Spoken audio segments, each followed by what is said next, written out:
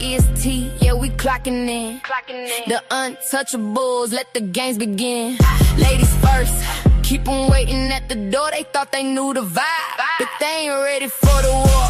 Hey, yo, look, everybody talking about the bad girls playing, but check the scoreboard, see the games he's laying. He acting real holy like he's gift wrapped and perfect, but fatty people playing, baby, it wasn't worth it. Ali in the cut, yeah, she seen the whole scheme. It's the good guy, I here selling everyone a dream, but your man stepping off, you fumbled the bag, trying to keep it with a queen. That's a major red flag. The good guy was the cheater all along. Yeah, he's the fraud. Thought he was the king, but the rhythm was wrong. Body yada yada, and the bad girls finish last, even when we smart up. But we still the untouchables.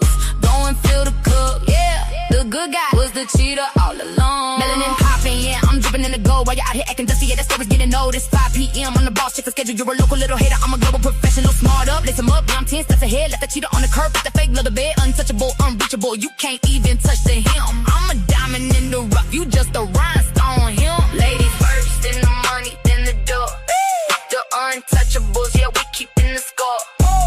Fatty, Ali, we don't miss a beat. Real boss behavior, yeah, we run the street. Real hot girl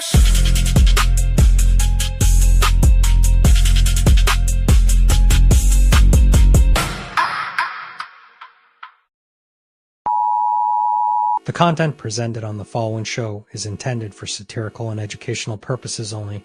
The views, opinions, and statements expressed by panelists and guests are their own and do not necessarily reflect those of the host, production team, or channel. Additionally, any third-party content featured in this program is used in compliance with fair use under United States copyright law, which allows for commentary, criticism, news report, teaching, and research. Viewer discretion is advised, and we encourage independent thought and discussion. Yo, shout out to Fatty, shout out to Ali. It's ladies first, baby. Kick back, relax, and enjoy the show. They say men lead the way, and behind every move, every war, every throne, has always been a woman. She nurtures, she shapes, she survives, since she speaks, not just to be heard, but to shift the room. Because when the world gets loud, and 'tis her silence that says the most, this is not about taking over. This is about finally being heard. This is Ladies First. Like, a man is going to do what a man is going to do. You can't, I wouldn't want a man to tell me how to be a woman. So the real problem with relationship is women have no trust in men anymore. You want me to be submissive to you. You want me to treat you as the king that you deserve to be. If I am not having the mentality of a queen, if I am not having a mentality of a lifelong partner that needs to consider my man and make sure that I'm able to be here and please my man and think of it in that manner, if I do not have that mentality, I cannot give you what you want. Women really are doing that. Like Ali said, most women are focused on getting their degrees, what they want to do, their personal life, making sure that they don't lose themselves in a man or their kids and things like that. And that is one of the issues with dating today. And the reason why a lot of men are cheating is because men aren't getting what they need in the home. In order to make sure your man doesn't cheat, you have to do a lot. It's a lot of work. Y'all wouldn't believe them anyway. So if you are the ones with the issue of distrust, you are the problem. I'm sorry, you can't say a woman is the problem when you initially don't believe her when she enters the market anyway. If you're on Instagram and you're panties and bra, and he comes into your DM, what part of respect do you think he coming in there with? And you're saying because you're a woman, you can be on Instagram in your panties and bra. As a woman who's a couple of decades older than you, and I'm going to tell you that you're going to get what you get.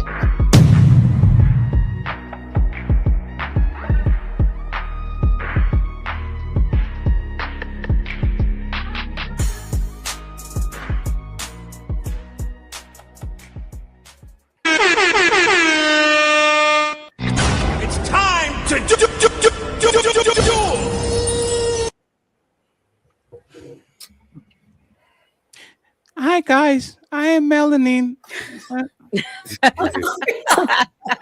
I'm sorry, Fatty.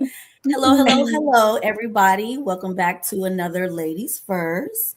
Appreciate everyone being in the building. Make sure to hop on over to all of the content creators' channels and hit the like button. Let's not forget about the daily goals for Ali and Fatty. Hit the cash apps, hit the memberships as well. Let's make sure we introduce the panel. We're going to do our lovely ladies first. And first up, we have Rebecca in the building. Hey, y'all, what's up? It's going to be thunder. Thank you for being here. And then we have Miss Jones in the building. Nice to see you again.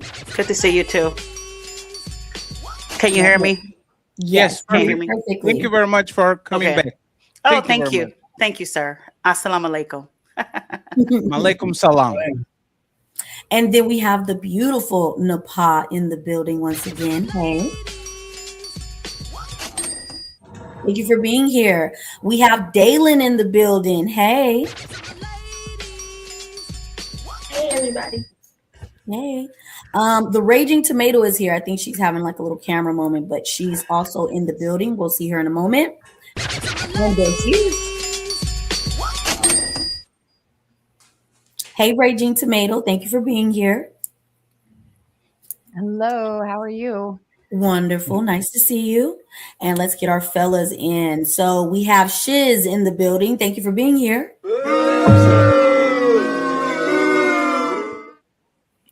And we have Thomas Legacy in the building. Hey, hey. You know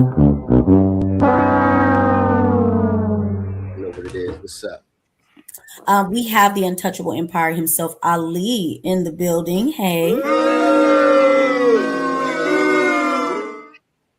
And we have the overlord, the untouchable empire himself, Fatty, is in the building. Boy, you don't sit your stupid ass down. Who the think you is? So we have some icebreakers, and then we have the main event, and Fatty's going to let us know what's going on. Yes. So, friends, thank you very much for the Ilkan Ali and the people that held the fort on Friday. Y'all did an awesome job. So I appreciate y'all for giving me a little bit of a break. Thank you very much. On the process of looking at that show, there was a super chat that was very interesting. And Ilkan Ali kind of, he didn't give us like I elect something, so I want to talk about it, right? And I like this actually is a brilliant question for whatever. Sorry, Ali, for the print screen. That was not on purpose. Okay. Would you rather be deeply loved or fully understood? Shout out to Sean. Great, magnificent question. Would you rather be deeply loved or fully understood? Ooh, we. Friends, let's have It's time to do. Who goes first, Melanie?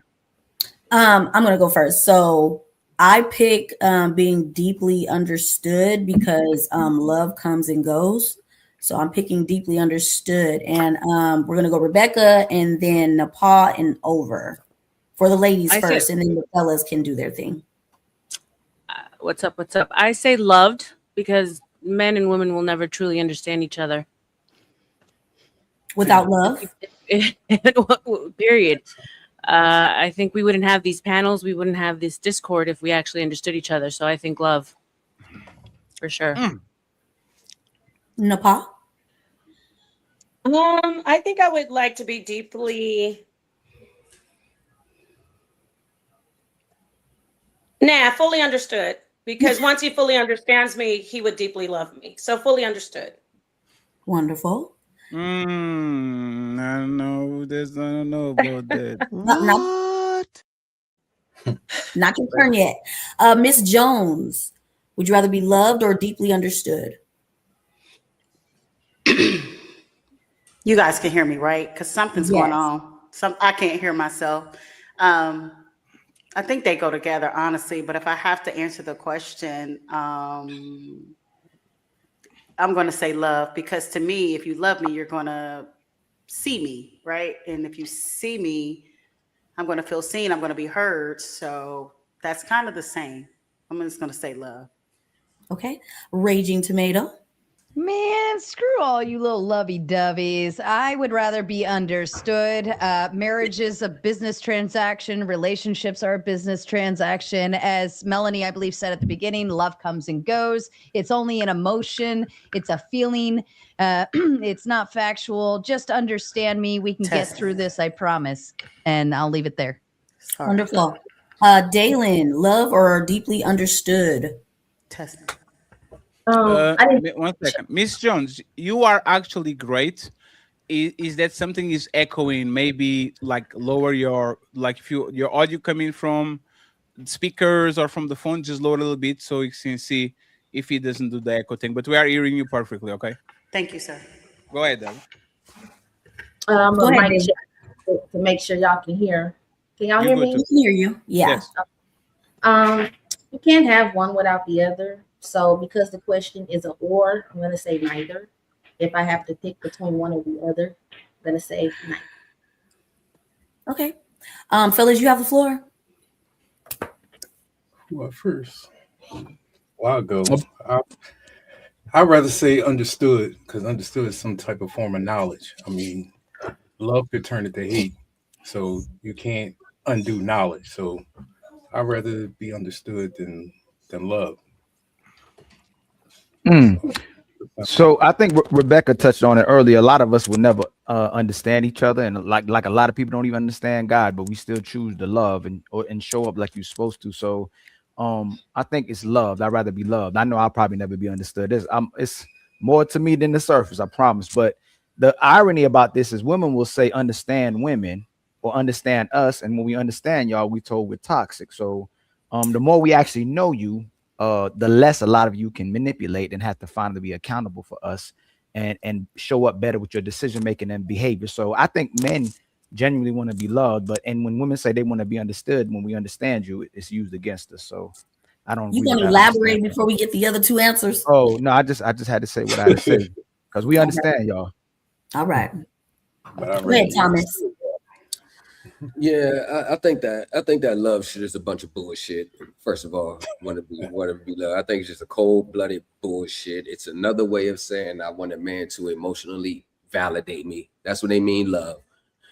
You know, I need made it a gender thing. I need you to be this way. I need you to act this way. I need you to be here at this moment. But me, who turned it into a gender thing? I did. All right. The reason being because it's a bunch of bullshit. But to answer the question, I would rather be respected. But to answer the direct question, I'd rather be understood. That's the closest thing to respect. You could take that love shit and throw it in the trash. Okay. Fatty. Whoa. Hi, friends.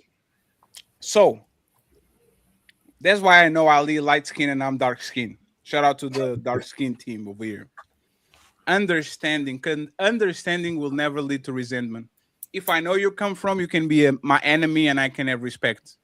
Love will turn into hate so fast, it's not even funny. She's 100% right. How many people that you love deeply or loved you deeply that turned into the biggest hater that you would ever watch? If those people understood you, they will understand why you let them go, why did you guys have problems, why you didn't match. And resentment is a product of misunderstandings, not of love. I don't understand why you're doing this, so I'm going to input an intention on you that I don't understand, but I will actually kind of get to that conclusion. I'd rather have an enemy I understand than a friend that loves me, because I don't know how many people say I love you, fatty, and when push comes to shove, they become my biggest enemies. So no, I learned my lessons. Team dark skin, Ali. Team light skin, forever, lover boy. Yeah. Can I refute that real fast before we go to anybody else? But you already lost. You know, there's a lot of conversations we all have with each other, especially when we mature, where a lot of times, and I think y'all parents might have told you before anybody else, where somebody may cut you off, somebody may cut you deeply, somebody may sacrifice you, somebody might compromise you, stab you in the back, disrespect you. And they already knew who you were, and they still chose to do that to you. We understand each other clearly. We know how to manipulate each other. You know what that person likes, what they don't like. You know how to manipulate them. You know what you can get away with. The problem is people fake love. So should still be genuine love. And if it's genuine love, love shouldn't turn to hate and love should never die. But in reality, a lot of us understand each other and play dumb and pretend with each other, and then we manipulate each other. So we know who we are. We understand each other. We just choose to mistreat each other and take advantage of each other. Oh, yes, we do. No, you don't. Who? We don't understand each other. That's why we break communication. That's why there's periods where I don't talk with you when we walk around the house. That's why you don't understand. Like, we don't understand each other. Understanding is the best way for you to sit on the desks, to sit on the table, to sit on the floor, and to talk about things. People love each other deeply on wrong ways. There's like toxic love is a misunderstood, adulterated way of loving. I believe, for example, and we talk about this a lot, that Christian Rock and Blueface, I believe they deeply love each other. It was just toxic love. They didn't understand each other. They really wanted each other bad on a molecular level, but they didn't have understanding, and that's how you get on the toxic relationship. Is the Romeo and Juliet, is the deep desire, but we are doing things that are putting us close to a situation of real danger instead of actually on the position of peace. So I would say this: if y'all ever saw people that deeply love each other and that led them to an early grave, that was because they didn't understand each other. That wasn't because they actually didn't want to be with each other and actually share with each other. They just didn't have an understanding about what they had going on. So before I rebuttal, I want y'all to, cause this will be that Fighty and Ali show again. So somebody else rebuttal. Yes, it will. I am not rebutting anymore. Thomas Legacy is my floor. So can I ask what kind of love y'all talking about though? Because there's I got you. I got you. What love you talking about? I got you right here. See the reason why people will choose love over understanding, because when you understand someone, that means that's an acceptance right there. That's an acceptance. Okay, this is who she is. This is who he is. Okay, but people want to choose love because they don't want to accept their spouse of being who they are. So when you talk about this love, when most ladies talk, when y'all talk about love, it's all emotion, it's all feelings. It's never talking about act. Men show acts of love all day. We don't got to sit there and tickle your toes and do all that extra shit. We show love in different ways. So when you base your love off feelings, it's just like the wind. As soon as it goes away, what happens? What happens when the feeling of love goes away? There's the divorces, there's the breakups. But what happens when there's the acts of love? See, the acts of love is harder to do than the feelings of love. So we think love not in acts, we think love in feelings. So I guess what I'm asking is, are we talking about compassionate love, or are we talking about romantic love in relationship? Like, so I'm going to put the phrase again. Would you rather be deeply loved or fully understood? So the love is a deep love, is deeply loved. That's the characteristic that they gave us as the adjective. There's a broad aspect of that, because you can be compassionately loved, you can have love and friendships, you can have familial love or romantic love. So the way you would love your romantic partner is not the same way you would love your best friend of 20-something years, or the same way you love giving back to your community. That is something that you love to do. So I guess you want us to look at it through that broad aspect and the many ways we can be deeply loved, or just specific to being deeply loved by your partner over being. I think you're making it more difficult than it should be. Difficult. If you can think about it, if you know and can recognize the difference between the types of love, then you can be able to say, well, what I'm trying to get from this conversation is the deep love from your partner, the deep love that you want to feel from your family, the deep love you want to feel. We're talking about romantic love. Okay, that makes sense. I think on any levels of love, you don't love it if you don't understand it first. So that's why I said I think you're taking it deeper than what it needs to be, because you can't truly love something you don't understand. But you love the way it looks, or maybe the way you perceive it, but if you don't really know it, how do you fully love it? Well, the concept of love in itself has depth, so it's already deep. because it's not a surface level thing. So I'm not going deep into it because we're just surface level. I'm really trying to get to the meat and potatoes of the conversation we're going to have, because you may be talking about being loved from this area. Some other people on the panel may be talking about love from their spouses. So I just want to make sure that we're talking about the same love in the same aspect. So we're not like having 10 different conversations. So now that you know it's romantic love, what would you rather have, Dalyn? Now that you know it's romantic, deep love, or understanding, full understanding? Well, for the sake of the maybe. Well, it's hard for me to look at it without having one or the other. A lot of us have already said that. How can you love what you don't understand? And if you don't understand something, how do you know that you love it? But what? To try, maybe. I'm sorry. What? I'm sorry. What? No. Respectfully, you can love shit that you don't understand at all. Y'all talk about God. Y'all don't have no understanding of what the motherfucker does. Ali is 100% right on that one. And you love him and you cherish him. You, like a lot of men, don't love themselves, but they can love the person that is in front of them. They literally hate themselves, but they can love a dog. They have no idea what that motherfucker wants. Like love, a lot of times is illogical. Love a lot of time. But like love doesn't have to be a structured thing. Understanding does. Understanding is something that actually has to come from logic. Understanding means this person is predictable. I understand my enemy. He's going to do A, B, C. And at least, like, remember when did they say there's honors between thieves? There's understanding. I understand that even if we are the worst of society, if somebody touch kids, we do something about it. If somebody touches family, we do something about it. If I'm strolling around with my mama, there's no fighting. Wait tomorrow when I'm alone, right? There's understanding. You can understand everybody, from the people you love to the people you hate, to the people that you respect, to the people you don't. Love is completely volatile because you can love the worst person in the planet and feel hate for the best one. You can love a serial killer and write a letter to whatever the popular serial killer of the decade is, say you love him and you wish he gets free, and love Mother Teresa because somebody put something in your head and now you actually hate him. So I would say the difference between understanding is love. Understanding is structural and logical. Love is not.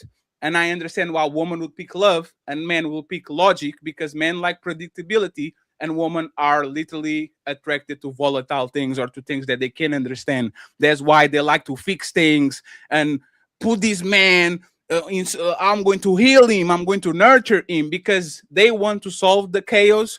Men usually like a person that is predictable, so they don't wake up tomorrow and everything they work for is gone. But that's why I'm saying, I don't know, when y'all using the logic that we're trying to use right now, just because someone understands you doesn't mean that they love you. But when someone loves you, it may change one day. Like y'all said, someone may hate you one day. It may go away one day, depending on what kind of love y'all are talking about. That's why I think Dalyn asked that as well, too, because in my mind, love can't die. Even if two people split away, the love can die. If somebody actually loves somebody genuinely, I don't believe love can die. I don't believe love can die. Ali. That's Ali's perspective. That's Ali's perspective. Hold on. Let me finish though. Let me.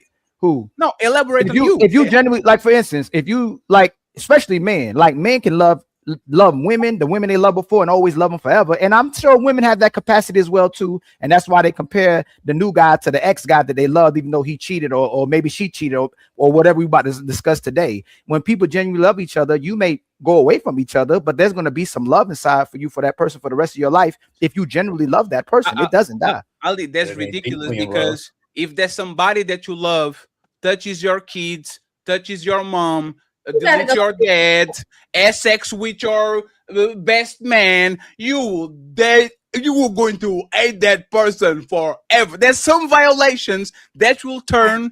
Actually, let me say this in the negative, right? Love is conditional. Basically, love is conditional. Yes. It's conditional. Understanding somebody, and somebody said it earlier, you cannot get rid of, you don't lose knowledge, right? Unless you get amnesia or in a coma or something, right? Things can happen, but that's completely different. But in terms of like me and Ilkan, I learned his name. Now I understand his name and how to say it.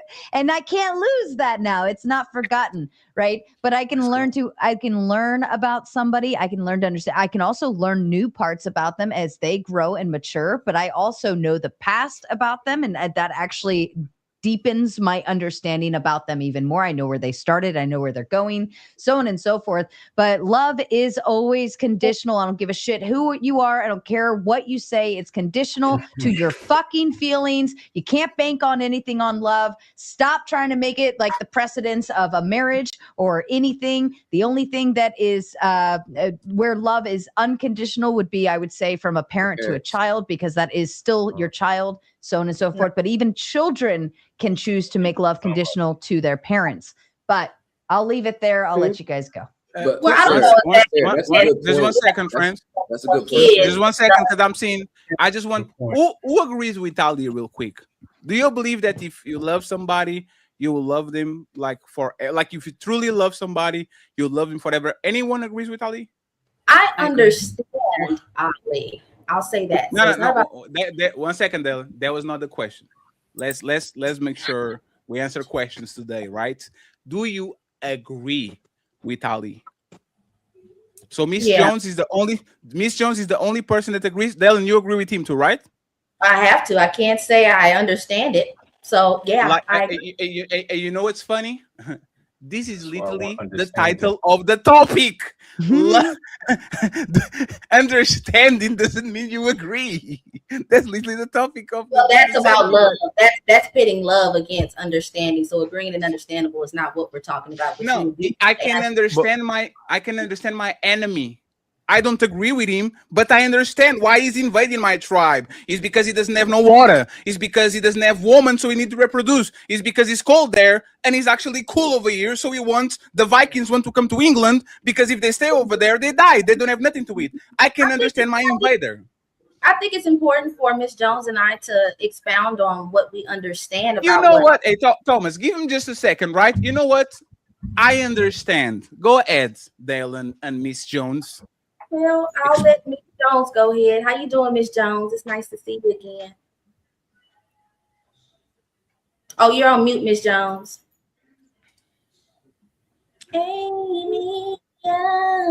Dalyn, go ahead since she's muted. Okay, go ahead. I understand what Ali is saying, that deciding to love someone is so captivating, it's so strong, and it's so sure. One thing love is not. I believe Maya Angelou said this years ago, that it's for certain, it's for sure. And I agree with that, because that is true. But I also know that you cannot love someone without wanting, their well-being being of importance to you. If someone's well-being no longer becomes of importance to you, or it no longer matters to you, it is safe to say that you have fell out of love with that person, but it doesn't necessarily mean that care for that person has depleted. So I understand Ali's point up until the point where someone feels that your well-being is no longer a factor in their life. So that's what I wanted to say. Go ahead, Ms. Jones. I want to make sure. Can you guys hear me? Yes, you still have like in the echo chamber. In the echo chamber. Yeah, it looks like you are in a church. You are on the chapel. No, she has an echo setting on. That's a setting. Let me try to change it real quick, Miss Jones. Don't change nothing. Let me try to fix it over here. Okay, thank you. That's on her mic. Can you give me a 1, 2, 3 testing? 1, 2, 3 testing. It's a little bit better, but it's still echoing. But we can understand you. So go ahead and then you fix it afterwards. Go ahead. Okay, I'm so sorry. I don't know what's going on. I can't even hear myself. It's kind of weird, but if you guys can hear me, because I am a woman of faith, I'm going to stick with the word of God. Love is unconditional. I don't care how you want to slice it, dice it. It's unconditional. What does that mean exactly? While we were yet in sin, he died for us. So love doesn't stop because of action. So what Ali was saying, it doesn't stop because this person did A, B, C, and D. It's still there. Doesn't mean you don't have to pay the consequences of your choices. He said you can make your bed in hell, but I still love you, but you're going to hell. So I'm going to land my plane with that. Love is unconditional. It doesn't stop, but it doesn't mean you stay. And it is what it is. I just stand on the word of God. Any other principles, to me, I can find errors in it. Like somebody said, it's business and all of that. If that's the case, a lot of us wouldn't even be awakened. For those that believe, because everybody's not a believer, I get it. But who's serving God the way that maybe the scriptures say? None of us. But he still loves us. It's unconditional. It doesn't that's stop. God. That's God. God is not human. I understand that, but y'all can't do that. Hold on, y'all can't do that because y'all don't understand God, and you can, even if God's not human, because we're doing a lot of conflating and moving goalposts too. If you can say that someone can hate somebody when they love them, you can understand somebody and hate them as well too. Why it's like we're conflating understanding to something that's good or something that's moral or something that's advantageous or benefits you versus the love. So why do we go to the extreme to take away from love, but we don't go to the extreme to take away from understand? I can understand you a rapist. I can understand you a killer. I can understand you a thief. I can understand you a trash and bum person. What are we correlating understanding with, and what we correlating love with, and how do we go to extreme with one? Hold on real quick. Let me land, please. How do we go to the extreme with the love? Something can happen for love to go away when we just talk about love, but then we don't go to the extreme with understanding. We correlate that with something good and go automatically, hey, if I understand, I'd rather be understood, when you can understand somebody and despise them completely. So go ahead with the extreme with understanding, please. Yeah, I want to understand that. I understand and hate you. I understand. Napah, I got you, right? So I understand a PDF file. He has a mental problem that gets him aroused by looking at kids. So I need to put this man into a confined space so he actually either doesn't act on it or hurt society. Understanding in this case is positive. What is the positive about loving? No, it's not. File? Understanding. No, one second, please. You asked the question. No, 1 second, Ali. Okay. I put it both on extremes, right? What I gave you a benefit of me understanding the worst kind of person in society. I understand you, so now I can deal with you on a proper manner. What is the positive about loving that person? What's the positive about loving someone that's a pedo? There's the two most extreme that's things that I can say. What is the that's the example you about gave. that? That's the example you gave again. Why are we giving an example of loving a pedo? Because what you said was this: you are putting one of them into the extreme, but you are not putting the understanding into extreme. Right now, I equalize both, and I put the understanding to the extreme, and I show you how can me understanding the worst people of society actually make it a positive. I actually would love my daughters and my sons to understand the worst of us, because they now can prepare for war. You prepare people in times of peace for war. If you have understanding that man like this, woman like this, your enemies like this, the opposite tribe like this, you can actually prepare for it. Once you love, you are blind to it. This is how aunties have their man touching kids on their household, and because they love them, instead of calling the cops and saying, hey, I have auntie and he's very touchy, they says, I love uncle. I'm never going to rat him and call the cops. Both of them are extremes. Understanding actually prepares you and the next generation to deal with atrocities and adversities. Love blinds you from that atrocities, and there's love if you put both of them into a negative light. Go ahead, you got it. And then but understanding can blind you as well too. A reason why people don't fight for extreme. The citizens of this country or citizens of different countries understand the people who's in charge of them, and they decide not to fight back and pretend that they love them every single day, because they understand if you talk against the person who's in power, it'll be used against you. So it's different ways we can use. How doesn't it make sense? How? Because people love. How is it? Hold on. You went too. Hold on. You ask a question. You can't say no. You can't say. Hold on. You can't say. You're telling me every single day there's not people showing up that loving people and they understand it, but pretend to love and cooperate with the people, but it's pretending. No. That's no. Why are y'all saying that? No. Can you give me an example? Like, hold on, Dalyn, because you're not on camera, you should not be talking. I'll give you an example. There's a lot of people when that at the bottom, they look at the people at the top in a different way. I can't stand the people at the top. They're controlling, they're manipulative, they're taking advantage of everybody.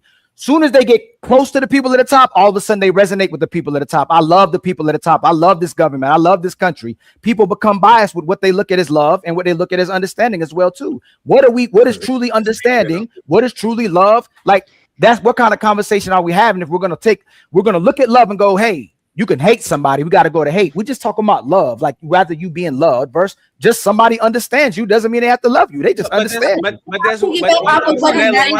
on, Daddy's gonna reply. 1 second, because you're replying to me, and then Napah is in Dalyn. Okay, please 1 second, friends.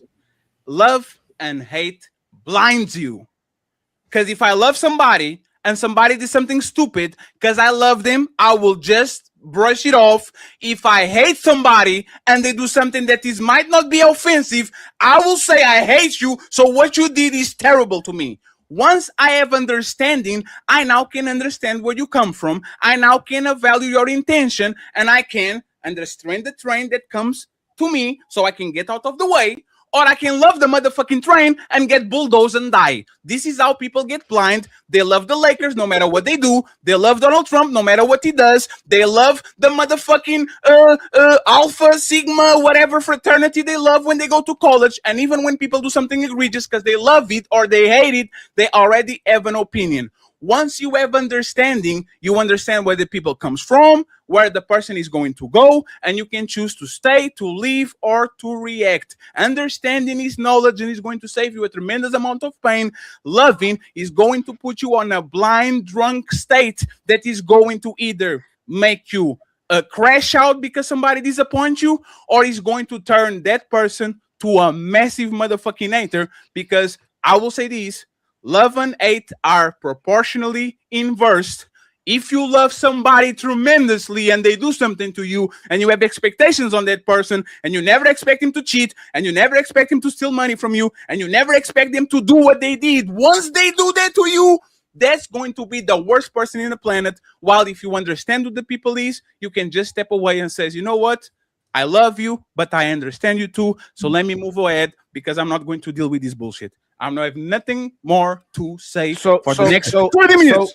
Right, and we're looking at. I got to rebuttal that rebuttal.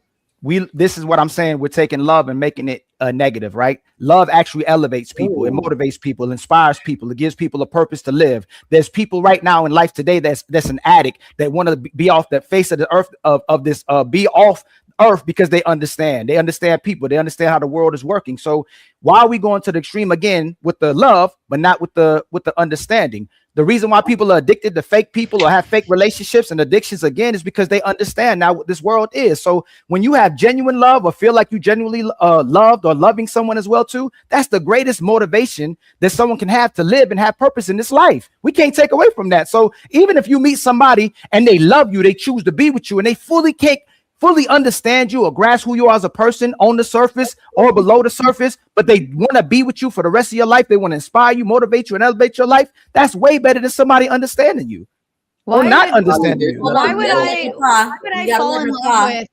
Oh, sorry. You gotta let Napah and then Tomatoes. You can go right after. That's why we. Yeah. Okay. Thank you. I just want to say, love. You can't actually love someone if you don't understand someone.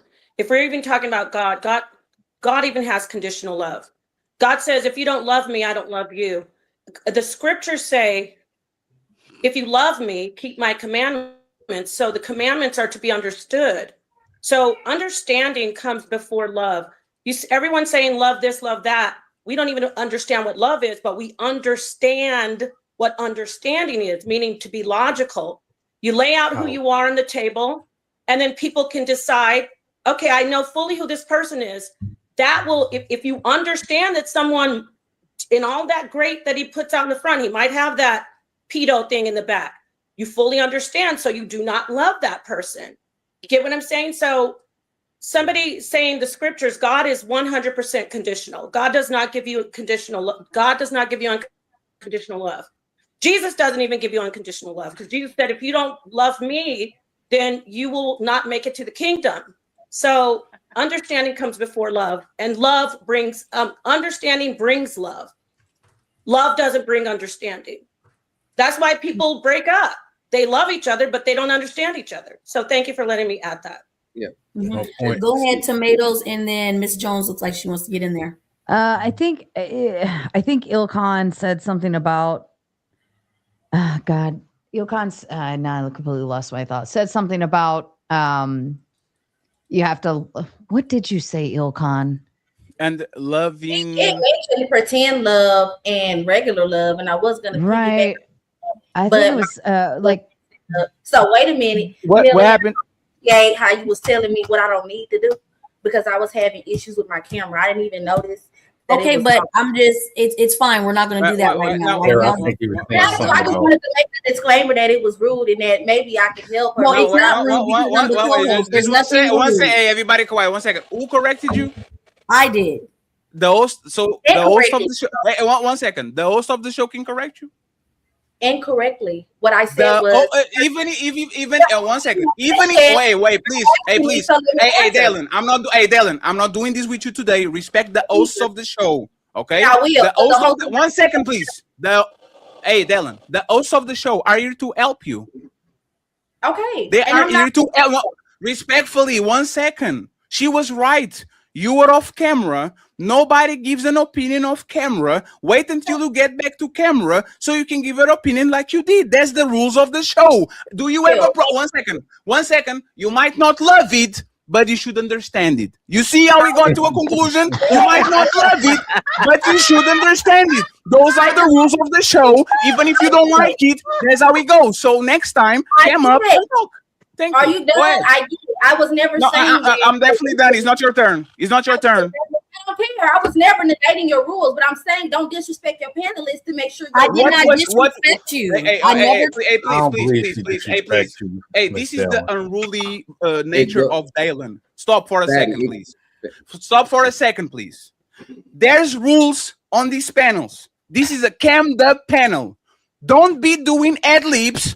If you are calm down like this, it's bad for business. You can detect who is talking. So if you are here and Miss Jones is talking, and I'm like, Miss Jones, you are wrong. This is the host of the show is going to tell you, Dalyn, please don't interject off camera. When you get on camera, you can do the same thing you are doing. How is that? Dalyn, please, 1 second. I have a question. How is that? I have a question. How is that disrespect? Dalyn, how is that disrespect? Dalyn, I have a question, Dalyn. How is that disrespectful? I heard your question. You wanted to hear yourself ask it again. How is that disrespectful? Don't do that. Hold on. You can ask it to you however it's fine. It's fine. Go ahead. I never said your rules were disrespectful. I said the delivery. You see how you just delivered the message? It would have been, hey, Dalyn, wait a second. You're off camera right now. When you get your screen back on, we'll let such and such go, and then we'll let you hop on. It was, you don't even need to be talking because your camera ain't on. That's what I don't. I did not say that. So if you don't quote me correctly. Dalyn, I didn't say that. Dalyn, hold on. Let's get to the core. No, Thomas. No. Nobody is going to make it about themselves and their feelings. Because I felt something and now I need to talk about it. Shut the fuck up and talk about the topic. You are not on the middle. Be quiet.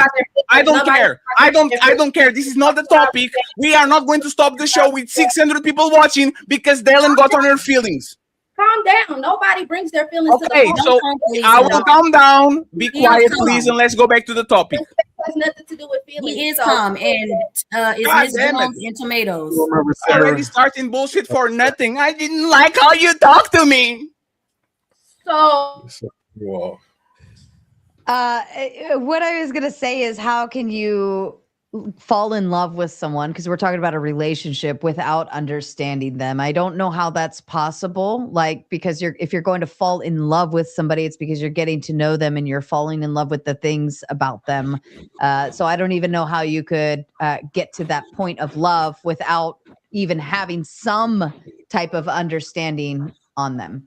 So I used to get into it with my mom and dad as much as I thought I understood me and I understood them, but we only know and understand someone from our perspective. You truly never understand someone fully. Like, even as I get older now, I'm grasping what my mother and father went through raising us and what they hid us from by their experiences and what they encountered and what they they took on their shoulders that we never got to see as kids. And I'm like, dang, this is what my mother and father were protecting me from. This is what my mother and father were going through. And sometimes you could see something on their body language or the way they maneuver a certain time. And you'll go, man, why they just do that? And you start understanding things, but you still can never truly grasp the who your mother and father is, even the mother and father, even your children. Like, you really truly don't ever understand someone. You can just understand your perspective of how or what you understand from them when you encounter them.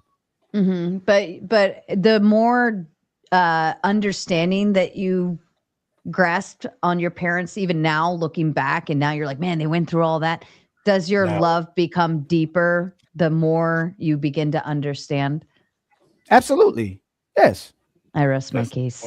That's the point, Ali. That's not the point, because I can understand someone I completely thought was a good person was a horrible person. That can't be you can actually see a side of your mother and father as you get older where you can resonate with them and thought they were a horrible mother and father, and you go, dang, this is what my mother and father was going through. Or you can go, dang, they're phenomenal parents, and find out your mom and dad was a different type of person to other people and go, this is a horrible person. So we can't correlate with that automatically just because you understand somebody that you love them. Aren't you benefiting more by that ability to understand your parents? So you look at your parents now, right? From you could, as in your age now, you can look back and say, wow, my parents were amazing, and your love grows deeper for them. Or you could be in your age now and look back at your parents and be like, wow, they were absolute pieces of trash. Like, I'm so glad I don't deal with them anymore. But your understanding helped you to make a decision for that relationship and how you choose your feelings for that. You have to be able to understand it to be able to. And Ali, let me respond. No, I love the. Fatty, I gotta respond. Fatty, I gotta respond to that. No, is a response. I got. Hold on, let me understand. Most of us loved our parents, didn't even understand them. You don't even know who they are. You just love them. It's already a bias. You already have a connection with them. I love them and didn't even understand them. They're just my mother and father. I love them. So as I got older, you may have I can have a different perspective of them that can elevate my love for them, but I already love them. But let me illustrate Sarah's point, right? Let me illustrate your point. One thought, and then I'll give it to you, Betty. Can a child love deeply? Do they understand what it means to love their parents? Because you're saying, as a child, I loved my parents. I just loved them. A child doesn't know shit about love. That's all they know. They just know you as a person. Ali, can you respond to both of us? No, Ali, respond to both of us. I'm not derailing from nothing. Y'all have to trust me a little bit, right? I want to illustrate Sarah's point. I love my mom deeply when I was younger, and I had resentment towards my dad because I couldn't understand. Why is this man can be like my mommy? My mommy always protect me and love me. And when I'm getting the ass whooping, she says, stop, don't do that. And my dad is the tyrant that never give me what I want. And then when I was a grown up and I was like, oh shit, this motherfucker loves me probably even more because he is doing these things to make sure I don't go astray. I only could love my dad once I understood exactly why he was being the disciplinary, because that was his job. I always loved my mom because my mom did what I wanted to do. So I would illustrate in Sarah's point, which is what I wanted to do. I believe that a lot of times love is not easily identifiable. It takes 20 years a lot of times for you to remember somebody on the back and say, oh shit, so this is what Ali was trying to do. He was trying to help me actually love me. He was Mr. Miyagi. He was telling me to do wash, then what and I hated him. I was like, I hate you. Why are you not teaching me to fight? And then when I get into the ring, oh shit, he actually loved me. He was telling me how to defend. This was just a thing that this is how he shows love. I believe that a lot of times love transforms into understanding. Understanding a lot of times doesn't transform into love. Understanding transforms me to, oh, motherfucker was touching me. That was not love. Because I thought he loved me. He was grooming me. It was not something positive. So it was just an illustration for what Sarah said, because I felt that way. I only truly love my dad once I understood exactly what he was doing in the past. It was for my benefit. It was not because he was a tyrant. Go ahead, Ali. So I believe, I ain't going what I believe. My son, my 3-year-old son, his capability to show emotions, his capability to communicate things to me that you can tell he don't know what he's doing, but how the impact he makes on me and the things that he does is love. And he doesn't even know what love is if you can talk about love, because he can't even communicate what love is. But like, we could play, I could sit down there right now with my son and watch the TV. He'll tap me on the back and go, you happy, daddy?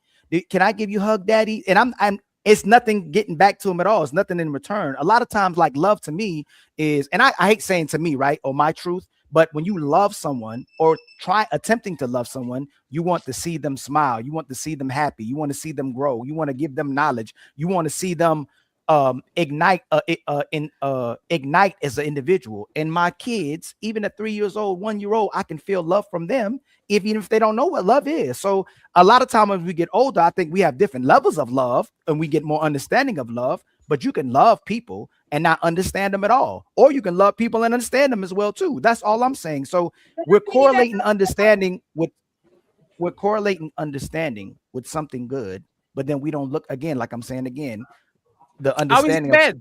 But the prompt Ali, you didn't is explain how is understanding bad. Give me an example of somebody understanding something now. that is Okay, bad so for the world. I'll tell you. No, let me respond to him. Mhm. There's a quote I understand more than ever in my life: ignorance is bliss. I used to think a stupid person was happy, right? Now I understand it's the more that you want know, the less that you want to know. There's people who don't want to live anymore. What is it? Nihilism? When you understand truthfully what this world is about, if morals actually exist, if life actually has a meaning, people have to give life a meaning to want to exist. That our purpose, even what I'm doing, I may do it as well too, to want to live. Most of, if people get understanding of how life operates, a lot of people wouldn't want to live. That's why a lot of people delete themselves when they get an understanding of what's going on in the world. Is Fatty, what I said that was wrong? How is that negative? You got into a point of enlightenment. Now you understand what is around you, so you can do a cognitive choice, a logical choice, if you want to deal with it or if you want to stray aside. Love actually will blind you. Hate will blind you. You will follow a bird out of a precipice and die just because you're blind by love or by hate. How is something that blinds you as so good as somebody that clearly opens your eyes and tells you this is what you have in front of you? Now you can do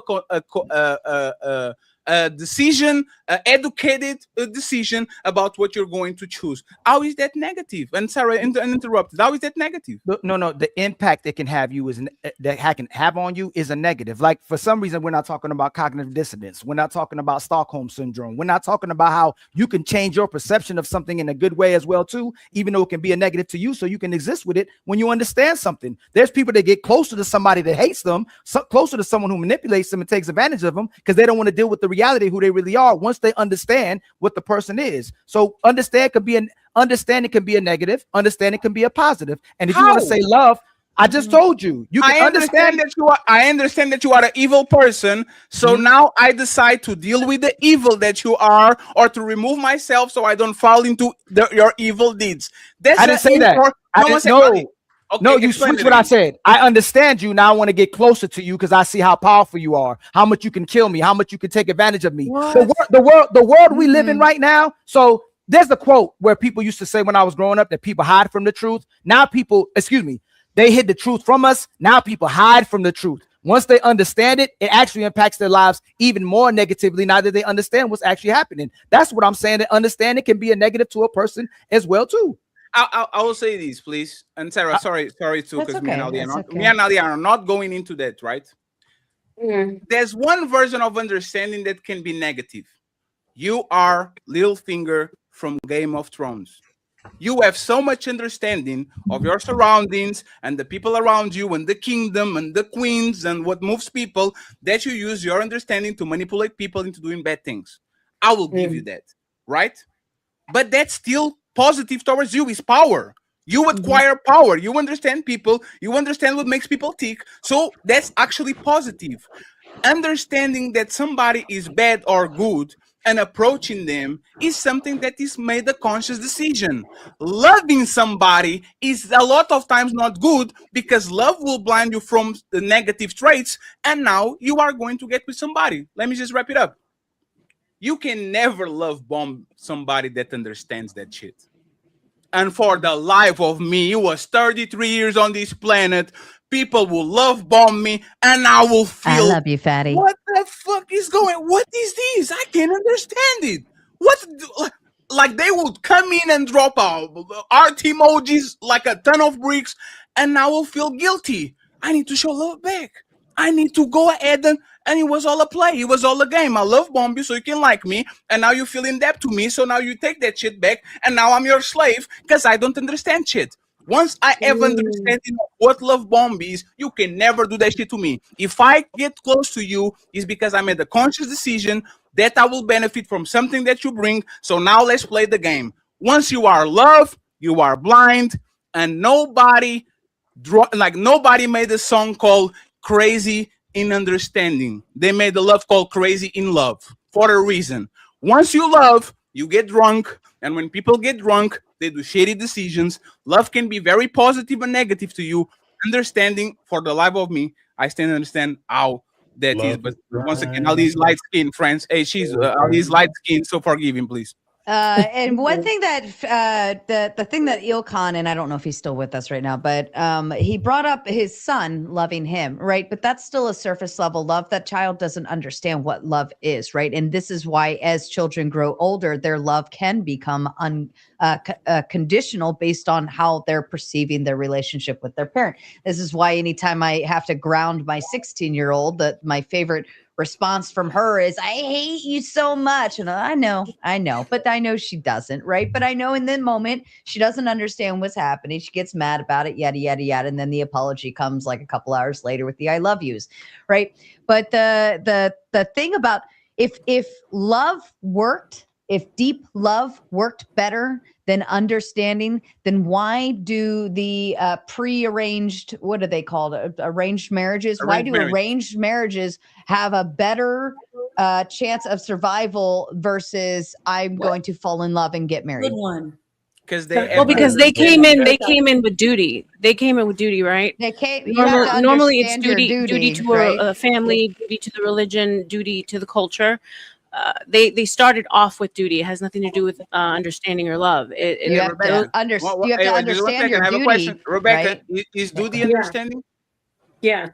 Duty is understanding. Yeah, duty is understanding your part in the relationship. So that's what Sara is saying. I understand this is my role. You understand that is your role. We might not love each other, but we definitely will after we do our duty for 30 years together. You see what I'm saying? Love will love is what actually gets people separated. I love you, but I'll cheat on you. I love you, but I want to cook for you. Understanding, I understand your needs. You understand mine. So let's do what we need to do. I think that's duty, right? And we're fluid. We're constantly changing, right? So understanding, I believe that the need to understand a partner is what drives the love, because we're forever changing, right? I mean, I could understand you today, and a couple of years from now, you've changed, and I don't understand you anymore.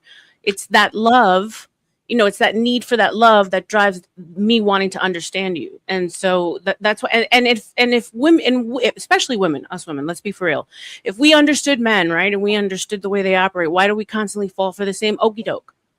We're constantly falling for the love bombing. We're constantly falling for all that stuff. So if we understood y'all, we wouldn't, right? Because you don't understand them. You love them. I make you feel something. So now you are going to commit the same mistake that you did before. You know how understand is good. Oh, this man is trying to fuck me. I know every man will, but this man clearly is trying to get into my panties. So what I'm going to do is I'm going to make it work for it. And now that I have an understanding of man, now I can control the conditions so I don't get pumped and dumped and abused. This is understanding. This woman might like me, but she understands that my ego is inflated, so she's going to use me for dates because I'm a man and I need to pay bills and I need to take her out. The day that I understand this woman can use me anymore because I understand she's trying to make me a foodie date while she fucking the guy that doesn't like it. That's usually post-sex, post-love bombing, post-trauma is when we understand, right? Hindsight is 20/20. The understanding happens after the fact, always. We're always in a state of not understanding in the beginning, Rebecca, or else we wouldn't fall for it. I loved you. I had sex with you. I got to the state that most people called post-nut clarity. Oh, shit. I now understand. I didn't like her like that. I was just horny. What do you rather be, on a state of pre-post clarity where your hormones and your chemicals and your body says you love her, fatty, she's going to be the mother of your kids, or the post where you nut and all of a sudden you can look with understanding and clear that she's not what I kind of liked. I just wanted to have sex with her. That's better, right? Isn't that actually better? Unfortunately, you have not clarity. Can I jump in? I think Dalyn was trying to speak, and then Ms. Jones, you can go right after. You called me about 20 minutes ago with. No, it's fine. It's fine. You called me about 20 minutes ago, and you probably don't remember. Your mic sounds good now too, Ms. Jones. Good job. Go ahead, Dalyn. Thank you, ma'am. I appreciate it. You want Dalyn to go before me? Yeah. Yeah. Oh, okay. And Thomas, I see you, brother. I Okay, appreciate go it. I ahead. think that really quick, I have to say this because we are talking about love, and I think you guys are saying love and lust and infatuation and mixing them all together. You can't do that. If you know what love is, you're going to understand that it is not conditional. Now, there are different kind of loves, agape, eros, phileo. If you want to get into the Hebrew of that, that's a whole nother conversation. But with this particular conversation, when you think about love and you really know what love is, it does not come without understanding.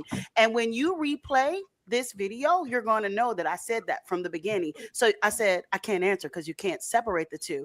I am going to leave you guys with a scripture because I want you to, because someone had the audacity to say that the love of God is conditional. That's not the word. Okay. It was me. That's Hold on, fine. my little lamb. No. I just said someone because I couldn't remember. I wasn't trying to call you out. No, but that's okay. No, you can call me out. You can call me out. That's okay. Because it's never personal, but I'm here to add value and also get value because we're spending time here. So I just don't want to talk in circles.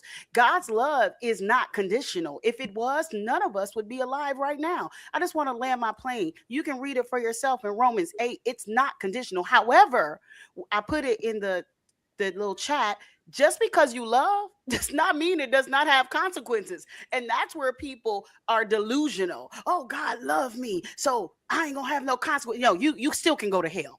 You can go to hell and you will make your bed in hell and you still will be charged with your actions. That's all I have to say. Love is not to respond to her. Yeah, hold on real quick. Put me on the roster. I'm gonna land my plane with this. Love is not conditional, and when you have love, it comes with understanding because love is not blind. Now, other things might be blind. I'm not gonna get into that. We don't have enough time. But when you talk about what love encompasses, it's not blind. It may not be fully developed in that moment, but it's not blind, and it does change. I think somebody said that you have to develop. It grows, right? Just want to land my plane. Thank you, host, for allowing me because I was sitting for a long time. You're fine. Go ahead, Napah. And then it's Dalyn after. Excuse me. It's never personal. I do want to say this though. Agape is Greek. It's not Hebrew. Eros is Latin. It's Roman. It's not Hebrew either. Fact. And Helios is Greek. So that's none of those words are Hebrew. Number one. Fact. Number two. God in the Bible. What's the name of this topic? I'm sorry, go ahead. Just one moment, ma'am. Please mute for a moment. Okay, my apologies. I didn't know it was Mike. Let me go on mute. Okay, God in the Bible is always conditional. He says, if you don't love me, I will destroy you. You don't love me, you even talked about hell. God says, if you don't love me, I'm sending you to hell. That's conditional. God doesn't say, hey, just love me. Go do what you want. I love you. I'm still here when you're ready. God says, you're going to go to hell if you don't love me. Those are conditions. God says you have to follow my commandments. Those are conditions. That's the Bible. That is the Bible. Even Christ in the Bible, who is saying, yeah, forgive 7 times 77. But Christ says, if you don't come through me, this is a condition, Miss Jones. If you don't come through me, well, you're not going to make it to heaven. So I'd like to just get that out of the way, because when we start injecting the Bible into things, we need to know the Bible. We know the Bible, and we're talking about love. I gotta cut you off. Let her land. She's not done. No, I didn't interrupt you. Yeah, thank you, Fatty. Friends, we are not in a rush. Every time, 1 second, friends. As you guys know, we have a pecking order, but if two people are going at each other, we will allow the person to have to respond. Okay, so it's fine. Don't be on a rush. Finish your point, Napah, and Miss Jones can go ahead and counteract what you said, and then as soon as he dissipates, we get Dalyn here. Thank you very much, Melanin. Go ahead. Right, and anyone that has a problem with me talking about God, any way I'm dressed, God created me. So let me get that shit out of the way. Excuse my language. Like I said, I didn't come in here thumping the Bible, but one thing I know is that Bible. And I'd love to have the opportunity to remove hypocritical, proselytizing Christians who come in and try to inject the Bible into conversations when they don't know the Bible. The Bible is a full conditional book. It literally says, if you don't follow this God, you will die. That's a condition. So understanding is important. You love that book, but you don't understand the book. That's why you will get cut with the book in the scriptures. Jesus says you have to come through me if you want to be in the kingdom. That is a condition. Love is not, God doesn't have unconditional love. Jesus doesn't even have unconditional love. But understanding will always work, because when you understand, then you can make a decision to stay or leave. That's why I choose understanding over love. Love doesn't last, but understanding does. And by the way, I'll park my car. I'd rather be an understanding judge that understands all the facts than a loving judge, because I'm going to misjudge. Just because I love somebody, I might make the wrong choice. When I understand, I'm going to make the right choice. So thank you. Thank you for letting me get in there. Ms. Johnson interrupted, and then we go to the rest of the panel. All right, really quick. No, sis, I don't know if somebody's talking about your clothes in the chat. I don't know how that came up. No, I wasn't talking about that. Don't worry about that. Don't worry about that. Okay. I thought maybe somebody said something, you read it. I don't know, because You don't have to worry about that. I don't see any comments. I think that number one. You don't have to worry about that. I think number one, when I showed up, I have not addressed anyone directly. I just made a statement. I said, without love, you have to have understanding, and you err greatly. The reason you err greatly, because I left the scripture, and anybody can read it. It said, what shall separate you from the love of God? It says nothing. It said you can make your bed in hell. You can do whatever you want. Now, we're talking about love. Are there conditions? Yes, there's conditions to make it to the kingdom, but love is not one. I thought the subject was love. So I was just simply saying that love is not conditional. That was the only thing I was saying. Are there conditions, obviously, to make it in to the kingdom? Just like if you go to work, you got to be on time. You got to do the job, right? We're not talking about that. Unless I missed it. I just thought we were talking about love. So if we're talking about the love, I was saying love, number one, is unconditional. That's all I was saying. I didn't go into anything else. Just love. Just love. God's love is unconditional, because if it were not, none of us would be here, because we were born in sin, shaped in iniquity. And even those that think they're good, they're not. You know why? Because our righteousness is as filthy rags. So nobody can show up like they're all that. It is the love of God. While we were yet in sin, he loved us. That's all I was saying, sis. I was just saying, hey, love of God is not unconditional. That's it. That's it. That was, I am not playing with that. Yeah, real quick. Let me just, this is going to be a quick reply. As I said, God, I wanted to make sure that you were kind of understood. If what she was saying, I think maybe you interpret it as like, if God will send you to hell, that is his admission that he no longer loves you. If your Lord would strip you of your blessings, if he would cast you to hell, that is the reflection of God's no longer love for you. But I think Ms. Jones is saying that no, even if you are going to be administered consequences, such as maybe going to hell or being stripped of your blessings, that is a part of the love. Because just because I love you does not mean you will be rewarded for your wrongdoing. So maybe I think we're complaining what is your destiny with the love that your Lord has for you. If I have that right, correct me if I'm wrong, Ms. Napah. No, that's it. That's it right there. Because you can love somebody. Hold on. Try to get in there. Napah, really quick, and then we have two new voices that need to come in before we continue. Sure, so sure. Napah, real Got quick. you. Okay, real quick. Again, we were talking about love. Do you want to be loved fully or deeply, or understood fully? Then when you bring up the Bible and say God, you said God's love is unconditional. No, God's love is not unconditional. That's what I'm saying. So there's always condition. God's love is not unconditional, because this is for people who believe in God. And if you follow the Bible, you definitely, God's love is conditional. That's what I'm saying. That's all I'm saying. Back to the conversation. I understand. Dalyn, if you have a rebuttal, I guess I get what she's saying, but I don't want to, drag it out. So I'll let folks, come on in. Okay, thank you. KoKo and Donna has entered the conversation. We appreciate you ladies for being here. Hey y'all, I'm frozen, so I'm gonna come out and come back in. Okay. Donna, did you have anything that you wanted to say or any thoughts? Hang on. I know you just jumped in, but I've been here already. Okay. So let me change. I'm sorry, that's my government. So let me go ahead and be Moonlight. My apologies, Okay. everybody. I can do government. Thank you so much for having me join you guys. No problem. I mean, I'm known. But thank you for allowing me to get on the panel. Fatty, I thought I saw the the thumbnail and it said Megan. Is that Yeah, correct? that's the main event. We're right now in our icebreaker conversation, so we're not at the main event. That's the main event. Icebreaker? Yes. We were talking yes. about the conversation before the main event.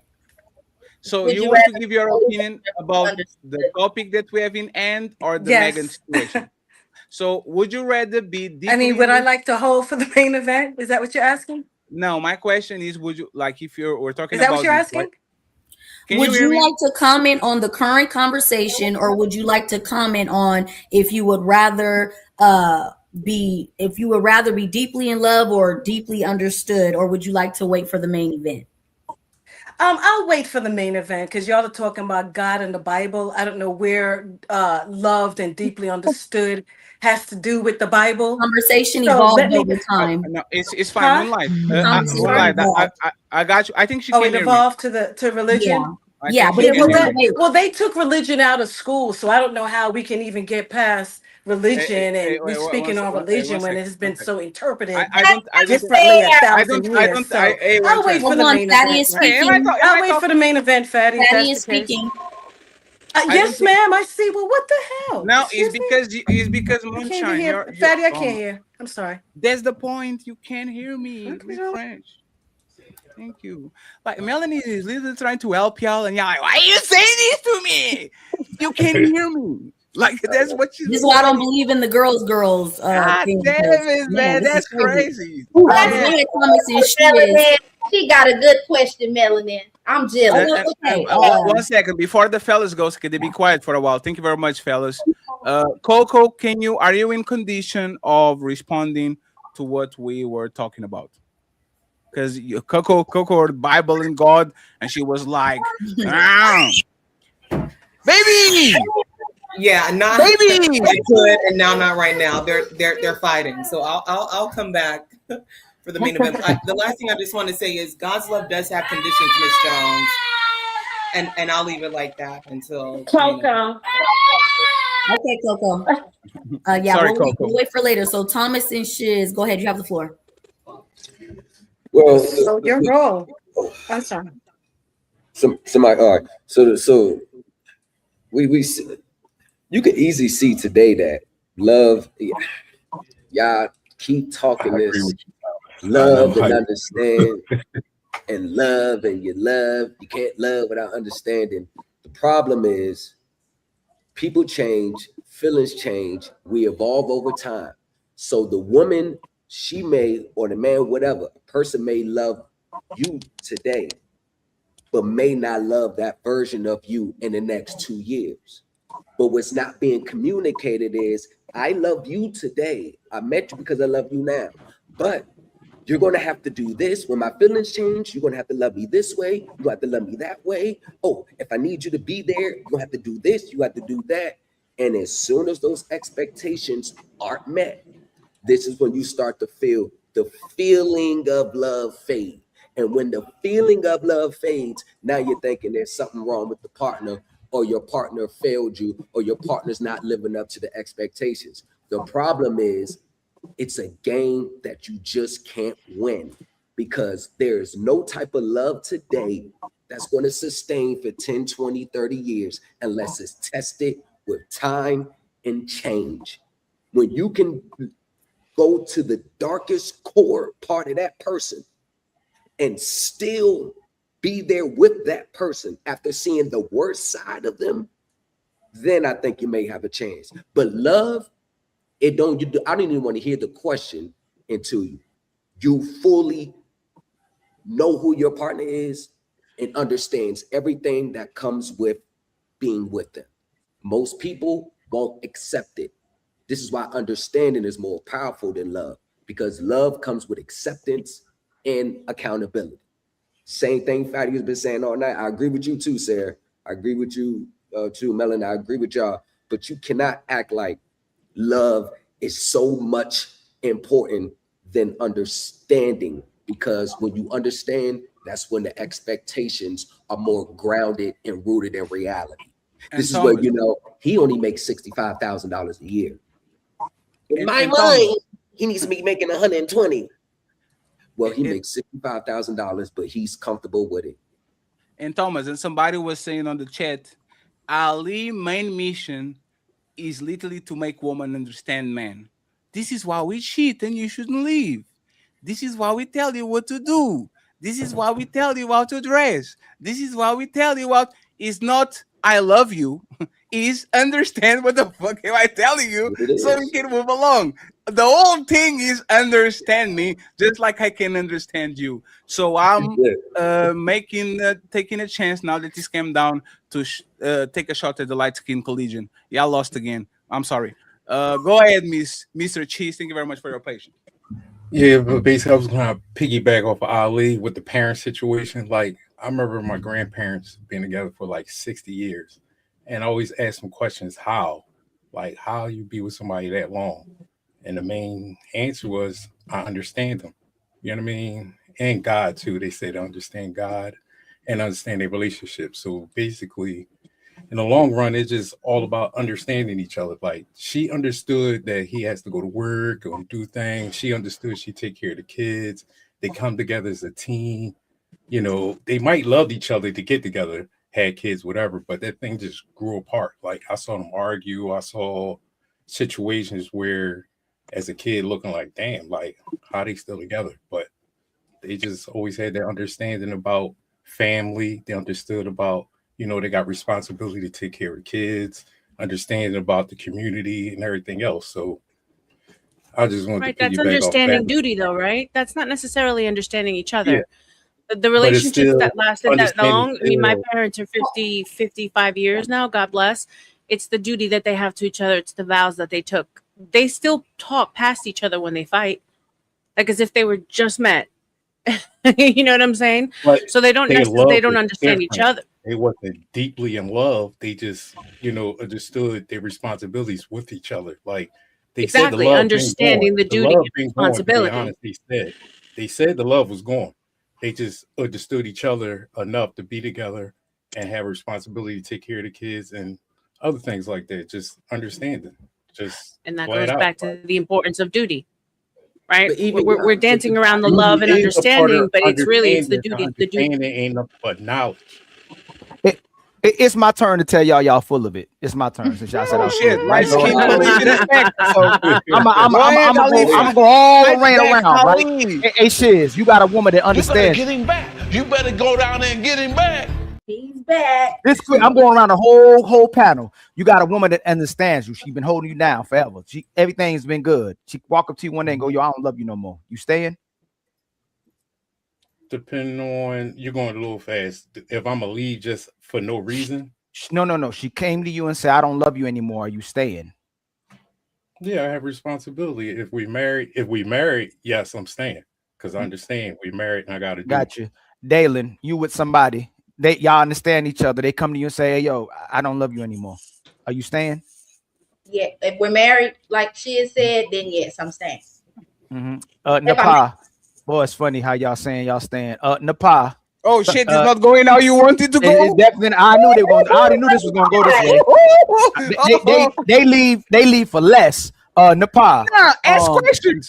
I'm going to go all the way. In fact, you already know it was going to go this way anyway. I just want to make sure people do this though, and they got to commit to this. Napah, you understand somebody. Y'all both understand each other. They come to you. This is crazy. They tell you they don't love you anymore. You staying?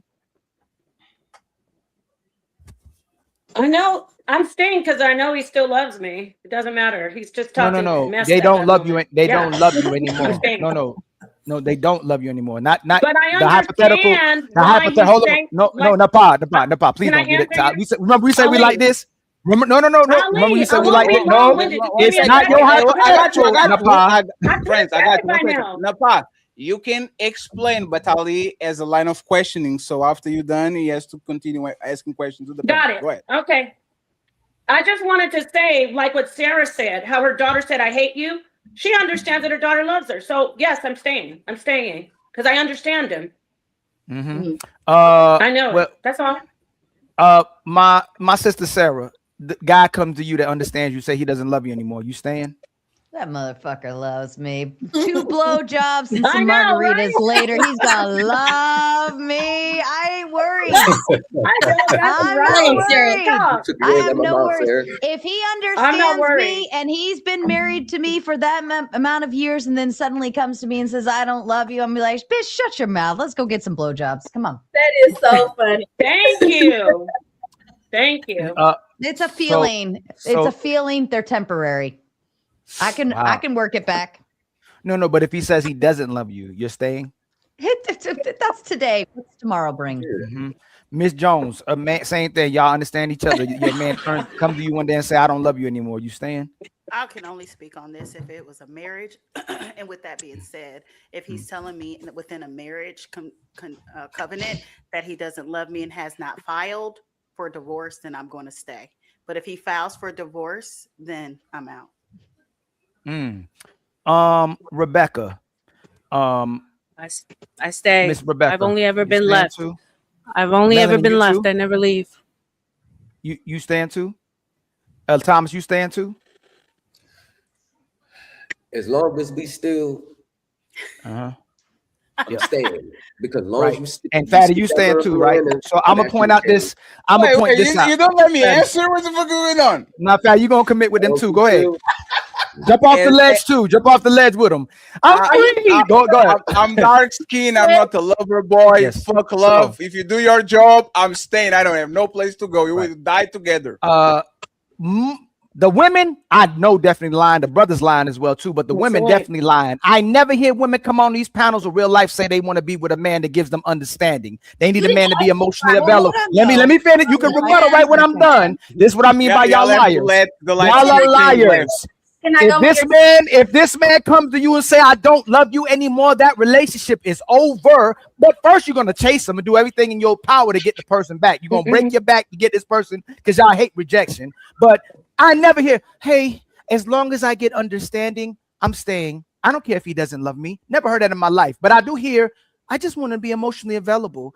I just want him to be emotionally intelligent. That has to correlate with love and emotions. Y'all are lying for the sake of this conversation. And that's why I'm saying y'all understand this conversation. Y'all are very logical as well too. I'd rather be genuinely loved than understood and manipulated even on these panels, because y'all are very intellectual. I never am condescending towards the women. Y'all are smart. Y'all know exactly what you're doing. Brothers, I don't know you why you chose to go that route as well too, because y'all know if your lady come to you right now and say, I don't love you anymore, that relationship is over.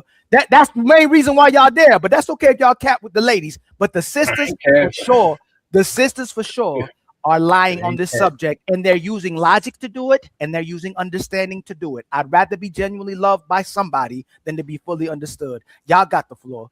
Can I respond? Dalyn and then Sara. Thank you. I don't think that it's fair to hold the women on the panel to the statute of what you heard women say. Because Ali, I don't know if you are referring to women that aren't even married.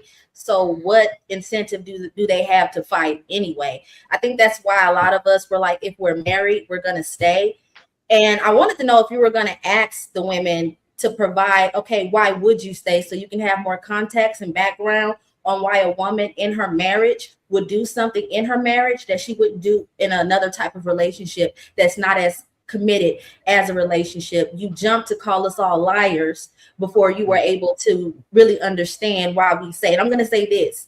If you have chosen to say yes to your husband, you took those vows, and even if you go to marriage counseling, like it's encouraged, especially for young people that get married, they have to go through like extensive marriage counseling so people understand all the aspects, the legalities, the romanticism, the hard challenges, even as individuals. When you're coming into marital counseling. Hold on, let her land. I'm just speaking from like if there is like a particular minister that, you know, or ordained person that you want to marry you, that may be their requirement, especially if they're privy to like certain imbalances in your relationship. They're like, okay, well, let's do some counseling to ensure this is the route that you all want to take. This is the commitment that you want to have. I want to say that when you're in a marriage, you don't get to give up as easy as you were with a girlfriend or a boyfriend or a hookup or a long-term relationship, because you went before your Lord, you went before a court, you went before witnesses to say, look, it's going to get hard, it's going to get cold, it's going to get messed up, but we're going to do this thing called life together. As long as we stay loyal to each other, we stay faithful to each other. You need to thank your husband for coming to you to tell you what his feelings are.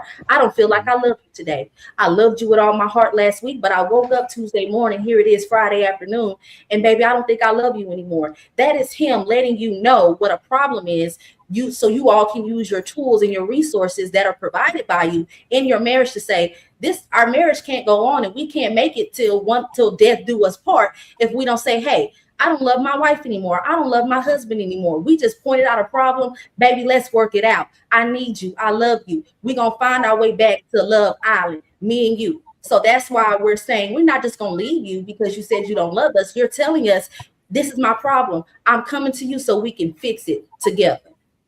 It gets easier than that. Hold on real quick. So the way we're going to do it, because Sarah wants Summer Ali and so does Napah, and KoKo's back. So when Ali responds to you, that's it. And we're going to the next woman that wants to get in there to make sure everybody's heard. Go ahead.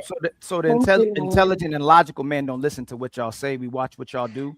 Y'all are masters of playing dumb. Y'all are masters of manipulating. Y'all are masters of playing victim. Y'all are masters of shutting down. Y'all are masters of getting your way. Y'all are masters of getting the last word. And the last one, more than anything y'all love, more than love and understanding, is the need to be right. It's no difference than what's happening on this panel right now. Y'all, this is the need to be right, because this is where y'all are all dying on this hill today. So that's fine. You can say you'd rather be understood than have love. But again, y'all will not stay or remain in a relationship that does not benefit you, or where you don't feel like the person loves you and there for you. So y'all can have that for today, but I'm gonna give you the need to be right, and that's where that's where Ali's jumping off. I'm jumping off on that bus, on the need to be right bus. I got you, Dalyn. I got you. All right. Okay. First off, y'all motherfuckers will tell us you love us just to get in our pants. Any words you say, I don't believe in for fuck shit. Okay. Let's start right there, Ilkan. I don't believe any words you're fucking saying. However, the one thing you said was, if your husband comes to you and says he doesn't love you today, what are you doing? You can say any fucking fuck shit stupidity you want. It doesn't matter. But you said he still understands you. Therefore, if he still understands I'm his wife and I still understand that he's my husband, we're still doing stuff within that marriage that show how much we love each other or care or give a fuck about this marriage and are moving forward towards that. You didn't say he stopped loving us in action. You just said he said he doesn't love me anymore. That doesn't mean jack fucking shit to me. I could say anything. I could say, Ilkan, you're the hottest fucking man alive. And tomorrow I could tell you you're the ugliest one alive. It doesn't matter. They're just words. What would prove it is I still show up here on panel. I still panel with you guys. We still have a great old time. And I can still think you're the ugliest motherfucker in the world. Doesn't matter. They're just words, right? You gotta get him back. You better go down there and get him back. Go ahead, tomatoes. We ain't throwing tomatoes at you. We throwing dollar signs. We gotta do this again. We gotta do this again. We gotta do this again. Hey, we gotta do this again. We gotta do this. We gotta do this again. Women will twerk. Women will backflip. Women will do cartwheels. Women will blow a whistle. Women will do all kind of things with your stuff down there. Have the best performance when you single. Women show men every day how much they don't like them or love them when they're actual relationship or in a marriage. So all of a sudden, when the man comes to you and say he don't love you anymore, you gonna show up more for the relationship that you already don't show up for. That's cap. If the man say he don't love you when you already show you don't love most men in marriages, that relationship is definitely over. My sister, I love you, Sarah. Actions. Speak louder than words. Action. No rebuttals. No rebuttals. Napah's up next. Let's go, Napah. Yeah, I just want to add on. I feel so great to be on this panel with these brilliant ladies. I want to add, what do we say? Damn, you're going to do us like that in the pot? That's crazy. That's fucked up. Oh, hold on. I had to set it. Hold on real quick. I had to set an urge to go get some milk. I'll be right back. Got it. Well, because you definitely need some, because you're wrong. If a man comes to me and I've already laid down the ground rules and understand what we are doing in a contractual marriage or relationship, I don't care what he says. Is he keeping the rules, the conditions? Now, if he stops keeping those conditions, that's a different story. You said if he comes to me and says, I don't love you, boo-hoo, wah-wah, are you doing what you said you're going to do? And by the way, just spoiler alert, cheating means you broke the rules. Just because somebody goes outside your relationship doesn't mean that's necessarily cheating if that wasn't part of the rules. But I'll get back to Ali. If a man comes to me and says, I don't love you, oh, well, you're still keeping the rule. You're paying the bills. You're taking care of me as your wife. You're respecting me. And another spoiler alert, polygyny really works out if you are worried about a man stepping out on you or not loving you. He comes back around in rotation. That's what you men do. 1 minute, like, last time the guy, what was this, Mr. Let Go, was saying women are like children. Well, men tend to act like children too. They play with the toy, and then they see a new toy, and their favorite toy they'll leave down on the floor, Toy Story with Woody, and they'll go play with that new toy, and then they'll start thinking about that old toy. So they circle right back around. So I'll just wait in the rotation as long as you're paying the bills, doing what you're supposed to do, being a good husband. I don't care if you don't love me anymore. It doesn't bother me as long as you're keeping the rules. And thank you. Some more lies. Sisters. There's something that I've heard. I think majority of sisters on here say that men have the capability of cheat, and most men do cheat and will cheat if they have the opportunity. If he comes to you and says that he doesn't love you anymore, do you think he's cheating? No. I don't think one of us would think that immediately off rip. Yeah, I don't think that's the immediate answer, and I don't think that's it's not conclusionary. Like it's not causative. Really? Hey, Shizz and Tom Legacy, in case y'all gonna jump off the ledge. Don't ask me. That's crazy. If you guys mistreated me today. If you reject sex from a woman, does she typically think you're dealing with somebody else? Yes. No. Hell yeah. Why the hell wouldn't she think you're dealing with another woman if you say you don't love her anymore? They are. It's not. No, Ali. Love is my light-skinned brother from another mother. You are shifting the goalpost. How did I shift the goalpost? You started by saying denying sex, and then you move it to if she doesn't love you. I guarantee you. 1 second, and you got it. I guarantee you, a woman will have a way overt reaction to denying sex because it's something they never hear, so it's like a novelty to them. Then you say, I don't love you, and we know for a fact a lot of people say I don't love you anymore, and next week they are together again. The denying sex is way more rare in a relationship. For a woman, she will always say, this man fucked me 1,000 times, today deny me sex. Something is wrong. It's the action. Me saying I don't love you, I said to all my ex-girlfriends I don't love you, and the next week I was eating some pussy. It is what it is. Sometimes you feel like it, and then you go back to what you're doing. But if I deny sex to her, she will be paranoid for the whole month, try to understand what the fuck is going on. Is there some new person and all that? Actions and words are not the same. Team light skin, you next. Go ahead. You got to take the hypothetical to say that if the person says that they maybe didn't mean that. We're saying that they meant it and they're living on it, like they're operating off the fact that they don't love the person anymore, and the woman can feel it. If the man comes and tells a woman, I don't know if any of y'all have ever told a woman you don't love them anymore, and the reaction you got from telling them you don't, and they knew you didn't love them anymore. Have you ever denied sex to a woman?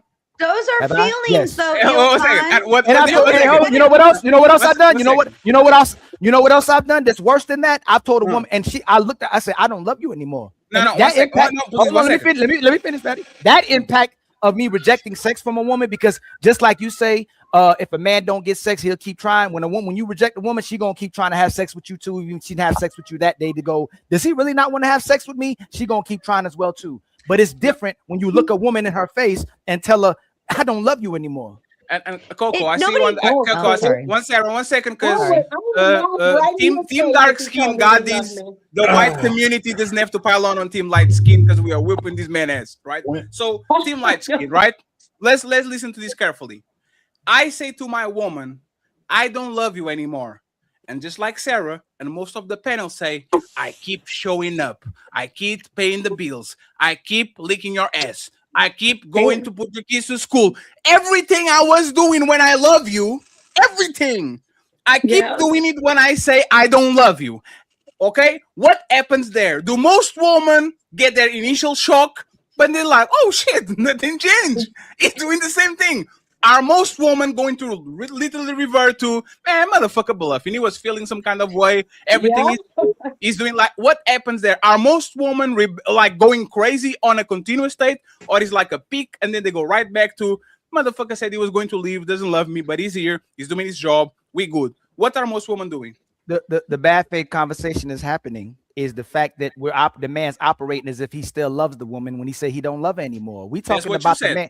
No, no, I said he said he doesn't love her anymore. Like Sarah, hold on. Sarah, I gave context. Hold on, Ali. Sarah, no, but why we argue? Hold on. You went from saying to let's say let's say we all misunderstood each other. Let's say I did a bad job of conveying it right with the context, but I did it with it was with Sarah. No. It was with who took my hypothetical. I said you changing my hypothetical. It was Napah. We were going back and forth. I added context to the hypothetical. This man does not love. What does he do? He doesn't love you. He doesn't love you. You don't know what he's doing. He just said he doesn't love you. No, Ali. Okay, so no, Ali. 1 second. One thing. Like, look at this example. He's not texting you back. No, look at this. He's ignoring your call. He's not. Listen. So his actions. He's not calling you back. He's not picking up your calls. He's not texting you back. He's distant. He's not around the house all the time. Yes, but no, Ali, it's because you moved it, right? It's like me saying I'm going on a diet and then I order Burger King. I said something, but I'm not doing it. If I start doing it, there's a different reaction because now you are reacting to actions. If the man says I don't love you and he starts moving like he doesn't love you, the woman is going to get into panic because she's like, oh shit, he's leaving. But if you say, nah, I'm good with sex, right? That will get a visceral reaction no matter if you're doing your job or if you don't. That is, no matter what you do afterwards, you can do all the functions of a man in the house. If you're not getting sex from her, that woman will be in panic forever. The I don't love you anymore. The actions are the reaction is going to stop once you actually go back to doing actions again.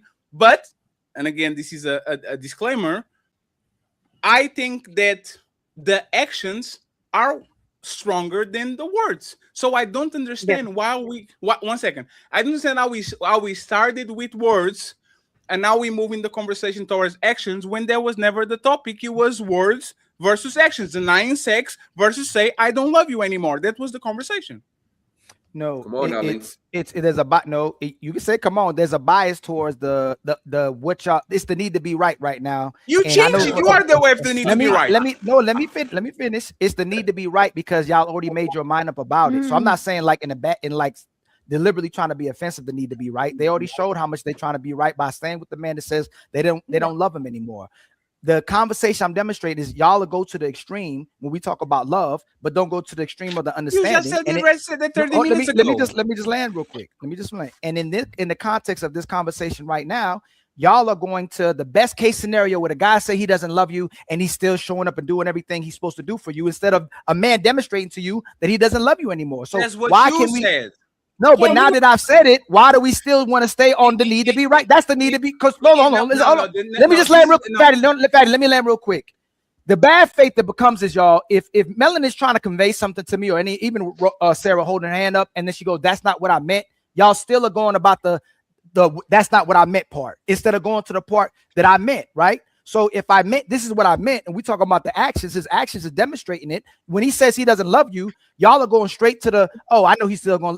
Napah did it. I mean, Sarah did. No, Napah did it first. Then Sarah did it. Oh, I know he lying. I know he still loves me. Y'all took it to the base case scenario for yourself to be right and go, he still loves me. So after you correct, I got you, Dalyn. So after you corrected what you he doesn't love. When he said it, you understand. Hold on. Good faith. When the man said he didn't love you, you took that he didn't love you. You took it as I don't love you anymore. That's good faith conversation. He said I don't love you. Let me just land. Ali, you talking about words again? You moving again? No, I didn't. No, I just said words. It's not. No. Let's go. I'm going better. Good faith for both of us, so it could be. It's neutral, right? Go away from the actions. If the woman understood when the man said I don't love you anymore, the way he looked at you, and you understood he doesn't love you anymore, what's next? There's actions. The afterwards to prove that you mean what you say and you say what you mean. See, See, that's bad. That fatty, that's bad faith. Ali, that's not bad faith because That is woman, fatty. Ali, you know why it's not bad faith, Ali? Because you can't believe what people say. A woman will give. No, can you stop? You're can you doing stop? Napah. No, no, you did can Napah. Ali, can you stop? No, you're making no fatty. Ali, let me You're finish. making it your. You're making no fatty, not this fatty. Y'all are making it your hypothetical. Not Ali, someone says. Ali, and now one second. Hey, I'm going to give it. No, fatty. Let me say what I'm saying. No. Let me say what I'm saying. I can't do that. Ali, Fatty, that's wrong. Ali, that's wrong. Can you trust me, please? Ali, just state Great. your point. Ali, I did it. I already said. No. Ali, we're going to start all over again. Yeah, state your point coherently and concise so we can address it. And Ali don't have to if we're having a good faith conversation, but I'm gonna say it. Let me say it. When this man said I don't love you, you know he meant I don't love you. It's no, he's gonna have sex with me later on tonight. He's gonna go get me my favorite dish at the later on when he steps out the house. This man said he don't love you. You saw it in his body language. He doesn't love you anymore. It ain't no action. Now the actions got to back it up. No, see, no, please. We need to understand this point so it doesn't say that we are don't understanding. Let's go understand Ali point. Ali, what is your point? Go ahead. What is the response to the woman when she understands that when he said it, he doesn't love you anymore? It's not, oh, I know he'll be back. It's you went, oh shoot, that's a different body language. When he looked at me, I understood that he doesn't love me anymore. What is the woman's response after that? So she will stay in a. If she likes you, she will panic for that moment. What's your point? I just want to point out that no. Well, ladies first. I know. What? Okay, we are doing. No, we are. 1 second. We are doing a play-by-play. I'm Fetisha now. No, I'm Fetisha. Fetty, I don't love you. He doesn't love me. Now we got it out of the way. It's 24 hours of panic. Now what, Ali? What's the point? The point y'all been trying to say is better to be understood than loved. So if she's understood and the person doesn't love her anymore, then it's going to have a drastic impact on them, even though the person understands them, but they don't love him anymore. Ali, let's point. Ali, as a brother, do you think I have love for you? Yeah. Do you think I'm understanding you right now? What do you think do you think I'm understanding you right now? I think you understand me, but y'all, this right now is need to be right. Ali, if I understood you and all the panel understood you and the 700 people watching understood you, wouldn't that be actually a better way to understand what you're saying so we can move along? Of course, but I said it again. So Ali, think about it. That's my point. Think about it. We all have love for you. And we were confused about the shit that you said. And now that we kind of understand where you're going, because you are putting actions next to words, now we are saying, oh shit, Ali is right, because even though we loved him, he wasn't explaining himself well. And now that he's putting action. And now, 1 second, Ali, this is the need to be right. You explained yourself. Hold on. There is no problem, though. Why are you making it? There's no problem. No, it's not. No. There's no problem. Fatty, there's no problem. Why is there like a problem? There's no problem. No, this is the problem. Ali, this is the problem. This is the problem, right? You are going to come here and you are going to explain yourself wrong. You did. Not nobody else. Not me. Not nobody. You are going to explain yourself wrong and you are going to say, if he says something, and we are going to assume it's just words. We are going to engage in the conversation in the words. And then after you get caught, 30 seconds, 30 minutes later, you are going to say, my bad, I didn't explain myself correctly. It's not just words, it's the actions that go after those words. It's your responsibility. No, actually, so let me tell you what happened. 1 second. Well, Ali, the problem that's is... not what happened. No, that's not what happened. Let me finish. Okay. The problem is you are putting the onus of responsibility on your words on us. It's not our job to explain to Ali what Ali said. It's Ali's job to be as concise and clear as possible. So when we're talking about the topic, we all can understand. You can do the words and then move it to words and actions and then blame the people for engaging on what you said. It's your responsibility, not ours, right? That's fine. And as long as if I did that, y'all can concede and go, we went the direction we wanted to go as well too when you said it. You can't do that because need to be right.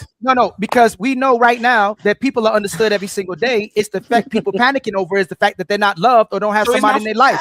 No, I didn't say you did. No, I didn't say you did. No, you're making it about you right now, Fatty. I'm making it about everybody in general. Ali, this happened on the last show, right? This happened on the last show. Yes. If you say something, we are not the ones that are bad faith. We are addressing what you said.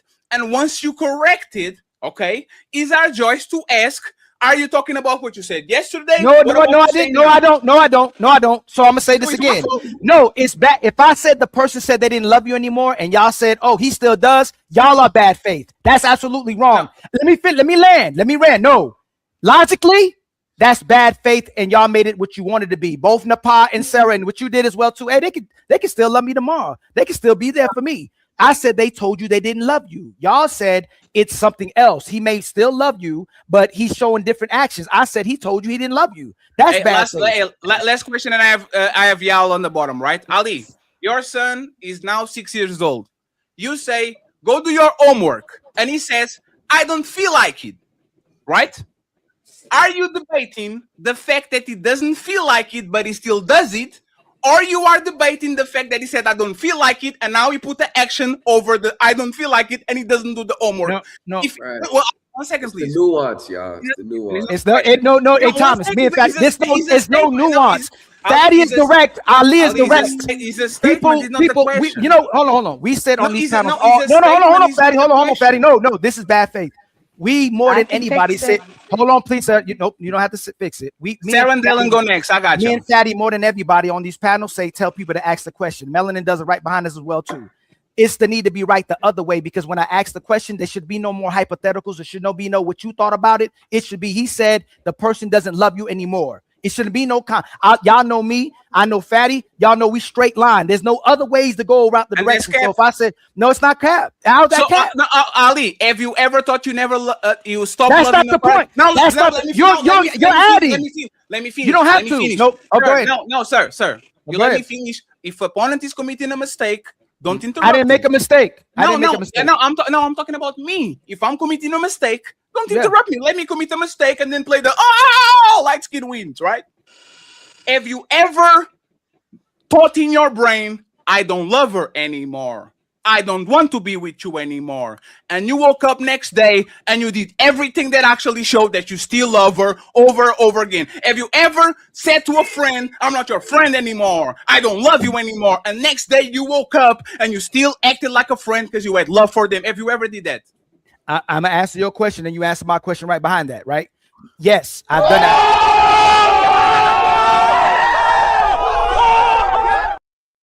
Now, my question. It's my turn. How do you only ask? I answered your question. I will answer.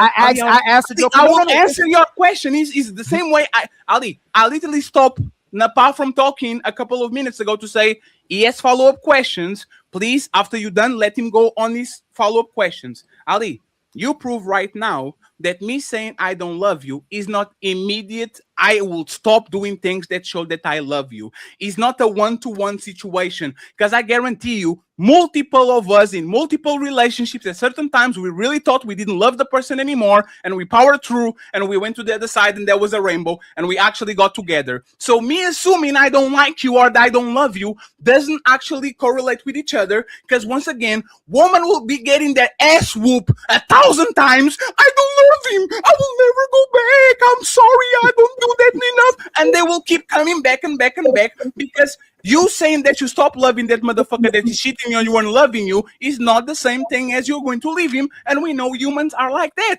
Ali, I've been telling you I'm going on a diet for 2 years and I'm still fat. What the fuck? Just because I say I'm going on a diet doesn't mean that correlates that I'm actually going to put the work on. So me saying I don't love you is not a bad faith that assumes that the person says, I don't love you anymore, Ali, and she's still going on security because she likes you. Like, that doesn't correlate. Now, you can go uninterrupted. Team Light Skin, get in that ass whoop. When I ask questions, am I asking about the hypotheticals, or when I ask the question is directly what I'm stating? Typically, when we having a conversation on here, especially with you, Fatty, if I say the person is an hypothetical. What you ask is an hypothetical. It's a hypothetical, right? Yes. So with all that other context, someone else has to add to get that from that, right? No, you have to. No. When I ask, if I ask you right now on the back, we on the back phone, hey, Fatty, if someone says they don't love you anymore, and they like in that context, not in the no hypothetical, if someone says they don't love you what anymore, are their actions? Yes, Ali, I'll literally have a conversation with you and say, Ali, what was the intention? Never assume intention. This is a conversation that me and you been having since the first year. What is the intention behind what they said? No. Me and you have different type of. Hold on real quick, Thomas. Hold on, Thomas. It's Sara, Dalyn, and Thomas. Thomas, Fatty, there's different. No, I didn't, because we have two different separate conversations. There's conversation we have that's based on real life and what's going on with people, and there's another one based on the fact that that's what the person said and meant. So we'll have that type of conversation in the back. Fatty may ask that question, right? But knowing on this panel, when I asked that question at that time, when I said, "Hey," I'm saying it to the ladies. The intent behind that was to say this person doesn't love. They don't love you anymore because they said so. But yes. Fair. So can you explain why did you verbalize or thought about that multiple times in your life? And Fatty did, and Thomas did, and Sara did, and Shizz did, and everybody did that. No, Ali. That's not. You know what's great? You know how I know. No, let Fatty finish, Ali. Hold on, hey Melanin. Yes, he has. Please don't do that on the show, please. Okay. If I know now someone is saying something, I don't continue to argue the possibility that it's something else, so we can move on with the conversation, right?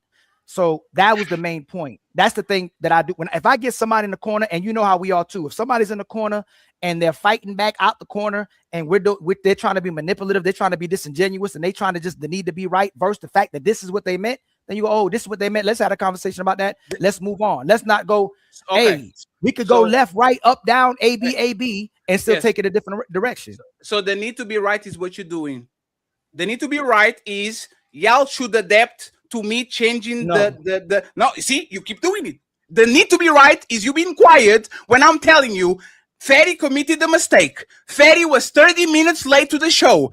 I don't have to talk about the 70 times that I never was late. I don't have to talk about what I meant with being late. I asked for everybody to be on time, and I couldn't be on time, which is actually a breach of my statement. Ladies and gentlemen, did you got the email saying, please be on time today? Did you got an email? And you know what happened? The same person that said we are going to start on time was 30 minutes late. Just because I say something doesn't mean I'm going to follow through. And that's the point. Look at people's actions, not at people's words. That's your point. That's not my point. Let me finish. I'm talking. No, there's no Ali, nothing. That's not my point. That's your point. That's your point. What's your point? You don't. In fact, like you say to me, if you don't know the point, then you ain't listening. No, Ali. What? You ain't listening. If you don't know my point, then you ain't listening. Ali, everybody is extremely confused. Sara and Dalyn. Okay, let's move on. No.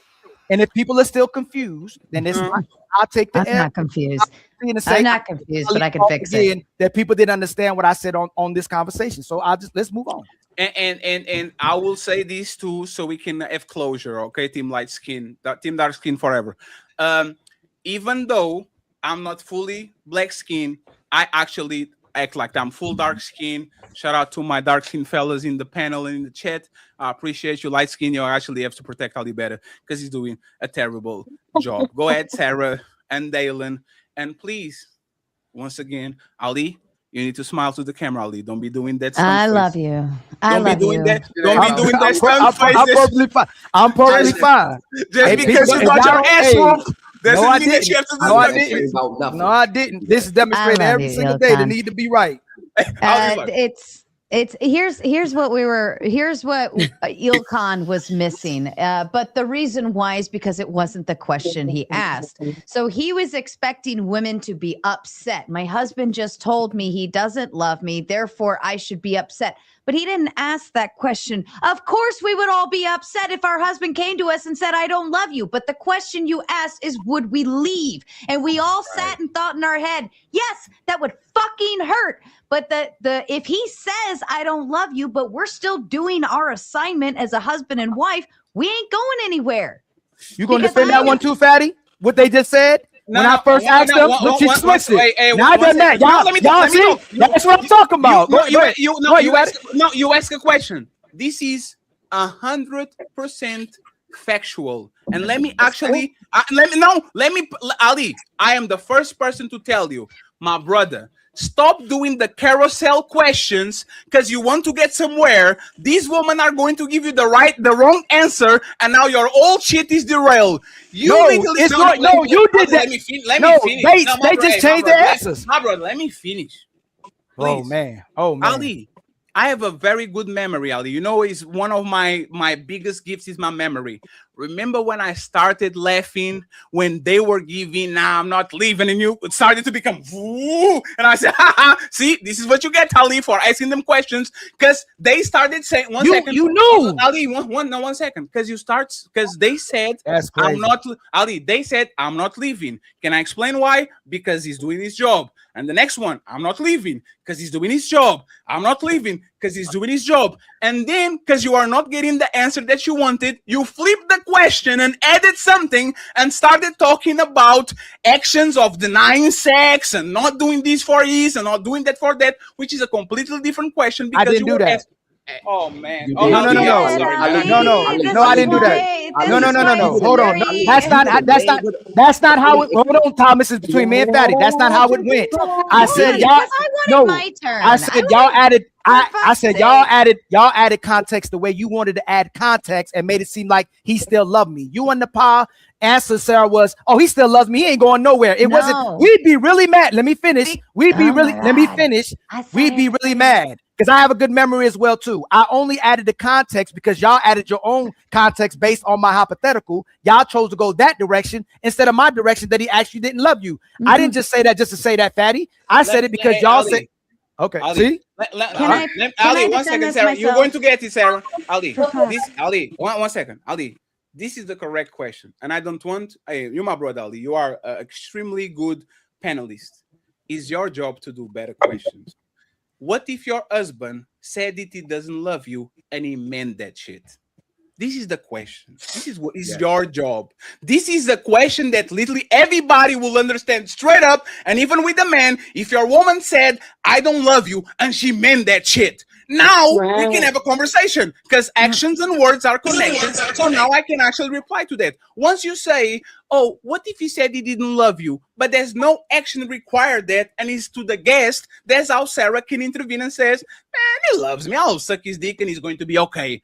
This is literally personal experience because all of us went through a phase where a bitch or a dude said, I don't love you anymore. And 2 weeks later, we were literally together again doing our own shit. So it's your job to ask better questions. It's not our job to literally clarify your questions. It's not our job. It's your Again, I'm rebuttaling. It's bad faith because you didn't say, what if he said, I didn't say, what if he loved you and say he didn't mean it. I didn't have to say, so if I didn't say, what if he, let me finish. If I didn't have to say, what if he says he loved you and didn't mean it? Why did I have to say, and he loved you and he meant it? If y'all took whatever you wanted to take from it, can I land? Well, go ahead. Everybody wants to interrupt at the same time. Go ahead.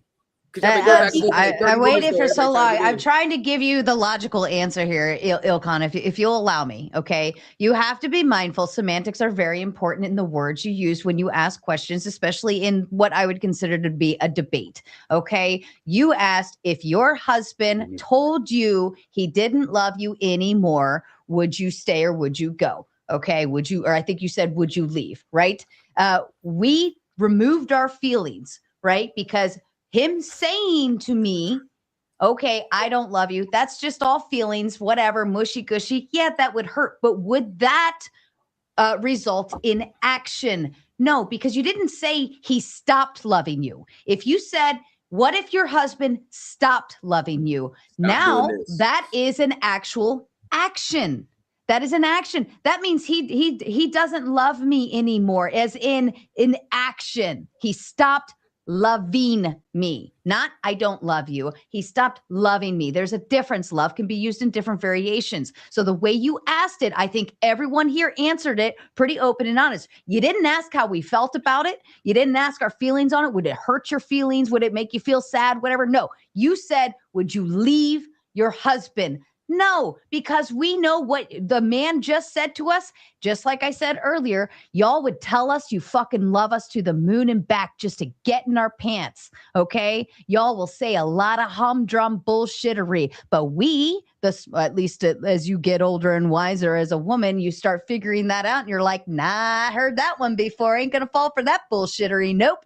Happened once, never happen again, right? So you start to learn, you start to figure it out, and you start to move along in a way of, no, I'm going to watch his actions.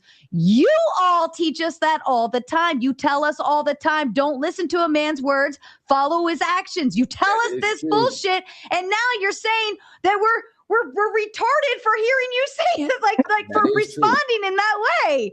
So again, Ilkan, I love you so much, but I understand you even more. And I know exactly what you're saying, but we responded accordingly. We're not coming in bad faith. We gave you a good faith answer. You, sir, are being bad faith by expecting us to answer differently and assume you meant something different. I love you, though.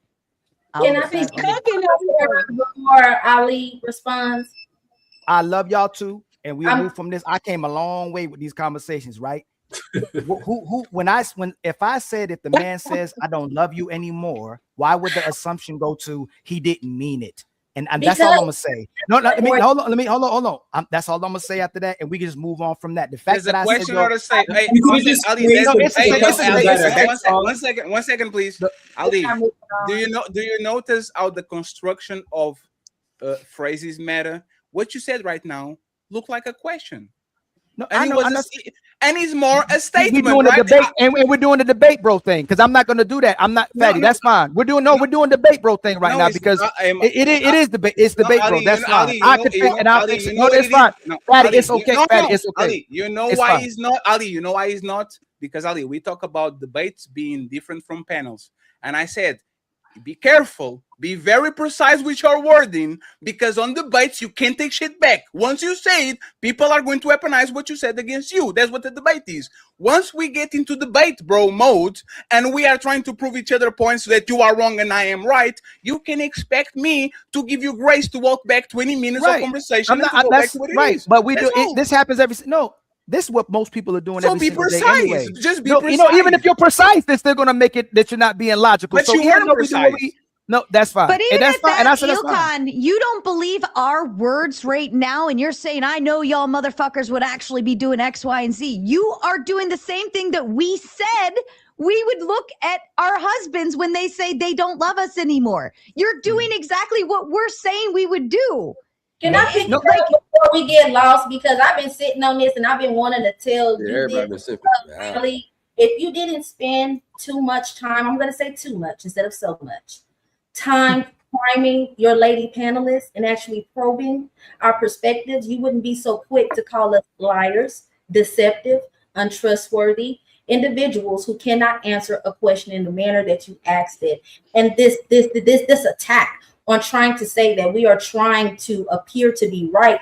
There was no right or wrong question that you asked us. It was a personal question of what we would do in our respective marriages or in our soon-to-be prospective marriages. But because our truth and our honesty to that question in the manner in which you asked it contradicted your belief on what we would really do, you wouldn't let us have it. And then when we did address to you that your question was too vague to get the type of answer you was looking for, instead of saying, let me go back in a circle again, let's go through Napah to Dalyn to Melanin, and let me ask this question in this way, you decided to tell us who we are and what non-value we're asking to the question. And I do also want to say that when you add new context, when you add new information to a conversation, it is okay to change your mind because now you have new details. Now you have new information to go based off of. So instead of trying to use your female panelists as target practice to prove that you are this wonderful orator or great debater, you end up making a fool of yourself in conversation, because I don't think you're a fool at all. I think you're a great, talented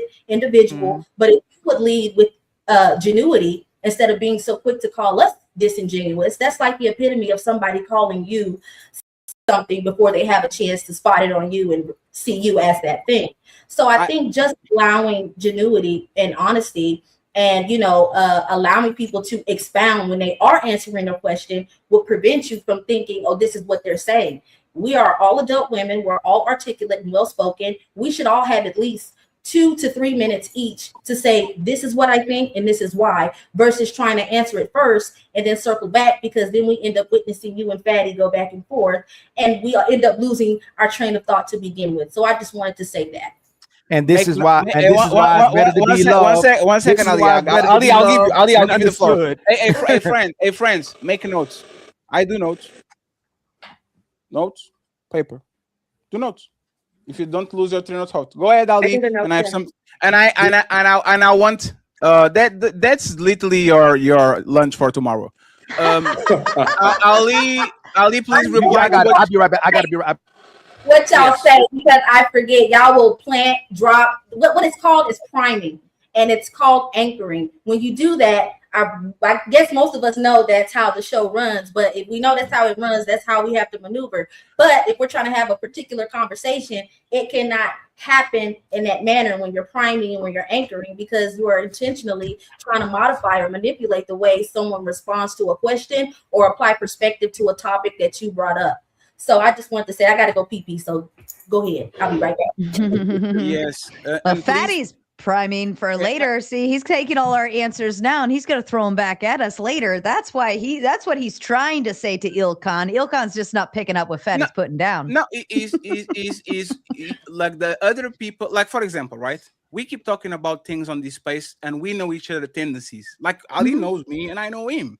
We say on this space, men stay on relationships for decades miserable. They don't love that woman, but they stay because it's their job. They might say to their friends, I don't love that bitch. I hate her. She doesn't fuck me. She doesn't cook me. But as soon as motherfucker gets home, let me go to sleep because tomorrow I have an early shift. I need to keep providing for this woman. I have to showing up. That's love.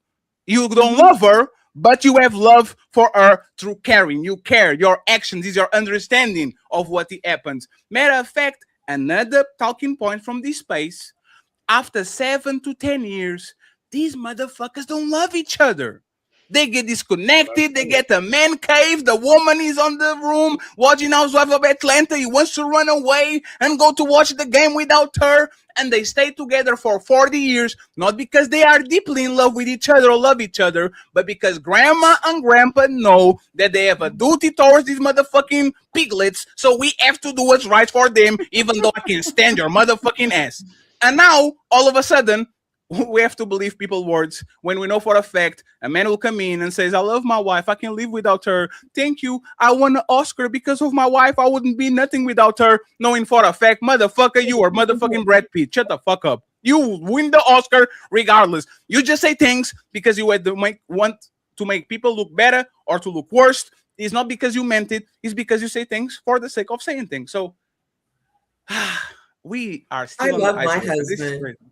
This is crazy. And I love my wife too. Hey, KoKo and Shizz, please. KoKo and Shizz, I actually want you all to take us home on this. And our friends, I really appreciate it. It's been an awesome show. Pretty woman, stupid man, all of us doing our part. I'm the biggest stupid, but at least I'm not light skinned. Shout out to the black skin colligation, dark skin colligation. Here we go. Thank you very much for having me. I am not light skinned, friends. I rebuke the light skin colligation. KoKo and Shizz, please go away. We are going to read the super chats, and then we are going to the main event. Klay Thompson cheats on Meg Thee Stallion, and I think Ali is going to get his ass whooped again. Please, God, don't do it. Please protect Ali and the light skin delegation, because I think he's going to get his ass whooped again. Go ahead, KoKo and Shizz, take us on, please. Oh, in closing, I think, like we said, like I think what's being said, it's really not what people say, it's what people do. I mean, it's a little bit of both, but you really need to pay more attention about what people do than what they say. If a man shows that he doesn't, I don't know, for marriage is different. I believe it doesn't really matter what's going on with the man. If the woman feels like she is miserable and unhappy, she will leave. It doesn't really even matter too much what's going on with the man. It's really what's going on with the woman that determines if she stays or goes. Hey, KoKo, let's do a little role play for 5 seconds, okay? I am a depressed, suicidal man.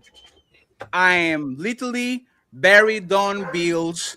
I don't have nothing going on for me. Ask me if I'm fine.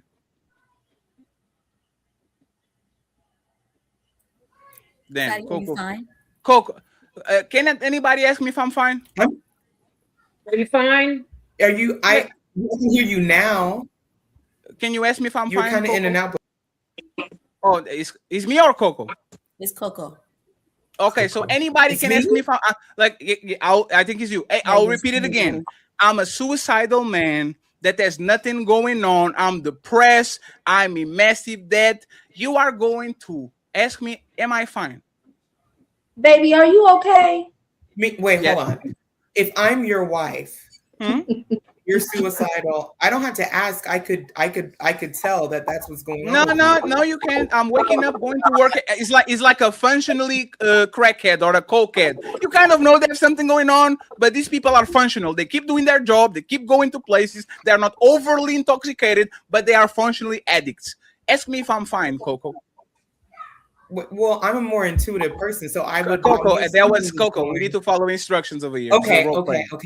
Are you fine, Dad? Oh yes, I'm fine. Absolutely, no problem, babe. What's the problem? That's not how you ask your husband. Well, no. I'm going through a rough patch, but I'm going to be okay. There's no problem with me. I'll be fine. KoKo, should you believe a man that talks like that? Should I believe him? Should you believe your husband when if he says he's fine and I know he's not? No. Yes. Why I'm doing this? This is the same shit as I don't love you. It's the same shit. Don't believe that shit. I'm sorry. When you go to your girlfriend and you ask, everything good, baby? I'm fine. Go ahead and believe it. Hey, baby, can I go to the club, to the strip club with Mr. Shizz and Thomas Legacy? Oh, of course, you can go, fatty. He's fine. We know what it is. Got 501. Words have meaning, and you are going to get in massive trouble if you believe it, people at face value. Always question what they say, because this is what relationships are. We pretend we're good when we're not. We pretend like that's what it is. I just wanted to clarify the point so we cannot fall victims of just people talking out of their ass. Go ahead, Shizz. Take us please home, and then we go to the super chats in the main event. Shout out to Maisha. She's the sponsor of the show with $50. Thank you so much, Maisha, for the unrivaled contribution. I appreciate you. Yeah, I'm just going for what Thomas said earlier. Like, you kept it real, but basically we love each other one moment and love each other the next. Like, everybody go through emotions. You never know what day you might wake up the wrong day. I know women go through their things once a month. They might not love me that much. But in 2 weeks or 3 weeks down the line, she cooking dinner, doing something that shows signs of love. But, this is a very touchy subject, like about understanding and love. Like, they both kind of like almost the same, but not really. But you kind of need understanding to love. Without that, you're not going to have love. So it's like, it's touchy. Everybody got a different perspective on how they are. You know what I mean? Some people just love hard. Some people got more understanding on things. So, that's all I'm gonna say. Just keep it simple. Just, let's see what these super chats about. Move on. Question before we move on to the main event in super chats. Anybody change their opinion about the love versus the love? Anybody change their opinion, or y'all still parked on the same place you were before when it comes to the love and understanding? I won't say I have a difference of an opinion, but I do say what I noticed, what kind of caused a lot of friction with the question is that the comparison of the two terms. Like, when I think about it, love, I would think about the opposite adjacent would be respect. Would you rather be loved by your partner or respected by your partner? Because for sure, you can respect someone and not love them an ounce. But could you love somebody and not give them any respect? I think if that was the question, we could have kind of gotten to the meat and potatoes of really how relationships operate and how people treat one another. But that's just my only, broad perspective on that. That's all I want to say. Yeah, and nobody was talking about respect. We're talking about understanding. So thank you very much. Christ. You're welcome. Thank you very much for not listening. We love you, Dalyn. Let's go to the super chat. Buckle up, everyone. It's time for some super chats.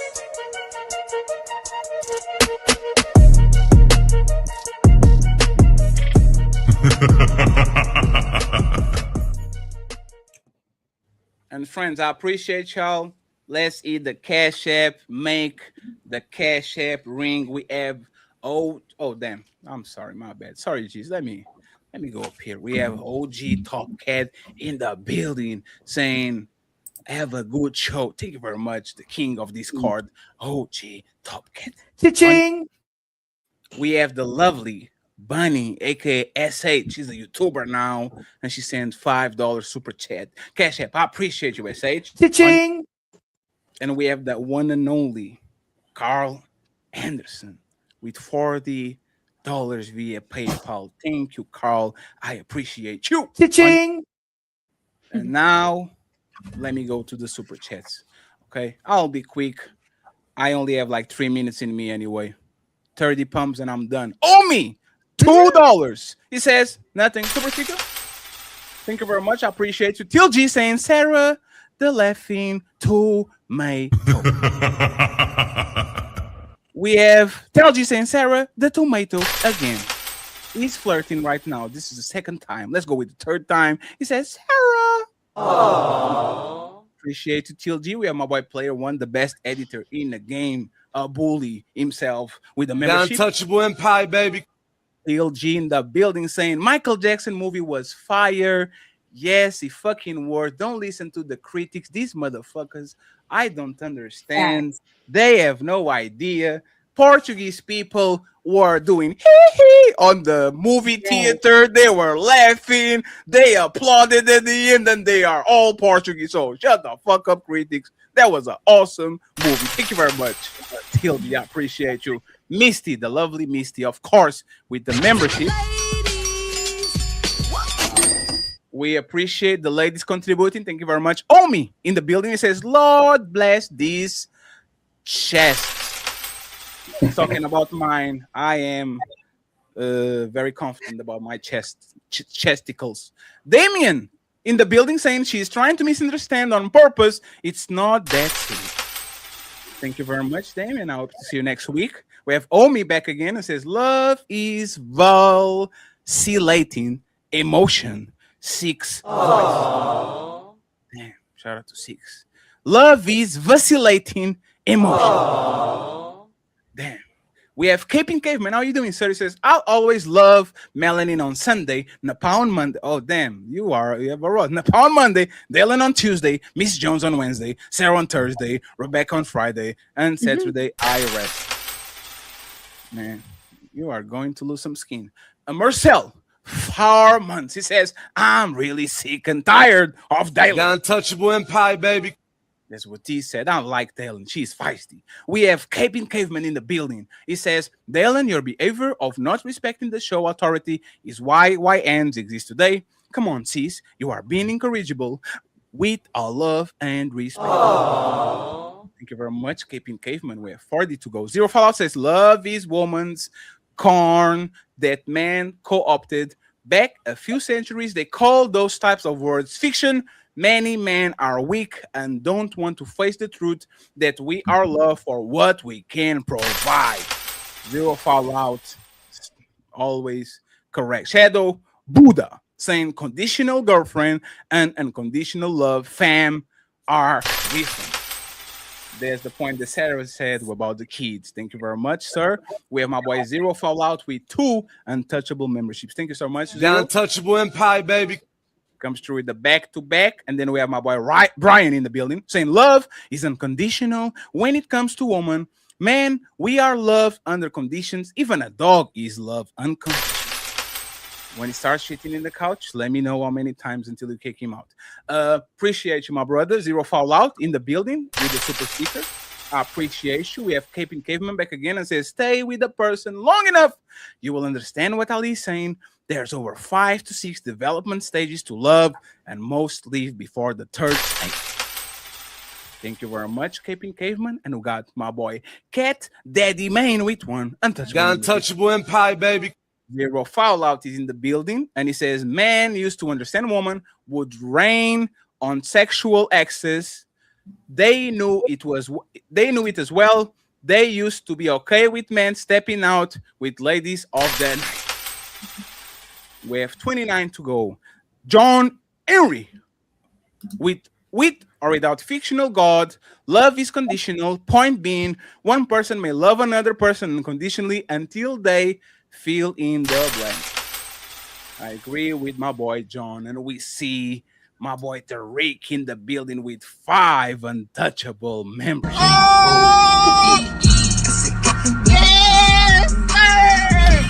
So, you think you're untouchable? Thank you so much, Tariq. Caping Caveman says, God loves all people, including those who reject him, as demonstrated by the sacrifice of Jesus. Would you sacrifice your only child for someone that hates you? Thank you.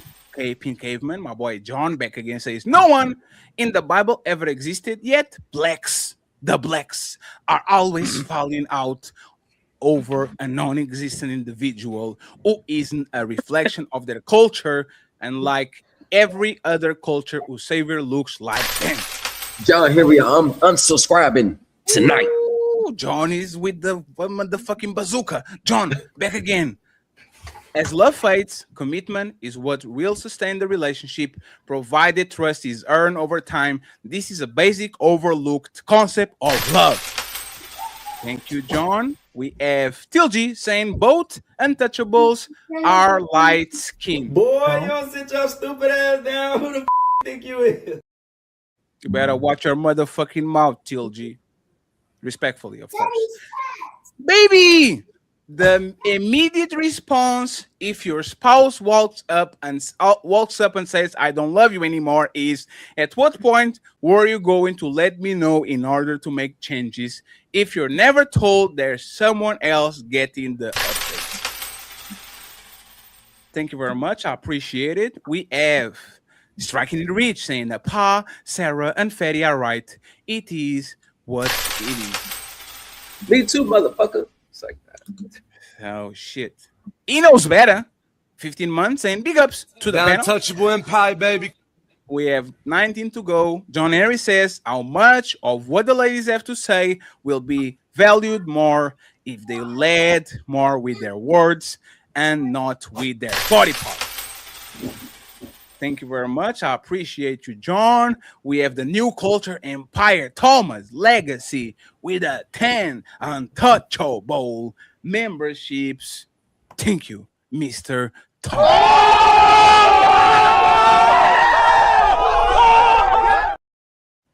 Thank you very much. He says, let's get it 100. And he gives 5 untouchable memberships to Fetty and 5 untouchable memberships to Ilkan Ali. Shout out to the untouchable empire, baby. I don't give a fuck.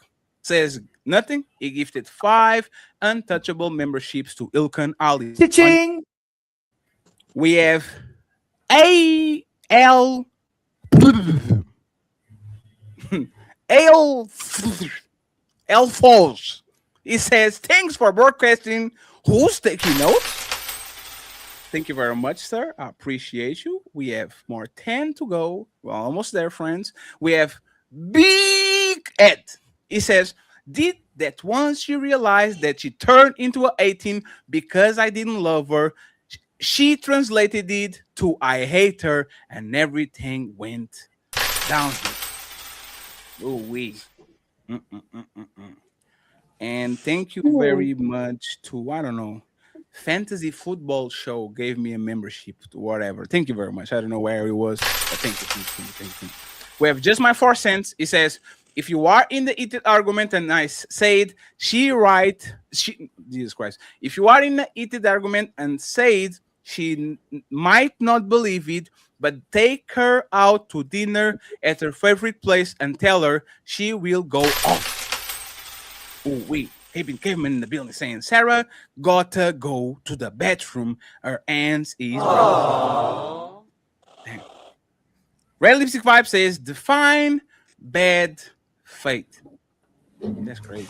We haven't used that button in a while, to be honest. You keep moving the goalposts, man. Words mean things. If you said it, own it. That is not your twist. Your bro, define talking. That's why the policy works.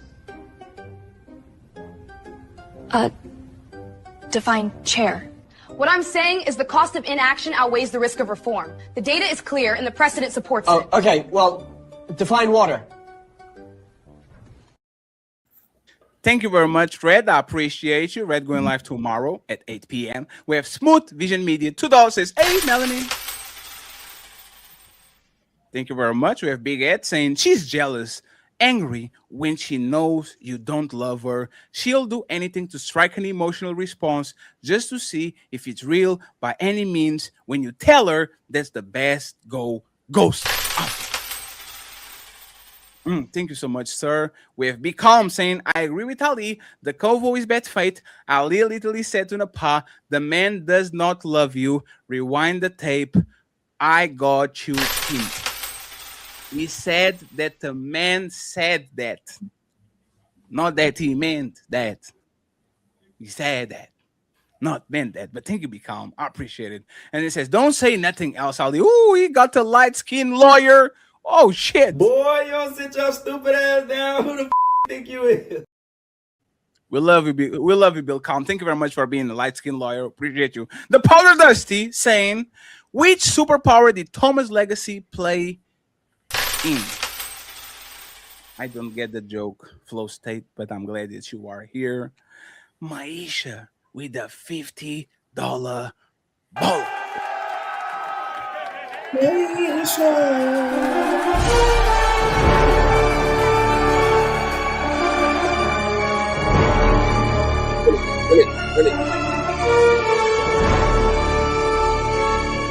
appreciate you. Thank you very much. We got in the building Zero Fallout saying, Ali, you're my guy, but Ali, you got to question it better. Now you gave Dalyn a soapbox to stand on. We know women are great using wiggle out.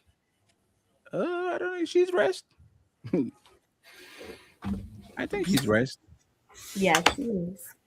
Okay, she's dressed. Zero Fallout, thank you very much. I appreciate you. We have Maisha with the 10 untouchable memberships. Jesus Christ, Maisha, I appreciate you. I see you, Maisha. Don't make if you keep donating, I'll make you my baby mama, number one. Appreciate you. Thank you very much.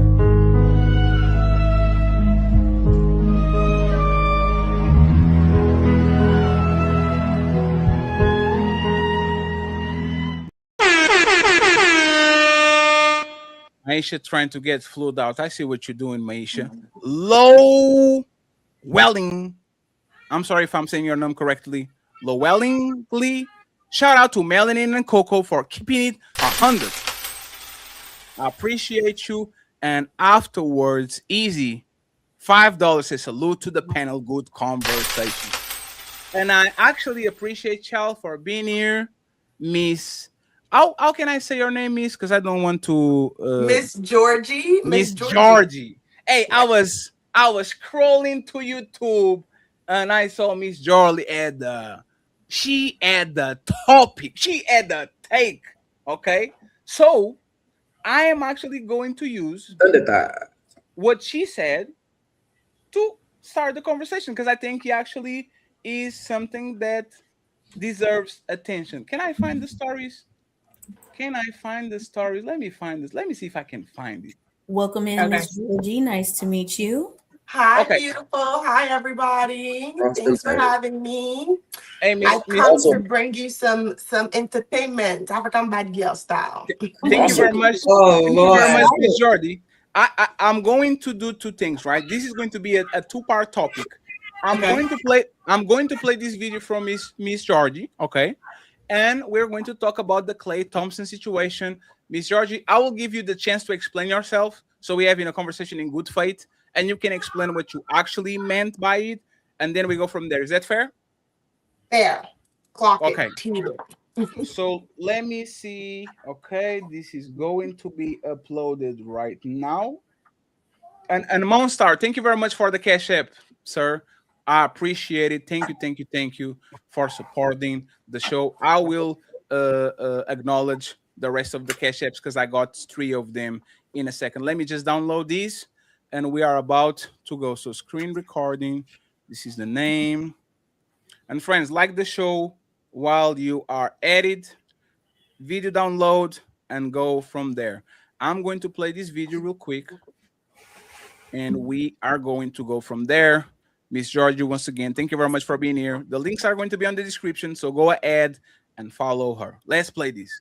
Because you women don't like the truth.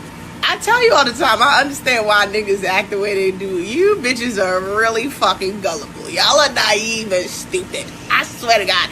The universe knew to put some pussy on me and titty to bring me in here. Because if I had a dick, I'll run through you hoes like motherfucking NBA playoffs. Because y'all are some thirsty ass bitches. Like y'all just want to be loved so bad. But y'all don't look in the mirror and love yourself. Y'all want a nigga to love you so bad. Fuck, y'all just so thirsty. God, sometimes I wish I was a nigga. I'll run through you hoes. I'll be dicking and diving on you bitches. The goal of a woman, if you're a successful, financially stable woman, you are the one with all the cards when it comes to men. Men are your different pair of shoes for you to play with. The problem is you guys get successful, you women get so successful in whatever, and you're still trying to live like a peasant bitch. You can't have a peasant bitch end goal and be a successful woman. That's what you guys are struggling with. The goal is to be a successful, financially secured woman and then enjoy niggas for what they are, dick and money.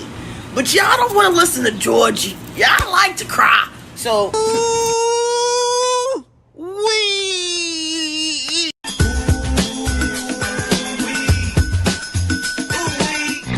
It's time to do. Is it me or is the audio out? No, It's the audio you. is, I heard it all. Yeah, the audio is good now. You can mute yourself. Miss Georgie.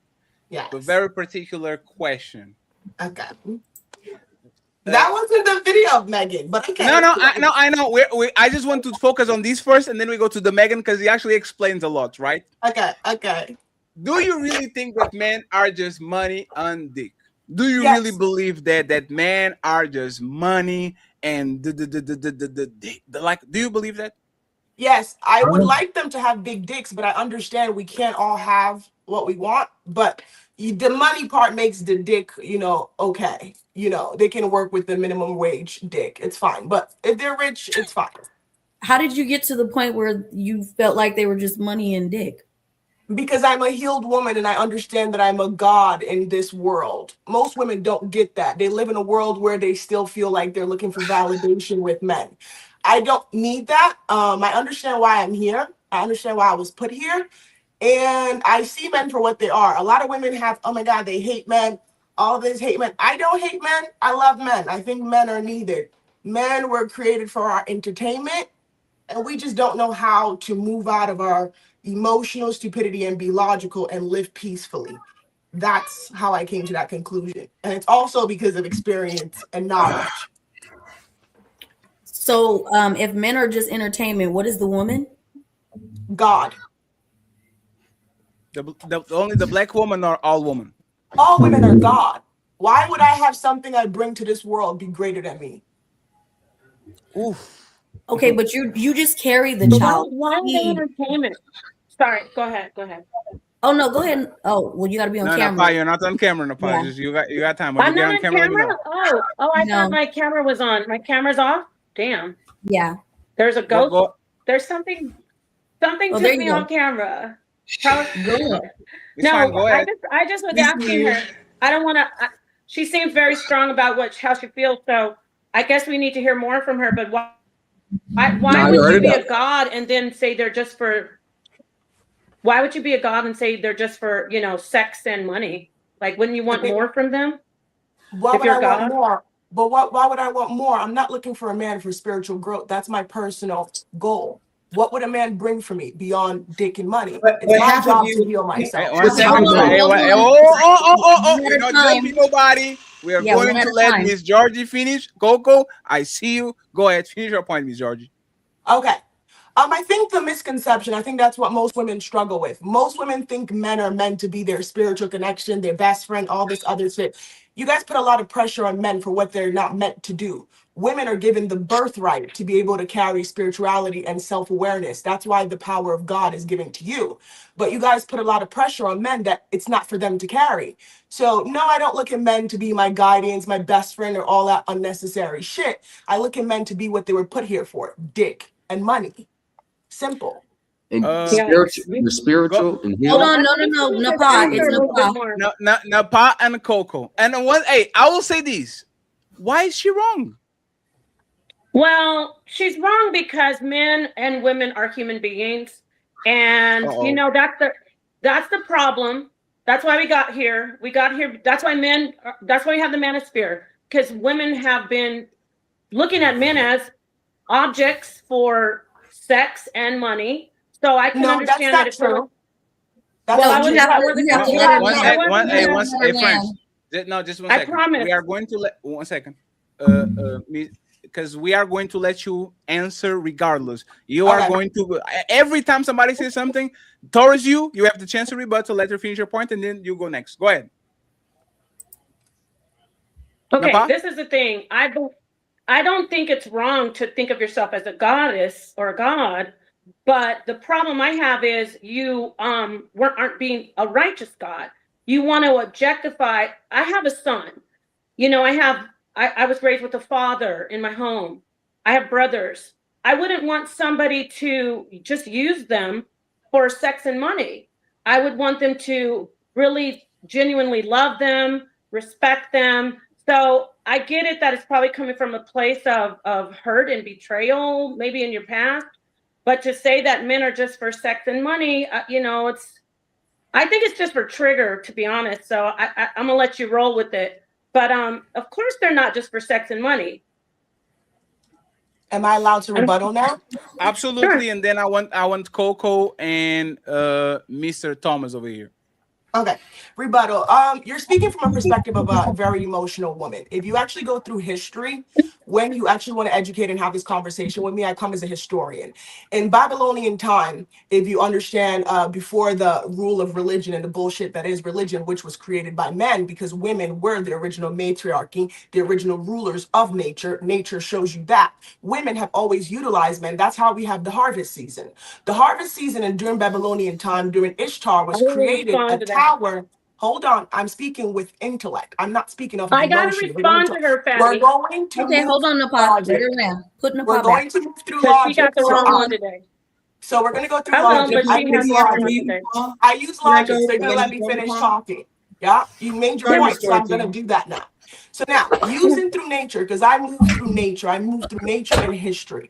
Men were put during Babylonian times before, if you read the book When God Was a Woman, which is a historical fact of how we came to have religion and women came to lose their title in the matriarchy.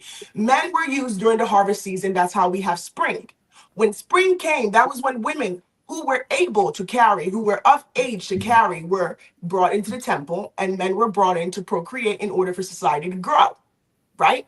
Now, after that, society grew to what it is now, which was created by short Napoleon men who were angry because they could not keep a woman. They were not allowed to keep a woman. So how did they come over it? Through violence. They took over what wasn't meant to be controlled through violence and created what we have now, monogamy and bullshit. Through time, monogamy was not made for everybody. Monogamy was strictly a transactional property situation for rich people to acquire more property. It wasn't the bullshit that you know now that makes you feel like, oh, it's so emotional. You have a son, you have whatever you call them, brothers or whatever. I'm not their mother. If they're looking for someone to love them and treat them a certain kind of way, that's their mother's job. My job is to be a woman and live in my femininity and to take care of them. Again, I'm not their slave. If they don't have the finances to provide for themselves, which is what we're all created to do, is provide for ourselves, then they should go back to their mother. I'm not their mother. I'm there to provide one thing: intimacy, attention, companionship. I am not there to raise them. So you might want to raise your son very well so that he's a strong man and he doesn't look at women to come and fill the gap that his mother refused to fill. Sorry. Go ahead, Napah, interrupted, and then we go to KoKo and to, I think it was Thomas Legacy. Thomas was talk. Go ahead. Oh, you too, Shizz? I got you, brother. Go ahead, KoKo, uninterrupted, please. No, Napah, please, and then KoKo. Can you hear me okay? Yes. Okay, great. What she's doing is conflating history with her skewed emotional damage. History is showing that women were worshipped. I teach that the woman is the first worshipped God. I have one of my close friends, Ed Dodge. He wrote the book, A History of the Goddess, From Ice Age to the Bible. So you're conflating that history with your emotional damage, which I don't know what happened to you, since you want to get personal. I don't know what happened to you as a woman where men dragged you and made you feel this way. But the history doesn't have anything to do with what your statement was, is that men are just for penises and money. In ancient times, if you want to go back to Babylon, men and women both ruled, and they respected each other. Fertility was important, but they respected each other. It wasn't about just use a man for a penis. It was about respect and mutual, different aspects, different layers of people. So let's get back to your statement, because you're messing with the wrong person when you try to talk about Babylon and all these old ancient writings. I'm the one that you should deal with on that. I'm a religion expert. Okay, so nice try. Let's get back to what you said. You said that you use men for penises and money, and you called us emotional women. You need to take a look in the mirror, because if you're using men for penises and money, you must not be getting much of either one. Okay, and I'm going to put that on the table. You're being egregious. You're trying to get an emotional response from us. You are. There's no way that any man of worth and value is letting you use them for penis and money. I can't even use a man for penis and money. So take several seats and I'll hand the mic over. Okay. Okay. Thank you so much for your banter. No, I just want to make 1 second before you go, Miss Georgie. For your banter. Miss Georgie, you are going to have the chance. Hold on, Miss Georgie. 1 moment. You are going to have the chance to reply. I just want to make sure you can use a man for sex and money, Napah? No, you can't use people for sex and money and have a clear conscience and call yourself a god. That's my point. If you're a god, you want to be a good judge, you want to be a good ruler. That shows you, like, as a parent, if you're just doing something to get something from somebody, it's going to end quickly. It's going to end quickly. There has to be something else there. So bringing up all that stuff about Babylon and talking about religion, you don't know what you're doing. You don't. You need to sit down and be a lady who invest yourself in someone who loves you. Don't just say men are for penises and money. I think you're just doing that for clicks and views, though. I mean, I think you're just hurt. That's what I rebuttal. But anyway. Can I rebuttal? Go ahead, Miss Georgie. I said what I said. Just because you can't use men for dick and money doesn't mean I should give a fuck. I naturally do. We're not the same. I'm 6 feet, drop dead gorgeous. Every man is my playground. I don't really care to live here and live vicariously through you. I'm not a baby mama. My tubes are tied. I don't live to be a man's pawn. When you keep a souvenir from a man you feel like you've won, you're not. Secondly, I don't live my life to care about being in a marriage or to be loved by a man. I love myself. I'm very shallow. I'm a narcissist, comfortable. Secondly, I do respect men. Just because I see men as dick and money doesn't mean I call them out of their name or treat them inappropriately. I just don't tolerate less than what I deserve, and I don't give a fuck beyond dick and money for a man's time. Men use you. Are you married? Do you have a baby father? Is your baby daddy in your picture? Is he there? Are you a single mother? Let's keep it on the panel. I don't want to do. No. I just want to ask because she had a lot to say. She said I was emotional. 1 second. No. She can hold on. Hey, please trust me. You're right, Fatty. You're right. The rules is right, not Fatty. make it. No, Rosie's not make it personal, but Napah said she's getting no dick, she's getting no nothing. So I think it's only fair for the rebuttal to be personal. My question is, are you a single mother? First off, I want to say I love you too. Smell the roses. Okay, anyway, back to what I was saying. So let me finish what I was saying. Yeah, exactly. So clearly she's I'm not a single mother. No, I'm not a single mother. Okay, whatever you are. If your man was in the picture, then you are using for dick and money. But anyway, you're a single mother. Let's move on. As a single mother, and I love him. Anyway, as a single mother, you were left with a souvenir. I fuck men, and I've never been left with a souvenir or a disease. So clearly, you have a lot more baggage than me. You're stuck with him for the rest of your life. My men, I give dick and money, and they move on with theirs. My men are respected. I deal with very high profile, very lucrative men. I'm a well-invested woman. I have 3 engineering degrees. I'm building my own company. I have my own businesses. So you're talking to me because the woman that I am and what you're raised to be is someone who continuously lives in emotion. I don't live like that. I enjoy my life. I'm sorry you feel that way. And you can say I have emotional trauma, but my emotional trauma didn't make me a single mother. It made me a strong, educated Black woman. Let's respond to Napah, and then we go to the rest of the panel. Great. You know, it's kind of sad that you don't know that you're a prostitute. If you want to come in here and say prostitute, don't say I don't know. I didn't interrupt you. I didn't interrupt you. I didn't interrupt you. I didn't interrupt you. I'm presidential. I did not interrupt you. One second, friends. So, Miss Georgie, you said you accept that you are a prostitute. That's what you said, right? Yes, 100%. I don't hide it very much. Okay, I so didn't. now, I didn't. Okay. So now, Napah, did you listen to what you said, Napah? Yeah. I'm presidential. She acknowledged that she is a prostitute. That's what she said. Can I come in and finish saying what I said? Okay, great. So she's a prostitute. That's great. She should have led with that instead of I'm a goddess. She should have said I'm a prostitute, and then we would have been like, oh, okay, that makes sense. Because you came in talking about you're a goddess. Yeah, but I didn't interrupt you. I know you have to let her. Hold on, real quick. We can't. The audience. We're here for the audience. Please allow one another to land. Go ahead, Napah. Okay, this is the thing. I don't listen. If you're a prostitute, good for you.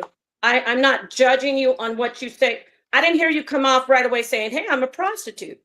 If you would have come in saying you're a prostitute, I would say, "Of course she uses men for D and money. That's what she does." I would have just sat quietly. You came in talking about I'm a goddess and all you women are so weak and oh, I wish I was a man. I mean, all right, great. Forget everything I said. You're a prostitute and you're a good prostitute. And hey, do you? Prostitution is the oldest profession in the book. And good job. My mistake. Can I please rebuttal to that? Please, short 30 seconds to a minute, and then you get KoKo and Shizz. Okay. People use the term prostitute. People use the term prostitute and you think you're insulting me. No, your mom was a prostitute. Your whole entire bloodline is a prostitute. Women got married based off of protection and nutrients and food. That is prostitution. Monkeys prostitute. All form of female interaction in nature is prostitution because a man has to give in order for them to bear. You just use it because you feel like it's insulting. You're just a cheap prostitute. You ended up with a souvenir. You're a bad one. You're a very bad prostitute. You should have been better. You wouldn't have ended up with a souvenir. You may love your souvenir, but you are a cheap prostitute. Sorry. KoKo is not a prostitute, by the way. Go ahead, KoKo. She can't be a prostitute. That's why I said she's a bad one. She's a cheap prostitute. Oh, hold on, stop. She's a free hoe. She's a free hoe. She's a religious hoe. A Bible thumper. No, because Fatty. Stop it. Hello. You guys have to. You're a Bible thumper. I quit. Go ahead. Let me say this to you, Fatty. I love you, Melanie. I'm sorry. Not a prostitute. You need to say for the record, I'm damn sure not a prostitute. I know you're not. You can't be. I'm damn sure not a prostitute. You can't be. Look, the thing is, you got triggered. You said you never been triggered. Why are you mad? Can I ask you a question? Why are you angry? Listen, why are you, my friend? Why are you angry when you said you are a prostitute? You started saying I'm not. Wait, I can't be a prostitute and a wife. Which one am I? You listen. What? You came in and said D, and you said D and money are your thing, and then you clarified that you're a prostitute. I'm not a prostitute. Good for you that you're a prostitute. And you've already failed. Okay, I can't be a prostitute. But I just want to say for the record, I'm not a prostitute, never was, never thought of being one because I have more value than that. And ladies and gentlemen, you have more value too. Well, No, one you second. don't. Yeah, Okay. one second. Go One ahead. second. Y'all are one second. There's y'all repeating yourself, and there's a line. I have two questions, and then y'all got it from the bottom. KoKo, Sara, Miss Georgie, what type of prostitute are you? Are you the type of prostitute that gets money for sexual favors, like straight up, no mojo, no extra fluff, no I love you, that type of prostitute that you're talking about, or is on a metaphorical way? Metaphorical and literal. I don't talk to men unless they give me money. Why am I wasting my time? I don't like to be left with nothing but a wet cat. I like to at least see it financially in the bank for my time. I respect the honesty. Napah, 2 weeks ago, you literally said the job of a woman is to look good on a man's arm. She doesn't have to do nothing more. She just has to pull up, and because she's beautiful and she's pretty, the only thing she has to do is just be in his presence, so every man wants her. Wouldn't that go towards what Miss Georgie is saying? Because she's a pretty woman, so she has a fat ass and all that. Wouldn't that be the same kind of thing? Like, Let me answer the question. Yes. Let me answer the question. And again, I just saw the chat, a lady saying I'm half naked. I have breasts. Oh, I'm sorry, you're talking about the lady. My bad. No, let me talk to you about this. Oh, nobody my talks. Napah. The rules of the show is nobody talks about tits on this show, you included, right? Nobody's going to talk about the size. No, hey, woman have tits just like I have balls. I'm just short. Okay, if I was taller, you will be seeing them right now. That's a lot, Daddy. Let's Am go. I Let's going to go. be able to answer your question? Am I going to be able to answer your question? Napah, you are going to do. Don't get distracted by the chat. You are a veteran. Don't look at a chat. You know the rules. Yes, Please, I am a veteran. Okay. Go ahead. Let me take my time with this. Being beautiful with your man that you love isn't the same as being a prostitute. Why is that even asked to me? They asked me about dating and interest in a man, not about being a cheap hooker who just looks out for a man's body number. I'm not that's cheap. between his like. I'm not cheap. You know what I'm saying? Let her land. But I'm not cheap. Correct yourself. Hey, please. This is becoming friends. I ask a particular question. Now, please, 1 second, please. Excuse me. If y'all point of disagreement is I'm a expensive hooker and I'm a cheap hooker, y'all the same. It's just the price. Just the price changes. So instead of doing that, let's focus on the question that I asked. If a woman's job is to exchange beauty for resources, which is a beautiful woman coming into the room and she's showing everybody, this is the woman I want, and I exchange resources for her beauty, what is the difference between that and what Miss Georgie was saying? Okay, now maybe I can get this all out without anybody interrupting. Yes. Looking good and walking in a room with a man isn't prostitution. Don't interrupt me, please. We have a woman who is selling herself short. I don't care if they're giving her $1,000. God knows. I don't know. When you walk in a room with a man that you love and you care about and that you're interested in or spending your life with, that's not the same as being a prostitute. Come on, let's be serious. She's saying she actually gets money for their dingalings. Now, what I said last week, I stand by it. You got to look your best. You shouldn't come on a show with whatever, Miss Piggy wig on and a winter hat in spring and start talking about how you get money. We already know that this woman had something wrong with her. No man, unless they're stubs and tricks that are like weirdos, are giving her a lot of money for sex. And I'm not being mean, I'm being honest again. So back to what I said. Yeah, I get it, but we're looking at her right now. I get it. She's not ugly, but the way you're saying it's the same as what I said last week is not fair. Wives and husbands walk into a place and a wife should look good with her husband. That doesn't make her an actual prostitute. I'm not talking about your husband paying your bills. You are married to him. You love him. You give him a life. You give him children. So I'm not talking about that. She's saying she doesn't care about men. She doesn't care how they feel. She thinks they're trash, basically. I never said and that. she thinks they're disposable. Yes, you did. You came in and said I never said they were trash. You said they're nothing. You know her when she lands. You said they're nothing but penises and money. I mean, you said that. They are human beings. And then when I said I have a son, you mocked it and said, oh, that's why you're emotional and you're a loser and you're just a cheat. You only have a husband. You said that, I didn't. So I'm going to say it again, Fatty. Women, look your best. All of the beautiful ladies, be the best lady you can be so you can make your man proud when you walk in a room. And any woman getting on the internet saying you're dumb because you don't go sell yourself and look at a man as a penis and a pocketbook, don't listen to women like that. Pray for them, or don't. If you're an atheist, send them some good energy because she's been hurt. She has been hurt. And some guy told her she wasn't worth anything. So she thinks it's powerful to only look out for penises and dollar signs. And that's all I have to say. Just to make sure, because now it's KoKo. I just put their pictures in front of like everybody. Because remember, when we're having a conversation with the Tina, there was a point about the Tina being undesirable. This woman is actually your peer. Right? You are an attractive woman, and this woman is an attractive woman.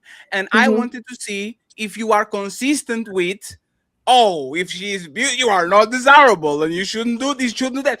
I believe that she kind of encapsulating the message that you kind of push 2 shows ago. I might be wrong. You're not being fair. You're not being fair because I literally said last week, not sex. When you guys kept on saying it, I said, no, not sex. I said, sex is off the table. So if you're going to quote me from last week, don't forget that I said she is not, I literally said she's not a prostitute. So if you're going to go back, be fair. Talk about what I said. I said not sex. I now remember what was said, right? We would said, what is the job of the man? Protect, provide, be there, blah, blah, blah, blah, blah. And what is the job of the woman? Just be pretty. You are pretty. No, that's not what it was. Napah, we did a clip about it. It was a date. It was about dating. It was about going out on dates. Remember? About how you look on a date. You know what? You know what? I will take that back. I will go watch the tape. Thank you very much. Okay, thank you. Bless go ahead, Miss KoKo, and then we have Shizz and Miss Thomas. I want them. I want to listen from Rebecca. And my brother Ali is going to introduce himself on the Megan conversation. Oh, absolutely, friends. Go ahead, KoKo. Legacy is ladies first. Hey, go ahead, KoKo, and then we go from there. Hi, Miss Georgie. You are an attractive woman. I'm not going to take away from your beauty. I do have a couple of questions, though. You said you are a god. I'm trying to understand, what do you mean by that? Because a lot of women say they're God and they have this divine energy. What do you mean by that exactly? Okay, I'm going to encapsulate that and answer you. There was something that he said that I really just wanted to highlight before I lose my train of thought, and then I'll answer that for you. Just to be very clear, when we talk about, when I always say the hypocrisy of this statement is women will not date homeless men and be happily homeless and live in the forest and show that they're really in love. But women will be legal prostitutes and expect a man to have a house, have a car, provide food, take care of them, spoil them, and they consider themselves good women, and I'm the prostitute. That's just legalized prostitution that IRS knows about, and you are government property. That's just that. So now we've sealed that up. Continue with you. I'm a goddess in the sense of, I understand what it means to be a woman. I think in the world that we live in now, especially with the transgender movement of taking away what it means to be a woman is to be able to stand and be the gateway between life and death. That is what it means to be a woman. That is the closest form of God in creation. Giving life, a lot of women do it. A lot of women give birth and get pregnant and are, breed all these imbecile children and bring them into the world and wonder why the world is so fucked up. But they breed idiots. And they keep reproducing DNAs of morons and not understanding that you're the gatekeeper. The gatekeeper in the womb that I carry makes me a goddess. Every woman is born with the gift of goddess. If you hold a uterus, whether you're giving birth, whether you're not giving birth, you're giving that birthright as the key dweller. I am a goddess. And to define that even more is I am well educated in my balance of what it means to hold nature. I don't need to give birth in order for me to be nurturing, or for me to understand what my right is or what I'm supposed to do in this world. I can do that with adoption. I can do that with animals. I can do that in anything. A woman is nature. Everything in life that breeds, that reproduces, is in nature is feminine. And that is what I am. I understand that, and I understand what I am. Going through history, you go all the way dating back. The term of goddess is femininity. And that is what I am. And I embody it and I live through it in every single shape or form. I'm gonna give it right back, KoKo. I just have a quick question. Is there any specific reason why you tied your tubes with Can you hear me? Yes. Hello? Can you hear me? The sound cut out. Oh, can you hear me now? Can she hear me? Hey friends, y'all have one second, friends. Y'all need to help people out. When somebody says, "Can you hear me?" Y'all have to make sure. I think the sound cut out. One second, Miss Georgie. Miss Georgie, refresh. Hold on. Y'all need to help too. Y'all need to say, "Hey, no, girl." I heard Melanin. Everybody was quiet. Like I'm not tired. I said refresh.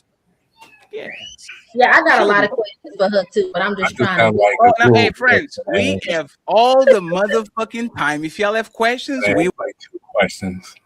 Well, I just have a couple of questions, and I have to put the kids to bed. But I'm just okay. I'm back. Sorry, guys. The sound cut out for me, so I couldn't hear anything you guys were saying. It's okay. I just wanted to ask: was there any specific reason as to why you tied your tubes with the thought process that you have in regards to yourself? Because like you've totally stopped yourself from being able to bring forth a child. So I was just wondering.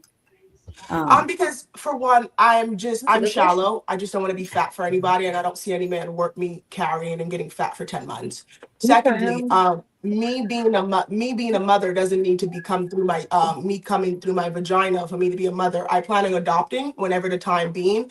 But I'm also only going to adopt 14 and up because I don't like babies. I don't really know how to communicate with them. And I'm autistic. So I have a low tolerance for children. I find them irritable. So my reasons are the fact that I don't have that, the insipid need to, find value in pregnancy or children for me to see myself as a worthy human being. That's why I tied my tube, and I don't want to reproduce any more of what is going on in this world. It's not fair to bring a child into this world and especially not be here to guide them. So I don't want to risk it. Okay, I'll give it back to KoKo. Thank you, KoKo. Thank you, Melanie. Y'all didn't hear what she just said? I want to let everybody. I just had a quick question, but it's on KoKo. Ali, it makes sense. No, hold on. That's my point. Something's wrong. We need to give it back to KoKo. There's too many people talking. I don't know what's going on. Yeah. Hey, y'all, let Melanin have it. That's my fault. But I thought y'all caught what she just said. But I guess nobody. I don't know if nobody. Go ahead, Melanin. I caught what she said. No, it's KoKo. Oh, it's KoKo. Go ahead, KoKo. Yeah, it's KoKo. My diagnosis. Miss Georgie, do you believe then if you're a goddess, then men are also gods? Yes. Okay. So you don't have, so if you're a goddess and men are also gods, then I know you just stated that women should, do you believe, let me correct myself. Do you believe that men are only then for most women should be money? If both men and women are gods, is that the level that most women should have men at? I think most women need to use men for what they are. Women tend to see men beyond what they are and have expectations outside of what men are. You have to see men for what they're capable of doing, not because of who they want to be, but because of what they've been bred to be, their upbringing, their DNA. There's DNA encryption going on with men. A lot of women expect men to behave like women and to have the thought process of women. They cannot do that. So once you guys remove the emotional expectation that you guys put men on a pedestal, you see men for what they are.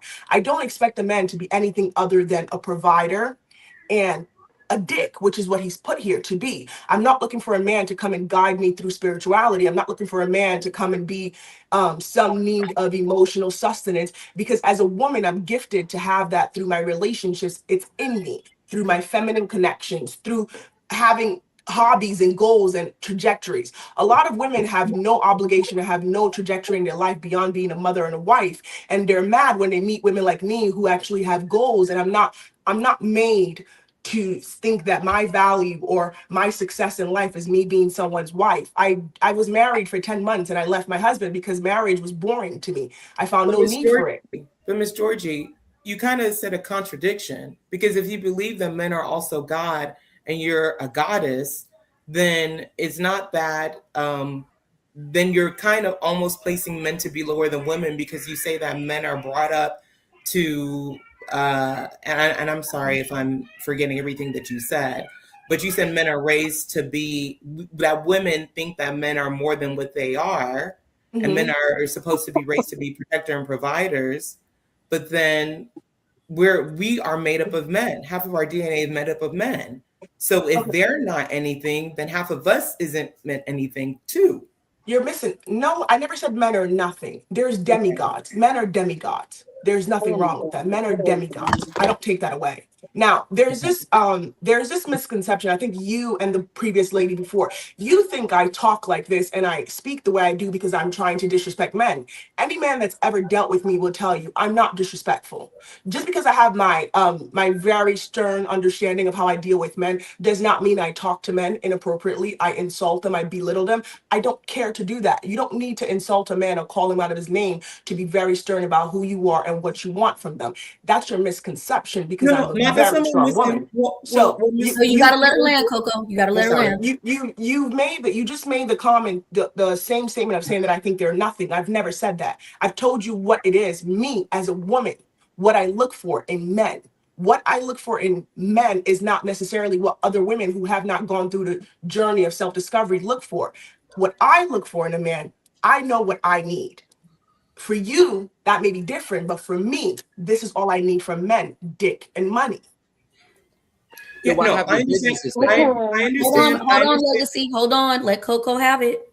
I understand that you say that is the only thing that you need men for. Is that the only thing that you get from men, from the men that you interact with? Because that has been the main focus, the penis and the money. So is that, yeah. I'm not saying you're limited to that. I'm just saying those are the main things that you have brought up. So I'm asking, outside of those things, is there anything else that you get from men? And then also you said that men are demigods. So that means that men are not to the same level as you are. Yes. So again, like, I'm not misstating what you said, but when you say that these are the only things that you get from men, that men are demigods, that means that they are a step lower than you. That they're I'm not a feminist. I'm not looking for equality. I wasn't made to be equal. If not, I wouldn't bleed every month for 7 days. I'm not here to make, men feel some kind of emotional connection or leveling with me. I'm not. They're demigods. I'm telling you, I was married for 10 months. I'm not looking for emotional support or any of the other things that you think men give. I don't care for that. I'm telling you what I require. I'm just clarifying what you're stating, as in what you believe. Because you said that we're saying that you're talking low on men, that you're saying, but you essentially have said that you are on a higher level than men. But that does not imply I'm talking low of them. I do not insult men. I do not put them down. Because I say they are lower than me in the form of my understanding and need for them does not mean I'm putting them down. You are yet to see me call them out of their name or tell you something beyond dick and money. So you're trying to convolute what I'm saying and make it twisted to something else. It's not. Men are demigods to me. I don't require more than dick and money from men. And I'm telling you that because the other part that you want me to say is I believe in love. I'm looking for a man to love me. No. But that's not what I need. That's not what I need. And that's not what I want. Do you understand the words that I'm trying to articulate? That's not what I need and want. Yeah, I'm not trying to put any words in your mouth. I'm just trying to clarify what you said. And even though your intention may not to come off as men are less than or men are not worth anything, by you saying that they're less than you and you are a goddess and most men are demigods, essentially you are saying that they are less than you. They only have two purposes for you. And that's fine if that's what you believe, but you have to stand on it. I'm not putting words in your mouth. Yeah, but I'm not putting words in your mouth And I'm not being unfair to you by stating what you said about men. That's all I'm saying. Okay.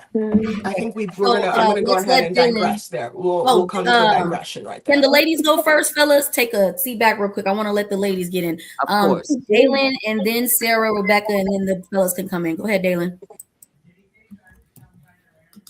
Dalyn, you're muted. Hold on. I can't hear something again. The volume is out again. Can you hear me? I think it was her mic was off. Can you hear me? Oh, she'll be right back. Okay. So we're going to let the ladies go first, and then fellas, you can come in right behind it till she gets back. Shout out to the chat. You guys are doing amazing today. Please remember to hit the Cash App on Fatty and Ali's, both of their Cash Apps. Get the memberships up and the likes as well. Dalyn, you have the floor. Sorry, guys. I missed what you said. The volume. Can you hear everything now? Yeah, sound keeps going in and out, so I apologize. It's okay. Thank you. Go ahead, Dalyn. Oh, dear. Hi, Miss Georgie. How are you? Hi, love. How are you? Is it still, am I delayed? I can't tell. No, you're fine. Go ahead. Can you hear? Well, I can't see her. It's loading, so I don't know if she's on stage or still behind stage, backstage. Miss Georgie, you hear her talking? Okay, let me try to. It's not her. It's Dalyn. I have to refresh, Dalyn. Okay, Dalyn, you have to refresh. It's yours, not hers. Go ahead and refresh and come right back. Yeah. Okay, refresh. Damn. Okay. I don't know what's going on. It wasn't yours. I apologize. It wasn't yours. It was Dalyn. It wasn't yours. It's not yours. And if you put it probably in do not disturb, you will never have that again. But as soon as you stop hearing people, I can't hear anything. You can't hear it again? You can't hear Fatty right now? No, I can't hear anything he's saying at all. Are you on your computer or your phone? My phone. I'm not on my computer. Okay. Can you turn your phone on do not disturb? You might be getting notifications that's taking your sound out every time. That may be the reason. Okay, let me do that. So refresh after you put on do not disturb, refresh one more time and come right back. That was my I'll be right back. Both of you guys are having a little moany moment.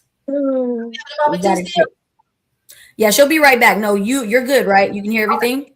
Yeah, I can hear y'all. Okay, she's back now. So you guys got it right when she loads up. Okay, everybody hear everything? Yeah. Okay. Can you hear me now? I can hear Miss Georgie. Okay, go ahead. Okay, how you doing, Miss Georgie? Hi, love. How are you? I am alive and well. There was a lot of things y'all were discussing, but I'm just trying to stay focused on what you were saying instead of what, the exchanges that you had with others. Do you believe that men, I took some notes because y'all was saying a lot. Do you believe that men are for recreational use only based on your success level as a woman, or does it matter?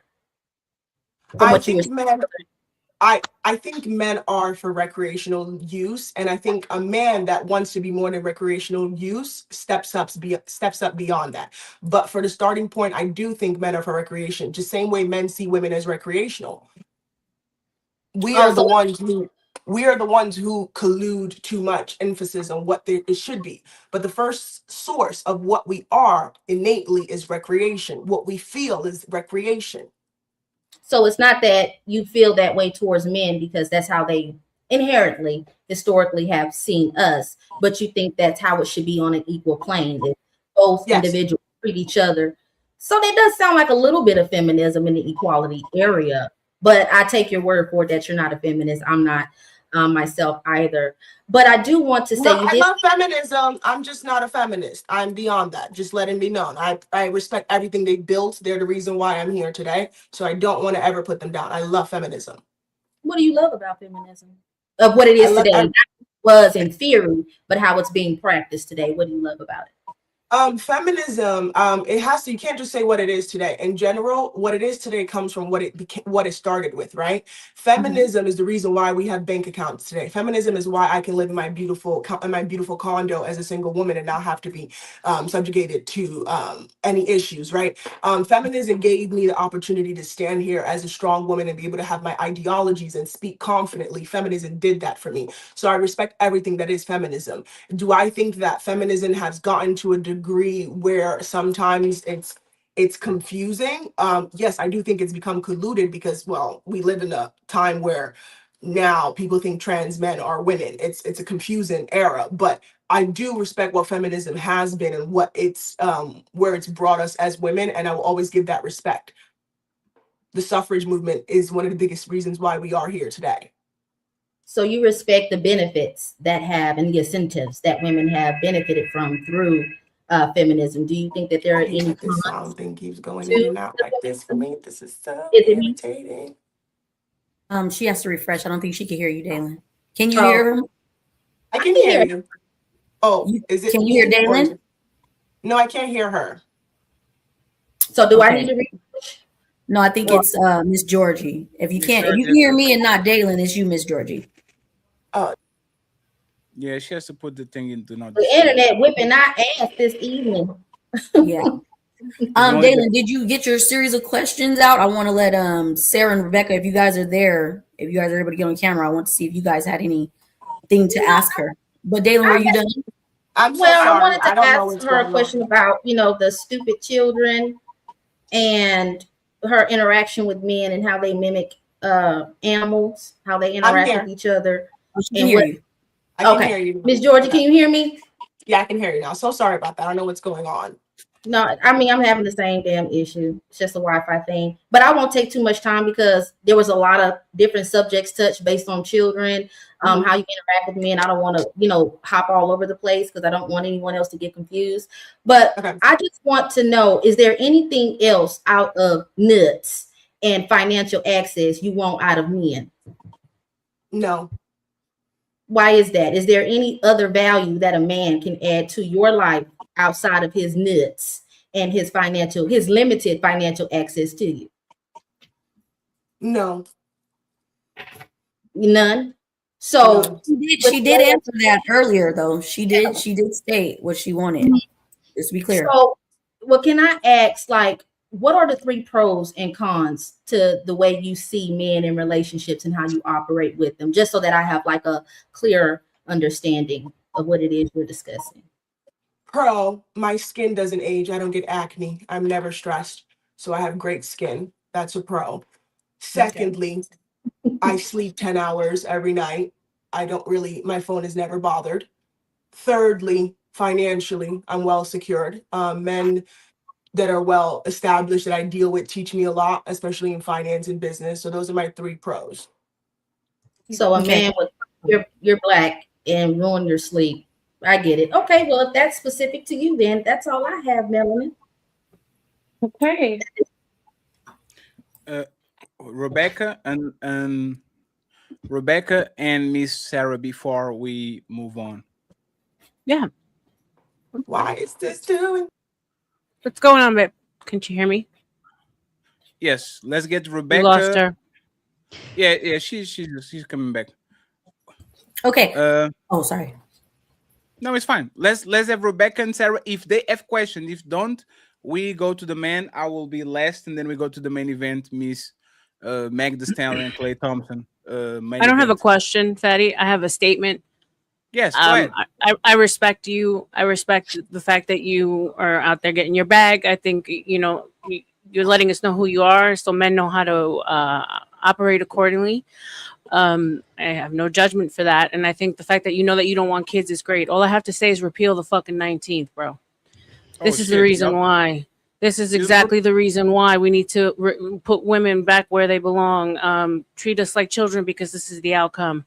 Repeal the 19th. Fuck feminism. And that's all. Appreciate you, Georgie, though. Did anybody else want to make a statement? I wanted to make a little statement too. We know, Ali, but you first. I ain't jumping the line. I thought you were moving on to the Klay Thompson. My bad. No. I mean, can I just say this to her? Repeal the 19. You could also repeal the 19 by unaliving yourself, so you're no longer here, and then you don't have to worry about repealing the 19. Okay. Then you don't have to worry about the world and how other women feel. Alrighty. You know what? Let me play these just in case. The content presented on the following show is intended for satirical and educational purposes only. The views, opinions, and statements expressed by panelists and guests are their own and do not necessarily reflect those of the host, production team, or channel. Additionally, any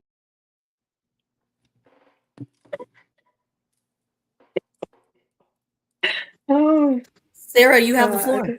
Thank Go you. ahead, Sarah, and then we go to the fellas. Miss Georgie, can you hear me? I just want to confirm before we move forward. Yeah, you can hear me. I just don't like when people benefit from shit and then talk shit. Like you're here benefiting from them and then you want to talk shit. It's easy to exit. What?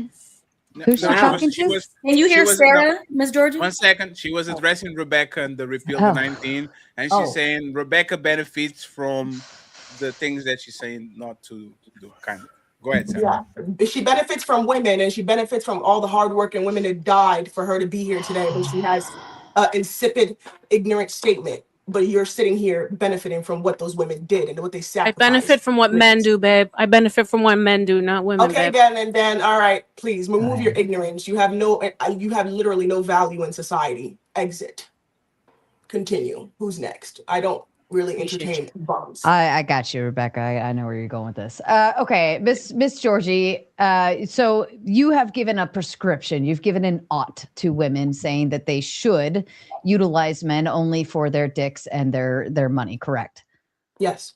Okay, so that is an ought, and that in our world we recognize that as society should appeal to, or should take what you're saying and do what you're saying. And you're saying that we would all be better if we just utilize men for their dicks and their money, correct? Yes. Okay. All right. Now the problem that I'm running to is I hear what Rebecca said as well in terms of like, I respect what you're saying. You view it as transactional, right? I put out, he gives me money. Life's good, right? I get that. And if that's your, I'm all for gold diggers. I think you should make gold diggers great again. However, the caveat is that women still have a duty to society. So when you say fuck Rebecca and her repeal the 19th, the reason why she says repeal the 19th is because our society is actually on a birth rate decline, basically because of people like you. So, and I don't mean that as an insult, but what I mean that by is that everything you stated as to why you want it to be this way is because I get 10 hours of sleep, my skin doesn't age, and I have money and I can buy the nice condo that I want. Number one, that's all materialistic in terms of your nice condo, nice things. You just want money, whatever. Number two, my skin doesn't age. Well, that's part of life. It's part of getting older, but to make that a part of your ought, right? That's all selfishness. And I get 10 hours of sleep. Again, that runs into the idea of that's all about me. I have no duty to society. When in fact, you're claiming that men have a duty to society to provide their dicks and their money, which I could agree with that. I could roll with that in terms of a marriage even. Say, okay, fine. Give me that D. Right? Provide for our family and I'll give you all the babies in the world. But you've already recognized that you don't want to provide children, which would in fact be your duty back to society. If you want to utilize society to your advantage, right? Dicks and money, then you need to give back to society. Because if not, then your society actually collapses in upon itself because of your own selfishness. And if every single woman in the world thought the way you did, we would actually collapse internally and we would have no society to go forward. And life ends as it is. Right. She don't care. Did she have to refresh again? She has to refresh again. Oh boy. I hope that's the case. I'm back. Okay. I was gonna say something. It cut off for me. But I wanted to the point. Can y'all hear me really quick? I'm not talking about her. We do know that trying to have a conversation or a debate or an exchange with a person who is a proclaimed narcissist, I don't know how I feel about that because true narcissists don't recognize that they're narcissistic. So I don't know if she's trolling or if she's the first person ever to really accept. Well, and Dalyn, that's why I said you prescribed an ought, and she agreed to that. She said she made a prescription to society. So I confirmed that up in the beginning. So even if she claims narcissism or doesn't matter. She prescribed an ought to women. So that's I see it as someone that's. Yeah, I hear that. And when someone wants to have a conversation, we can't keep talking past her like she's not sitting right there. Just 1 second. I need to rebuttal. 1 second. Yeah, you want to rebuttal, and Dalyn, you can't do that. She said that you was a narcissist before you spoke.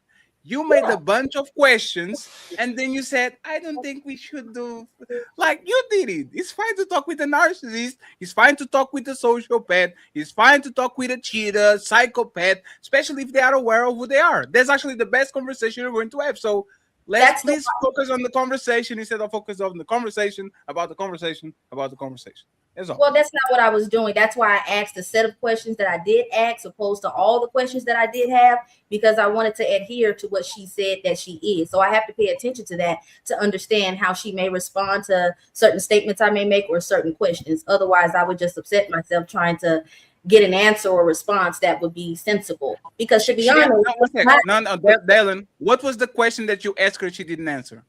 No, I didn't say that she didn't. The point I was making is that if someone says that, there might be challenges with people that are talking to them that are trying to find like a common ground of understanding, but you can't. No, nobody's at this point. Nobody's trying to find the common ground. Y'all trying together. What? There's no common ground in what is going on. Y'all going to do your line of questioning, which is fine, and she has the right to defend herself, and y'all have the right to rebut. I'm just pointing out. I don't want it to feel like this is an interrogation, even though her video. Oh my God! Why? She's the one. Do you always do that? Is that a form thing? Every time I talk, you have to interject. But if somebody else does it, you are quiet. Why is that, Daddy? But because one second, because I have some 1 second, please. This is my show. Let me actually answer that, right? Georgie is probably one of the most savagest woman that I ever saw on this platform. She doesn't stutter. She means what she says, and she says what she means. And Dalyn I want to make her comfortable so she doesn't feel like this is an interrogation. This is a grown-ass woman saying that she's a hoe. She means what she says. Give me money, give me dick, and get out of my way. And you, the dumbass Dalyn, I want her to feel comfortable. She's a savage, and she owns it. Let her answer the question. You're not gonna calm me down because you've already insulted me. You don't have to interrupt me. It was Georgie and Sara, and because the attention is not on you, you are jealous. That's all it is. All the ladies are going on the back and forth. It was insults thrown around. Everybody's grown, and because she doesn't get the attention, now she wants to get the attention. Can Georgie reply to Sara on what she said, please? Instead of talking about Dalyn again. Someone. That doesn't make any sense. Okay. You're just talking about you. You on your own show, and you're trying to take. Okay, so I'm gonna respond to you, Sara. Okay. Hey, Dalyn. What? Hey, Dalyn. You gonna watch your motherfucking mouth. Hey, Dalyn. You have been disrespectful to me since you met me, and I've let it slide. It's not going down like that. Dalyn. What? Dalyn, you had the chance for 7 minutes. I counted. For 7 minutes to do a line of questioning. You asked 3 questions. You had all the time to do it. And then when we skip your turn, and then when we skip your turn, and it was Sara and her, you said, me. Let me make her comfortable. She's comfortable. Can she answer Sara? I'm reiterating that I don't want it. Can she answer Sara, please? Can she do it? Can she do it? Can she answer Sara? Can she do it, please? Dalyn, boss, ma'am, pirate, whatever the fuck you are. Can they go back to the back and forth, please? Dalyn, do you allow us, please? Now you don't want to talk? You're asking for me to talk when my silence is giving Miss Georgie the opportunity to rebuttal. Okay, thank you very much. Thank you very much. I appreciate it. Go on mute, by the way, just to make sure you don't open your motherfucking mouth. Go ahead, ladies. You got it. You have to have people like her and me on your show because you lack the talent and the skill to be able to have a show. You are so fucking disrespectful. So disrespectful. Don't Dalyn, you are here for titties and ass. Become exactly what you are, okay? The other ladies, they actually have opinions and strong things. You are a cuckoo you have nothing on your head. You're a burned brain. So once again, talk less and look at the camera. Thank you. Thank you very much, Dalyn. I appreciate that mumbo jumbo. I'm now smarter. Thank you very much for derailing the show for more 15 minutes. That was awesome. Sara and earlier. Go ahead. Oh, the toddler, stop crying. God damn it, baby. When you were crying, about me, how I was on somebody else's show. Oh, you're Give me attention, please. Please talk about me. Please. Can y'all look at me, please? Can you talk at me? Please look at me. Hey, you know what's funny? You are the worst looking woman on the panel. Now that I notice, that's crazy. Go ahead, ladies. Somebody like you. I don't know about that, Fatty. Fatty, I don't know about that one. You are beautiful. You are beautiful. I don't know about that one. Work my damn feelings. Head down. Am I allowed to respond? Because you guys are fine. I'd like MzJORJI'S response too. Hey, so we can move on with the question. Okay. It's Let's fine, friends. Let's refocus. Let's go back to the show. Don't look as good as her. After the show, I'll sit Dalyn in my lap and I'll give her the business. It's fine, friends. Go ahead, Sara and MzJORJI. Thank you. She definitely fly out to Portugal. She definitely will fly out. Okay, so Sara, I want to rebuttal. Sara, you said something that was quite ignorant, and I really want to address it. You lost me once you made these two comments. You said that women like me are the reason why the birth rate is so low. Sara, the world is currently dealing with a pedophilia breakout. Femicide is on the rise. The death rate of women dying and giving birth is on the rise. You made one of the most, as a woman, the most ignorant, stupid comment to consistently, when the world is going through problems, you blame women, not the men that are making it impossible. Do you know why the 4B movement was orchestrated and started out of Korea? Do you know why? And you had the audacity to open your ghastly, ignorant, stupid mouth to blame women for the current state of the world and blame the birth rate and women not having children, because more educated Gen Z, millennials, and Gen Alpha are trying to take care of themselves and to survive in an economy and in a world where they cannot even take care of kids. And you think that that is a woman's fault. You think repelling the 19 is going to put women back in the kitchen? You're a fucking moron. You are the reason why I keep saying you and the retarded bitch that was under you both should be exited out of this fucking existence. Morons. That's okay, my now I rebuttal gotta to you. talk. Now I got I got you, Rebecca. Sara is there. Sara can answer that. She's right here. Let her defend herself. No. I am. I just want to go after her. Please, Napah, we don't have to respond to every insult. Sara is a grown woman. She can handle it. I wasn't gonna beat up on her because she's autistic, but she called me a bitch. I gotta get in there. She was talking about Rebecca. She wasn't talking about you. She was talking about Rebecca, though. She was talking about Rebecca. You're talking about Rebecca? Okay, I'll let her go then. Yeah, I guess you're not paying attention. You said mortality rate for women giving birth has gone up. Yeah, maybe you're not black, so you don't really understand that black women are dying at a higher rate of mortality. So you can definitely. I just wanted to confirm that that's something that women are scared of. That's a lot of things that women are scared of. MzJORJI, you have a chance to rebuttal. Let Sara finish your point without interruptions. Go ahead. Okay, I just wanted to confirm that's what you meant. I didn't know if you meant mortality in other directions, because you went on the pedo kick and then femicide and then maternal. I'm guessing maternal mortality. I'm just quick Google search. Globally, maternal mortality has dropped by about 40% between 2000 and 2023. 90% of maternal deaths still occur in low to middle income homes. The pandemic, there was a slight increase due to the C-19 issue. Yes, I do read that it says it's doubled. The rate between white women and black women, it's double in black women versus white women. I understand that, but I'm guessing, there's other factors included in that. So I understand what you're saying, right? But that still doesn't solve the problem for society as a whole. So even though I have a risk of dying at generally anything, right? What is my actual chances of dying during child labor, where, our health and technology has increased so very far. I didn't understand what the pedo thing or the femicide thing was talking about. The repeal the 19th actually has nothing to do with putting women back in the kitchen. Quite frankly, it just removes your vote and your options to voting and I actually would say repeal the 19th and put it back to more specifically landowners or very specific qualifications in order to vote. I wouldn't even say just women or just men. And even if we put it back to land ownerships, more than 50% of women actually own land. So it still keeps us in the mix there. More than Say that again. More than 50% of women own property, but thank you.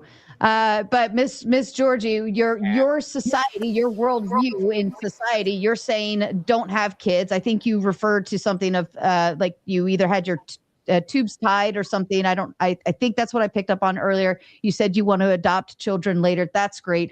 But in all fairness, if you want sleep, beauty, and money, raising any type of child will cost you all of those things. So if you're not willing to tolerate them now while you're younger and still body able to tolerate it and deal with it, then I fear factor more for you later when you're in older age trying to tolerate a teenager because they are 10 times worse than a toddler.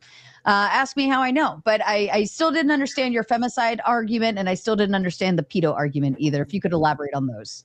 So you're saying that you don't understand my pedo and you don't understand the femicide rate and the pedophilia rate that what we're currently dealing with in society. If you don't understand the two, I will not go elaborate in it. I don't have time to have ignorant banter. You are an educated, you articulate yourself like you're educated. So you should do the research and understand that currently right now, we're going through a very high rate of pedophilia. Half of the millennials that are born have gone through pedophilia. Femicide is on the rise and ridiculous right now all over the world. And if you don't see that as women being more conscious, and the reason why the birth rate is dropping because women are being more cautious and selective in the men that they choose and how they put themselves in what they've been told they're supposed to be in, then I'm not going to go back and forth with you. You were entitled to your ignorant point of view, but moving on with that, when it comes to kids adoption, and the reason why I want to adopt is I want to be financially very well secured when I have kids. Kids need money more than they need all the bullshit emotional things you think they need.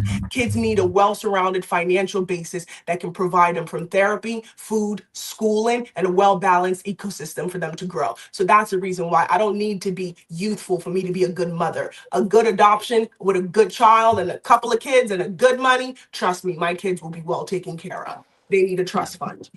Okay, so for the pedo thing, considering the fact that you view men as only useful for their dicks and money, don't you think if you viewed them as protectors for your relationship and your children, that would actually prevent the pedo thing from happening? Has that happened through society? Has that happened? Has pedophilia since its whole entire inception, has it changed? Hold on. In my input, this is me, right? In this new and where we are in society right now, pedophilia is still on the rise. Where I come from, right? Where I come from in Africa, we're still fighting to repel marriage of young kids under the age of 9, girls being married to 45-year-old men. We're still fighting until today. What actually are you trying to babble about? Do you actually come on here with point of views that matter on society? Is it the Muslim culture that is still producing Sharia law that it makes young kids marry, and they're basing it under Muhammad, who married a 6-year-old and impregnated her when she was fucking 9? Mm-hmm. You think my ideology of dick and money is the reason why men are rampant in fucking pedophilia? You think that's it? You think that's the point? Wait, 1 second, friends. We are on YouTube, friends. Please avoid the Edo, Ilya, and the Edo. I know. Yeah, like please. On the beginning, it was okay, but we're doing a lot of these buzzwords. We don't want the. Yeah. Okay. My apologies, Fatty. We'll use it PDF.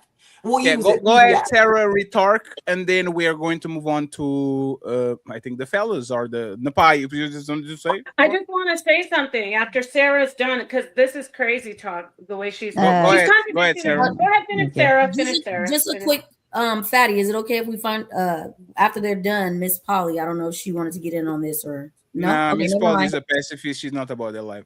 Can I make a point? I definitely don't want to speak to the single mother with big titties. I'm done talking to her. We're done. Hater. I'm not a single mom. Hater. Okay, if I could finish.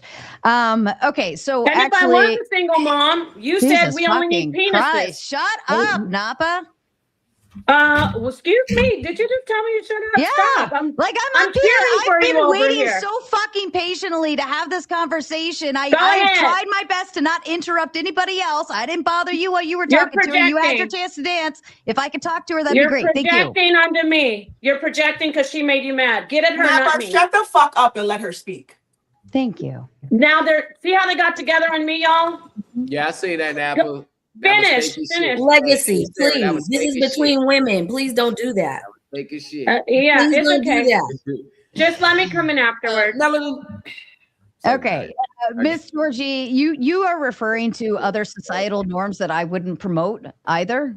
So you refer to the Muslim religion and their practices. I wouldn't promote that either for society. In fact, I would be completely against that. If you asked me for my ought, I would promote more Christian-oriented societal norms upon people. And actually, statistically speaking, yes, a child that is raised in a home with a mother and a father is statistically better and has better chances of going forward in life and prevailing and having success and so on, and safety features as well. So when you are referring to adopting a child later, but you said you didn't want to marry a man either, so you're going to raise a child by yourself and hope that you will be able to protect them the same way that a mother and a father as a whole will be able to protect them. You are actually setting your child up for more potential failures. I'm not saying they're going to fail. I'm not saying you're going to drop the ball. But what I am saying is, statistically speaking, you are setting them up for more failure, whether you adopt them or not, or have them yourself or not. You are setting them up for failure. Whereas in a husband and wife society, a husband and wife in a marriage, in a family life that makes babies and raises them, they are statistically more likely to do better, not only through life thriving, whatever, but in society as well. And we are going to produce a better society substantially by doing that.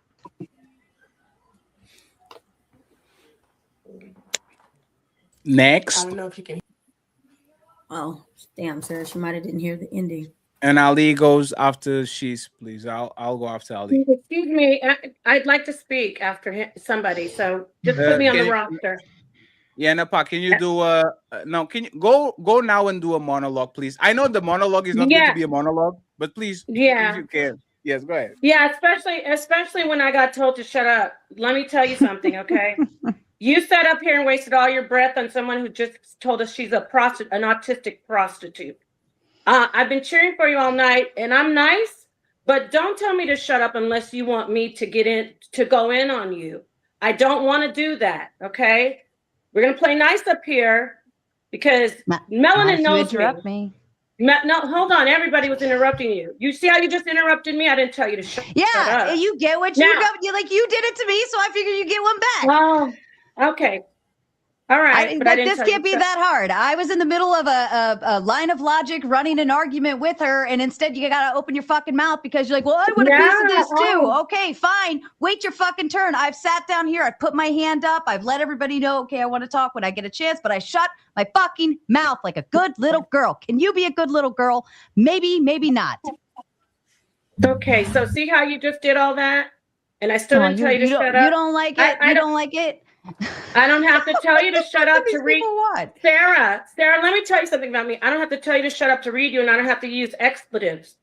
You want to seem smart. You wasted all your time up here with an autistic prostitute trying to pull up little Google facts.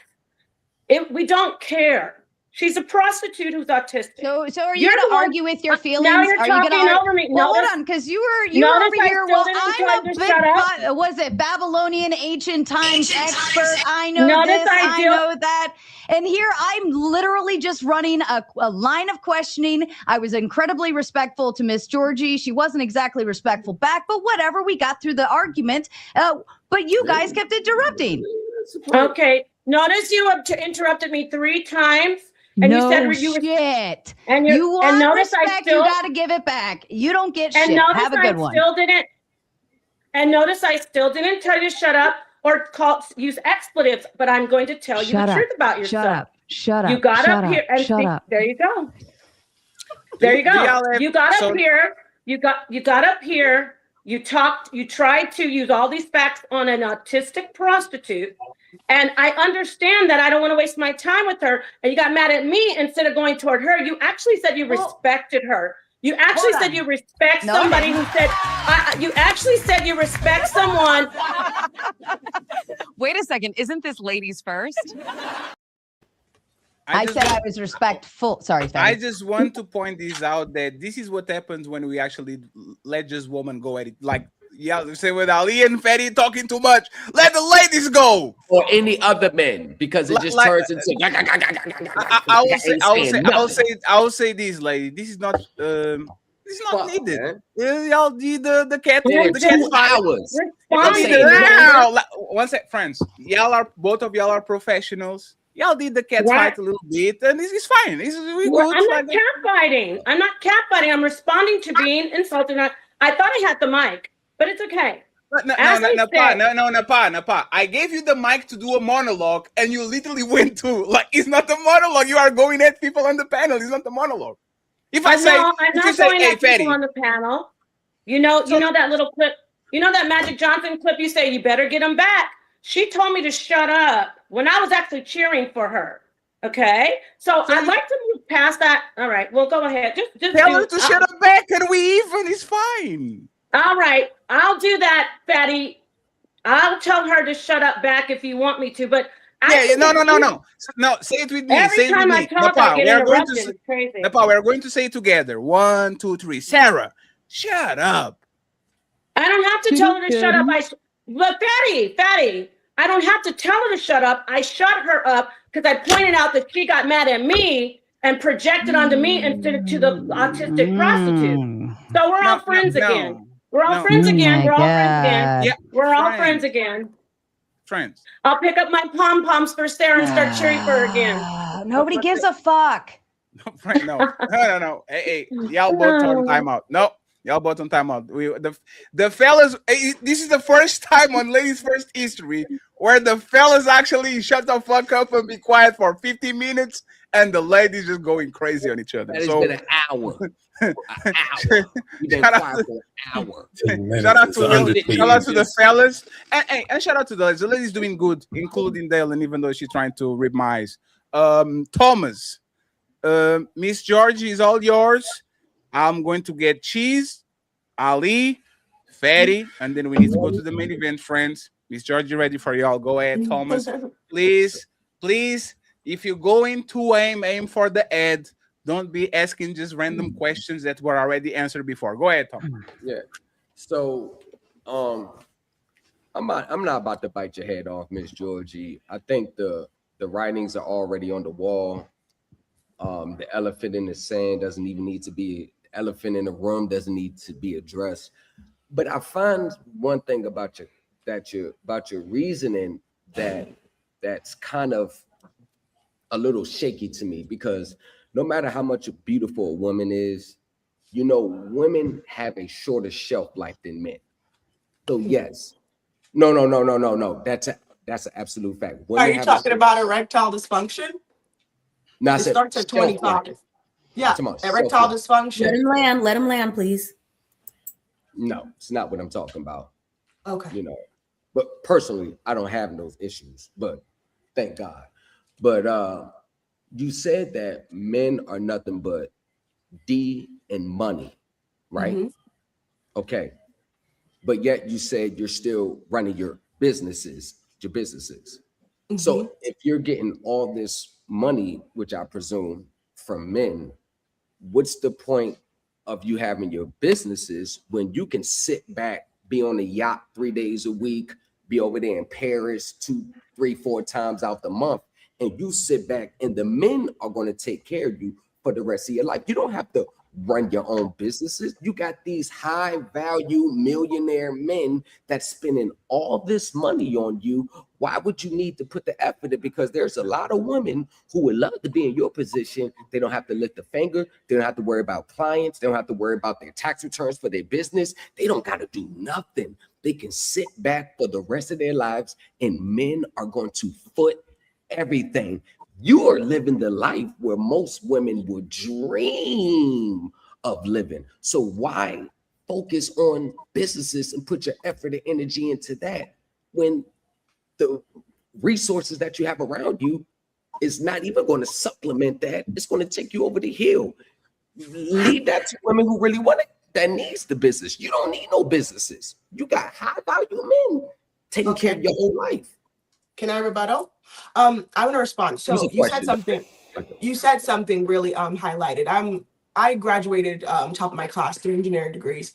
I come from a country where the need and why I started my business is also because I'm a philanthropist at heart. My goal is to actually, by the time I reach by 60, I want to be a full-blown philanthropist. I have goals rather than just, even though yes, I deal with high value men, I make money, my goal isn't necessarily to be taken care of.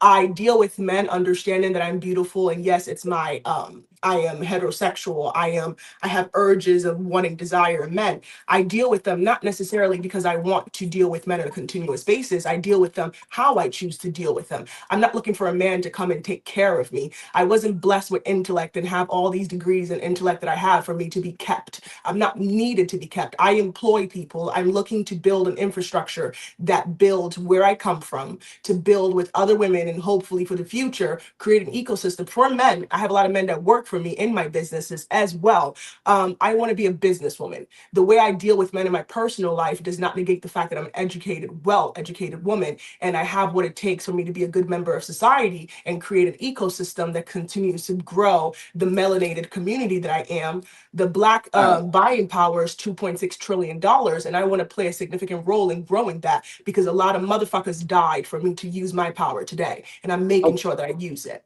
All right, so okay, thank you for that clarification. So when you say that you don't really need men to be kept, it's basically just recreation, right? Recreation. Yes. Do you ever plan on being married one day? No, I was married for 10 months and I I exited. It wasn't for me.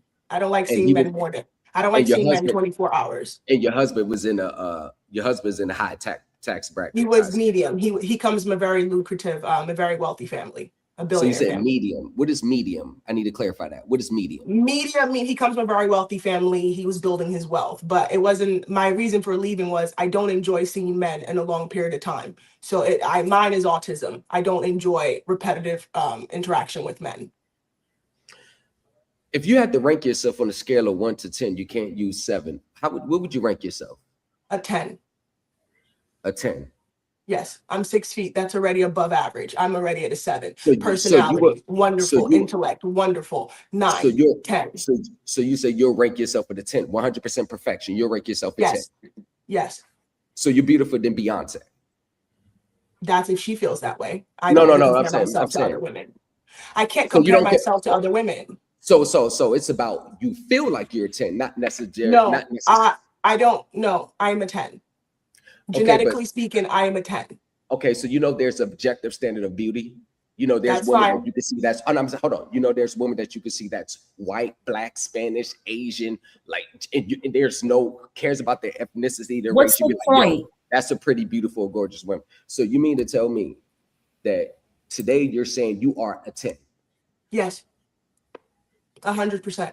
I'm 6 feet, 36 triple D, fat ass, natural, waist slim, sit well, skin flawless, no Can we get a pimples, Kendrick cam? teeth, no veneers, natural. What else is there to be a 10? Can we get a Kendrick cam?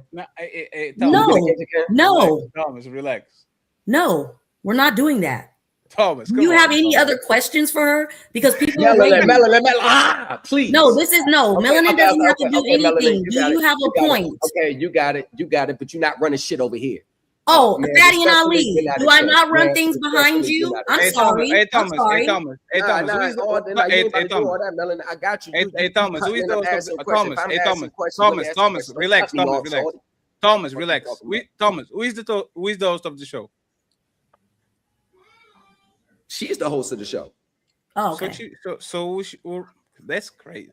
But the question is, you y'all can't. just If be you don't want difficult to, for if you no don't want to fucking answer reason. the question, That's her crazy. not answer. You don't have to pacify her. No, She's a you grown just woman. asked for No, You- Thomas. that's what you Before said. you went in, I said make it count. You are asking for candy crumbs. What's that? The point that I'm getting is, man, I think if you're getting all this money from men, if you're doing all this, shout out to you. Yeah, I'm Good going on luck. vacation for Good 3 luck. months. I'm going on vacation for 3 months. So yeah, I am. I know I've been on 6 already this year. I got you. But That's cool. I know, yeah. But shout out to you, man. Respectfully, just shout out to you. Shout out to you. I don't see a 10 there, but shout out to you. I don't see a 10 in you either. I mean, your mom could have picked better, but that's not my problem. But you don't look better than this. I don't want to look better than her That's because the I would problem. pick you. You I don't would look better literally than fuck this. you for money. The only I way I know would you don't touch you look. is You for don't look. money. You don't look better than that. That's I the whole don't want to problem. look better than her. That's I'm the whole telling you, the problem. only way I would deal with you is That's the whole money. problem. You don't even look better than Money. that. I don't want That's to the whole look better than problem. that So I because don't you're believe not you. something I would actually claim. But I don't believe you. That's fine. You don't have But to that's believe cool. me. I That's why know. you I have know. her. Why do you worry about what I think? I don't want Because you're you. lying. Because you come up Why here am I lying. lying? Because I don't want you. I know what autism, it gets you But to I start don't seeing want you. stars I and don't need to moons be in the autistic sky to tell you and that shit I that's don't not want there. you. But it's Okay. I understand your condition, so I'm not even gonna, but man, you're nowhere near Okay. 10. All right. Thank you very much. You're nowhere near Good. 10. Congratulations to your dynamic. I don't know what my input has You're to do. nowhere near 10. Can we And be that's not a bad responsible thing. for autism? Ooh, like that is Okay, a. And it's let's not a continue. bad thing. It's not a We're bad having thing. an argument about me not finding you appealing or me not giving No, a it's fuck. about you're lying. You come here lying. Okay, but I'm not lying. You've I'm been literally just telling you I lying. wouldn't fuck you beyond money. That may be true, man. But the thing Okay, is, so the can we men move on that with the you're next talking about, topic? I think they live in You your have head. a I don't think they beautiful live in woman, but reality. you're stuck on having Okay, this I don't think conversation they live in your Can head. we I move think on? Fatty, can they we live please in get your the head. next I don't think they person? live in I'm not reality. having a redundant conversation. 1 second. I want Thomas to get his full thought out. Go ahead, Thomas. No, I mean that's just pretty much. I mean, How tall are you? How tall are you? You sound short. You sound short. How tall are you? I'll answer the question in a second. How tall are you? I answer the question in a second. Let me just get this thought out because I don't got much long. Everybody want to, well, not fatty, but everybody just want to move me along. But I just think that you come in here and you talk about men are utilities and D and money, and then you talk about being a goddess, and then you talk about women being the spiritual nature. Then you talk about your two sides, so you're not going to produce a next generation. And then you talk about being a philanthropist, and then you talk, man, you are all over the place, and I think that you are disconnected with reality. That's just my opinion. Men are nothing but D and money to you, cool, but they can still be gods. So if they're nothing but D, demigods. I know, but demigods, semi-gods, hemi-gods, remi-gods, whatever.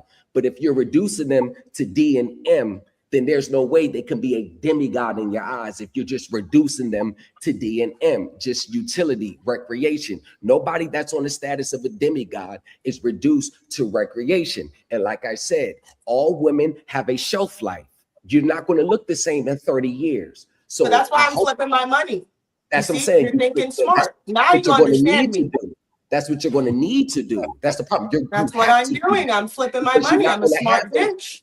But that's you're why not I going own to have businesses. those. I know, but you're not going to have those high value men in the next. But I'll 10, be 15, rich. But I'll be fucking filthy rich. That's all that matters.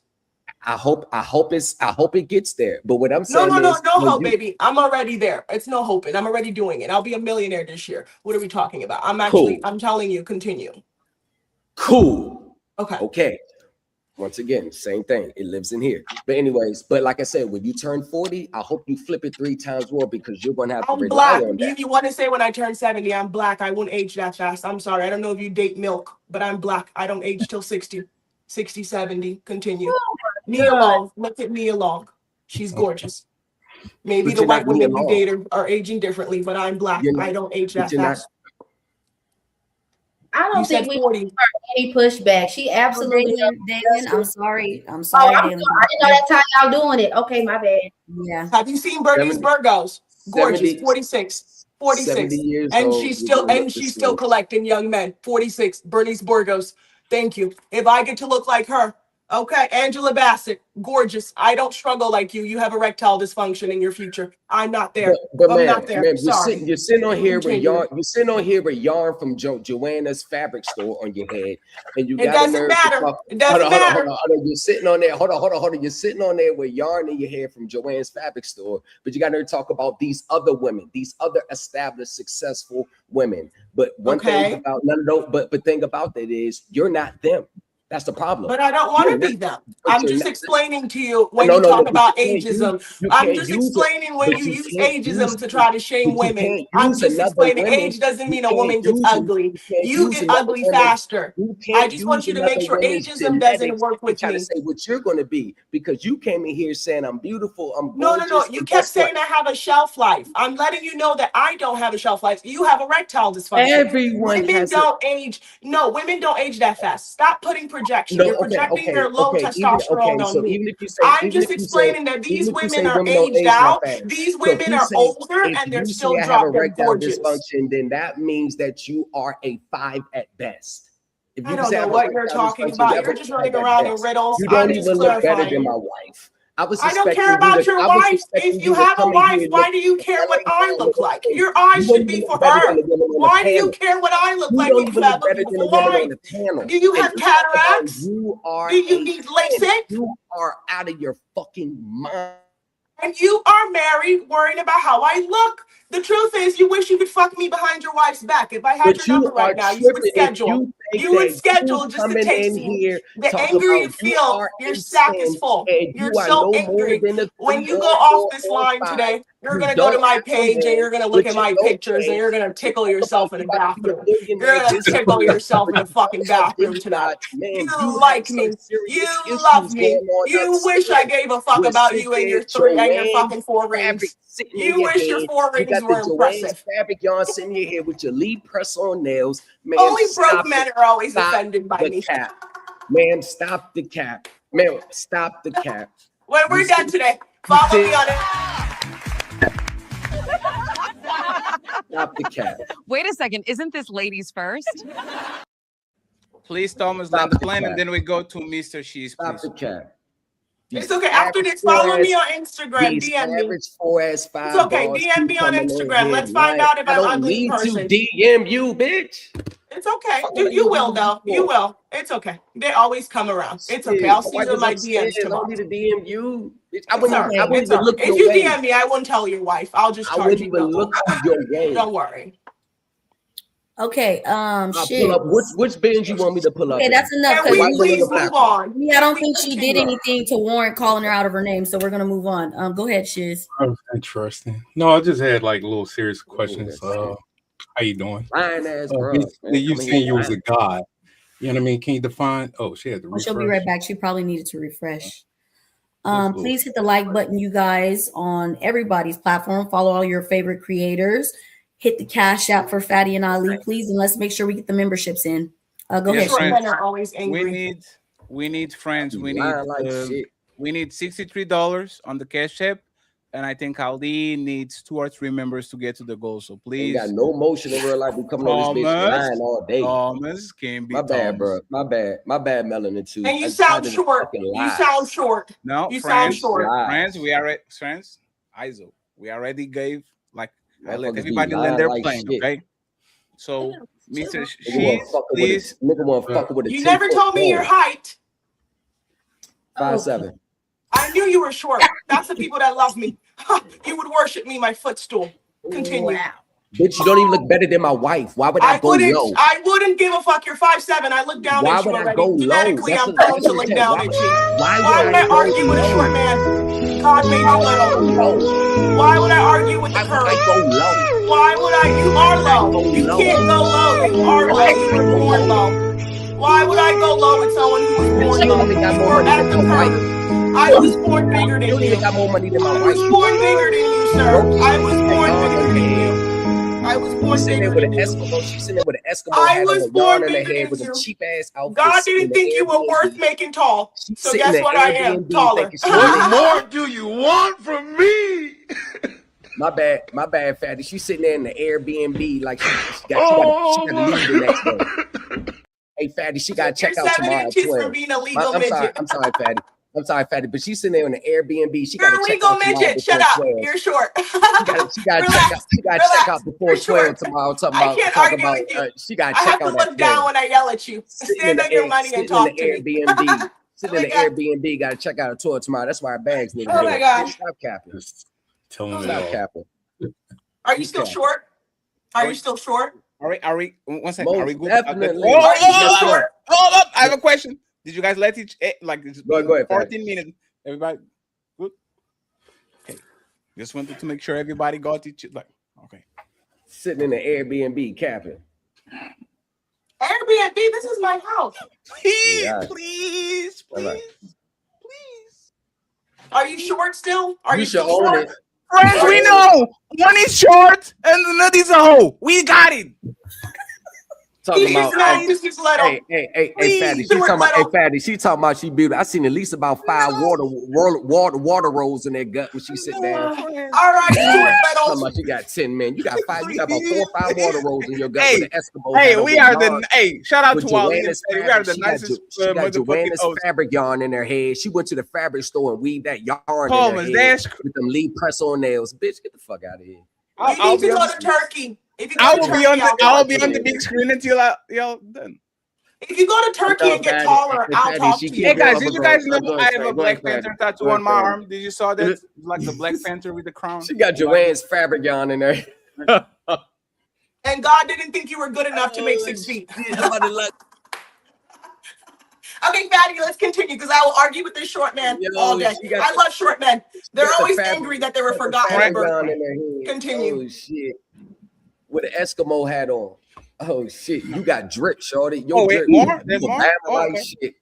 She got Joanna's yarn. She got Joanna's yarn in her head with a black Eskimo. See how the universal moved into my existence. Short like a cold-blooded bam. And here we observe the modern caveman. Lost in thought, his eyes fixate on a strange glowing box of light. He pokes, he prods, desperate to understand the power before him. Then, he sees it, the sacred symbol, the like button. But alas, this primitive soul does not yet grasp its true meaning. If only he knew it meant what one simple tap could do.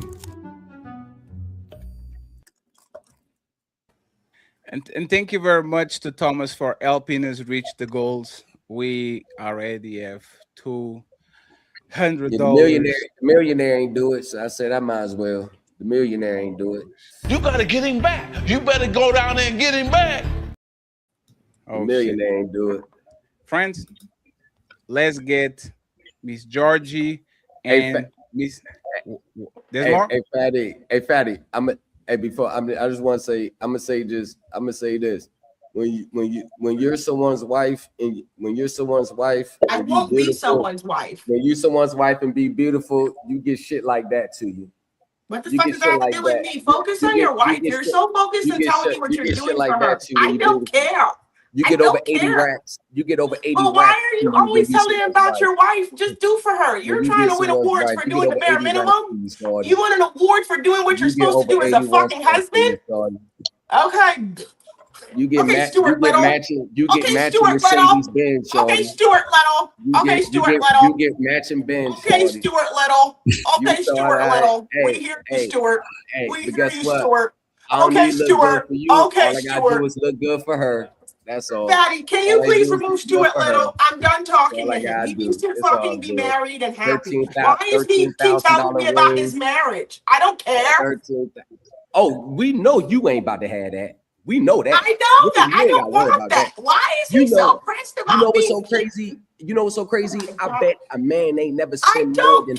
I have a Itachi. I like that tattoo. Can we please move on to the next person? I have like this tattoo. It says peace. My tattoo says peace, like he's the peace. That's what I'm trying to get to. I don't know what we're doing. And I have an elephant over here, and I have like African woman. And this shout out to the motherfuckers hating in chat. You wish and you I have had a Kobe the resources tattoo to help over take care of here your wives too, or your girls. You wish you had the resources too. Okay, so I think it's somebody else's turn now. Yes. Can we please be respectful of the panel?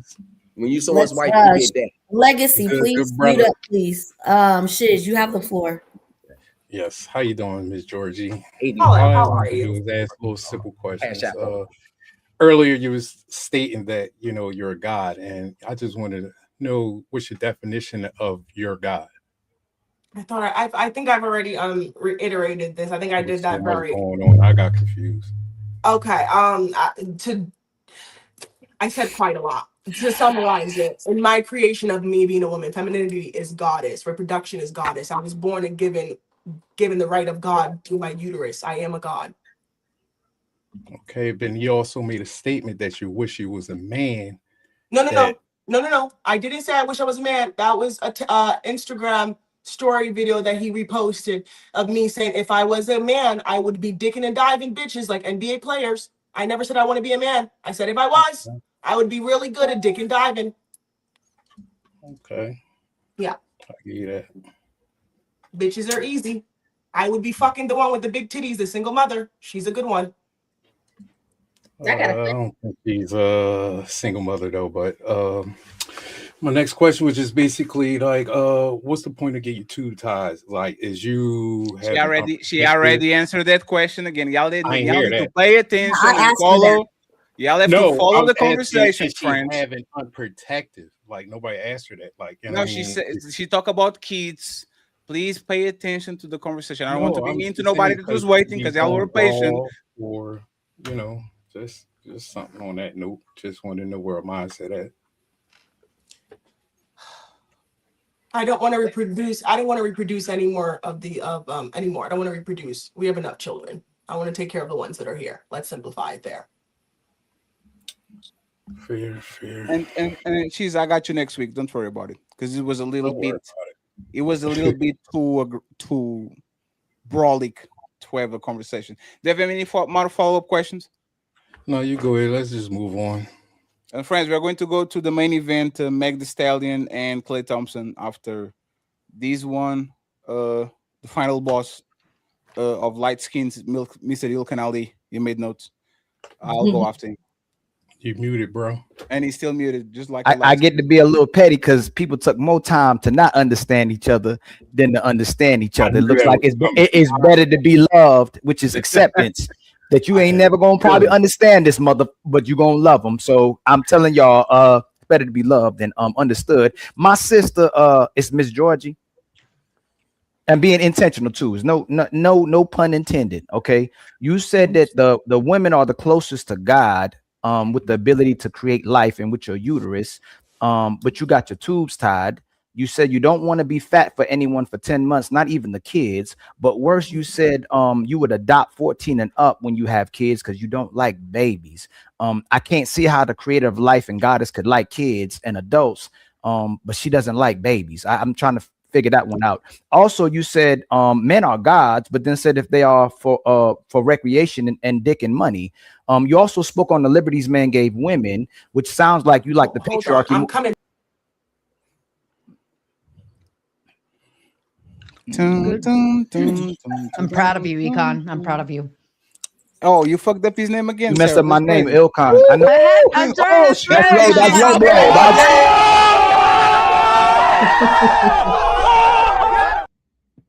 That was a low blow. That was a low blow. That was because I was being petty. She was bragging about how she got the name right and then she fucked up again. That's crazy, Sarah. Yes.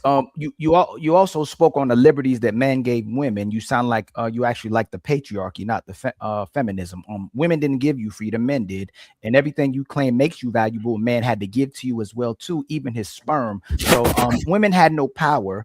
Men did, and they chose to give women power. So it leads me to ask, how did goddesses become oppressed by gods if they are superior to gods? And if man didn't give you dick and money and sperm, and you don't have a baby according to what makes you a god, from what you said, you have no value except for calling yourself God, not being a god. It's why you called yourself shallow earlier, and it's why the actual gods, the men, say when women talk long enough, you accidentally tell on yourself. So what you've done, somebody got something in the background, and I saw it.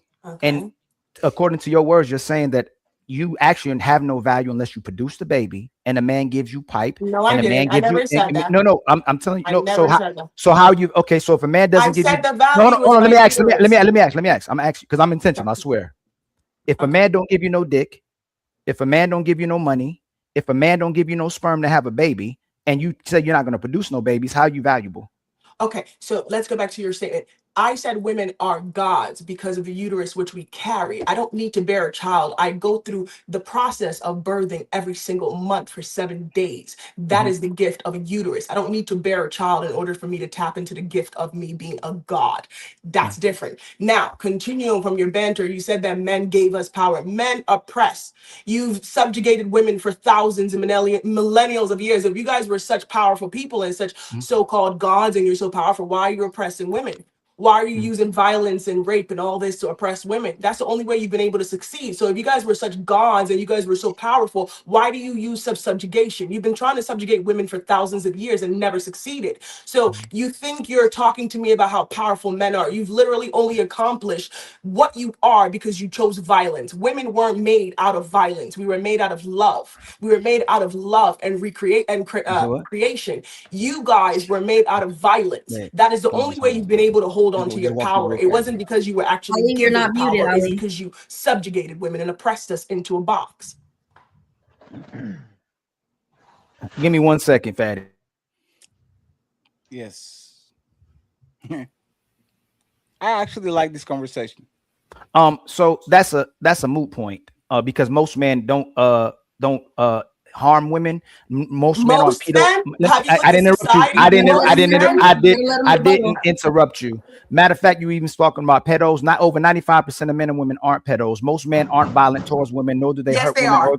Let me finish, please. And I know you're biased because 15,000 men die annually, more than women and children as well too. But you pick women and children instead of speaking about. And why do they die? Can I finish, ma'am? Can I finish, ma'am?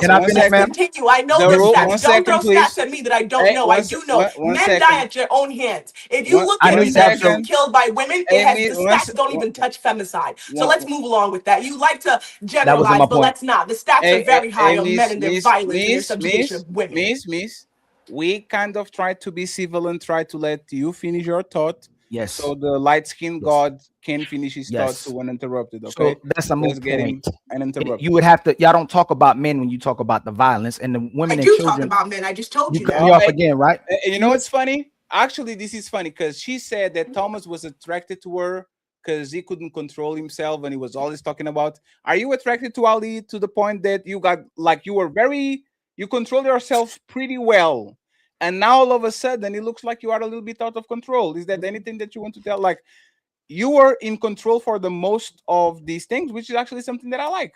Like you're very intentional about it. Can we keep that? Can we keep that? I don't mind keeping that, but I hate when people throw things out and they're not speaking of facts. He's literally you can correct him after he finish, right? If your opponent is committing a mistake, you let him finish. Absolutely. So let's get Ali. I didn't make a mistake. You wanted a rebuttal by saying that men are deleting men, but men are still getting deleted. But you don't address the fact that they're getting deleted more than women and children. But that's fine. And when you talk about globally, the women and babies getting deleted is typically during in war zones. You talking about Gaza and certain places like that, right? No, I'm not. Number two. Let me two. That's fine. We come back to it. Number two. Ma'am, in order for you to get pregnant, a man has to literally go inside you. So if a man never comes inside you and gives you sperm, can you get pregnant? No. Okay, so we're more valuable than according to your words, because the only way you can get pregnant is if my seed of life goes inside of you. If you walk around here with our man never touching you or going to a sperm bank and getting a sperm from a man, then you're invaluable. You can't equate giving birth to a child to being a god, but you don't talk about I never said giving birth to a child makes me a god. I've literally corrected you multiple times. Okay, so what else makes you a god outside of giving birth then? I've just told you that again. No, I forgot. My gift of my uterus, my gift of life, my monthly is my gift. That's my goddess power. That is it. So what is the uterus intended for? Birth. Then it's about the same thing. It's about giving life. It's the fact you're saying a woman is valuable. So hold on. I do, ma'am. You're talking about. You didn't talk about your clit. You didn't talk about the lips. So you keep interrupting, right? You're not talking about your walls. You asked me a question. I didn't interrupt. I'm still going. Ask me a question. No, but you finished, right? Continue. You're not talking about your walls. You're not talking about the clit. You're not talking about any other body, a part of the womb or anything except for the uterus, which it's the fact what you want to have a baby. The woman giving life is what you're associating a God being, but you said we were a God as well too. Again, if you're so goddess-like, how did we end up controlling you? And we had to give you power to get power back or get some type of power, and you can't get create a baby unless a man goes inside of you. You're invaluable. Okay. According to you. Are you yes. Done? Okay. I'm going to do this again because apparently you're missing key points. The only reason why men have the power they have is because of violence. You don't have your power because of pure intellect or you were giving your power. You took it. literally history. You talk about men deleting themselves. The stats of 15,000 is men unaliving themselves. Women do not unalive men at the rate that men unalive women. And it's definitely 100%. You can see the stats. You talk about pedo culture, the PDF culture. It is rampant in men. Not saying that women aren't in it, but you can see it in literal religion. Everything that is men describing and glorifying their PDF lifestyle. You talk about, oh, if it's not men giving me their seed and having a baby. No, I have a uterus. I know what it means to have a baby. Every single month, I struggle with Braxton Hicks. I have Braxton Hicks contractions, and I go through endometriosis, and I have these issues. Every single fucking month, I bleed for 7 days, where I have to be on bed rest for the first 2 days. You people can't even deal with a single, even a microsecond of an hour of cramps. If I gave you even what I deal with, mind you, they give you normal cramps. If you dealt with a minute of what I deal with as someone with endometriosis and cyst issues, you wouldn't even survive. So let's stop that. Your whole entire designation of power is because of violence, which is one of the things where I tell women, I think women need to become more comfortable with violence. If women were more comfortable with violence, thank God for guns. I really, really appreciate that they're in existence. Men wouldn't have the amount of power that you guys think you have. You subjugated women. You have assaulted women. You have put women into oppression in order for you to hold power, which means you have no power. If you have to subjugate in order to rule, you are not power. Ali interrupted. You muted, Ali. Two things I'm gonna say. First one is I think women have menopause. Don't you get to a place where you can't create babies anymore? And men have Let me finish, man. Let me finish, man. You cut me off every time. I think you don't cut off people when they're not telling the truth. I think you only cut off people when you trigger by the truth. So let me finish. Thank you, ma'am. So we can create life till the day we walk off this earth. A man can with the life, with the seed of life. Women have menopause. Number two, you talking about women are more logical. There's far more male philosophers than there are female philosophers. You got Socrates, Plato, Aristotle. Can you name 3 women philosophers? And you too, Napah, if you're doing that face like that, can you name the female philosophers? You literally have no input. Oh, I answered your question. So no, you got to answer my question. Can you name 3 female? Let me answer that question for you. Do you know why women weren't documented? Can you name 3 female philosophers? I cannot do that because a lot of women were written. A lot of women were written out of during Socrates, during Plato. A lot of women were written out of history. You were literally just spewing a bunch of shit without actually talking of facts. Women, okay, let's look at the story of the NASA. How did NASA get to the moon? Was it not a woman who did the math? I forgot her name. I apologize, missing her name. Who actually did the mathematical equation that put the rocket into rotation and brought us to the moon? It was a woman that did that. Do you know how many women were written out in history for their addition to society, to discovery? Do you know how many women fought for them to be notified? Do you know that?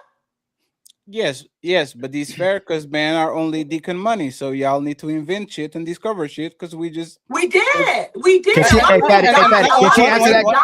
A lot of women died trying to fight for their second, please. One second, please. But that's your point, right? So let's turn it around.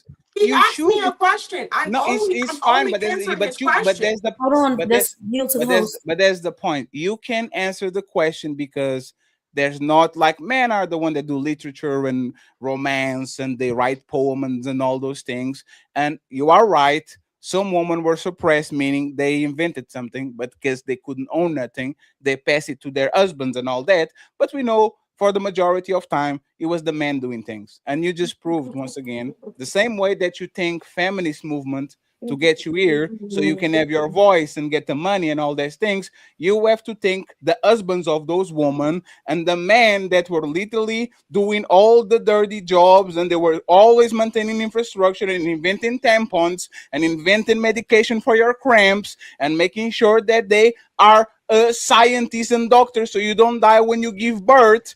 These men are as important or more important than any feminist that push for your rights, because these men literally are sustaining the society that you are so thankful of. So I will say these and then Ali can get it again, right? There's two things on this conversation that I don't understand, right? I don't understand why y'all trying to motherfucking change her. She said she's a hoe. She gets money and give me money and dick and let me go and take that money and make my empire. Like it's the saying, everything is about sex other than sex. Sex is about power. This is the embodiment of that woman. She's an attractive woman. She has the world on her motherfucker. The world is her oyster. She shouldn't be trying to be consistent. Do you want to reproduce? Why don't you want to reproduce? I don't want this woman to be a mother. She's straight up. Give me the money. Let's have fun. I bounce when the money is off. We are asking women to be honest about that shit. Women keep telling us we are dicking money. That's what we complain about here.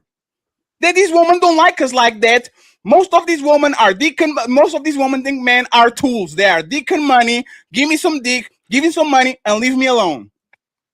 And when we get a woman that comes on the panel and literally crystallizes what we've been feeling, instead of saying, you don't need to reproduce, you don't need to be dating, you don't need to be a wife and all that shit, we keep trying to change people that shouldn't be on the fucking dating pool like that. Or if they do, they are doing it with other men that believe in what she believes, that men are dicking money. So let me give you some money and let me give you some dick.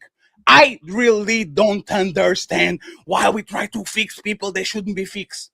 Let them fucking be. The Noah's Ark is not going to take everybody, and she is outside saying, I love water, let her drown. And if she doesn't drown, congratulations, you are a great swimmer. But respectfully, I don't think anybody's trying to change her. No, Thomas, for example, right, Thomas, and I let you do the extent of questioning because I didn't want to interfere. What does it matter if she's a 10 or a 1? It doesn't matter. She's an attractive woman. Men, after this motherfucking show, are going to line up to subscribe to her OnlyFans, send her money, watch her do whatever. They are going to do it. I don't disagree. I don't disagree. I think half the chat is going to do it. I think half the chat's going to do it. I get it. So Thomas, but that's the point.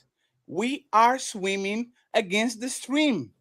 There's no reason for us to do it because once we click off, these women are going to do what they want to do. She was honest about it. You shouldn't champion it. But you shouldn't change it either. Treat her like what she is. And once we have this conversation and we finally figure out that this woman is doing what we want her to do, create separation from the good woman, the wifely woman, the woman that wants to have kids. See, if she created the separation and now we finally got what we wanted, the good woman is over there and the bad woman is over there, why the fuck are you trying to invite her to the good woman side when she is clearly the woman that we point out over and over again? Why? Fatty, she would never be on this side. She would never be on the side that I'm on. I'm just saying that all I was saying is like, man, you maybe get off on the looks on how you think you are, but I'm saying, hey, that's a shelf life. So that's why I was wondering, because it was contradiction. Say you don't need a man for nothing, just recreation. And then I got my businesses set up. Hey, if you got your business set up, I'm saying, hey, make money, because if you're just relying on men's resources, but then she said, oh, I'm not relying on men's resources. I know. She says, no, Thomas. No, hey, Thomas, this woman has OnlyFans. Hey, not just OnlyFans, all access in other ways. It's not just OnlyFans. Okay, it's real. Hey, no, Thomas, one second. Thomas, this is what sex workers do. They will use their beauty to get a tremendous amount of money, and then they'll grab that money when they are older and they don't look exactly like they were when they were 23, and they will turn that shit into a business that will last them all that life. This woman is Thomas. This woman is. Most women don't do that, Fatty. No, I don't see that. I don't see that. already said that. Hey, Miss Coco. I don't see it working like that. Half the chat will do it. Let me finish. Fatty is speaking. This is my problem with y'all. We are not talking about most women. We are talking about this woman. She told you, give me money and give me dick and get out of my motherfucking face. I don't like you. I'm autistic. I get mad when I be with you for a certain amount of time. I can't stand you. Just give me my money and move around. She doesn't look like she's living in poverty. She's well taken care of and all that shit. Why do we see these women? And Sarah, since you are going to raising your hand, why are we talking about birth rates? She shouldn't be reproducing at all. Let her. Thank you for tying your tubes. Thank you. And all the women that think like you do the same. And all the men that are pieces of shit and deadbeats, go fucking get a vasectomy too. We shouldn't want to make women reproduce and get married for the sake of doing, and then the other motherfucker is going to suffer. That kid is going to motherfucking suffer. Let them alone. It's fine. But Patty, I Well, she said she wanted to adopt. No, he said Sarah. He said Sarah. One second. Let Thomas respond, and then Sarah goes. Go ahead, Thomas. We would talk about these type of women when they're not around, right?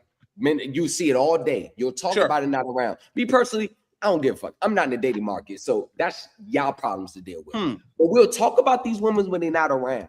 And women will be talking about these type of women too when they're not around on the panel. So you have someone that's owning that shit on the panel, and you see split in half. The same people that will be talking about them when they're not around, they're defending them when they're around. This is why I say for 90% of the women, they're all the same. I don't care about whatever they try to project themselves. Hey, Thomas, I agree. No, Thomas, but you know what's funny? Thomas? They're all the same, but she's honest. Because there's a bunch of motherfucking people on this space. There's a bunch of motherfucking men on this space that say marriage is prostitution. I give you money and you give me in-house pussy. That's literally what they say. But once a woman comes in and she says, you know what? They do this right. You take care of me and give me money, and I'll give you sex on demand. Hey, you shouldn't be doing that. You should love employees. Respectfully, most of our women sees this exactly as her. They just don't have the courage to say come out and say it. Even the ones who be speaking against that shit, that fake ass, oh, I'm on the men's side, they just like her too. And one thing I will say, Miss Georgie, I will respect you for at least being 100% and honest. Because one thing I noticed.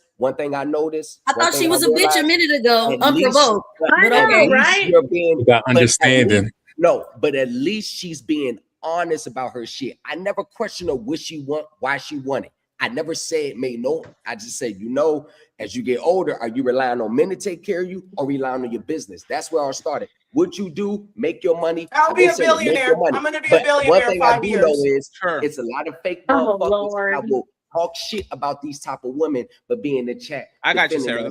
Shit on that fake ass fuck shit. So if you going to do what you do, Miss Georgie, do your motherfucking thing.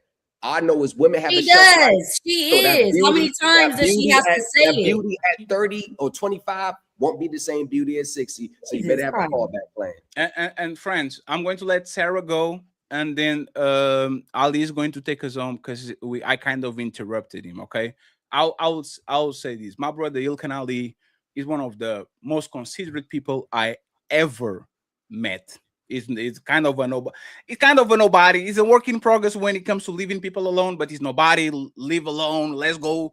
Kind of make sure people are okay and all that. My biggest disagreement with him a lot of times, and I think he's getting there because he's way better than he is certain people. The door is closed. It's okay to be a bouncer in front of the club and saying no t-shirt.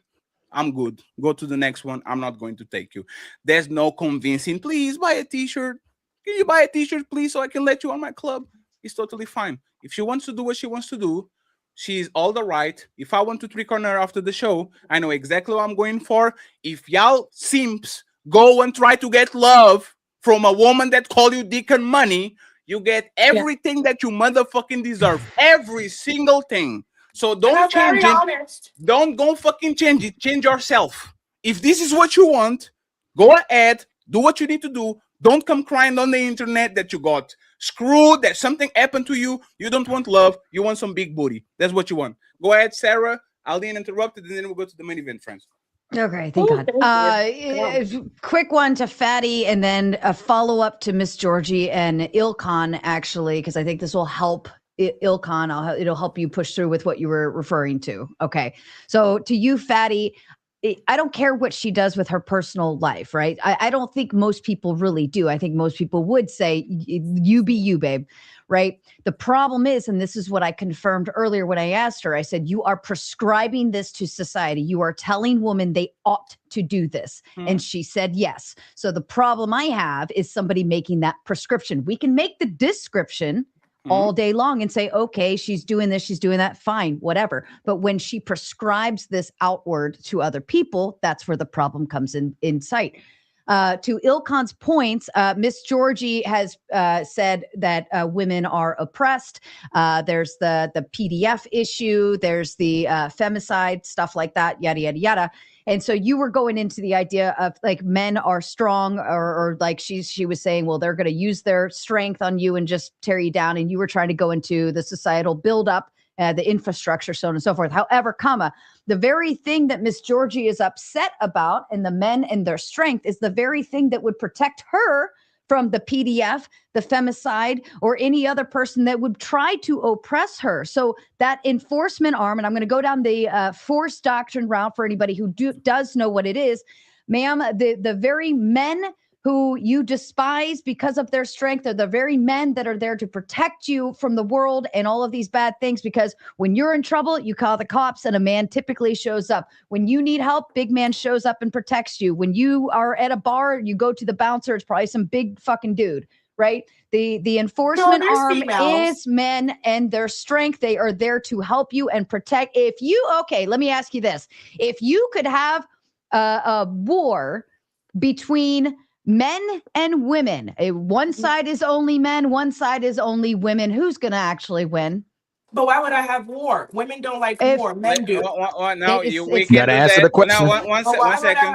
The same way Thomas answered what was his height, you have to answer if there was a man and a woman war, and you said that men oppressed women throughout history, so men been doing things to women according to you, so it's just a continuation. If you had to pick between who is going to win between a man and a woman, I mean, physically, men would win. What does that have to change? What I'm saying so is, what this is what we call the force doctrine. Okay, so force doctrine is he with the strength wins. Okay, now in lieu does of that make it Let right? her finish. You respond. It's okay. What was your question? I can clarify if My you want. question wasn't. It's like you're trying to validate the violence that men use for century to oppress women. Is like, oh, that's a qualification. Of course, we live in a modern century where there is police, and I can pay for protection. I can get security. I have guns. I collect guns. I'm very well equipped in MMA, physical protection, whatever it may be. What are you saying? Are you trying to validate men's violence? So you're saying that's a cool thing? What are we trying to validate? Sarah, you get the floor. I just want to clarify this, and this is a big. Just because somebody is explaining something doesn't mean that they agree with something. So please, but she's speaking in the sense that just because Sarah is explaining what happens doesn't mean she's apologizing. I can say a man physically can rape a woman just by using his strength. I'm not condoning. I'm not saying he's right. I'm just saying in reality, if a man wants to take advantage of a woman and I close the door, most probably he will, because he probably is stronger than her. Sarah is explaining things. She's not advocating for things. So go ahead, Sarah, and interrupt it. Okay. And then you can. I just wanted. I'm glad you said that, because the way she was speaking is why I wanted to clarify. Because most times the protection that we're looking for is protection from men. It's not like it's women that are coming to harm. It's mostly other men. Most men that are killed by other men. Most men that commit violence are other men. So if I'm looking for protection, I'm looking for protection from men. So what are we trying to validate the violence that is men? But the equivocal piece that of protection that you're going to get is another man. Now, the only way a woman has equal standing and foundation in strength wise, like if I was to go, if Ilkan and I wanted to get in a fist fight now. Bravo.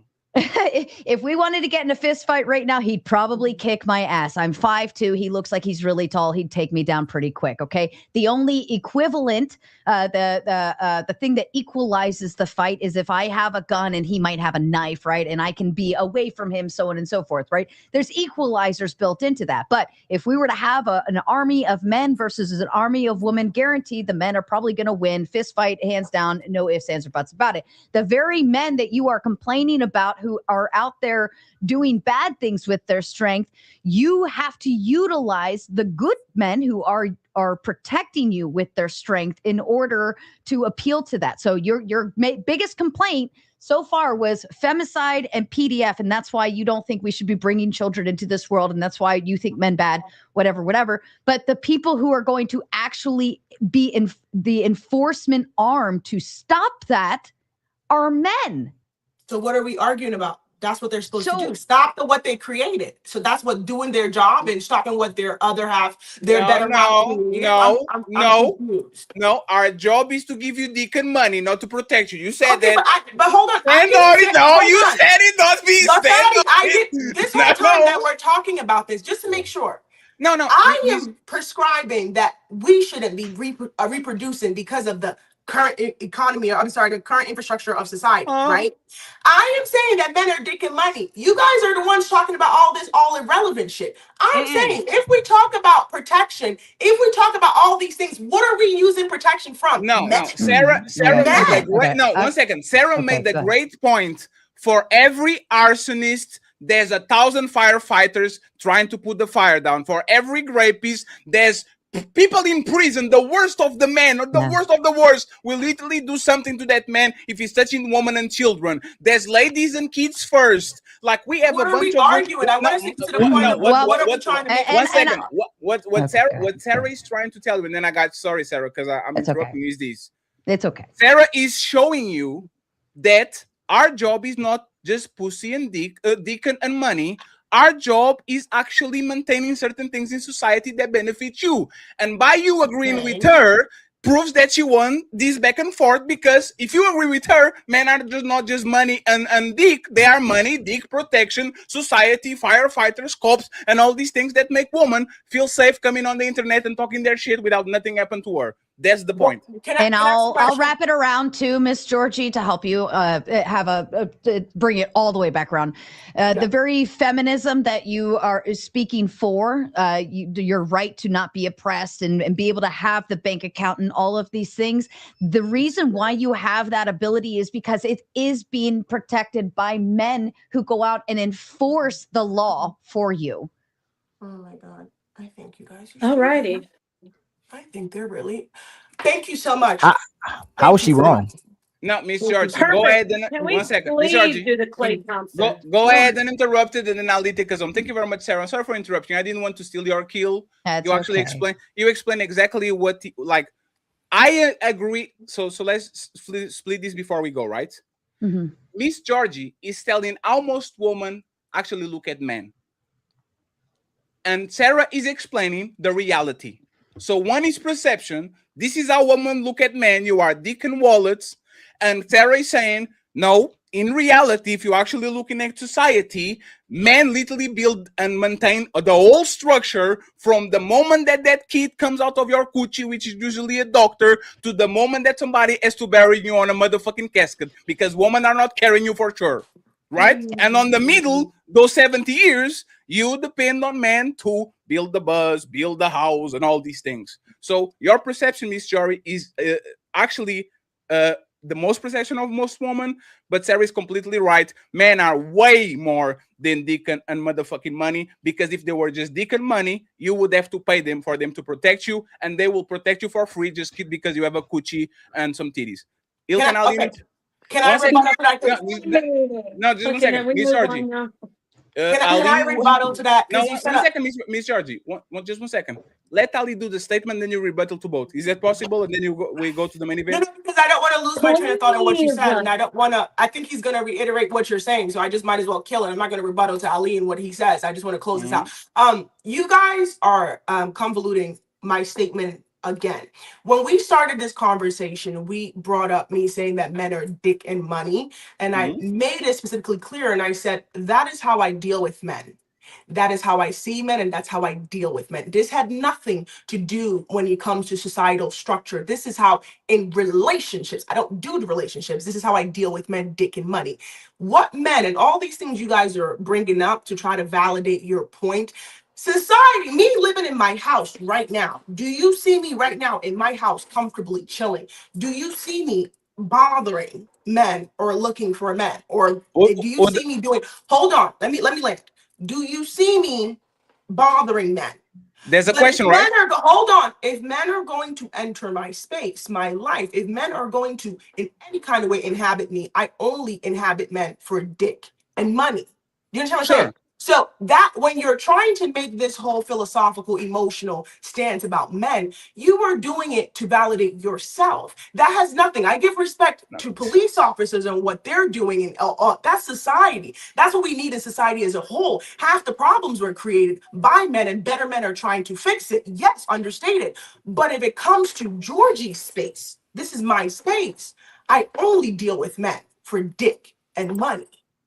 Miss Georgie. if I see that you live in a very nice space, right? I see like one of those induction ovens on the back and shit. She has the island on it, and she has a bag. She has a big bag over there. She travels a lot, right, Miss Georgie? If you have a problem like there's no gas anymore, if you go to an airplane and like, do you see a woman carrying your bag from the point where you left the bag until the airplane? Like, do you see that in mass? Do you see, like, do you call your girlfriend if you want to move because you probably moved, or you? Well, yeah, my Uber driver, my black truck Uber driver, she's a woman and she carries my bag when she drops me off at the airport. Miss Georgie, did you ever move? Yes, and I had a woman mover part of the. So you are telling me that it was a bunch of women, no, career I'm saying woman. there was a woman and a man. What I'm saying is, what you're describing and what I'm telling you are two different. You're describing society. You're describing society, and I'm telling you. Do I date women? Do I date women? Do I sleep with women? Do you date women? No. So because again, one second, Miss Georgie, you don't date women because either you are not attracted to them, or I'm heterosexual. Okay, and you can take advantage out of them. You can take advantage. No, I'm heterosexual. I don't eat coochie. No, sure. But let me ask you something, right? If women were tricks, and women in mass saw you when you were pretty and they tricked on you, you use them as money because that's what women use. So you. Well, I mean, if I was a homosexual, yes, of course, I would probably have the same mentality. I'm going to make this as clear as possible. If there's a butch. If there's a manly woman, right, Ike, right, and she is willing to cash app you to that because she liked what she saw, and she's sending you 100, 200, 150, and you know she clearly is sexually attracted to you when she tricks on you because those women actually trick on another woman, would you take the money? No, because I don't like coochie. I'm trying to tell you. But you like money, right? Yeah, but I have so many in my DMs right now, and I can't because I'm a heterosexual. Trust me, I want to be homosexual. Trust me, I want to like coochie. There's a lot of them in my DMs, but I just don't like it. I swear I want it because then I could be like on both sides getting money. Then it could be dick, pussy, and money. But I don't like it, and I want to. I really do because bitches is bad. I would trick on bitches. These bitches look good, but I just don't like coochie. I think my point. I'd like to speak, please. Yeah, I'd like to say something. I'm not just going to keep sitting here with this bullshit. Can I speak? Or no? If you're going to start a war, no. If not, yes. I want to say something. I didn't come here just to sit here. We've been on this a long time. I thought it was going to be about Klay Thompson and Megan. If you're going to move the conversation to the main event and you are going to say something, I'm not going to move it. Every time I start talking, it's like I can't. Napah. So this is a progression of the show. And everybody got a chance other than Ali. If you're going to say something that is going to bring the conversation to, I don't think it's wise for you to I would like to say something. No, I'm not. I'm going to follow your rules, but I want to speak. Come on. I am going to give you the chance, Sara, Ilkan Ali, and then we go to the main event. There's no more. Got it. Thank you. Go ahead, Napah. Thank you. I always speak up for women. You know that. I speak for women's rights to dress the way they want. I believe in women and that women are the first divine worship gods or goddesses. But I mean, this is America. This is the West. If you're going to call yourself a goddess and say that men are just for penis and money, I'd love to see a woman like this get dropped in the middle of Sharia law, Iraq or Iran, and it'll shut them up real quickly. Because then they will be knocked down off their high horse, like those women there who are suffering, who appreciate men for more than just penis and money. And then we can get them back here, humble them down. It doesn't matter if she's 6 feet tall and she thinks she has it all going for herself. Let her walk into a space where men actually are men and men are actually in control. She'll shut up real quickly. I didn't want to say much because she did say she's autistic. I didn't want to say much because I know she's autistic and she admitted she's a prostitute, but we've been really entertaining this a little bit longer. Let's say reality is reality. Men rule this world. We can talk like this because we're safe in the West, and I'm glad we are. I've argued with Ali, but in reality, you take your behind over to a space where men actually are in control and they show it. We wouldn't be having this hour and a half conversation with an autistic prostitute who's getting attention that she wants. I came here to talk about Megan and Klay, so I'm gonna sit back and be quiet. Why not move to the Megan and Klay? That was literally the point. We have a chance to move to the Megan and Klay, and you said, you know what? Let's stop over here so I can go on a 3-minute monologue about a prostitute that shouldn't get attention while I give her attention. Yeah, because I've been sitting here nicely for an hour while you argue with JJ from Good Times in a ramen wig. Can we move on? Fatty, can we please? Can I make this? See, no. Ali is going to. Sara and Ali is going to say, and then we go. Hey, Napah. Ali knows this. There's a saying in my country that says this: "Os homens, men rule the world, women rule men." There's a reason for it.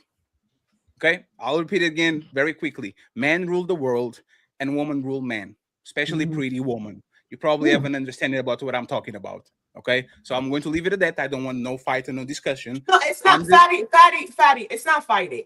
You want men to assault me so that I can shut the fuck up. That makes you feel better about who I am. And you feel like if I'm in a space where men can assault me, then all of a sudden I should be put in my place. So me being put in my place because I'm comfortable in who I am and I stand strong is that I should be assaulted by men and put in a corner so that men can beat me and assault me and rape me. Then that makes me a good girl, right?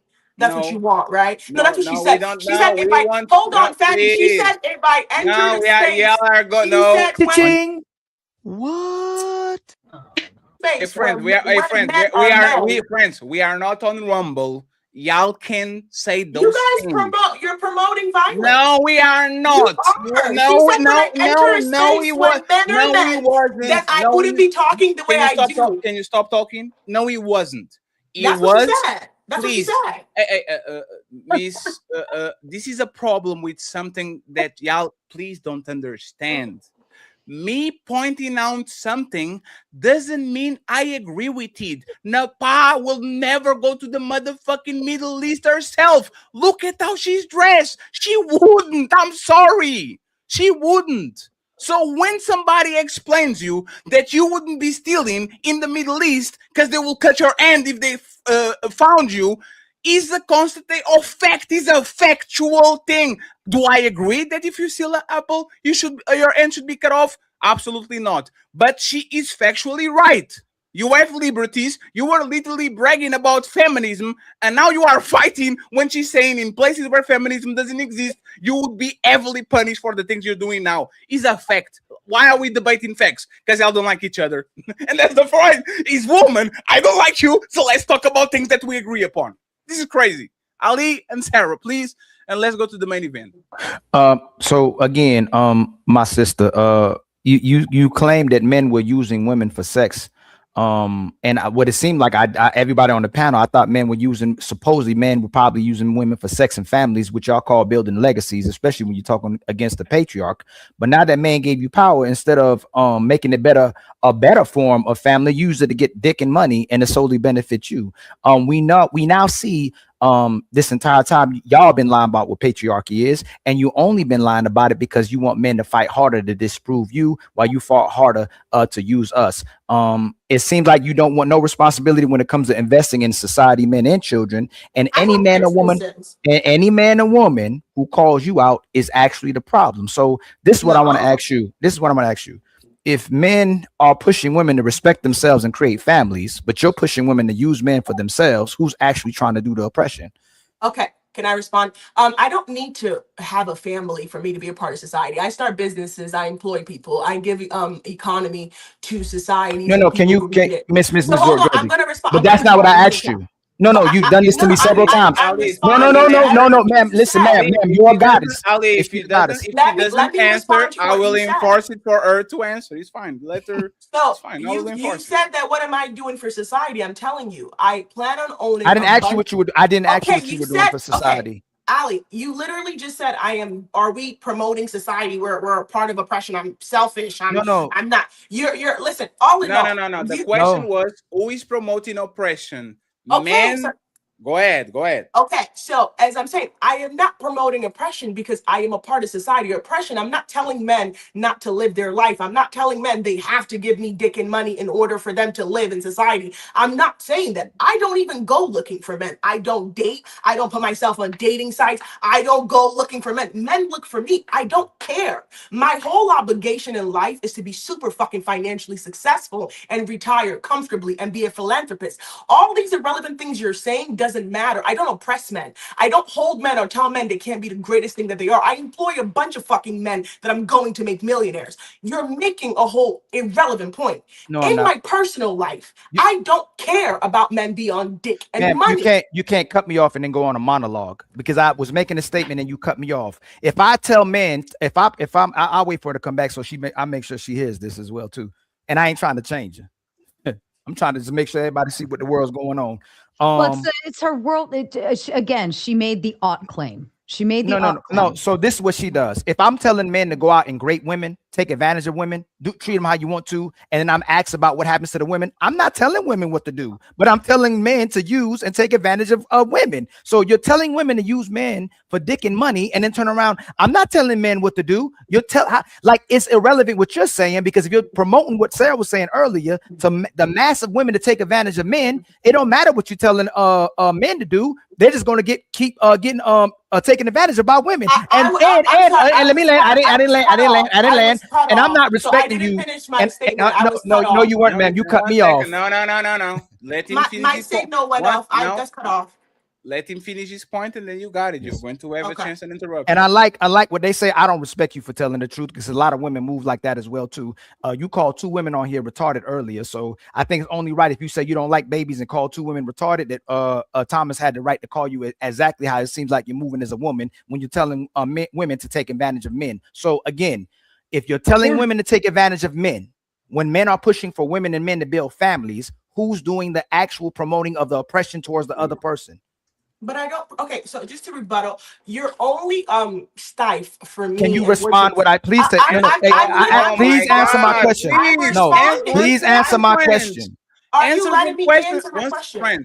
Answer the question first and then expand. It's fine. It is. That's I'm answering the question. You're stiff. I'm gonna do it simply. Men are promoting for men and women to come together. But you're promoting women to take advantage of men. Who's promoting the actual oppression of the other gender? I'm pushing for women to stand up for themselves and hold themselves first. That's what I'm pushing for. I'm not pushing for togetherness. No, ma'am, you said use for dick. Okay. So thank you for owning it. Ali, no one is oppressed. No one is oppressed. You have the freedom to still be a lover girl and do whatever you want to do. I'm pushing for you don't need to be in a relationship or married or have a child. Actually, that's untrue. Men are getting finessed for their money every single day. They get finessed for their. Let me finish. And that's exactly. No one's man. Hey, Ms. Georgia, you can't keep cutting me off. You can't keep cutting me off. It's a move. It's nobody said you're not forced. But you cut me off when I was talking. No, ma'am, you keep cutting me off. No, ma'am, we are going to start now. Ali is going to start, then you, and nobody can interrupt. Sara is going to take a zone. Please go ahead. Women are literally doing the bare minimum in most of these relationships, where men are doing the maximum, and then they'll claim they're sacrificing and make their minimum look like the maximum and downplay the maximum that man is doing to minimum. So you're absolutely wrong. Most women today are taking advantage of men and their love and them caring about them, and we get rid of understanding, we get rid of logic to stay with women because of our emotions. So if your claim is that women are taking advantage, men are taking advantage of women, ma'am, tell me how, when I told you women are taking men's money, their time, their energy, their provisions, their protection. How was men today in today's society taking advantage of women? Am I allowed to respond? And interrupt. No interruption. You sound real emotional right now. I don't like that. I don't like how emotional you sound. You sound like you sound like you want someone to hold you and cuddle you and tell you you're a good boy and tell you life is okay and hold you next to their titty. I'm not your mom. I don't care about excuse me 1 second. I don't mean to interrupt you. Thomas, let her finish. Thomas, let her finish. I'm speaking, so please don't interrupt me. Thank you. Let's just be clear. Hey, 1 second. He has to go. Thomas, thank you very much for being here, sir. I appreciate you. Yeah. White calling me upstairs. Go ahead, Miss Georgia, interrupt it, please. Okay, thank you. I was saying When women were all in need of love and protection and like compromise and wanted all that, men laughed at them and called them needy. So I've learned from the neediness of the joke that you guys made women. I'm sorry you guys are living in what you've created. I don't care. No one's forcing you to be in a relationship. There's a lot of good women. As much as there's me, there's a lot of good women. They're in church every day praying. They're praying for a fucking man. I promise you. They're praying. If you go on Bumble, there's a bunch of bitches looking to be chosen. I'm like 3%. You are just mad because more women are choosing not to be in a dynamic of monogamy. I remember when monogamy was a joke and men were like, oh, it's natural for men to want to cheat. All men want to cheat. And bringing it, segueing into the Megan Thee Stallion and Klay Thompson, she did everything. She cooked, she cleaned, she fucked, she sucked. Hold on. I'm only doing this because I want to bring it in. You Don't go to spoil it. I'm not spoiling it. I'm just saying, there's so many proof of amazing women who have done what you think you want now and have been made a joke. So I don't like that. I saw the jokes that you guys made of those women and I don't want to be made a joke. So I'm sorry that you feel like that now. You were born emotional now and you're in touch with your feelings now. That's now. So you're going to have to do the work to earn women to give a fuck the way they used to do back then when they were laughed at. Remember Disney? Disney was hilarious. They laughed at fucking Cinderella. That stupid bitch. Let's continue.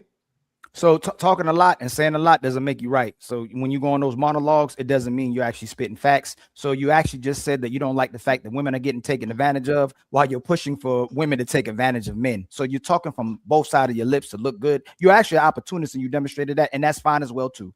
My main point is you just said you're doing to men what men have been doing to women. And I actually what's happening right now, y'all, and which a lot of women do who claim they're not feminists, they have to use 1932 and 1855 to claim why they're doing this to the men. So I don't have to over pursue. You admitted that women are actually taking advantage of men and they're doing it because you claim that men were taking advantage of women. But you didn't have to go to war. Your grandma, your great-great-grandma, they didn't have to go to war. They didn't have to do the agriculture. They didn't have to do the industrial. They didn't have to put their lives on the line for their families. Y'all are called being inside the household for a man oppression, but you don't call what the man was doing for his family and his children oppression. That's very ironic. But Fatty, we can move on to the next topic, my brother. She's at least looks like she's a woman supremacist, which like she doesn't want to take advantage of women, even if they're willing to part ways with their money. But she's willing to take the money if a man is willing to part ways.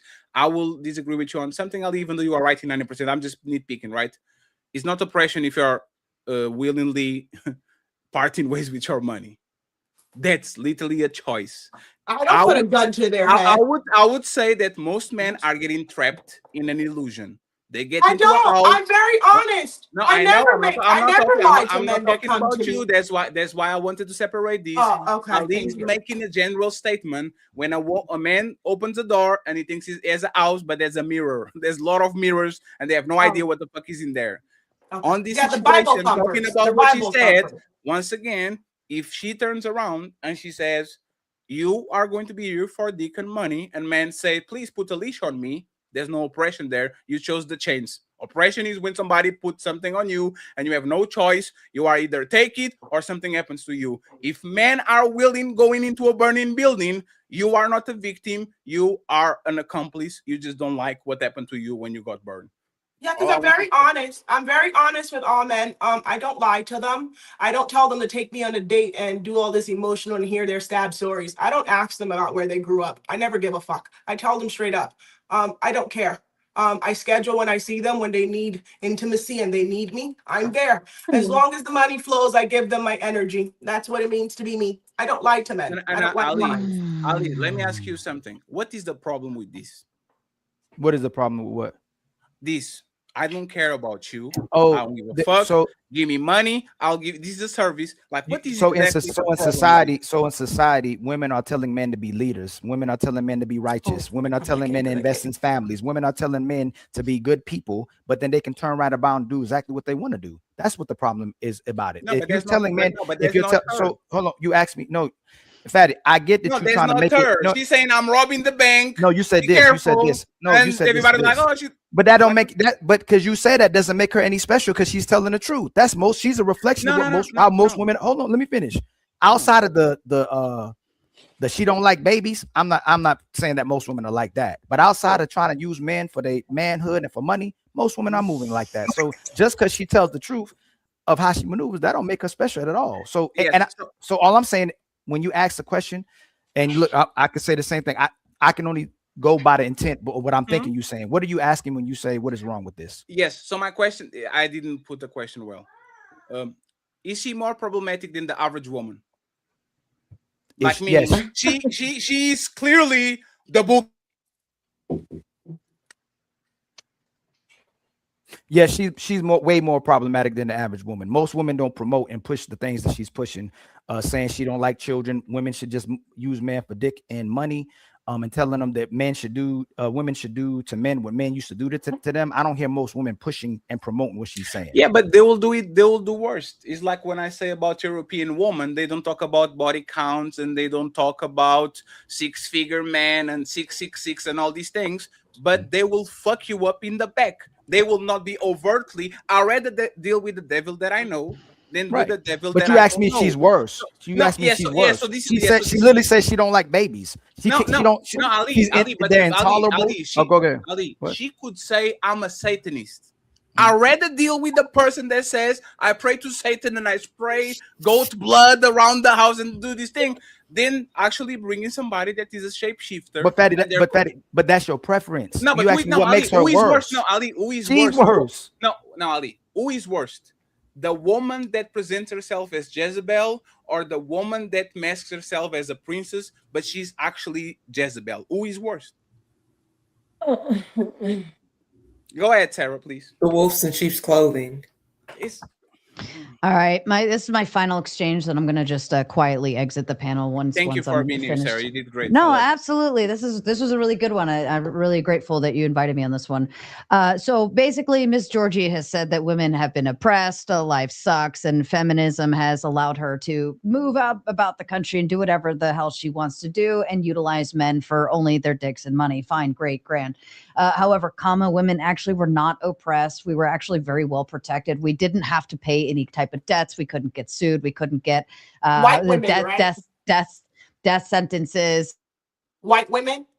Even in the voting, women. White women. Women. White women. Make sure you're using white. Make sure you're saying white women. She has the right to say whatever she wants, and you can correct her in the end. Go ahead, Sara.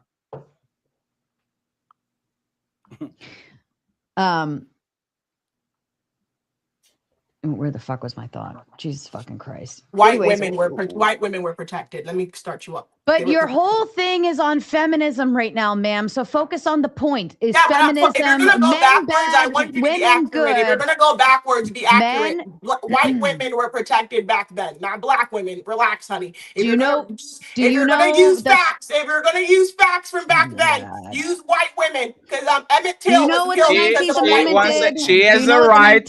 She has the right. Emmett Till was killed because of a white woman. Please, God damn it, control yourselves. She has the right to say whatever she wants to say, and you can correct her in the end. Emmett Till is dead. He's not coming back. But he was killed because of a white woman. We know, but you interrupting her is not going to. I just want her to be factual. Don't just. So let her finish. Hey, friends, please go read books. If your enemy is committing a mistake, don't interrupt him. Let Sara say the most dumbest shit ever and point it out. Haha, see? She told something dumb. Let her say what she wants to say. Okay, I'm sorry. Go ahead, Sara. Finish. Please. Right. So the feminist wave came and it began with the 19th Amendment. Okay. After that, women could vote and all of these other things fell in line. So let's start with that factor. Okay. But even then, women could still go to college. Women could still read books. Women could still have education. And women were actually the most protected thing on earth. They couldn't get sued. They didn't have to pay debts. They couldn't get death sentences, right? Like women were actually more protected then than they are now in today's age. Today's age, it is you are on your own. You are left to your own demise. Nobody's here to protect you. If somebody wants to come after you, they actually can. And you have to find a man willing to protect you at this point, right? But the whole concept of you're saying feminism bad, feminism, women are oppressed, because that's what you, ma'am, have been saying all night is women have been oppressed. Right. So are we gonna like to break it down with the race thing? Or but you are saying women were oppressed, but the reality is they actually technically weren't. When feminism came about, that was for all women. Okay, that was the whole big ordeal. That was everything. That was universal suffrage, right? That's everybody. You do understand that, right? It didn't work like that. Oh my God. It didn't. I'm sorry, honey. I think you let. I'm not gonna let you collude history. It didn't work like that. Black women, I would say, as a whole, white women, 50 years. The 50-year anniversary of women and their rights. Yes, 50 years for white women. Black women, as a whole, I would say 15 years after that, Black women became an actual seen as something, right? You are speaking because you're privileged. You are white and privileged. Maybe not now. You were born out of privilege. No, Sarah, if you're going to speak facts, I want to make sure we point out facts. Now okay. it's all... No, Sarah, let's do it. You brought it up, Sarah. You brought it up. You said women were protected. You said women were protected back then and everything. I'm saying, yes, Sarah, you were right. White women were very protected. That is why Emmett Till was killed. A white woman said that Emmett Till, a fucking 11-year-old boy, I'm sorry, I think he was 11 or 12, touched her, looked at her inappropriately, and he was brutalized. His dick was cut off, shoved inside of his mouth, and he was killed alive. He was literally fucking brutalized, an 11-year-old boy. Back in the day, if you want to know your history, yes, you guys were very protected. White women had everything. White women were the fucking glory. Even during slavery, wasn't it white women that started the whole entire beating of the slave women when their husbands would sleep with them? Wasn't it that they would get whipped for that? You don't know your history on white women and their benefits of survival. Did Black women have that during slavery? No, we're new to this. We're new to this. Even in corporate America, Black women were able to be and to get into the ceiling that right now we're not that oppressed anymore. Women have a better chance. We are 90% full autonomy, 90%. But do understand that Black women have fought very fucking hard to get to where they are now. Do not equate your privilege that you were born in a world that was created by you to make it seem like Black women just had it so easy. Can I say something? Amy, 1 second. Miss George, do you date Black men or white men? Oh, I date money, honey. I don't care about your color. Are you privileged? Right now? Yes, I'm not ugly. That's all I wanted to say. Okay, go ahead. I'm not racist. I'm only racist. She answered it. No, Sarah, uninterrupted. Miss George, you're not going to have the chance to reply because we need to go. Okay. Okay, let's move on. Sarah with the statement, KoKo, and then we move along. Don't ask questions, please. Let's make statements so we can move along. Please go ahead. Yeah, I'll just finish up with that. Like, you can't throw the race card into the mix if this entire time you've been using the word women in a generalized statement as all women. You like to throw that one back in there when I'm giving you the history of everything, saying this is actually not history. Holy fuck shit. All right.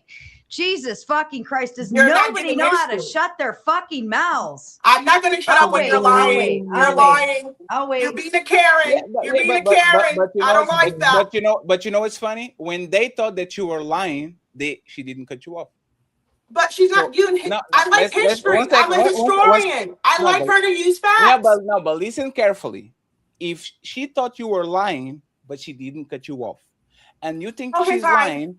Let's let her rap. That's fine. I'll shut up. You got it, Sarah. Let her land the parachute. Yes, thank you. Go ahead, Sarah. Land it. Yeah, this whole time you've been speaking as women, nowhere have you clarified, except for right now, that it's specifically Black women that have been oppressed all this time and not all women. So if you're going to speak to one thing and not a generalization to all women, then please make sure you clarify that statement before you come into this mess, trying to spit all this shit, telling women in general what they should do, when in fact holy fuck shit. All right, Fatty, it's been swell. I love you so much. I know it's not your fault. She's just a fucking CUN2. Thank you. I'm sorry. I don't like people are saying stupid shit.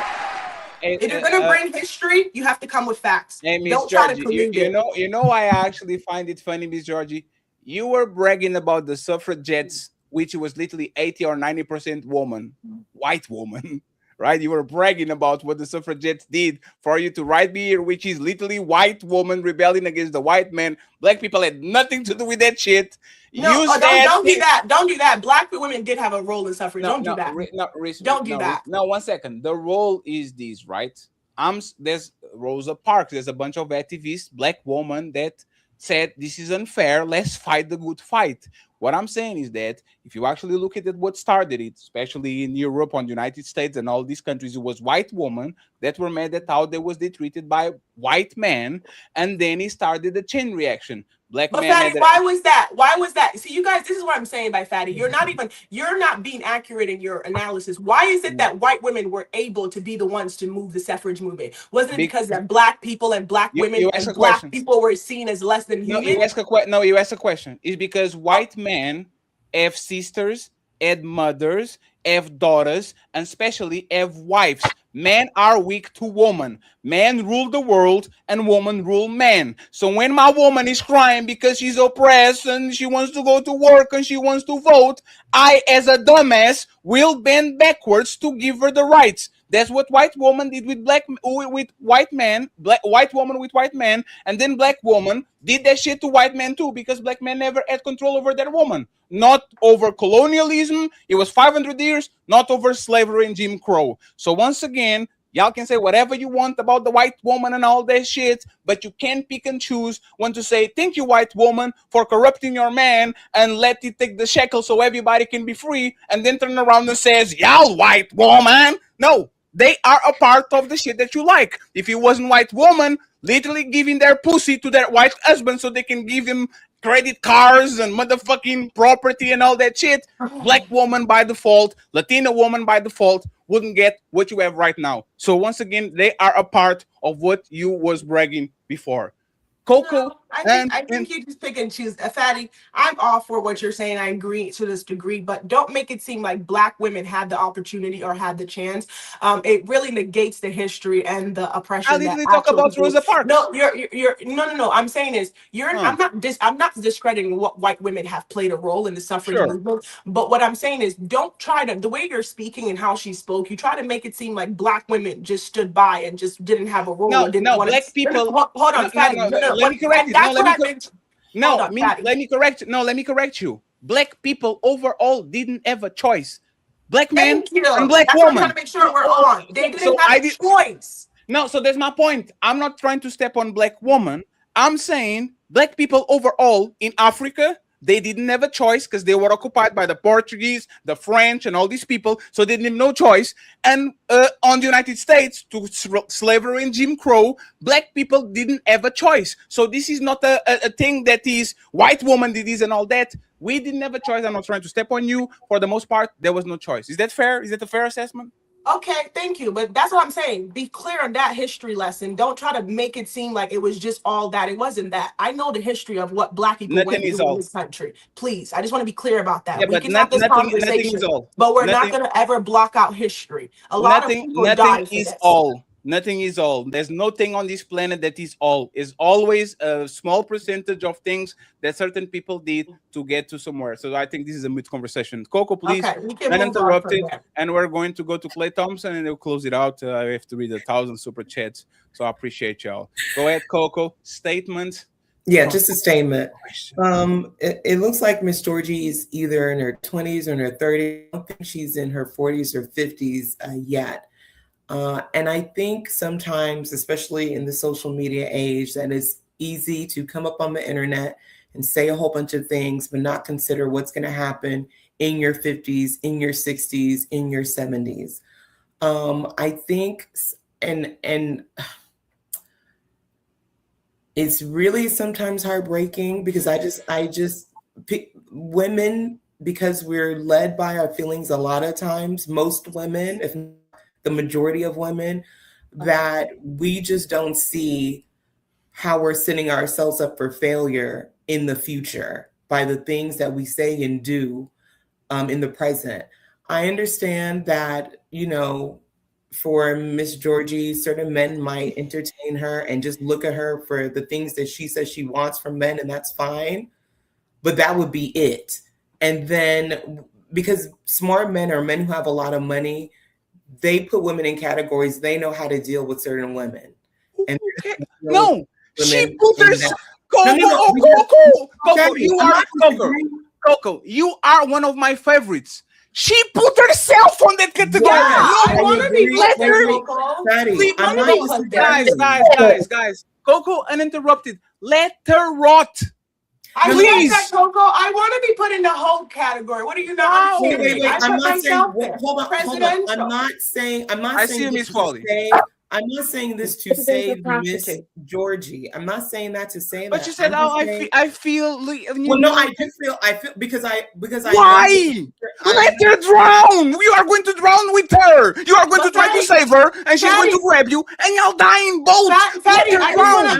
Fatty, I just want to tell Coco, I learned everything that I am from older women. I actually learned everything that I am by older women. I was educated and trained by older women who were married, successful. My grandmother was married to my grandfather for 50 years. He died in her arms. She trained me.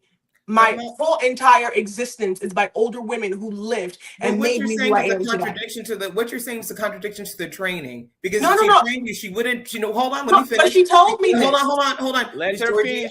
Go ahead, Coco. But what you're saying is a contradiction to the training of what you say your grandma, because your grandma would not say that men are only good for penis and money. She did actually. That's what she told me. And it's complete contradiction to what. But that's what she told me. Coco.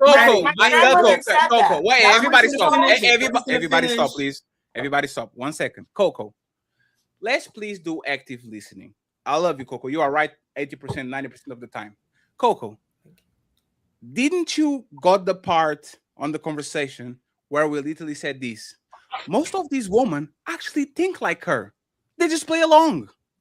They play along for 40 years, 20 years. They see men as dick and motherfucking money. They might not be hoes. They might not be selling it. But grandma will tell you, hey, go pick a man that has money and go ahead and marry him and give him some kids. That's literally what it is. These women are learning from elders because elders look at their man as a motherfucking workhorse. Go to work and die. Die before me. Give me the motherfucking life insurance and the property and all these things so I can stab. That's what women used to do since the beginning of time. And you know why I can prove it?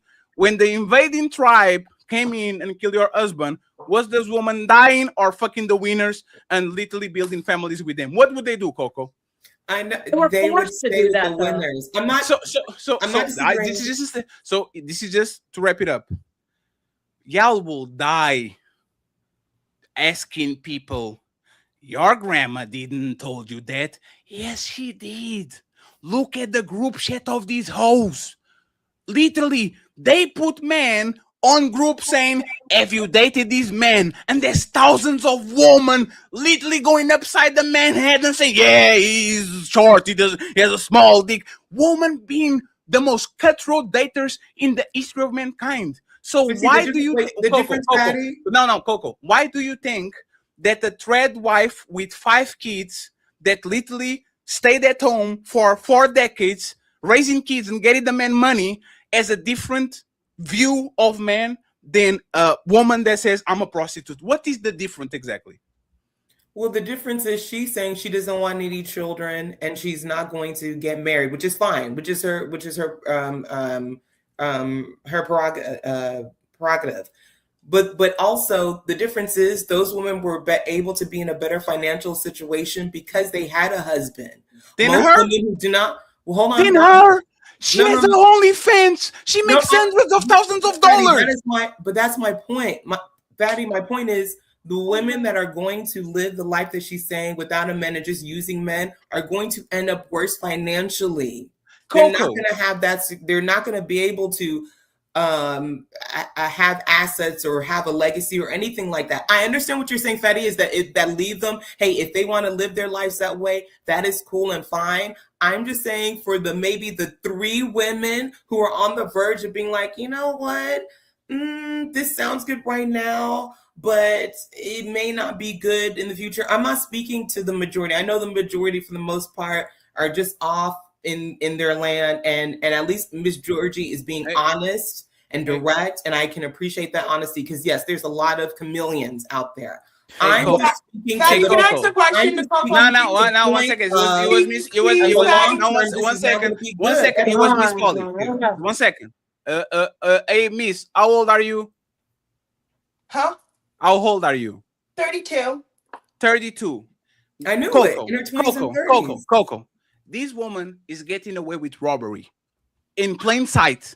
She's not going to be arrested. She's not going to have consequences. Men are going to flood her Cash App and her PayPal and all that shit just to see some ass. KoKo, what stops this woman at 35 from meeting Christ, get on a plane, come to motherfucking Portugal, where I am right now in Europe, start a new life, and because she has some fat ass, now there's a motherfucking sucker that is a white person that says, oh, please, oh, baby, you found Christ? I'll forgive you. Let's make a family and I'll pay you, though. She can have both. This is a scam. If you are beautiful, you can get away with murder. If Napah is divorced, if Melanin is divorced, if you are divorced, KoKo, it's like abandoning a puppy.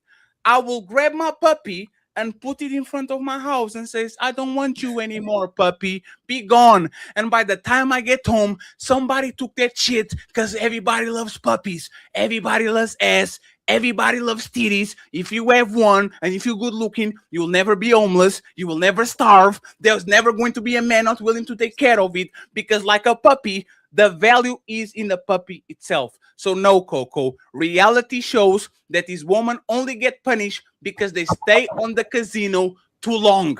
That's the only way that you lose your money is you go to the casino, you are winning, and instead of leaving while you're winning, they keep playing and playing and playing and playing, getting old, and now they are Vivica Fox complaining about 50 Cent 20 years ago. And so that KoKo, is the point. So KoKo, let's not lie to these women. They can have benefits from both worlds. They can be the biggest hoes and prostitutes and everything and anything and have sex tapes and all that shit. And them in 30s change around, change their life, and still get the men that they want. I'm talking about the 40s and the 50s and the 60s. Can I ask her a question now, please, Patty? KoKo, can I ask you a question? What do you think I'm going to miss out on when I'm in my, what do you think in my 50s and 60s I'm going to miss out on? Love? I'm not saying necessarily you, but I'm saying, hold on. Let me finish my question. Okay. When I'm in my 50s and 60s, right? You keep reiterating that when I get older, I'm going to regret it. Can you express to me what I'm going to regret not having someone to crawl over and lay?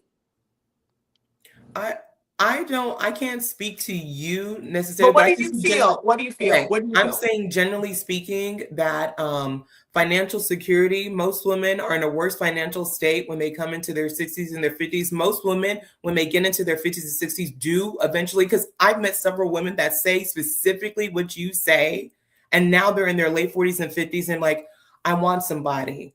I wish I did have children. I'm lonely. I have no one to spend time with. I want a man outside of just, I want to have a connection with someone. And these are the conversations that I hear with women all the time. And what happens with those women, they get bitter and then they poison the 20 and the 30-year-old saying, you don't need a man. Why do you need to cooperate with a man for? And then, go buy your own stuff, buy your own house, buy your own place. It's the funky place that people in their mid to late 40s are going through right now that are single and childless, that have successful careers, but they don't save enough money because they're going about doing their life the way they want it because there's no one them to help them make better decisions because they only have their selves and their own dialogue in their head to determine what I'm going to do day to day. That's what I'm seeing from people in their, particularly in their mid 40s and beyond, what they're experiencing. So KoKo, I'm going to reiterate. So what I'm hearing from you is I should make sure that I'm financially secure. Check. I agree with you. I'm building an empire where I'll be a millionaire by the end of this year. And hopefully in the next 5 years, I will be a billionaire. I'm working. I have 3 engineering degrees. I'm well invested. I'm building an empire as we speak. So you're correct. financial independence is the one thing I should secure because my beauty, as gorgeous as I am, yes, there's a time limit on how long I can use it. So I agree with you. I'm working on that. Secondly, you're talking about I'm going to be lonely. Why would I be lonely when I have objectives and goals and purpose? You talk about children. There's a bunch of kids who were in orphanages. My family owns an orphanage in Nigeria. So I would just go work when I wanted to take care of kids. So what I'm saying is, what every single thing that you're spewing, you're coming from a projection point, because I've met really, really successful women who were older, who were single, who were or what do you call it, who were spinsters. I've met a lot of successful spinsters who educated me and taught me what I need to look for because I want to be a spinster.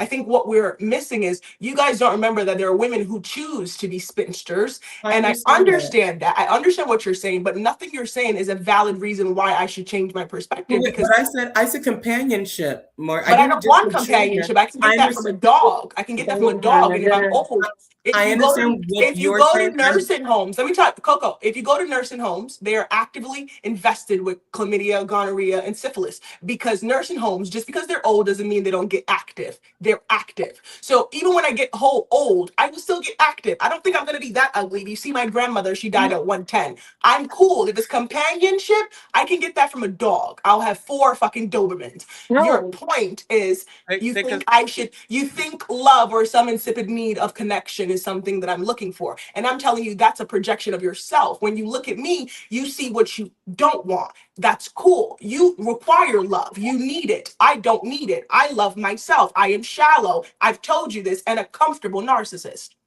Okay, well, we'll just see how you feel in 2015. I'm telling you how I feel. Oh my God, please throw the towel, Coco.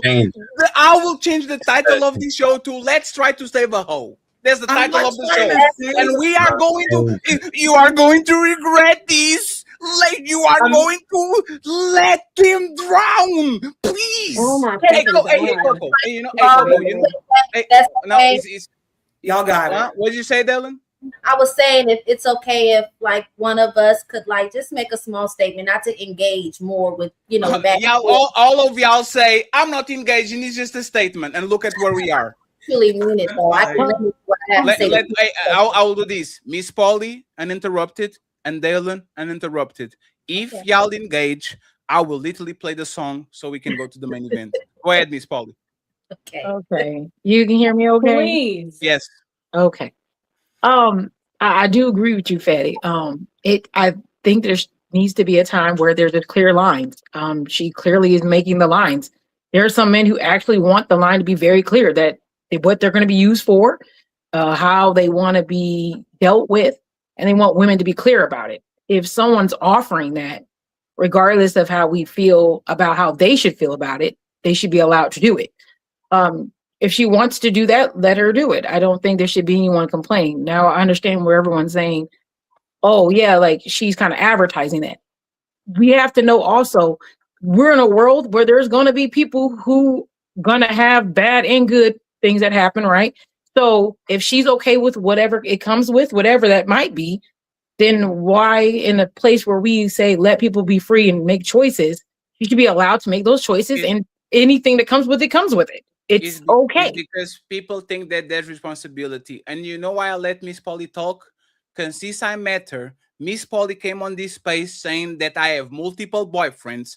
And it was a shit show for 2 years because everybody was like, why are you doing this? Stop! It's bad for you. Please. Just let her fucking 7 dudes. Who cares? Why are you trying to save her? If she likes to fuck 3 guys and 3 boyfriends and all that shit, let her do their shit. Go find somebody that is not willing to do that. Why we have to save everybody? Let people out of the Noah's Ark. It's fine. That's crazy. Like, and you know what's funny? Y'all do that shit with men too. Oh, you are a bachelor. You are going to regret that shit. No, I won't. I can start my shit anytime I want on the 45, 50 if I want to do it. It's just like a beautiful woman. If you can maintain your looks, the well will never get dry. Go tell a woman with a full well full of water that she's going to dry up from thirst when there's 1,000 thirsty men on their DMs. Try to save her. You can't. It goes against logic. Don't try to save people when they don't want to be saved. Let them drown. I want to be saved. Don't save her. I think that's No, okay. I can change you, please. Let me try once. Don't save me. I don't want to be saved. Don't save me. And by the way, Miss Georgie, Miss Georgie, just to make sure, you are one of the most terrible women that I ever saw on YouTube. Thank Okay, you so much. I just want to point this compliment. out. Hey, remember, this is how the conversation started. Miss Georgie, I don't love you, but I understand exactly who you are. Thank you. I work so hard And to I be will, toxic. and I will treat you as I will be tricking at the end of the show. We're going to Paris. Thank you so much. I do my best to be the female version of Future minus the kids. That's my goal. I want to be Future. Oh, thank you so much. Oh, Jesus Christ. Well, Dalyn, you like him, please. so you're on the right track. Thank you so much, guys. I'm glad you see that because I really want to be Future. I want hoes. This is the most defeated I saw Ali in the history of YouTube. Ali just like that's not defeated at all. I understand. Ali is a part of the dark Thank you, delegation. brother. You are I one understand. of the, I understand. I I hope y'all understand now and all this understanding. Ali, it's better to be you loved. take care of the light It's better to be loved than understood. It's better to Thank be you loved so than much. You guys understood. make my day. I work so hard to be toxic. You don't know. That's My crazy. therapist says every day that I have issues, and I'm working really well to make sure that I live up to all his issues that he highlights. But he says I'm doing well for my diagnosis, and my pills, I don't need them anymore. I'm good. I'm happy. Dalyn interrupted. I went to court. I went to court last week. All my cases are clear. My lawyer's good. So I'm really okay, guys. I'm good. Thank you. Damn, she's a female 50 Cent. No, I can't. I can't. We went on a date. I didn't like him. This show is Hey, by the way, and he's still man willing to take her on a date when she turned. I know you guys want to see them. One No, of them but we can't. money. Hey, Fatty, but we can't do this. Is what I'm saying. Like even when you were saying, I'm saying the oppression, right? They want to oppress, but they're not oppressing by law. But if she's most women, what can men do about it but pick a woman? Hold on, let me finish. It's just like when we talk about voting, Democrat, Republican, it's the worst of two evils. When men are they're picking the worst of the two evils. They're just picking which one. Pick a man. Who see that's crazy. So when we say we can't no wait, Fatty, we can't tell men that most women are like this and then get mad at men for having to pick from women who are like this, who are most women like this, except for she deliberately telling the truth. Oh, you can go to church. There's no, some women in there that are better than me. Ali, stop arguing with the demon, please. I'm not arguing with her, Fat. I'm talking to you. I'm not talking to her. I know. She's Hey, Ali, as soon as she said y'all can date men, it isn't good. Oh, you know that, Fatty. She's talking like that because they all know on the panel that they can do it too. That's why she's talking like that. Everybody on the panel. Napah knows she can do it. Melanin knows she can do it. No. see them all the time. Every hold on, real Sunday quick, Miss Georgie. Bumble has a bunch Hold of on, Miss girls Georgie. that are Hold there. on. We're not gonna make it about you anymore, right? Hey, Dalyn, Melanin, Napah, KoKo. Y'all don't believe y'all have the ability to do what she does? No, the ability. Not saying y'all would do it. Y'all don't believe I have the same ability and capability to do what she does, finesse men? All of y'all. Absolutely. See, they're good women. Yeah. Yeah, so she's just very blunt. She's just blunt. She's And just be very blunt. attractive enough to do so. You can't be unattractive or have. I don't think y'all. I'm not saying yes. Oh no. Yes, you can. Yes, you can. Because there's a lot of nasty. Well, she's saying you cannot do that if you have the sex appeal of a cigarette butt and you're not sexy or cute. That's that not is true. factual. I'm not saying you can't be a prostitute. I think she's a high dollar whore, which is not. If I don't know if you call yourself. Oh, thank you, high dollar. That's such a compliment. Thanks, Yeah, babe. I don't know if you do refer to yourself. Like you guys get me. I don't know if you refer to yourself as that or take offense to it, and just I don't know. But why would I take offense? I am a high dollar whore. Why would I take offense to that? That's such a compliment. And you know what? Hey, Dalyn, and you know what's funny? Tommy heard that she's for sale, and Tommy Sotomayor is on the chat already. She's cute. Oh, look at her. Tommy going to be Tommy on Instagram right now. One sent me his dick and my Cash App. I sent it to him. He sent me money.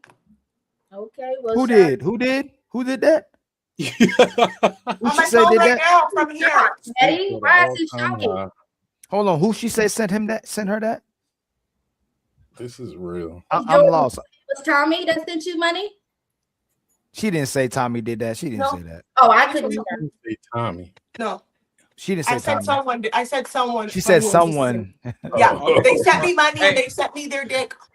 Can I you know what's funny? It might be a premonition. It might be in the future. No, my thing is just the energy. My My thing is, Fatty, it's just the energy, regardless of how that women may act like they're against it as well too. Not saying y'all not against it. It's just the energy for a guy being this blunt in the opposite way of the reaction Future is this blunt versus the reaction a woman will get when she's that blunt about what she would do. She'll get more support. Newton is this blunt. Future is this blunt. They get shamed and they get shamed. A lot of women, a lot of men are like this. Why is it okay when they say it and you're angry at me? I want to be toxic. I told you ma'am. No, hold on. In fact, Nick Cannon. Ali, you I know. No, but I'm moving on. Nick Cannon. Ali, I'm moving on. Let me just make Nick Cannon. Why can't I be Nick Cannon without the kids? Hold on, Why can't I be Nick Cannon without the kids? It's not fair. We can move on. I'm just making. I'm making the last. Nick Cannon. Why can't I be Nick Cannon? I'm making the last statement. Nick Cannon and Cam Newton to take care. I have a vagina. I can't be Nick Cannon. You come right next. Wait a minute, Miss Jory. Ali, why would you do that? Fatty was actually nice to me enough to give me the floor, and you just snatched it. I apologize. No, we are not doing the triangulation. Go ahead, Dalyn. You got it. And interrupted. Really I'm sorry, Dalyn. And interrupted. Go ahead. I really think that it's kind of tacky of you, KoKo, to try to intimidate her out of her decision to live her life the way that she wants by trying to determine what her destiny or what the end of her days are going to be. She has articulated herself well enough. I know it's kind of contrary to the belief that a slutty woman can't be well-spoken, can't know what she wants, it can't make sense. We may disagree with some of the things that she chooses to do in her life, but none of us will be sitting front row when she kicks the bucket. Okay, none of us. I'm not going to be there at her funeral, but I do want to say I think that her honesty was the heads up that a lot of y'all complain that men don't get. They get with these women and they try to say, oh, well, you said you was this type of woman. You said you was this type of woman, just to end up married with her, having kids, investing all of this money just for her to turn around and say, psych, I'm really a gold digger or whatever. I just want to take you for your resources. We have to respect the fact that if a woman can come out and say, this is what I'm going to do, this is how I'm going to be if I come into your life, I don't think we should try to jump on her case or try to equate her to the same type of woman that can't stand in her truth and say, yes, I'm a slut, or yes, I am just here for recreational purposes and to get some incentives for doing so. I think that when we have these conversations, I will say, Miss Jordan, when I first saw that video, I hated it. I did not like it, but it did reflect on how a few seconds of somebody recording themselves and how they feel at the moment is not a complete representation of what they feel. This is why I was kind of quiet listening to you talk. I don't agree with everything that you said, but you pretty much put a lot of people in their place when they thought they could correct you on your life. I think I wasn't trying to correct her on her life. I thought you didn't like to be interrupted, KoKo. Because quite frankly, I don't comment about being interrupted. I'm gonna finish my statement and then I'm gonna address my bone with you if we allow that. But please don't interrupt me now. No, we will not allow. I want to tell Miss Jory that I did prejudge you. Now I still don't agree with some stuff that you said, but conversations are not supposed to be about agreeing on everything. You should be able to add to something and to be able to take away from something. And I did today, and I don't think a lot of you have. But if you did or didn't, oh well. So shout out to you. What do you agree with her, Dalyn? I agree that she is taking charge of what she wants in her life. She is not trying to get the benefit of other people by being dishonest about it. I respect the honesty. I do. Her ideas. What is the ideas she's pushing that you agree and respect? Wait a minute. You said an idea that she's pushing. It's not an idea. For example, I'm a murderer, but I'm an honest serial killer. I told everybody what I do when I go to jail. I appreciate the honesty. That's not the same thing. You're using 1 second. I appreciate the honesty. And Tommy, I will send you the link if you take back the fact that you say you were going to fly to Portugal to fuck me up. If you take that back, we good. Just say it on the chat or when you come on the panel. No, fatty, I'm not going to fly to Portugal with my bum knee to fuck a 6'2", 300-pound guy. Now, other than that, okay, Dalyn, let's talk. I agree with you, right? I agree with you, right? I'm talking about ideology.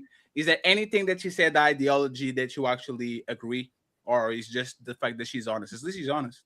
No, it's not about just the honesty. It's just these are her principles, these are her values, and for most of us, we would categorize that as disgusting, foul, non-traditional, a problem, something that our children won't be able to benefit from. But I don't see it that way. I see her as one individual that said, look, I'm going to make a stance for myself. I'm going to do what's best for myself. And if you ain't rocking with that, don't fuck with me.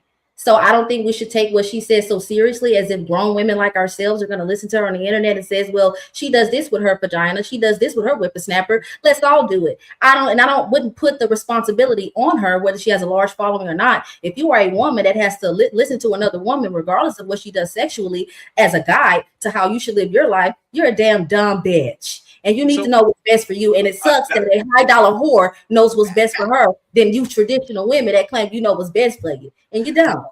Oh, okay. So and I just want to be clear, I'm a high dollar whore, but I don't do anal or bear. I don't touch people without. Okay, your clients will know later. Okay, thank you, Jory. I just want to be clear. I don't kiss either. I just want to make sure to point out she didn't answer what she agrees with, so we're going to move on. Wow, this has been a whole 5-hour commercial. Yeah, we're going to move on, Napah. Don't worry about it. An autistic prostitute. Can I just? I love when you call me that. I am an autistic prostitute. And no one's pointing out that this woman needs help. Everybody quiet. No one's pointing out. No one is pointing out. Needs help. I need help. Why women need help, but when men do it, we don't need help. Hey, I told you, Fatty. Remember I told you? I want all the big reviewers, check, react, all y'all motherfuckers. You see, these y'all keep asking. Who's talking? No, go ahead. Are you mumbling? Like Barry. Who mumbling? Luca Van. Therapist. I mean, but that's kind of tacky. Who are we? Go ahead. Professional help. Like, what metric of measure are we using, or what type of education background do we have to apply to someone you need to see a professional for what? Wait a second. Isn't She this just said ladies she's first? autistic, but Fatty, I'm being quiet. What do you want to say? Well, being autistic, I want to make Oh my fuck! Stop! Oh, fine, Fatty. I'll be fine. I promise, Fatty, I'm not engaging. Oh, shut up. God, hey, and imagine dealing with this shit in your house every day. What? Week after week after week. Fatty, can I address a point, please? No. Hey, do you notice how I be? Can I say one more thing? Can I just say one thing and then I love you. Ladies night, we like to talk. It's all right though. Coco. You know what's what, Coco? We're going to do an experiment. You are going to address it, and then when this shit goes left, I will click the red button and end the stream. Go ahead. You got it. It's not going to go left because for Miss oh my gosh, Georgie, like the clown. Yes, Miss Georgie.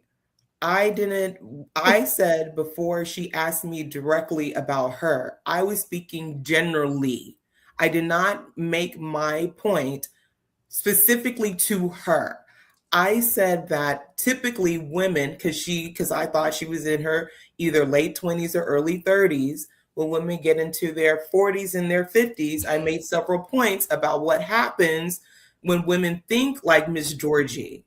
And just because we're in a day and age where we don't think about our future, we only think about currently what's going on right now, that we don't think about the implications of what we say and do on the internet now that will affect us 10, 15, 20 years. That was the larger point to the audience, not specific to Miss Georgie. Miss Georgie can live whatever life that she lives. And then she asked me a specific question, what do I think about her? I don't know her to give an opinion of how she's going to feel in 10, 15, 20 years. If I had more of a one-on-one conversation with her, I may get more information, but I don't have enough information to say emphatically, she's going to feel a different sort of way. She might. That's as best as I can say. She might. Because women, we change our minds. And we do. We feel some way, one way, and then we feel a different way another way. That's it. I didn't make a judgment call on her. I just saying to the audience and to women who we are in our emotions, we are emotionally led, most of us, to maybe take a minute and think about, is this how you want to live your life, or how your life's going to look like in your mid 40s, 50s, 60s, and beyond? That was my point. Okay, and I want to respond and saying this is why we don't hold. I told you. Oh, I thought I would. Okay, go ahead. Never mind. But Is y'all do this? Yeah, hey, you know what's funny? Hey, this is a crystallization of relationships. Y'all are liars. Y'all are liars. Y'all can keep one promise. Y'all will say this. Hey, I'm going to say this, and I promise you there's no retort. And then the next person says, I'm about to leave. Can I just say one thing? I don't retort. I'm just going to make a statement. I don't retort. I just want to say this real quick. Y'all are liars. If y'all lie just to get the last word in a motherfucking YouTube panel, what the fuck do you do with the man that you love and the woman that you love? So you admit just lying. You admit that KoKo lied then? No. What I said is she shouldn't even have said the shit she said because she just repeated herself. We understand the message the first time. KoKo is one of the fan favorites. She just repeated herself. She just said, oh, because I'm not talking to her, just like you did that shit with the fat bitch, right? With our kid.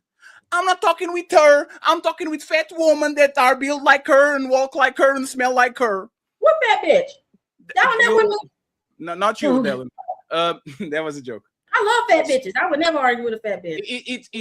Oh my God, why would you say that? Fat bitches should go on diet. Good, because I can't say that, girl. I can't do that. I love fat Klay bitches. Thompson and Megan the Stallion, please. Y'all just gonna lie on that topic too. This show was great. This show was great. Nah, the show is not over. No, not going nowhere. Yay! My God. I love y'all anyway. It's a great show. I hope this doesn't go ultra left. We're going to Nino afterwards. Meg the Stallion accused Klay Thompson of cheating. She made a post. Cheating had me around your whole family playing out. Got cold feet, holding you down through all your horrible mood swings and treatment towards me during your basketball season. Now you don't know if you can be monogamous? Bitch! That's what he said. Bitch! I need a real break after this one. Bye, y'all.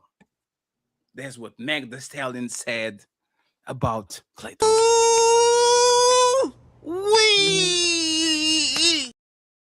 And now I'm going to play a video from the lovely Miss Georgie. That's how I found her on IG, because she was talking her shit about Klay Thompson and the girlies and Meg. So we're going to play it. We're going to have a discussion about it. Read the super chats and we're gone. People that need the microphone more: Mr. Shizz, Miss Melanin, and Napah, because they've been quiet.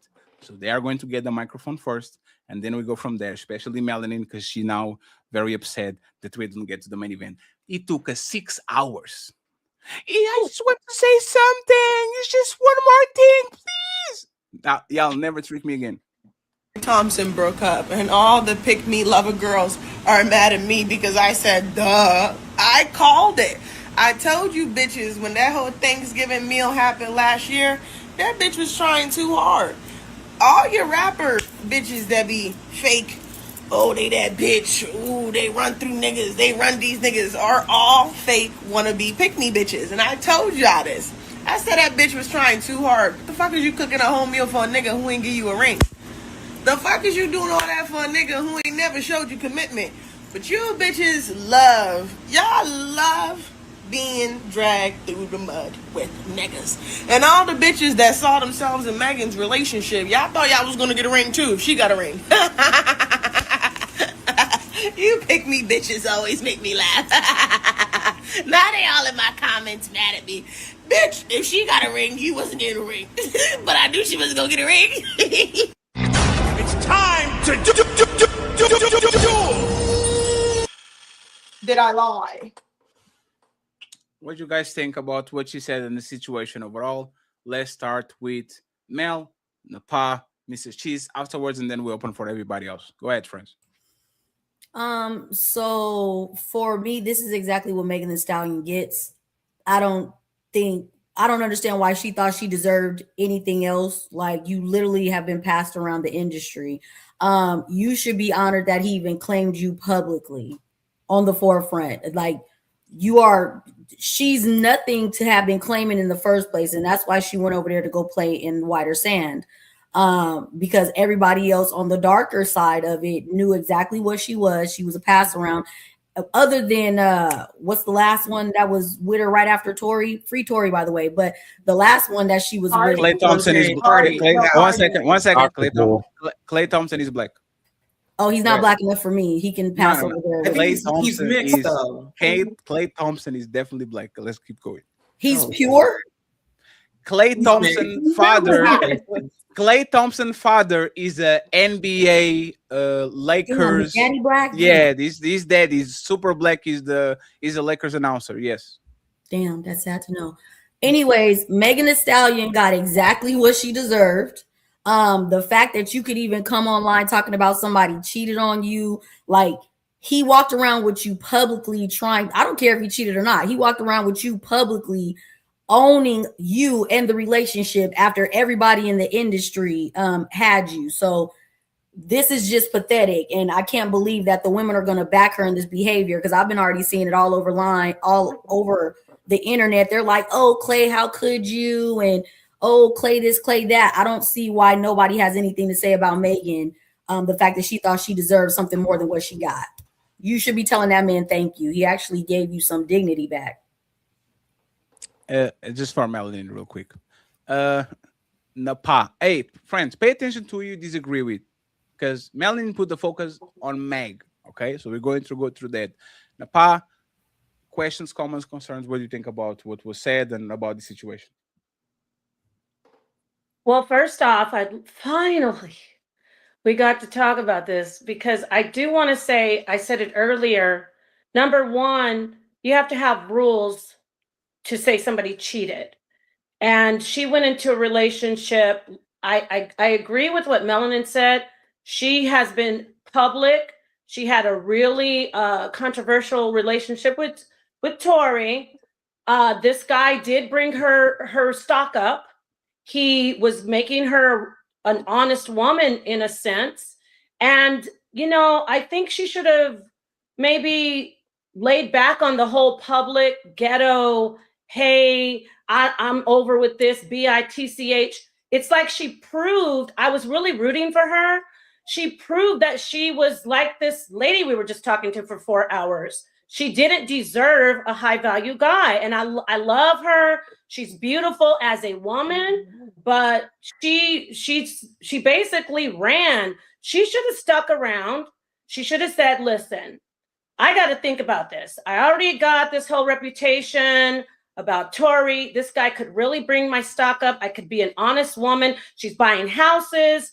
Your mom told you, your grandma told you. Well, my grandma, not the lady that's on the panel that y'all spend all the time with. My grandma told me, my mom told me, why buy the milk when you can get the cow, or why buy the cow when you get the milk for free? So what I'm saying is, I'm disappointed in Megan. That was her shot.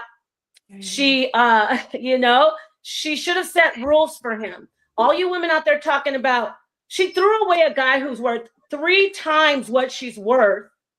And he's good looking. He's got a good family. She's cooking Thanksgiving for him. She's already bought a house with him. You're going to go up on the internet like a little high school breakup and talk about I'm done with him because he got together with his ex-girlfriend, and make note, it doesn't matter how much money you have. So don't be listening to prostitutes, ladies. They'll get you all caught up. He didn't care that she was worth 40 million. He went to his ex-girlfriend who probably wasn't worth 40 million. You know what I'm saying? So yeah, I agree with Melanin, and I feel sad that Megan sold herself short. She should have just waited, let it cool off, let him beg for her to get back or something. So yeah, she dropped the ball on that one. No pun intended, because he's a ball player. That's what I want to say. Thank you. I love you, girls, but y'all are evil. Fatty, can I? Fatty, wow. Fatty, can I please? No, we are going to 1 second. We are going to have the conversation. I am dumbfounded that one man promised monogamy to a woman, cheats on her, and it's her fault. Well, you already know my belief system, so no, Melanin. Melanin. 1 second, Melanin. Melanin, I don't believe in. I love bacon, right? I love bacon. There's people on the Middle East that think pig is disgusting. I love hamburgers. It's the hamburger fun. Indians think that cows are sacred. But one thing that is universal around the planet is if I shake on it that I'm going to do something, I have to do it because word is bond. I promise you something. If I said, if you are drowning, I will save you, and then I see you drowning, and I don't jump on that shit because my belief system, I don't know how to swim, I am a liar because I promised I was going to save you, and now I let you drown. What is the problem with y'all that y'all don't understand whatever? What moral system y'all have? If a woman promised she's going to do something and a man promised they're going to do something, they have to do it, or they are committing something that is against what they promised. Like, what is this world? Well, men and women are not equal, but I will hold on. I will agree to the fact that I don't think it's something that he should have ever been agreeing to in the first place. I say that about men regardless. If you choose, he's a coward. If you choose to be monogamous, it is your choice. You should not be signing up for this just to get the woman. You're already giving away your power. So I don't agree with it. He's a coward. You know how you know why he's a coward, Melanin? Because this is the man that we warn our daughters to be careful. The man that will sell you a dream, love bomb you, buys you a house and a car, presents you to the family, lets you cook on Thanksgiving. He was a good guy. We did a show about it. How do we know? But how do we know the experience of Megan didn't take him back to where he was already at? No, it's because he already knew she was a certified hoe. He had the track record of Megan dating all these people, putting false allegations on Tory Lanez. He knew the whole thing that she was a ho, Merry Christmas. He took her, made her a wifey type of person, love bomber, put a bunch of things that kind of assumed that he was going to take care of her. And then, you know what? I have cold feet. No, he said... Can I please respond to this? Because you guys use my video and I want to respond. 1 second. Can I just say one thing? Can I say one more thing? Yeah, please, Napah, KoKo, and Miss Jory, and we need Shizz just be quiet for a while, man. Yeah. Okay. So, and what I find so hilarious is hearing all you ladies be so blatantly rude and mean and so like, I had my opinion on this with Megan. I don't think she should have came and made a relationship out of the whole dynamic of Klay Thompson. I thought it should have been fun, leverage it to her benefit. I didn't actually think that she was looking at it as a serious situation.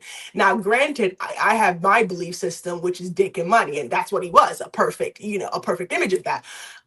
You guys all, Nepal and everybody had an opinion on who I am and how I live my life and how honest I am about who I am, but you guys are defending someone like Klay Thompson, a man like Klay Thompson, who blatantly, a woman was vulnerable, put herself, a woman who was successful, beautiful. She could have any man she wanted. She was vulnerable enough to put all her egg in one basket, hold him down, cook the dinner, show up for every game, be okay, but that's because of her track record. Hold on, I'm gonna finish. Yeah, but her track record is trash, though. We can't. But hold on. I'm gonna finish. I'm sorry, Patty. You're right. I'm sorry. No, it's fine. You can stay over there. His track record is trash too. Just to make sure. I was gonna hold on, Fatty. I was gonna say he's cheated. Hold on, he's cheated on every girl he's ever been with prior to Megan too. That makes her done. No, he's cheated on every girl he's ever been with. That makes her done trying to force monogamy on a man that's doing but what else. what I'm saying, you're right in that, right?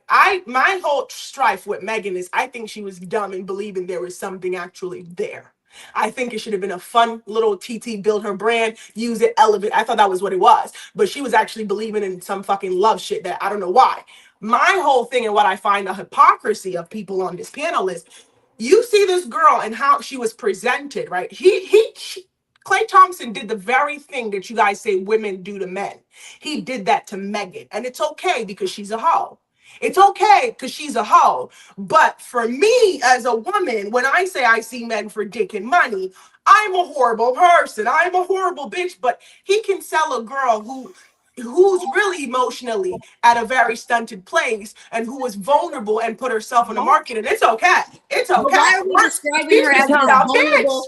Why do we keep describing her as this vulnerable being? You literally We're coming It's off the backside. vulnerability to put all your eggs in one Hold on. basket. We're coming off of the backside of she needed him for image reasons. We're coming off the backside of you getting somebody locked up over false allegations. Like I said, free Tory. We're not going to negate over that. And then you went over there trying to say, okay, then. So what are we talking about? You went over there trying to. In the sense of how you guys. Megan went over there trying to play house because your PR team told you to clean up that hood rat image. Mrs. Walk, we're not going to do that. She did exactly what you deserve. And I'm mad that he went over there. Contradicting what you're saying. How? No, I don't. The contradiction is you guys are all sitting here right now. No matter how you say she's a hoe, whatever she is, right? These people came together, right? Beyond how I live my life, which I've made clear. She went into this dynamic with somebody. Monogamy was the foresight of their dynamic. How do we know that? That's my question. Monogamy should never be a part of it.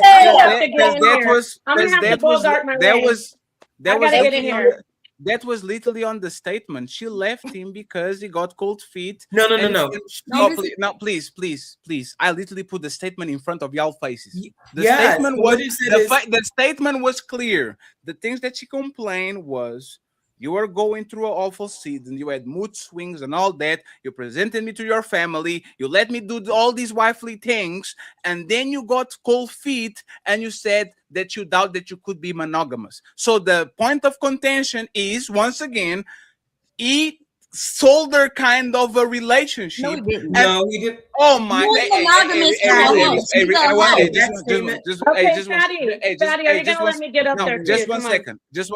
About 1 second, right? Let's take it out of Klay Thompson. Let's put it on Ali, right? If y'all knew that Ali, this is a fictional character, right? We deem Ali as a man of character. If you found out that Ali found the girl on YouTube, he love bomber, bought her a house, brought her to his family to meet his dad, and all these, did Thanksgiving, all this shit, and right before you get to the point where we actually become a family, live together, and all this shit, when the season is over, he says, I don't think I can be monogamous, man. Right? Shouldn't you motherfucking have said it the first time so I can move along and do what I need to do? 1 second, just to wrap it up. Is this man a dangerous man on society? Is the question for Mel and for Napah and KoKo?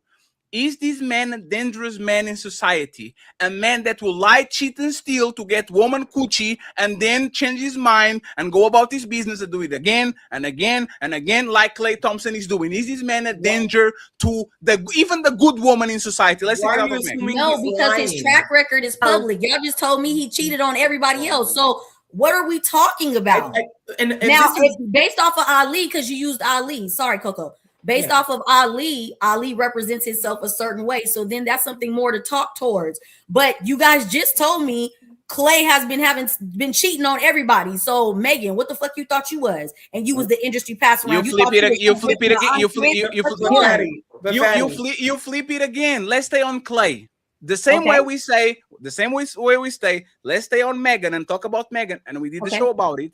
Let's stay on Klay. He's a man that lies his way into some coochie, love bombs you, promise you things. Is the man danger when he flips his mind and he keeps doing over and over again? Is the man dangerous for your daughter, for your sister, for every woman that actually sees? But if we know that he's been cheating on everybody before he got to me, the assumption why am I asking you for monogamy?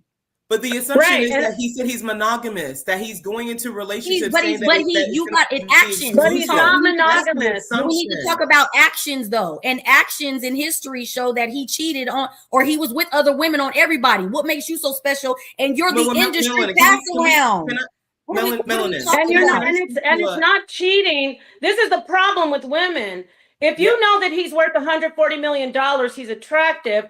Why are you playing yourself, acting like he's not going to be with other women? If you come because that's what he promised her. That's that's about promises. But that's the default. Men shouldn't be promising monogamy to women. You know what's going to happen, Napah? And interrupted Napah. I never can always think it's weird. It is so fucking weird how I start talking and get cut off. Napah, I'm trying to protect you so you can talk. All right, go ahead. Once I sell you a dream and fly you out to Portugal and say that you are going to be the mother of my kids and tell you all these beautiful things in Europe, and then I fucking kick you out of the curve and send you back to motherfucking Milwaukee, don't cry about fatty. Don't cry about me selling you a motherfucking dream, put some hopes and dreams on your head, and then ship you back to your mama and daddy. That's one of the most foul shit that a man can do to a woman, is promise her a dream and then turn around and says, got you. Go ahead and go home. But go ahead and please, go ahead. The same way these women are caping for bad woman, go ahead and cape for bad man. Y'all got this. Napah interrupted. Napah interrupted, and then now you can respond. Go ahead.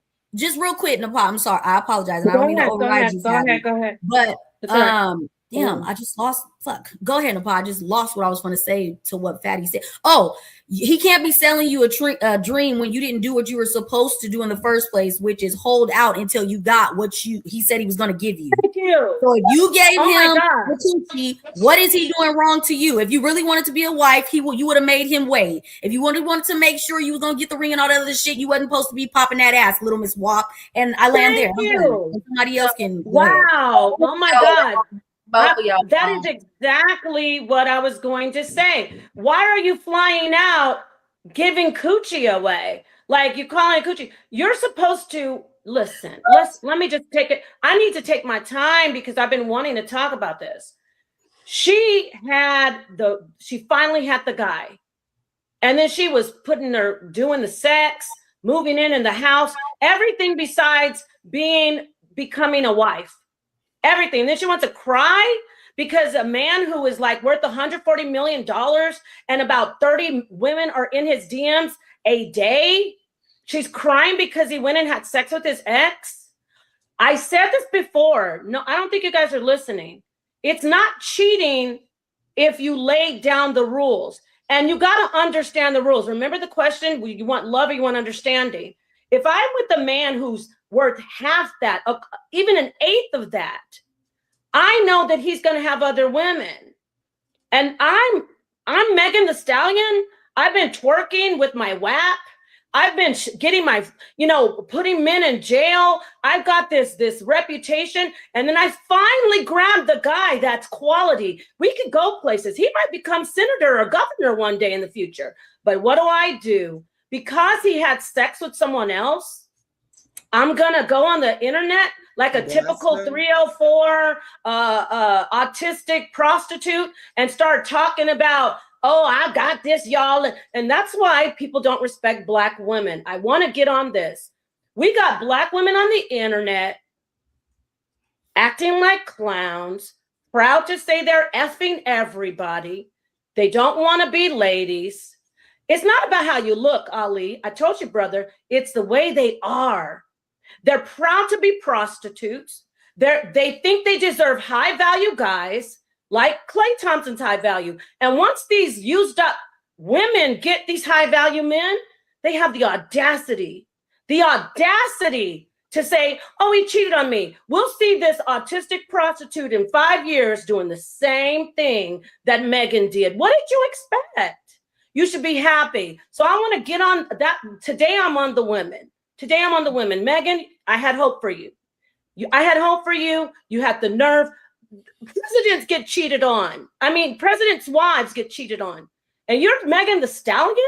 And you think that you're not, I don't know. I'm gonna hand the mic over. Y'all can say what you want to say. She said she was autistic. And shame on everybody cheering her on. This woman needs some serious help. That's what I have to say about these hoes out here. I don't like using the word. These hoes out here getting glorified. You worried about my body and how I look? Worry about how these women are getting on the internet proud to say that they're being sluts. And then they think they expect to get quality men. Become a wife. Don't F men before you get a ring and get married. Don't start shacking up. And then we'll be fine. And anybody holding their mouth and looking around, MzPoly. Okay, I'm ready for all of you ladies out here. Don't expect to get a high value guy. Don't expect to get a high value guy if you're proud to be on the internet. Damn, Ali, you muted her. Hanging around your waist. No, I didn't. If you have a bunch of D's, no, she sounds like Ali. if you have a bunch of D's hanging around your waist and you're wearing penis necklaces like you're proud, don't expect for men to respect you. And that's why women like me and Melanin, when we wear some cleavage, we get attacked because we got women like you out here. That's what I'm saying. Wait, y'all get the tag because of Meg the Stallion? Is Meg the Stallion fault? She's being promiscuous. She's being promiscuous. She doesn't value marriage.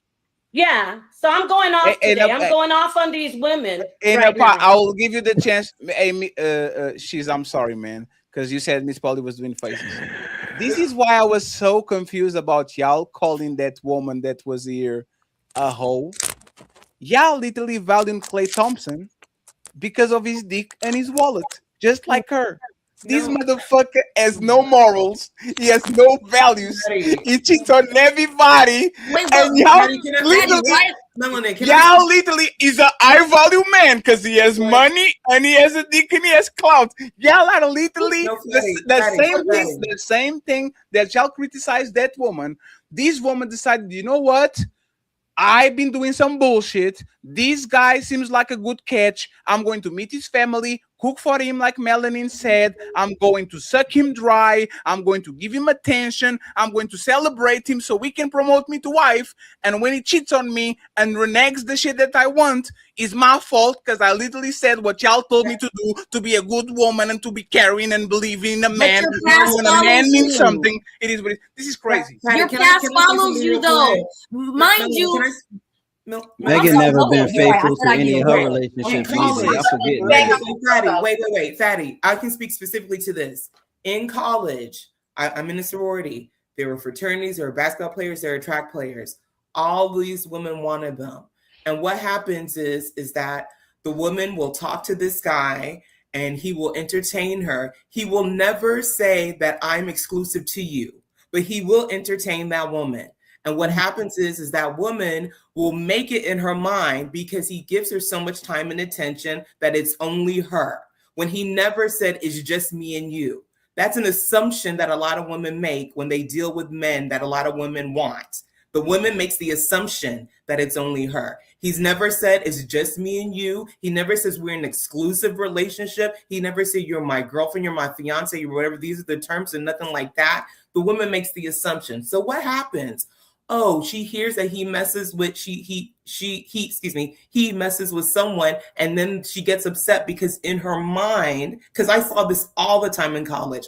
Oh, well, it was me. Well, did he ever say that it was just you? No, but we spent so much time together, and I went to his place and I made his meals, and I'm just saying, like, I think Melanin said and Napah said, the terms were not stated up front. The woman made the assumption that this is what it's going to be. And that's what messes up women who deal with popular men and deal with the men that all the women want. Hey, KoKo. Fair. KoKo.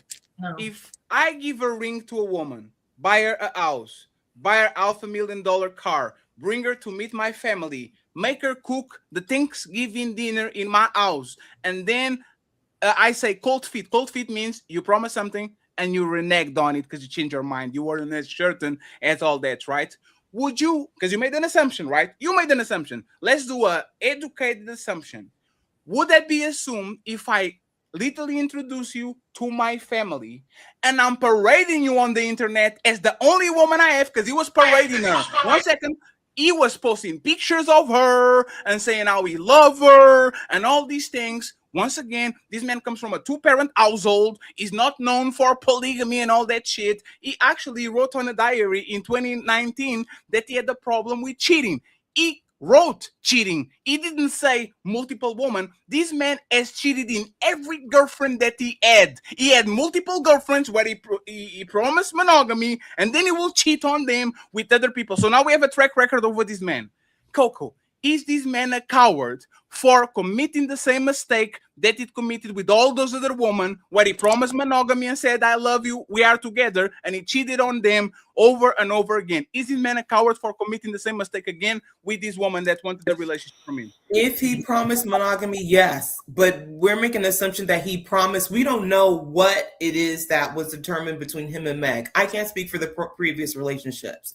I'm just saying, again, with men who are popular, with men that a lot of women want, women make the assumption because he singled them out. And to answer your question, yes, Fatty, unfortunately, I know men that bring women to the house during Thanksgiving, and then the next day they're out with another woman. It happens. Hey, did Lori Harvey did Michael B. Jordan dirty?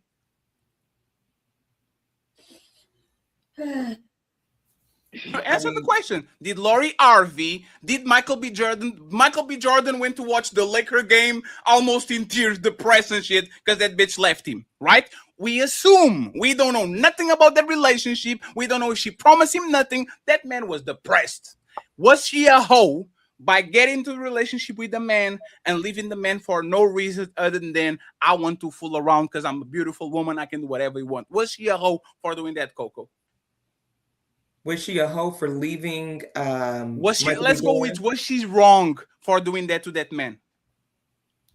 If they were in an exclusive relationship, yes, she was wrong. If they have agreed upon terms about what the relationship is, and she steps outside it, yes. I said also the same for Klay. If they agree that it's just you and me, and he steps outside of that, then yes. And what you're telling me is that Meg and Klay never talk with each other about the most important condition of a relationship, how many people are inside of this thing.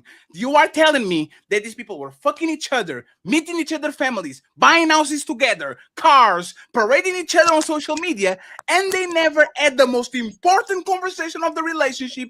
How many people are inside of our relationship? You are telling me that, KoKo, you're going to gaslight me? No, I'm not going to gaslight you. What I'm saying is that. But what are you doing? Wait, hold on. Unfortunately, sometimes it could be a very elusive. Yeah, I see. This is what I think could happen. Yeah, I see myself getting married. Did he say he sees himself getting married to you? This is what I asked. Wow. You have to say that. You have to say that, because just because a man says he sees himself getting married, he may see himself getting married. Doesn't mean he sees himself getting married to you. So if I get a woman and I say, hey, I want to get married, do you see yourself getting married? And she says, yes, Fatty. So now I do all the things to actually make us evolve from A to married. And she says, I said I was going to get married, but it's not with you. Did she bamboozle me by omission and actually went with a plan that was never a plan to be with me? She just wanted something from me. So she said, I'm seeing to getting married, but you didn't ask if he was with you. Is that fair to say that that woman is playing me? Yes. So what? So if I don't have to say explicitly, do you see yourself being married with me and doing married stuff, right? He bamboozled her. Respectfully.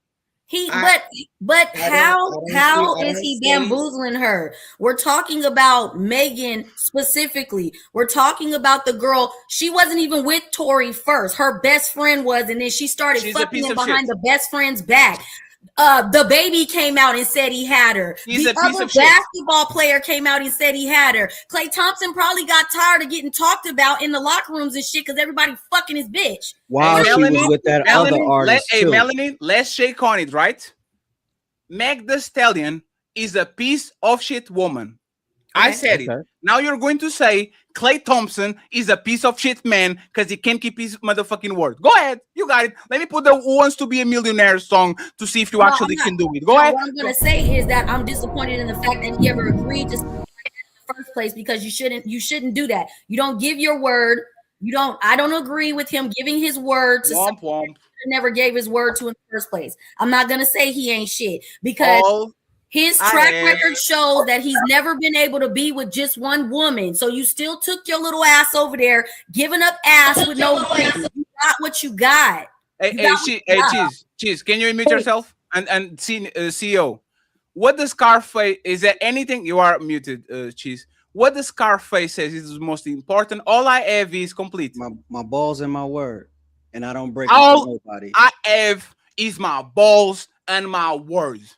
If you don't have a word as a man, you are a coward or a liar. Pick one. Both of them are going to put you on the bad light. So if I say, like, a man, word is the most important shit this motherfucker can have. If a man doesn't have a word, a woman shouldn't trust him. If a man doesn't have a word, a woman shouldn't follow him. If a man says things, he said like he sold her a dream. We know. He's no 1 second. Melanin, you didn't say it. Klay Thompson is not a I'll make it better. Klay Thompson is not a respectable man because he can't keep his word with nobody. Is that fair? Daddy, as a man, all of you as men, this is supposed to be your stance. You're supposed to hold him to this standard. Me as a woman, though, I know you as a man, yes, you are. You guys are absolutely right. But for me, she should have never been over there expecting monogamy in the first place, based off her own track record and his. He hasn't been faithful to nobody but himself this whole time. So even if he came to you saying, I want you to be my wife or whatever, you supposed to say, and still know better. You're not even deserving of the monogamy you're asking for. So that's what I'm saying. I got to bow out of this because as men, you guys are right. Ali, just one thing, and then Dalyn and you can get it, like, right? So if I meet a woman and she's 32, right? And I know she's been around because she's been single since college, right? Right? I should expect her to be a hoe from the get-go. I shouldn't be nowhere near her. Most men should never touch these women that they are meeting at 28 and marrying at 39. Those women are hoes. Is this what you're saying, Melanin? If she's been acting like a hoe, then yeah, expect hoe behavior. Okay, so I shouldn't cuff a woman that is 29 and single. No, I'm saying this is your choice as a man. Go into it knowing what to expect out of it. I'm not telling a man what to do. You can do what you want to do. But if you going after that, you get what you get. And so does she. He promised you a ring, but deep down in the back of your head, you know everybody else been up in your gut. So you might possibly not get it. He maybe thought he could handle it. He's been defending people on her behalf. The dudes was talking about her. He jumped online like, hey, bro, I'm disappointed in y'all. We don't know what this did to him mentally. How many times he been getting teased over cuffing the whore? Like, come on, let's no, I'm not. One more thing. Can I promise it's very fine. I will remember this shit. Y'all better be very careful next week when we flip on that. I think he didn't want to marry her. I just thought of something. A coconut drop in my mouth. She's been cheated on before. She's been cheated on before. Excuse me, Ali. She's been cheated on before. He just didn't want to marry her, and she's using that as an excuse. He didn't want to marry her in the first place because she was not playing her cards correctly. Go ahead, Ali. But by the way, though, he needs to start choosing women that know the assignment. It's an insult to a man who is any man who's high value. Forget about he's extreme. If you get with a woman and she's going to say, listen, I want you to be monogamous, you should sit back and be honest and say, look, I probably won't be monogamous. Let's start talking about polygyny again. Let's really get that back on the table because you men are being held by the cojones. Thank you. You could be the greatest guy. You could be the good guy, the breadwinner. All she has is, you cheated on me, even though I've been having my WAP and twerking at the Democratic convention. He getting shit talked to him by his homeboys, still standing by you, posting pictures with you, taking your ass everywhere. Like, get the fuck out of here. No. He was never going to marry her. He was never going to marry her. Really quick. I find it real fucking funny how y'all back and forth about, he set himself up with this proclaimed hoe. You can't turn around and say, well, it's her fault. He knew what he was dating and she knew who he was dating. I don't understand why y'all trying to play the fence of who's right or who's wrong. Both of them did not choose themselves, which is why they didn't. I don't even think we understand whether or not they had an exclusive relationship. But he finally started to choose himself when he told her, I don't think I could be monogamous. That's him choosing himself.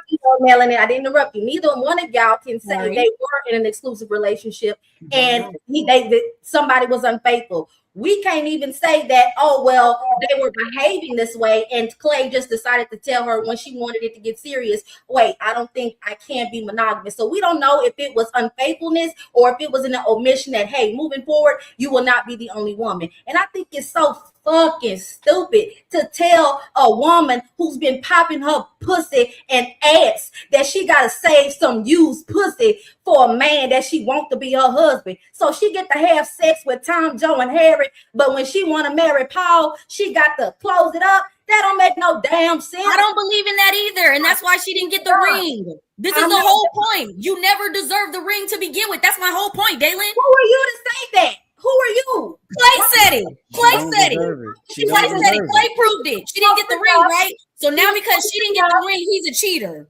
Because you didn't get the ring, because you've been playing household.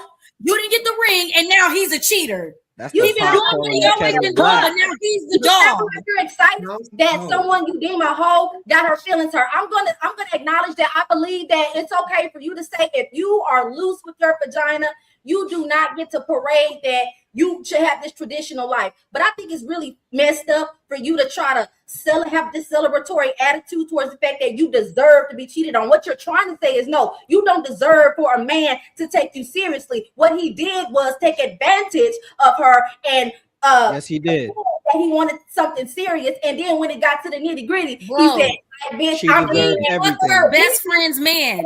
She fucked her best friend's man. We're not gonna. She is a trash woman.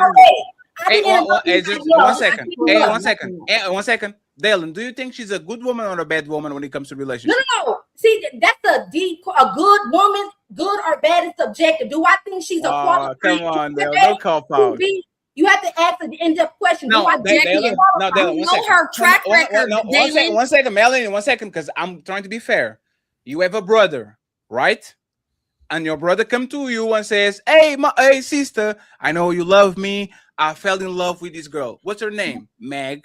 What? Meg the Stallion? The what? Tory Lane's girl? The one that like all that? Would you recommend your brother to go ahead with a relationship, or would you say, my brother, she has a terrible track record. Be very careful around her because men pay the ultimate price, not just with cheating, because she cheated on her ex-boyfriend. She kind of like, this is what we talk. Like, what would you say to her? Go to him, go ahead, or you say, no, she's not safe? I would say, come here, sit your ass down. I say, I want you, if you're going to make a choice to continue to fool with this woman, don't you dare come crying to me about what she did or didn't do. What do you want? Do you want a wife?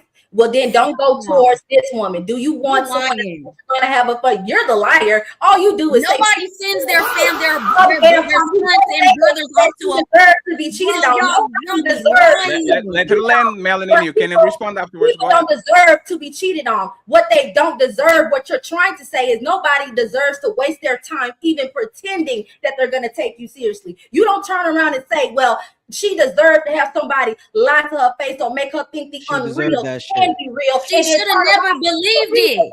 I'm not done. And then turn around and say, there's the difference. So you don't sit up here and tell somebody that they deserve mistreatment and disloyalty. No, I don't agree with that. So to your question, but it was okay. Did she give her? Did she care about her best friend? Did she care about her best friend?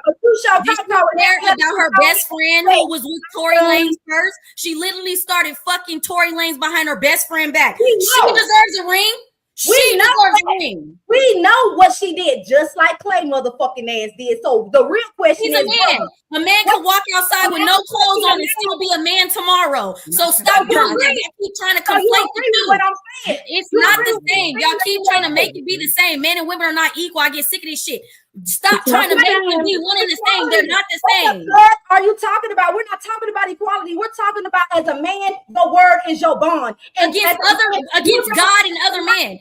Your word is your bond. A woman is supposed to. A woman should be led by a man. You're under a man's leadership. He doesn't owe you his word. He owes you his guidance. Okay. He owes his word to God and other men. He don't owe you what you asking for in the first place. Follow up, Dalyn. 1 second, Dalyn. Follow up question. I get the wife. Okay. I get the wife, and I say, baby, I'm going to give you 4 kids and make you a stay-at-home mom. She says, thank you very much. I love you. Let's do it. And then I say, psych, you are going to work 12 hours and there's no kids for you. Mel, you said I only owe my word to God and to other men. If I rug pull my woman and promise her 4 kids and a stay-at-home job, but she's going to actually get 0 kids or 1 kid, and she will have to work 12 hours all her life, is that woman legitimized to say, you tricked me, you bamboozled me, you lied to me, and I don't want to be with you anymore? Or she should stay and follow this liar of a man? She should stay, because you're meant to be led, and this is the direction now he's taking you. It's based off of that's part of duty. He thought he could do this. It went somewhere else. What you want to do, girl? And can I say, you're not the king of your own castle, bro. You're not the king of your own castle. Why do men get to wait? Why do men have to accept? I'm sorry, Melanin. Why do men have to accept women? And I think it's okay. Why do men have to accept that women have had all these men? We talked about it earlier. I know she left. You said it, Fatty. She's going to become Christian, a woman like the lady that was on, and then she can have a happily married husband. Why do men have to accept women and all their bodies and all their dinglings hanging around their waist? But women will not accept the fact that men are polygynous. Why do men have to accept? Why? I mean it. Why do men have to accept? Look, if you choose to be polyandrous, that's fine. If you, I'm not fighting you, but the fact of biology in itself, okay? You have a garage, a parking lot for 1 car. But why do men have to accept that all these dinglings, you have a necklace full like a Christmas tree with lights of penises wrapped around you? And they have to accept that. They don't. They have to accept that. Wait, I'm a part of a car. The point that I am making is we keep on talking about, well, he didn't keep his word. It should have been in your mind that he's going to have other women. Stop playing in everybody's face. So you understand the concept of playing in somebody's face. You just want to hold a man accountable. That's what Fatty was speaking to. You don't have to lie to a hoe to get her to do what you want her to do. The issue is not getting it. Stop there. There's a bar. He didn't have to lie nothing. She would suck his dick for free. No, but Dalyn, thank you. He is Klay Thompson, 6'8", basketball player, come from a great family with millions of dollars. He didn't have to tell. 1 second. He didn't have to lie. Didn't have to do nothing to get access to her because men actually got her for less. Right? Yeah. So I will stop. Wait, 1 second, please. Hey, no, 1 second. I got you, fellas. Napah, do you have any deal breaker on their relationship? Any deal breaker? Yes. If I come into a relationship and you hear me out. If you disrespect me by lying to my face, lying straight to my face, telling me that you don't want other women, but I know you're in behind my back, sneaking around like a little boy, like a rat trying to get cheese. Just be a man and say, I'm a polygynist. That's the deal breaker. That's what he did. That's what he did. No, you're not listening. What? You're not hearing as usual. I must be speaking in a different language. The problem is the language is bullshit. You come into a relationship. Look, I don't know about you, Dalyn. What's her name? Dalyn. Dalyn. No,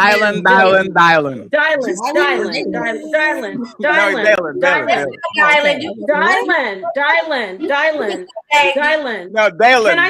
Not Dalyn. Dalyn is another person. Yes, Dalyn, you gotta be on camera. Dalyn, you gotta be on camera. My name. When you come into a relationship, Fatty, this your fault. All this capping they be doing. This your fault too, Fatty. Hey, friends, this is all your fault.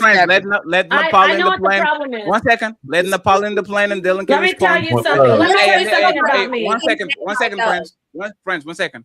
And then we literally have to go to the fellas. Today was literally ladies first. Yeah. First time. So go Napah, Dalyn, and then we go to the fellas. This is the thing about me. You can say a lot about me, but one thing I haven't done, I know my value. I know my worth.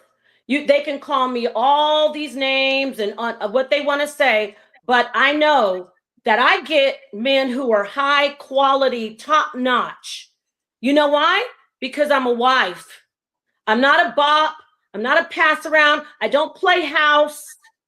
I don't. So a deal breaker is, I know you're a polygynist. Why are you lying to me? I don't mess with men who come in my face and lie and say, I do monogamy. I go, you're a liar. That a deal breaker meaning I don't get into it with you. You meant deal breaker. See, my legs aren't open. And then I figured it out. I already know you're a polygynist. That's what I mean by deal breaker. Don't come in my face playing. You're not even a man. No, to me. I would never do that. No, I'm not saying you, but you're not even a full She didn't got the fledged. joke. You're not even a grown man if you can't come to me and say, "Yeah, I'm okay with polygyny."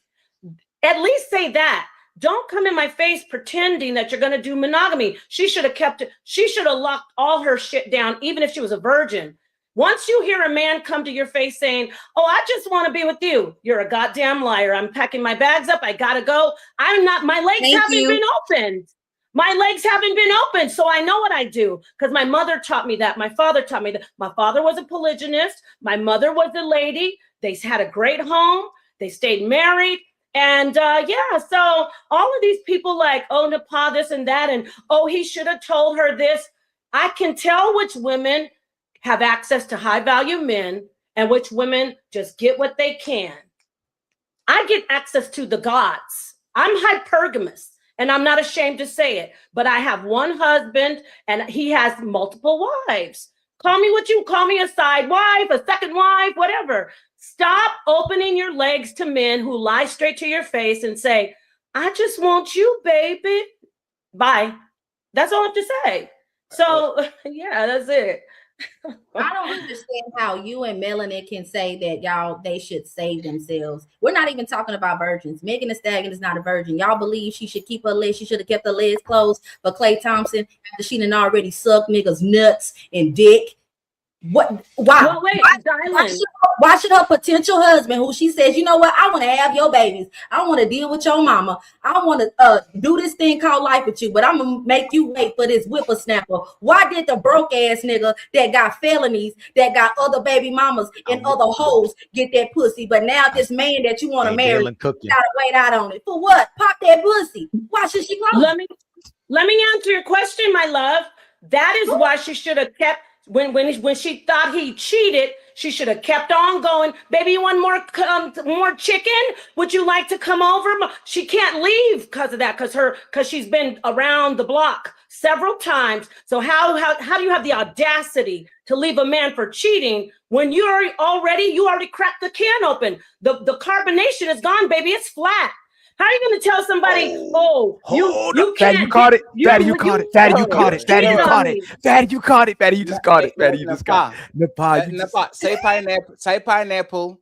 If you don't want to answer these, were you a virgin? Yeah, I'll answer. You married your husband? No, Excuse me, I can't hear that's you. not the one. Fatty, that's not the one. Were you a virgin when you married your husband?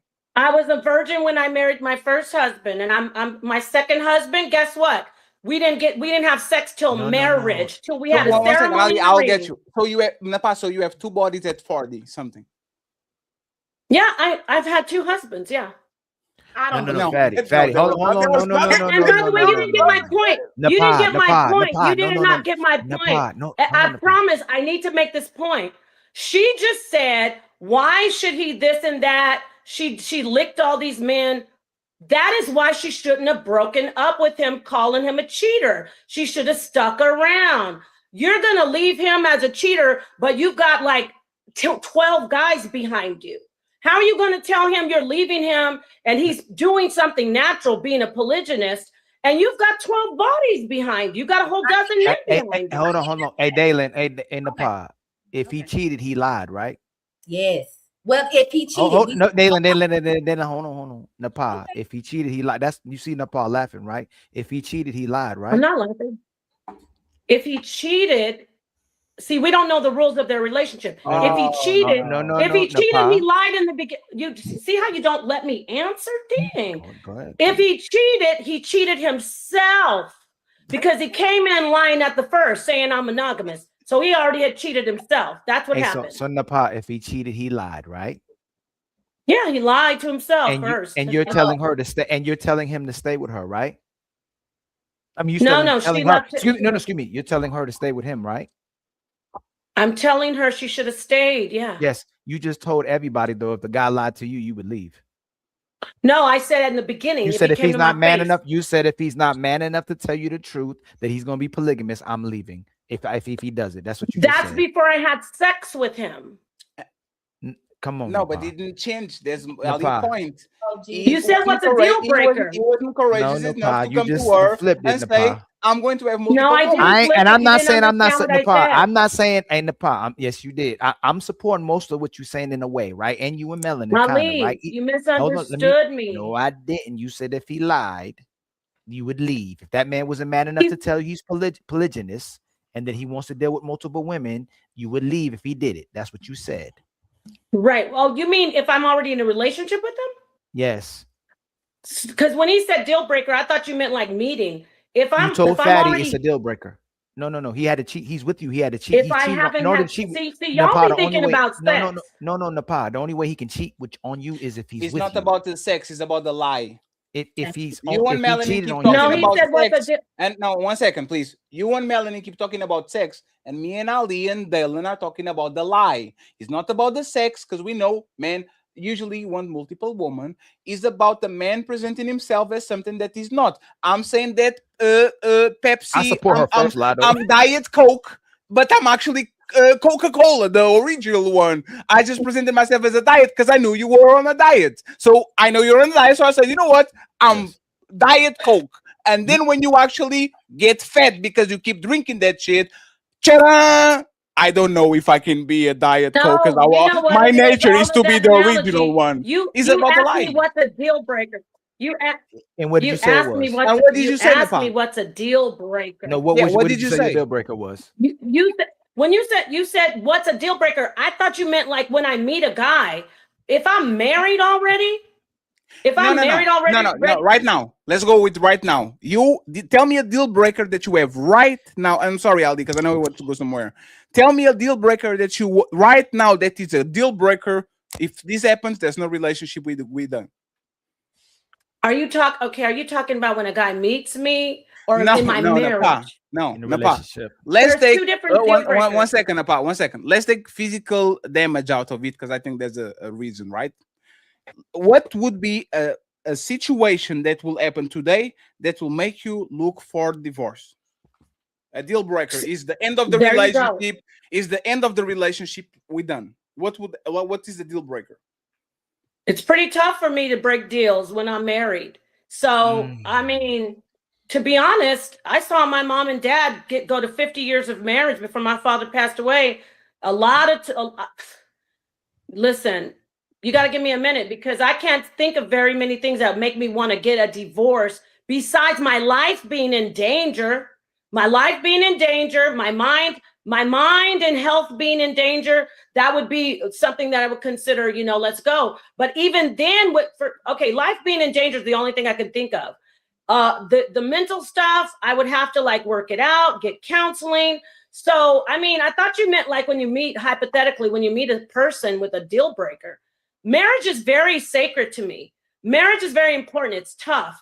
I can't think of a lot of things that would make me want to get divorced. My first divorce, it was because I was getting a lot of, I know people are going to take this clip and use it, but let me tell you, it was hard. It was a hard marriage.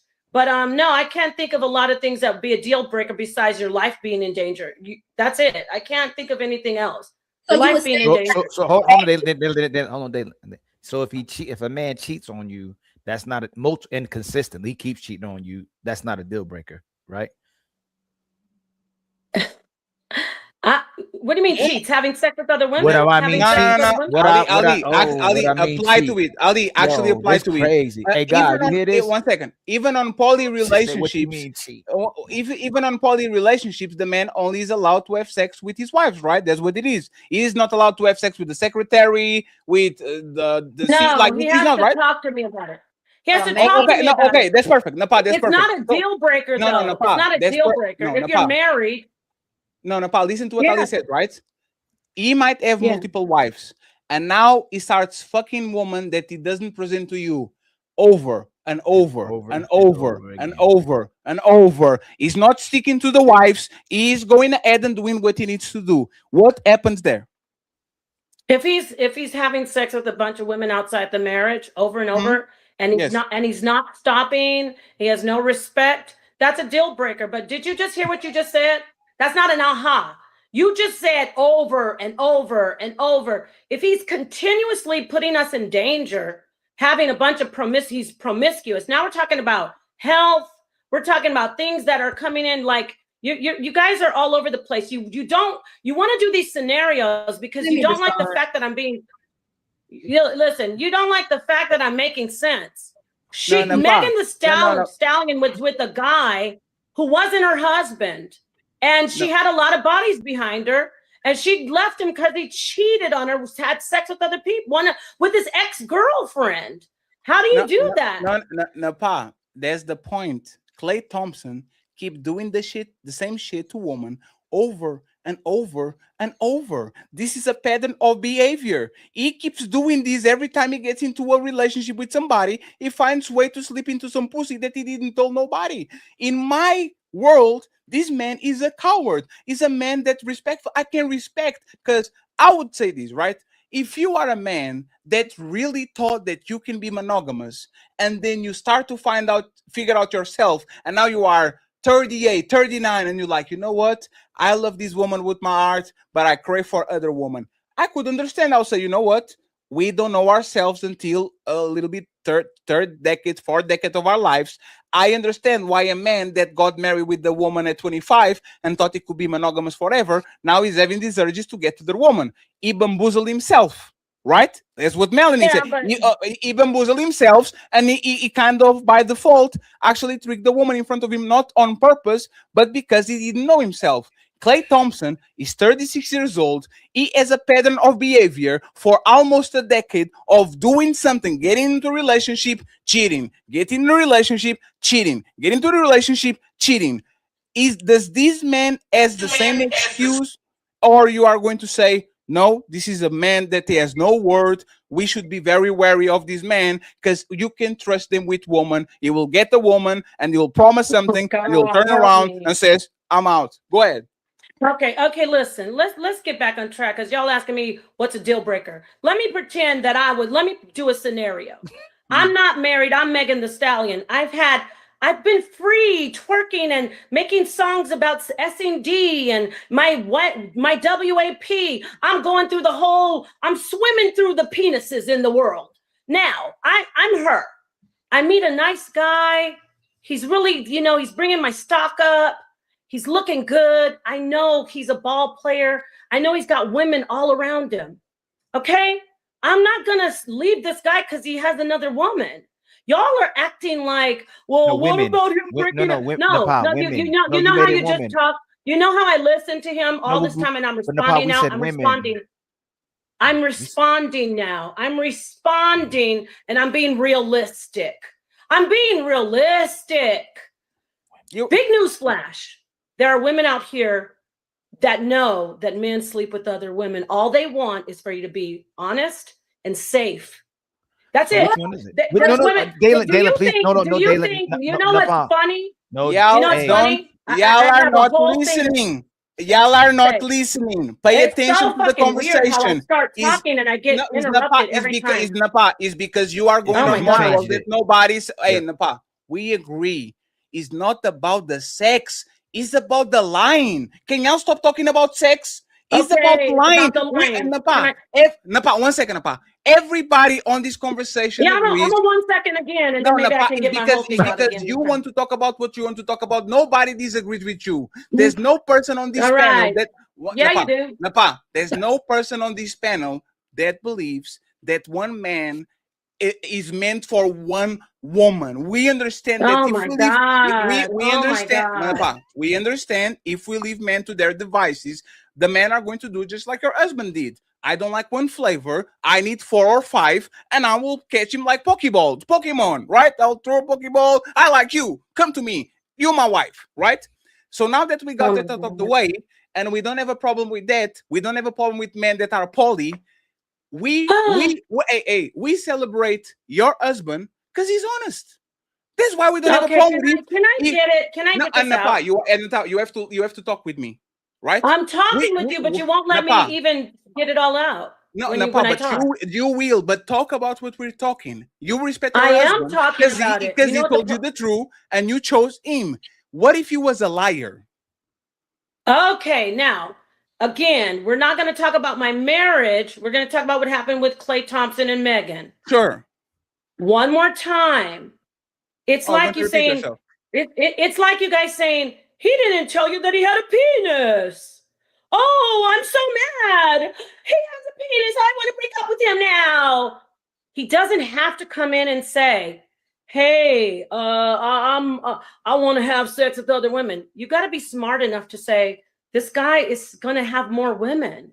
See how you guys keep on saying, you're not, see how every time I start talking, it's you keep talking about woman. Every time I start talking, you don't want to hear the truth. You want to hear, agree with us. Listen. Oh my God. Oh my God. Napah, you agree with us. The man should be up front and tell these women, I want multiple women. You agree with us. Not right then. Okay, I'm going to try one more time. No, Daddy, you know what we're going to do? We are going to let Napah run the clock. Go ahead, Napah, run the clock. I'm not running the clock. I can't even get a full statement out. No, it's fine. You notice every time You're like, but what about him lying? But what about him lying? He has to lie because we tell men, you have to say you're only with one woman. That's why he's lying. Don't you get it? So if we take that off the table and say, what did he lie about? He lied because he wanted other women, but he was scared. He was scared of her. Get it? You get what I'm saying? Now you can go. I didn't have to go long. We agree, but you keep switching it. We agree with I'm that not part. switching anything. Yes, you did. You went from they shouldn't lie to you should know better. And even if they're lying, you should know better that men ain't gonna be one. That's what I swear. I said they shouldn't lie about what they want. Once they're in the relationship. But now you said it. You just said 10 seconds ago that men lie because they're scared, and men lie because you accept it. You should accept it. That's what they do. You gave excuses. Listen to me. Listen to me. Because you gotta say, listen, Linda. You gotta say, listen, Linda first. I'm not talking about myself. You said, "What's my deal breaker?" No, I said Megan the Stallion was openly promiscuous. As an openly promiscuous woman, you shouldn't have the audacity to call a man sleeping with another woman a deal breaker, especially if he's a man that brings your stock up. I don't get what the problem is here. What if she's not a hoe? Look, no, we're not. Listen, but that's what we. I said men shouldn't lie about being polygynists. He lied because he wanted her. He was a good guy. He loved her. He loved her. He shouldn't have. I was hoping for her. I was proud of her that you can't turn a girl like that into a housewife because she doesn't value men of value. She's told, because like you guys say, she could just keep on leapfrogging from penis to penis, leapfrogging. She should have said, oh my gosh, I'm going to stay with them. I have a bunch of bodies. We can work it out. So, you guys are acting like I'm wrong about the cheating part. He wouldn't have lied. He wouldn't have lied if he thought that she had the upper hand. Like, you're cheating on me. Come on, it's weird. And Napah, should there be so there should be no consequence for that man cheating? He's okay. You're not. No, Melanin. Hey, Melanin. I know she's your friend. No, I don't know. Ali, I was responding to you, not her.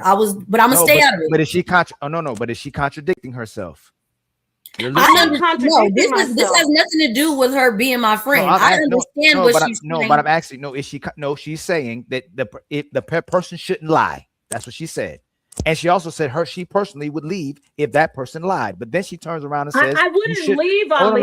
I wouldn't leave. I wouldn't have gotten into it at all. No, but what if you got into it? No, you said you would. You said if they cheated. Okay, so again, let's do this one last time, Napah, since you're not leaving. if that man has a lot of women, you're not leaving if he's cheating on you consistently with a lot of women because you keep switching it. You say, nope, that's a lot of women. Then you said you shouldn't be mad if you got a lot of women. So should you be mad he got a lot of women, or don't be mad he got a lot of women?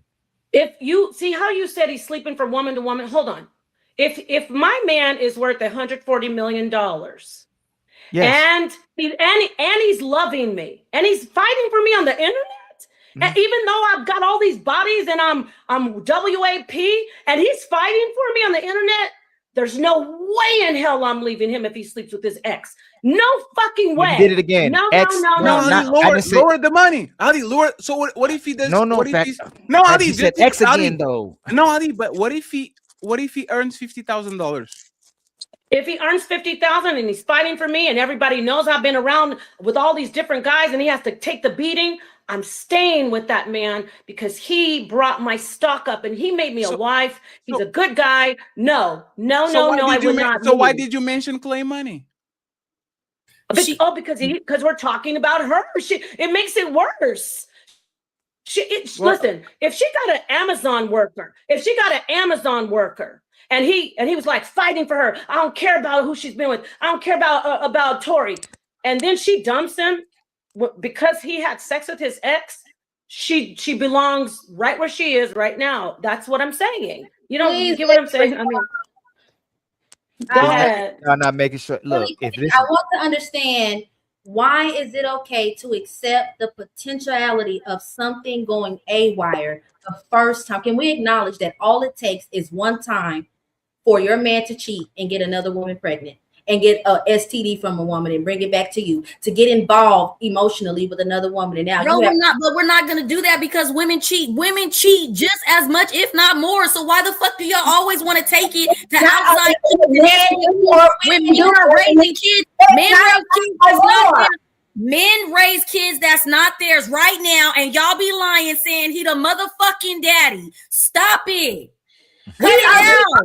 That's wrong, right? Y'all be trying to pin all this negative shit. You know why you be cutting me off? You know why you be cutting me off? You know why you be cutting me off? You got your ass off cameras because you know you are a baby mother. You've never been married, and you have. Who the fuck you talking to? Who are you talking to? You talking about? Wait, when I was off, first of all, when I was off camera, I had something to go fucking do.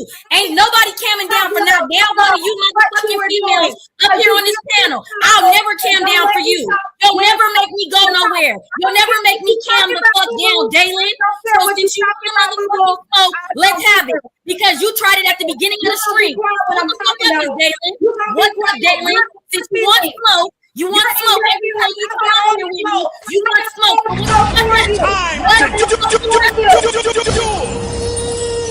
You want smoke with me every time I come up here. So what the fuck is your problem? You will never make me calm down. You'll never make me calm the fuck down. Not never. Not once. Not once. You'll never make me calm down. I'll never calm down over you. I had something I needed to go do. Don't ever fucking think you that fucking important. Watch your motherfucking mouth. I will never calm down over motherfucking Dalyn. I just did. So what you mean? Don't do it again? I will. Stop. You got me fucked up. I never calm down over you. I will never calm down over you. You've been coming for me every fucking time you on screen. Every time you're on screen, you got a motherfucking problem with me, bro. I'm about sick of your motherfucking ass. I'm sick of you. Sick of you. You're not a good order. I don't give a fuck. I don't give a fuck. What you really mad about? What are you really mad about? Because you had all the niceness. You had all the niceness for a bona fide hoe. A bona fide hoe was up here and you was nice as fuck. She said she was a hoe. You had no fucking smoke for her, but now you got something to say to me, bitch. You got me fucked up, hoe. Ain't nobody never camming down for no wig wearing ass, motherfucking makeup wearing ass. Now wearing ass bitch, fuck you. You got me fucked the fuck up, Dalyn. No, I didn't have enough. Fuck you. Take your ass back over there to Anton's panel. I don't bitch. I don't give a fuck. I don't care. I don't care. No. You got a whole weed. Whole weed with your motherfucking head. You don't wig on. You got me fucked the fuck up. That's all the fuck you do. You don't say nothing, never a substance. You ain't shit. Go ahead. She want to interrupt me when I'm talking, but when other bitches on here talking. Wait a second. Isn't this ladies first? Now, fuck you, bitch. No. Now we going there with that motherfucking. I don't give a fuck. Fuck you, bitch. Whoa, I'm dropping both. Nope.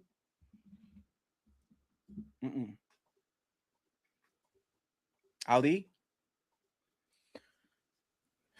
we promise this is the dark skin delegation versus the light skin delegation, but we can't let this escalate. Okay, friends. I'm going to bring y'all up again, Melanin and Dalyn, but we're going to pass the microphone to the fellas, actually, because the fellas been quiet and they are going to take us home. Okay, so they brought up, and we are going to let this was the most ladies first show we ever had. Get me the fuck away from her. Okay, that's fair. Yeah, I'm petty as fuck. Get me away from her. That's fair. Ali's talking. Bitch. No, calling me no damn. Hey, Melanin, you have the controls now. One second, Melanin, you can move yourself. You can. Oh my God, hey, ladies. I am polygynous. I love y'all. I have a big heart. Bald-headed ass bitch. Look at your motherfucking hair. Bald-headed ass. Where your real hair, you bald-headed ass bitch? Fuck you, bitch. I'm not sick of your motherfucking ass. Bald nigga. Bald nigga. And not. Hey, fellas. Hey, ladies. You know what? We are going to bring her up to kick y'all out of the panel, okay? Napah, Dalyn, and Melanin, the host. Now, I love y'all. Get me away from her. It was an awesome show. Mel, you have the controls now. You can move yourself. I don't. You teach me later. Get me the fuck away from her. So Napah, great show. Yes. Thank you very much. I appreciate thank you. Okay. Yeah. Melanin, awesome. Thank you very much for being here. Please drop your cash app on the chat so they can support you as the host of the show. I appreciate you. And Dalyn, thank you very much for the feistiness. We appreciate you too. Thank you very much. KoKo. Yes, thank you for having me. Oh, and peace to KoKo and Melanin. You know I love you. Peace to everybody on the panel. 7 hours. I'm in big trouble. Let me tell you something. That's problematic. Actually, I don't agree with 7 hours that's too. Wife problems, though, y'all. I don't agree with 7 hours too. KoKo, before you go, because I didn't say goodbye on purpose to you, KoKo. What do you think about we ending the show right now and kicking it off the show? This has been. What you think? Well, thank you guys for having me. Thank you, Patty. Thank you, Melanin. Thank you, everybody. We don't say goodbye. You kick it out too. You are not special. Thank you very much, ladies. We love y'all. This is our show. Thank you, Melanin. Thank you, KoKo. Thank you, KoKo. Thank you, Valley. Thank you, Napah. Fellas. Both of y'all. All right, look, man. Oh, and Ali, you know how many super chats we have to read? 92. Good luck. I literally deleted all the others before. I can't be too loud because my son right here, man. Ooh, you have to say, hey, thank you for the cash app. DJ, the CEO and Shizz. Hey, I want out who is full of shit. Because somebody has to be wrong on these, right? Who is clearly wrong? Hey, Ali, 100 votes on my side say Meg the Stallion is wrong and Klay is right. Yes, I made the poll. I can explain why. Go ahead, you got the CEO and then she's Megan Thee Stallion. I'll go last. Megan Thee Stallion is wrong because she set the bar, right? She is the creator of Hot Girl Summer. She was also the one that cheated on her serious relationship with that other dark-skinned dude where she was sleeping with the baby and Tory Lanez and all those other people. She set herself up for this. Now, the fact that Klay brought her to the family, he got cousins that's fans. So now he's the best cousin in the world because they got pictures and autographs from Megan Thee Stallion. The mom was probably a fan too. So they got to meet Megan Thee Stallion. Megan is wrong. She got what she deserved. And Klay just played the game right. He set up for the kill. That's all it is. That's what happened. Yeah, I think they both set each other up. I think he was sliding, got caught up with some PRs. They probably like, look, like Klay, you falling off a little bit on the market of NBA. Dallas on some BS going on over there after they traded Luka. You know, we probably need some publicity going on. That's why she was always front seat. You know, it just seemed kind of fake to me a little bit. All of a sudden, you know, about to get married, can't make it serious. Now all of a sudden, oh my God, yeah, cool feet. Then the album about to drop. I guarantee the album about to drop like another month or two. It's the same celebrity routine with celebrities. Help each other out, stocks, get their money up, and keep it moving. Because, you know, we're going to do things like this every night, talk about them. You know, it's just helping their stocks out, which is entertaining though. But at the end of the day, they're there to make some money. That's my belief. I feel they just kind of setting each other up. Like, I think they just got poured up, you know, with the Thanksgiving pictures out. You know, they got to keep playing it out. You know what I'm saying? Like, you know, we know how it is though. You get a girl, she's a whore. It feels good. You get caught up in the feelings, whatever. Then, you know, you got to try to figure out how to fix it. That's what I just feel. Yeah, NBA boy. Like, I play ball. I just know how we think sometimes. Like, damn, you know, she is good. I had this injury. She was there for me. Damn, she was hurt. I had to go to the hospital with her. Remember, she was a little hurt, whatever. He ain't go to a game for her. You know what I mean? It's just a lot You think of he's things. all that cheese, or she's a bad one? She's Like, he's a light-skinned nigga from LA. He could get something better than me. Trust me, but that's not the thing, right? Like, men usually have their like goals and shit. Like, that's why they date all the same woman over and over again. He got a mean one. Yeah, he got a trophy. Our problem was not Klay having fun with her. Our problem was, why the fuck you cuffing her? Like, you only present the main bitch to your family, to the crowd, and all that shit. Why are you parading around and looking like you are like a Labrador, like a golden retriever? Like CEO said, like, you know, it's a trophy. Like, you got family, cousins, it's a trophy. Like, Cuffing a hoe is a trophy? Damn. Yeah, I mean, for the millionaires, you know how they think. They don't really care about how we think down here. Like, he's still Megan Thee Stallion, bro. So, You know what I'm so, saying? as much as I would like to say, right, she deserved it, right? As much as I would like to say she a thotty, right? As much as I would like to say she made him look stupid by having her best friend around her and with a gay best friend and going out with him and taking pictures on Halloween and different events, even some events where she was embarrassing them. He may have the justification to embarrass her, right? But right is right and wrong is wrong. Let's say she got her past too as well too. If they made a commitment to be monogamous to each other and to do right by each other, that's one of my talking points. Two imperfect people meeting each other or two perfect people meeting each other. If they made a commitment to it and one of them broke it, then we have to say that person was wrong. So if Ali's a good guy, righteous guy, God-fearing guy, the moral, upstanding representation of a honest man, and I meet a thought and she's willing to commit to me and I commit to her and I do her wrong, I'm wrong. Like, we have to be honest about that, you know. Even if I've been doing right my whole life and she's been doing wrong on her whole life, if we meet each other and we make an agreement and we both standing by it and I break it, I'm wrong.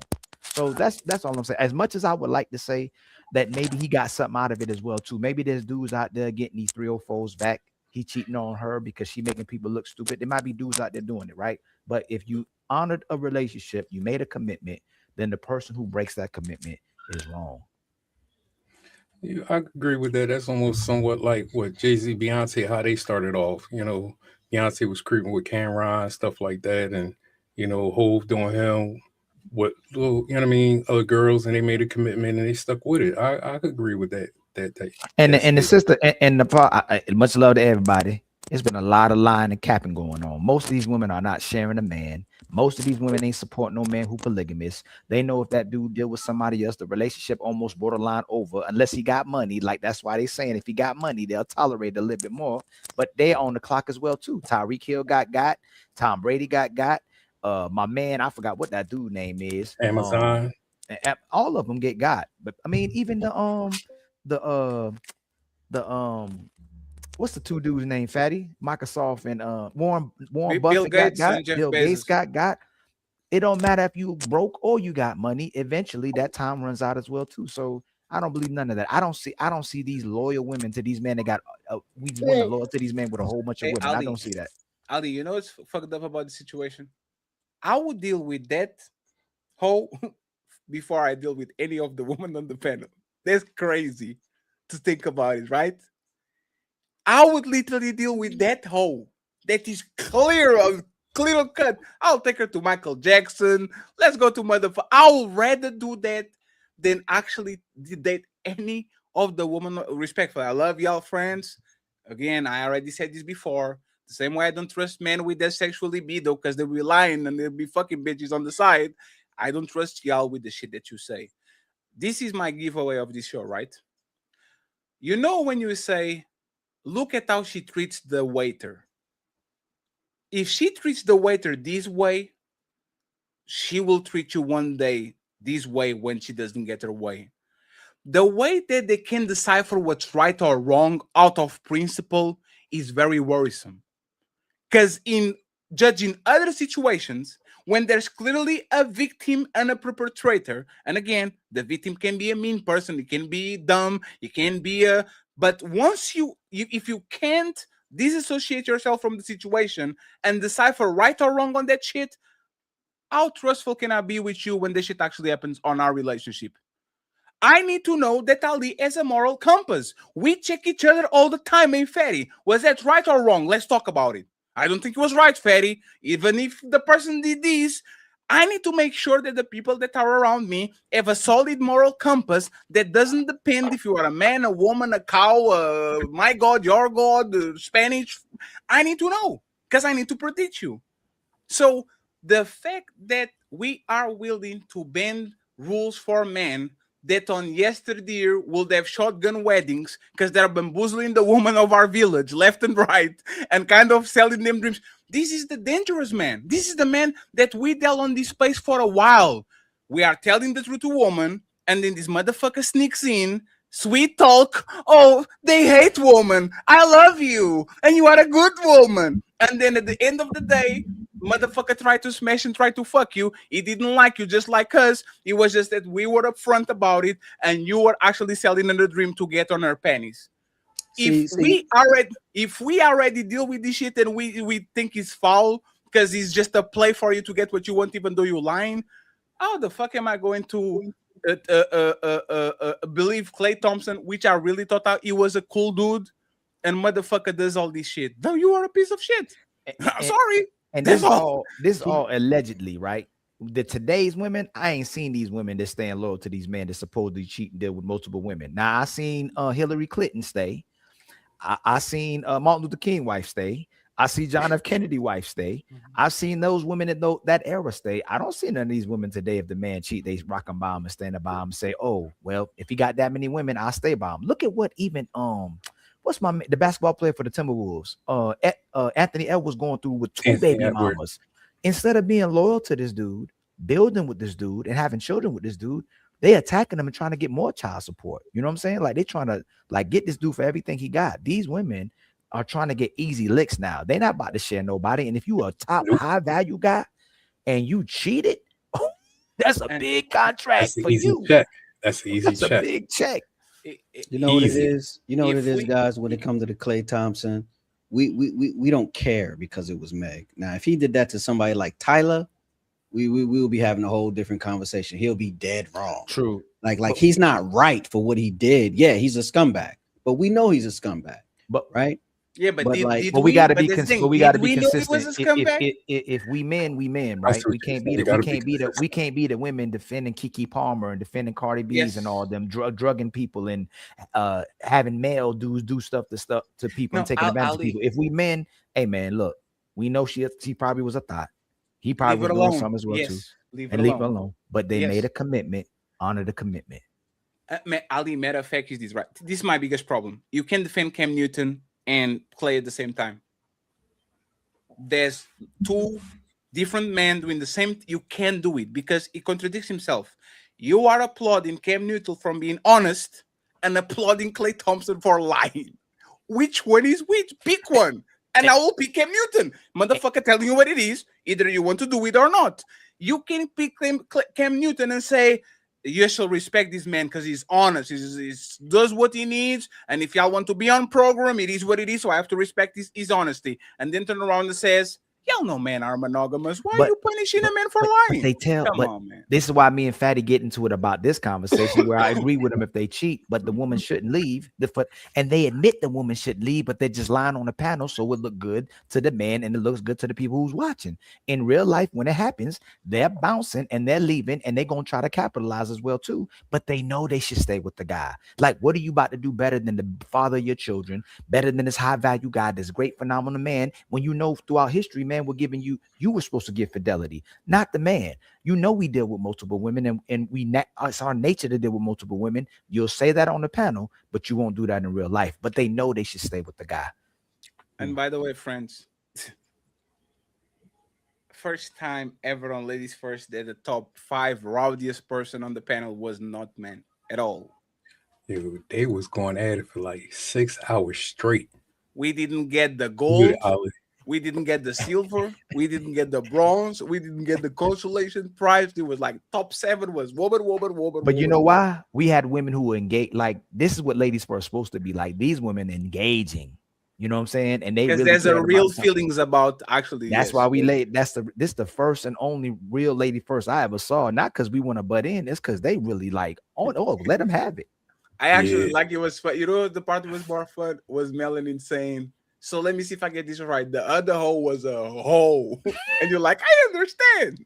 But you calling me a baby mama with a hoe. Oh, no, Fatty. I meant to ask you a question.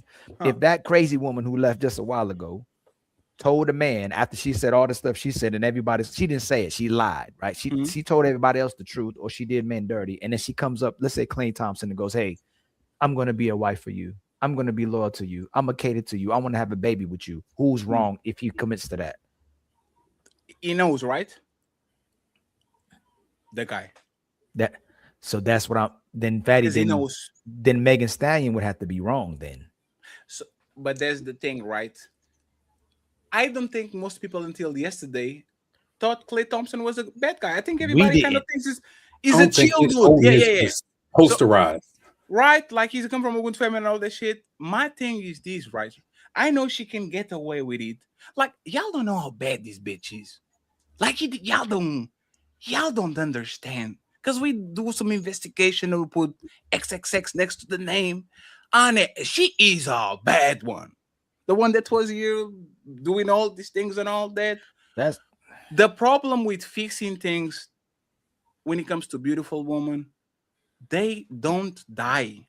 It's like motherfucking Sonic when they get like the stars around the motherfucker and everything is fast and it's falling into spikes. They don't die. Supersonic. Bro, there's nothing like I literally stole a tweet and I posted. Relationships in 2026 are like this. You pick a hoe and you beg her to please stop being a hoe. That's what it is. That's what it is. But that's why. But Fatty, that's why I said she wouldn't. She's not she's not. What I say?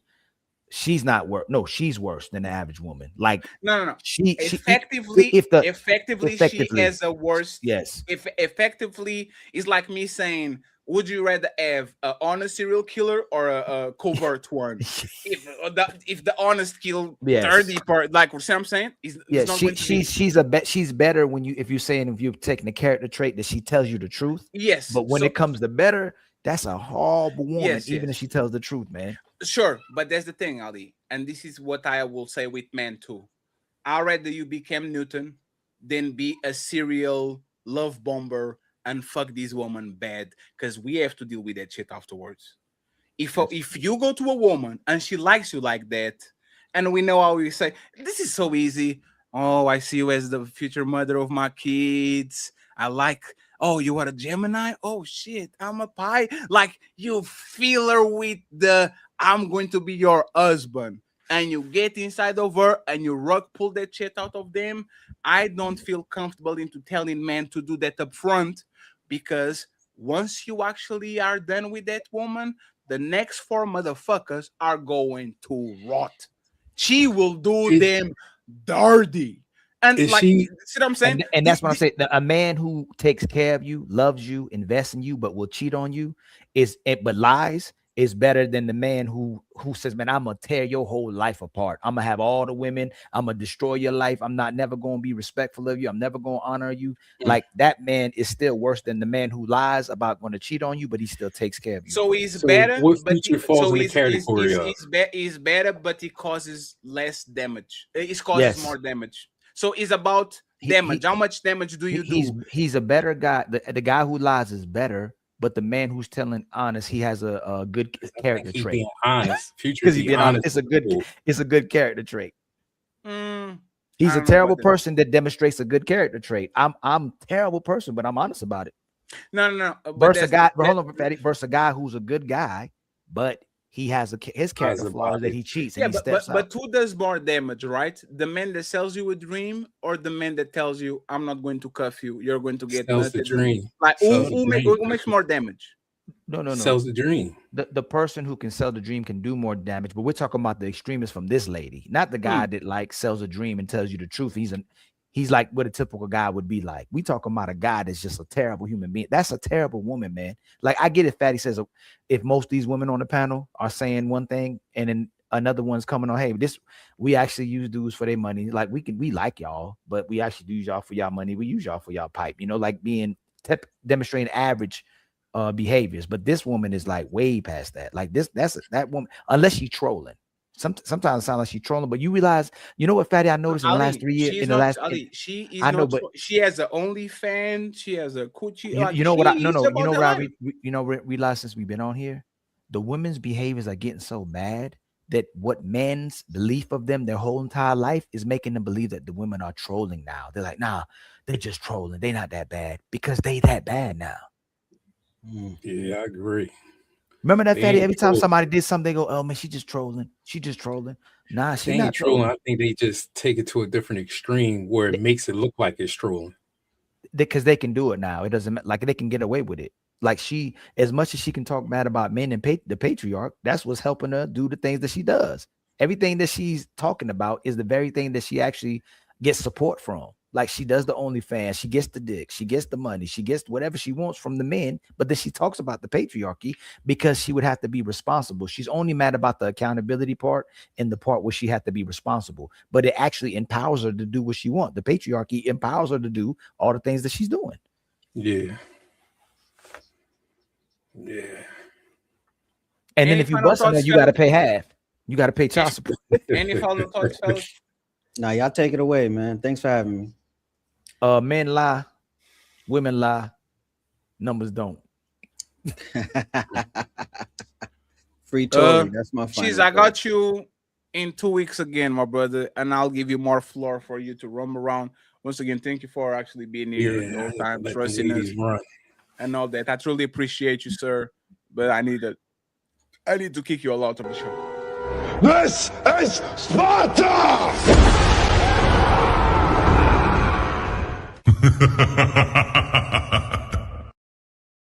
Oh man, Ali, I will read it for you since you have the kids.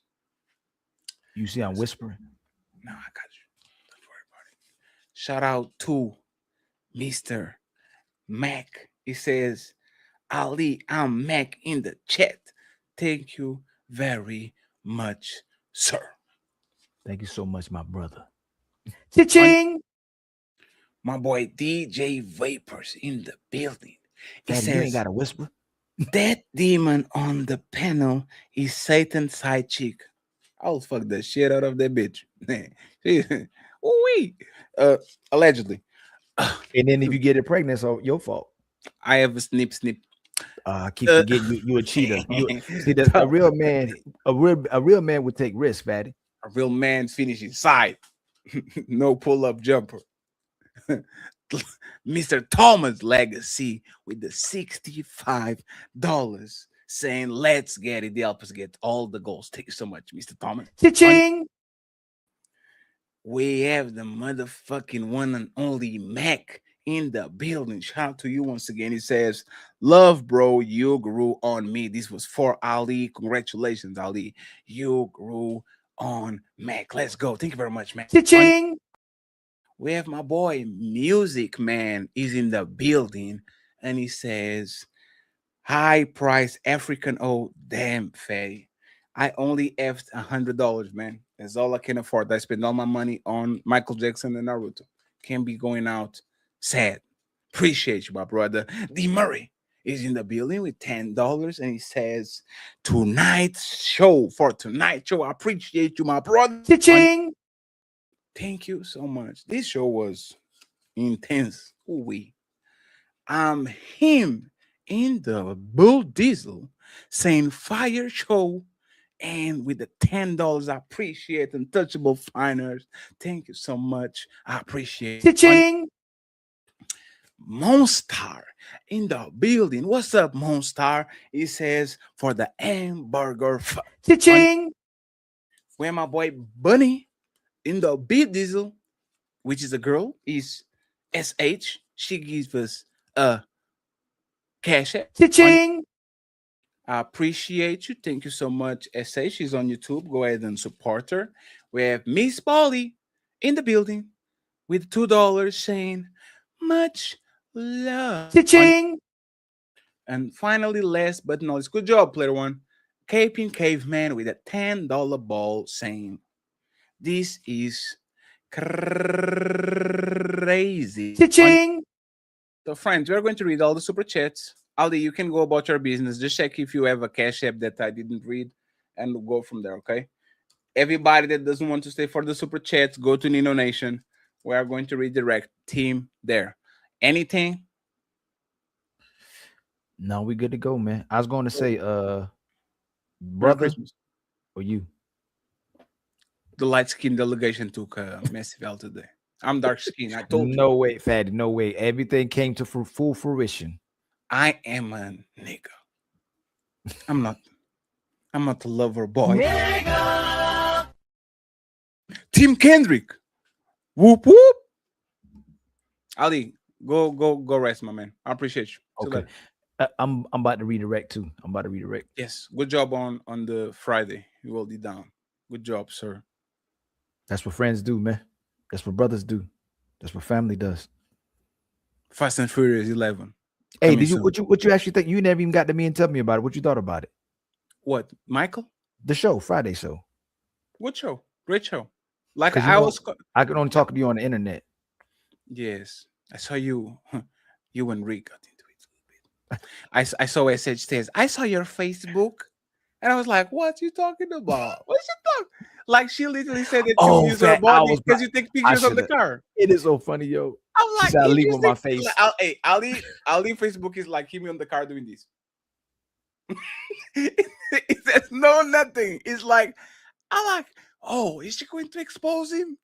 And then she said, oh, it's played. It was just the picture. She said, I leave with my face. Yo, that's crazy. Damn, you thirst trapping by taking face that's my pictures niece, man. like That's you're going my to do niece, a passport. Man. That's crazy. Crazy. Hey, man. I believe SH, you were right. SH, expose him next time. Expose him. Let's go to these 94 super upas. Ooh, wait, Jesus Christ. And Zero Fallout, I appreciate you, my brother. Thank you very much for the memberships. SQ saying, Napah. Y'all be changing y'all crush every show. Every show y'all change y'all crush. Every show y'all change y'all crush. Happy Caveman saying, thank God Trump signed the executive order bypassing the red tape to get them psych meds out. Kicking mine. My boy Sophisticated Jerk. I'll try to get him next week. Not another average at best chick that thinks she God. We now know we gender are the narcissists. Hey, she said it. He said it. Father figures. And she said she's shallow and don't like babies. Yes. That's the woman I like. I'm shallow too. Let's be shallow together. Father figure gaming, $10 to the awesome one. None. Look at you, sir. Thank you very much. My boy Tio in the building. On that dead host, Miss Jory, out pockets. Damn. Out pockets. Keeping Caveman. Anyone with a Russian ad, white hair, and luggage in the background don't need to be giving any advice. Winter at with beach attire says it all.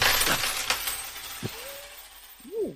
Mac in the Buddhism, saying the manosphere is goal isn't cultivating relationships with women, it's learning the nature of things. And Mac is the sponsor of the show with $100 and something. I didn't update it, but Mac passed Maisha because I didn't count that cash app. So he's the sponsor of the show. He sends more 10 actually, and he says good show. Okay, he said more 10 via cash app. Is the sponsor of the show, I think with 130-ish, something like that. Don't quote me, but clearly above 100. So thank you very much, Mac. I appreciate you. Thank you so much. He says good show. Thank you, my brother, for all the love. We have my boy Tony Golden. The untouchable empire, baby. Member for 30 months. I forget that Tony Golden is not like a day one. He's like a day two. Almost. He's not day one? No, Tony Golden wasn't on the Fight Club era. Tony Golden was not on the You Black feel Ops. like it. You feel like it. Him and T.O. look like they are from the beginning, but they were not on the Dang, Black Ops. T.O. too. I feel like day one. T.O.'s not day one? Yeah, no, they're Xyrex, not. They day two? Oh, we got to watch out for them then. No, yeah. They were not on the Black Ops. Remember, we have our origin stories. Be careful, Tony, Anthony. If you are God, couldn't you just repel the man that tried to take over society? LOL, how do you claim to use logic when used an example where man succeeds? The untouchable empire, baby. Damn, Tony with his investigative skills. Look at Smell the Roses. Napah, I love you. Shout out to Smell the Roses. She in the building. Zyrex says, yes, we are God. Shut up, Zyrex. About time we recognize for what we are. She is a member for 21 The untouchable empire, baby. You don't have to be a day one to speak this right. Zyrex always has our back. Keeping Caveman saying, I'm in love with Napah. I still love you too, man. So, y'all be flip-flopping. Now left to choose the lane. It comes back and says, ain't nobody giving you D and M, more like dirt and mud. Dick and money. Man, that woman getting a lot of dick and a lot of money. Keeping Caveman, make insane asylums great again. Shaking my head in the face. I think she'll be back. I think she had fun. Tony Golden. Napah is right. She's trying to call a 304 life God. Ooh. Thank you very much, Tony. We have HQ in the building saying this is wild. Thank you very much, HQ. I hope you're good. Keeping Caveman saying an educated whore. Okay, but don't diss. We have another one. Keeping Caveman in the building. Keeping Caveman is shooting. He's shooting. He's saying she's a pasta tooth weirdo. So I think Mac I could be is 182. 182? Mm-hmm. Yes, sir. I'll trust your judgment. He's the sponsor of the show regardless. But I appreciate you, sir. Thank you so much. Mm-hmm. Ivory Cassell 6771. He's a super speaker. I appreciate you. We have 77 to go. Mac with another 5. Mac wants to be the sponsor, and he is the sponsor. Napah is naturally built. She can wear a curtain and still can't hide it. And why should she? A pasta 2 sells herself to anybody? Stop it. Tony Golden. What's the price to smash Georgie? Damn, Tony. You're trying to steal my girl? That's crazy. Tony, you're right, Ali. Tony can't be trusted. That motherfucker. Hey, get him out of here. Call it what you want. What is LeBron looking for? Oh, this man. Look at ShizzBeYappin. Thank you very much, sir. We appreciate you. We have Max saying, I appreciate the woman honesty, but she's not cute. Appreciate you, Mac. We have most Captain Caveman saying most mentally ill people are educated. It doesn't equate to intelligence. All you did was follow instructions, get a diploma to sell dirty, retarded cut. Aww. He comes back again and says, now it makes sense. She is on the spectrum.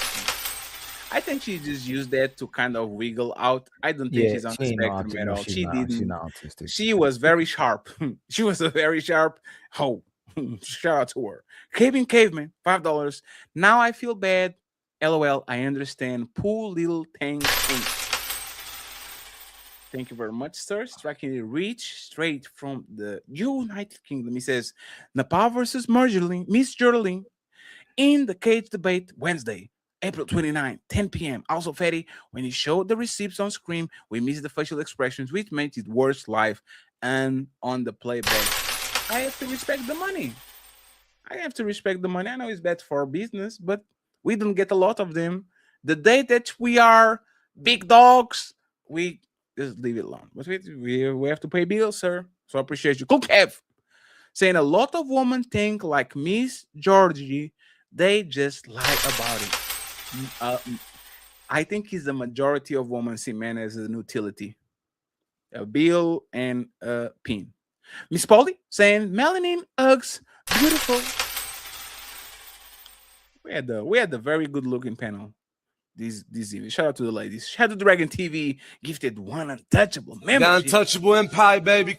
Thank you very much, sir. I appreciate you. Max says, God don't bleed. She is the god from 300. What's the name of the dude? Xerxes. Hey, do you remember that quote? What did he say? I don't trust nothing that bleeds for 7 days and don't die. You don't die. Damn. Cool Kev gifted the untouchable empire, baby. Shout out to you, Cool Kev. We have Max saying, why do goddesses need protection from demi? What did she call it? I thought she ended up calling us guys. Was it demigods? She called it gods and then she corrected to demigods. There's actually demigods below gods, but amen. Maybe she's like Kratos or like Hercules or like one of these demigods that killed the real gods. The bell, $5. Don't blame her, blame the tricks. You dummies make it possible for Earth to survive. So you squares should focus on why man tricks. I think for a trick to deal with her is a sure bet. I get what I need. And I'm about my business. We keep saying that, but we proving it now. If 100 men are telling women to do the right thing, they're gonna listen to the one man telling them to do the wrong thing, man. Yes. It's not the men, man. We can't keep saying that. 100 of us say, hey, respect yourself, close your legs. And one got mad. Man, do what you want to do. Why they so controlling? The wolf and the wolf and the fox. Why is the dog so controlling to y'all sheeps? Y'all don't date the dog. Motherfucker doesn't let you go outside. He's always barking at y'all. Why y'all do? He's so controlling. Y'all are empowered sheep. Yeah, come over here to the forest. I got you. Pandering's so powerful, Fat. If we made an agreement, we'll do it for a year and tell everybody they'll forget we made the agreement. Oh man, they'll forget we made that agreement. And they was like, talented Mr. Eat for all the gaslighting. Yes, Ali thank you, brother. Tonight. They was gaslighting me. You don't look. That's why I'm light skinned. You don't look light skinned. Why dark skinned? But they gaslighted me so bad I turned light skinned. You don't look light skinned. Why you defending this bad? Secretary Rich said, Miss Georgie, in 2028, married with a kid on the way. The MJ Gray script never fails. Any woman who is falling for this lack logic and basic intelligence. With this one, I think she's going to try to get a kid by a extremely rich man, like late 30s. I think that's the remember that white girl. It was not white girl. She looked like a model. Remember that she said that she got pregnant by a one pump man. Yes, I think that. Yeah. No. Yeah. And she bad. She be posting. She back on the block. She said she got on. She said she hopped on it. And whoa. I think it's the same thing. And by the way, at Cap Caveman, everybody pays, brother. Everybody. You gonna pay a little bit, or you gonna pay a lot. Especially married man, they pay the ultimate motherfucking price, man. That's what it is. Keeping Caveman, I'm upset that men out here buying artistic. Man. We have Cool Kev saying, I like Rebecca. I like Rebecca too. Cool Kev says, nothing. He gives untouchable. Got untouchable empire, baby. We appreciate you. We have Rob. Squire in the building saying, I appreciate the untouchable empire, but enough with stupid people discussing serious topics. Napah and Miss Georgie in particular. Aww. Damn, leave Napah and Miss Georgie alone. We're free. The untouchable empire, baby. With 2 untouchable The untouchable empire, baby. And then it comes back with a 3rd untouchable member. So, you think you're untouchable? Thank you so much, Freezer. Once again, one of the untouchable executives in the building. We're going Tony Golden with another fake account. He says, I thought Georgie said she was ill. She has these ideologies because she's been fear-mongered and hurt. You have emotional issues. W destructive scarcity. The issue with the destructive scarcity. Ain't it evident every single time we talk about men and women? It's so much grace and understanding for the women, but there's none for the men. It's like men are just horrible people, just bad people, even if they're trying to be good people. But the women that's being horrible people, oh, she was hurt. She went the wrong way. She didn't have a mama. She didn't have a daddy. But dudes, they toxic, they liars, they disgusting human beings, they're controlling. There's never no grace or understanding. I would side with you if we didn't have the Klay Thompson debacle that we had today. No, but they flipped. They flipped at this one little point. It's very rare for them to do what they just did today, except for that need to be right, and that need to just want to say something they know they don't even believe in. In fact, there was a lot of women who act like they support that. They were saying it as well too. Oh, but they will never accept that shit in their real life.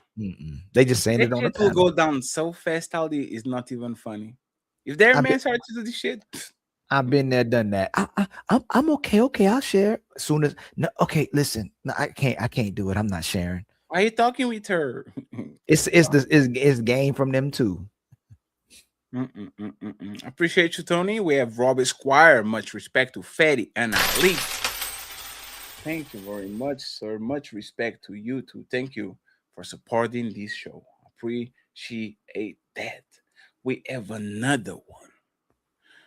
Oh, 50 to go. CJ, the special kid, says, Sara, not the sharpest tool in the shed, boring too.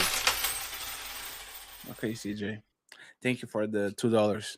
Rob says, Mumbo damn jumbo from Miss Georgia. She had me until she said, Black woman is God. You did. You look, when you said get ready, I just estimated somebody just kind of different. I didn't know that was coming. No. I always tell you, hey, this person. You do. You know what you do, and I'd be like, man, what's so? I said, oh, that's what he's talking about.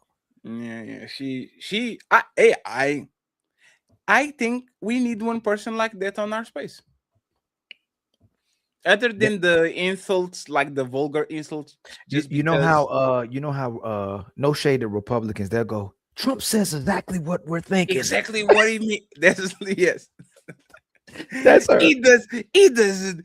Y'all just don't like it because it's not politically correct. Yes. This is what you get when people are correct. And it kind of gives you like the ick feeling because he's a woman doing it. But she says everything y'all don't like babies. You don't like your man. You just use it for this. And said, yes, and they should. They should keep doing it. And they're God. No, now forget us going to the Bible and reading and talking to God anymore. We're literally God now. KoKo is so nice. He actually hurts. Like KoKo. Think about the fact they went from a woman trying to be a man, going to God, and then becoming God. What's next? Phoenix.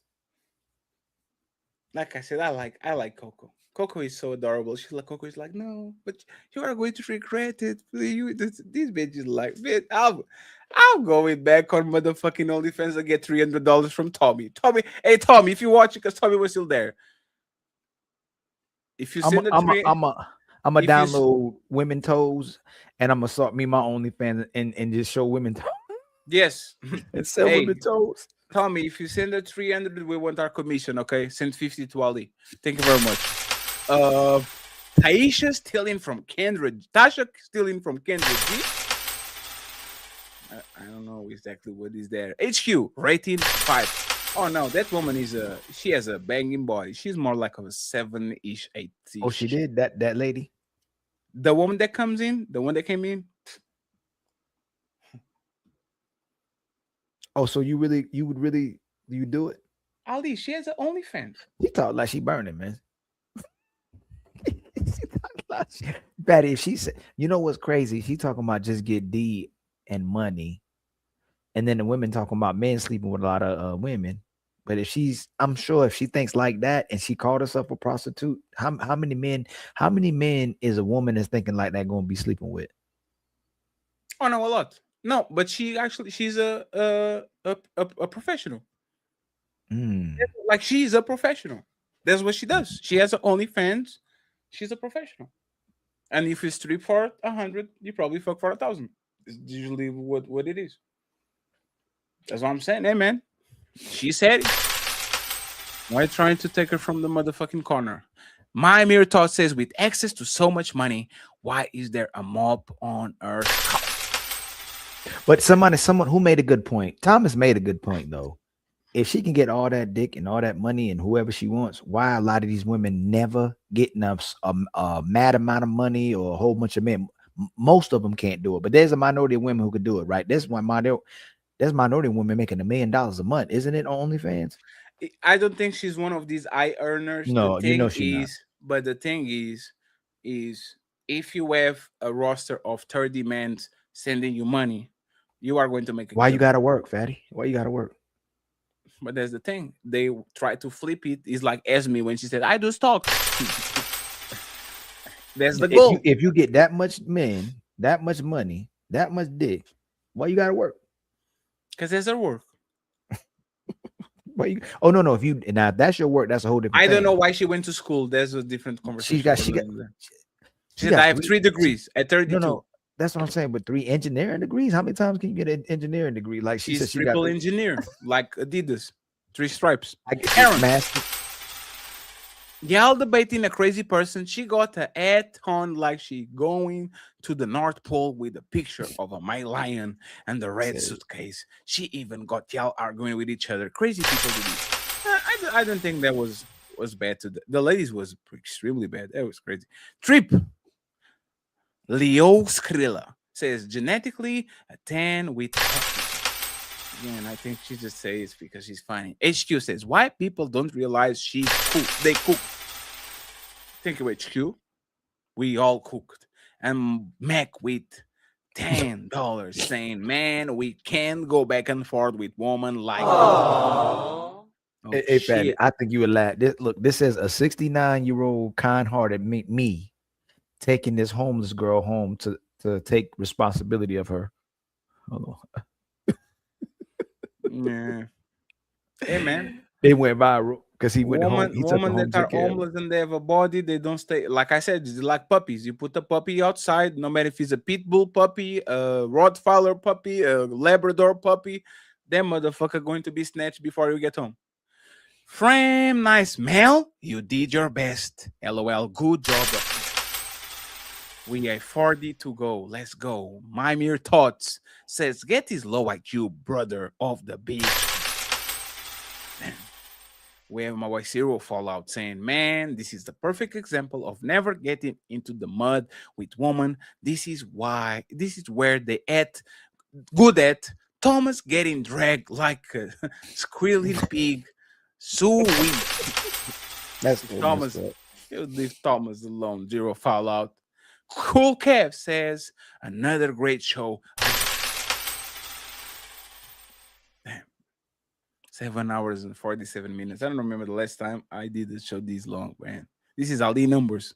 Red lipstick vibes, $2. Define. Hey, fatty, yay, fatty.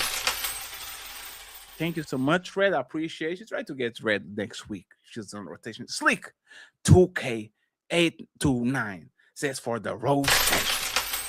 I appreciate you, sir, for the $10. We have Keeping Given says somebody give Thomas a hug. She roasted. Aww. You can't win it all, man. Can't win it all. Striking the Rich saying some people should donate, but stay off the Damn, you are throwing shots, Striking the Rich. You evil. My mere thought says this dude cooked himself, got me supporting the crazy lady. Oh shit. We have Baba Ganoush saying first time I ever heard Sara cut. Yeah, Sarah is a cusser. What's going on? We have TLG saying, Fatty, it's all right. You are light skinned. Yes. Boy, you don't sit your stupid ass down. Who the think you is? No, time out you again, Mac, with the $50 motherfucking. Oh! Yes, It says, ask her how is a tree planted by the flower and the leaves or the by seed. the seed. I'll give her a clue. The flower is the ovary. She's a guy that is a guy because she got ovaries she don't want to use, Fatty. What's a guy to a non-believer? Hey. Non-believing. Caveman. Sarah has to go to the bathroom again. Oh, shit. You guys better leave Sarah alone. Shout out to Sarah. She did good today. I like aggressive Sarah. Mac, feminism is literally the same as it was in the 70s and the 1700s. Undesirable woman wanting all the power with no responsibility, but demonic, esoteric occult. I like that word, esoteric. Is a very particular niche that very few people know. Kelly, Corinne, member for a year. Congratulations, Kelly. She says she looks like Nobushi. The untouchable empire, baby. That's Kelly probably she don't do shows no more? No. Kelly is retired, semi-retired. She needs to figure some things out. Jay White, $2. She has endometriosis. That's like uterus cancer. Oh, damn. Uterus cancer. Uterus. My mere thought says, how you gonna pronounce that word right? That missed the other word. I thought you was gonna mess up that wasn't word. Uterus? Uterus. You said uterus. Yeah, because that's how you say útero in Portuguese. Útero. Uterus. Excuse me. Uterus. Útero. My mere thoughts. Why are we stuck on this lady? Is it what it is? Semi-agree. I keep thinking that's who the basketball player that used to play for Duke? JJ Redick? No. Jason Williams. I keep thinking that's Jason Williams. White chocolate? No, black guy. Jason Williams. He got hurt when he got in the NBA. He was supposed to be real good, but he got injured when he got into the NBA. It ruined his career. I don't know. Hold on, let me see, man. Hold on, man. Let me pull up Jason Williams, man. So she's a prostitute, an engineer, an MMA fighter, a marksman, and a millionaire. I smell cap and a dirty cat selling prostitution. And she's a future millionaire. Respect her. My boy Thomas. Jay Williams. He says, wife came out, the pockets first. She got to be invested too. Stop trying to buy her love and affection. That's why most of our fake red pill now. Oh, I know. This is the announcer. Jay Williams. I keep thinking that's him. He played for Duke. I didn't even know he was a basketball player. Yeah. He was really good for Duke. But then he got hurt when he came into the NBA. He got injured. Isn't this guy like either a Kobe super Ada or a Kobe super fan? I remember him a lot of times like he was a very good basketball player. He got hurt. All people play good basketball other than Tom Foolery. Caveman, $2. JJ in a ramen wig, dynamite Napah, LOL. Oh wait, Mac became an untouchable. The untouchable empire, baby. Welcome to the Untouchable Empire, Mac. We have Draper, baby, became an untouchable. The untouchable empire, baby. Shout out to you. We have Mac again saying, funny how she bought up the movie Eden Figures. These women went to college. How did they go to college if they were in protest? It's crazy, man.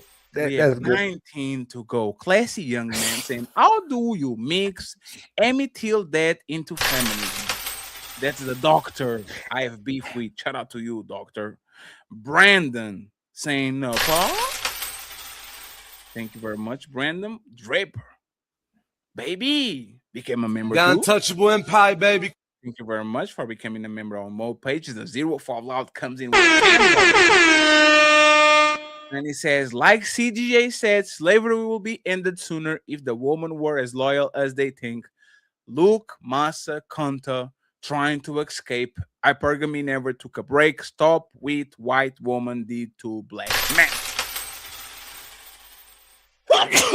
Thank you very Bless much. you. Appreciate you. Thank you very much, my brother. Appreciate you. Max says, does George know that feminists thought the black people were subhuman and convinced black women to support their children? And Mac comes back and says, you know, we see you lying, right? They don't care. In the building. OG Speed says, peace and love and always try for good. I always want them to say peace, love, and hair grease. That's what I want them to say. Oh, shit. Nah, shout out to my OG. My boy Max saying, these chick would like Master Splinter. Where is she? Damn, that's crazy. B3 Calm. $5 says, when I see the spaghetti that Meg make for Klay, I know it. Hey, that's some 18 shit, mama. Oh Jesus man, Christ.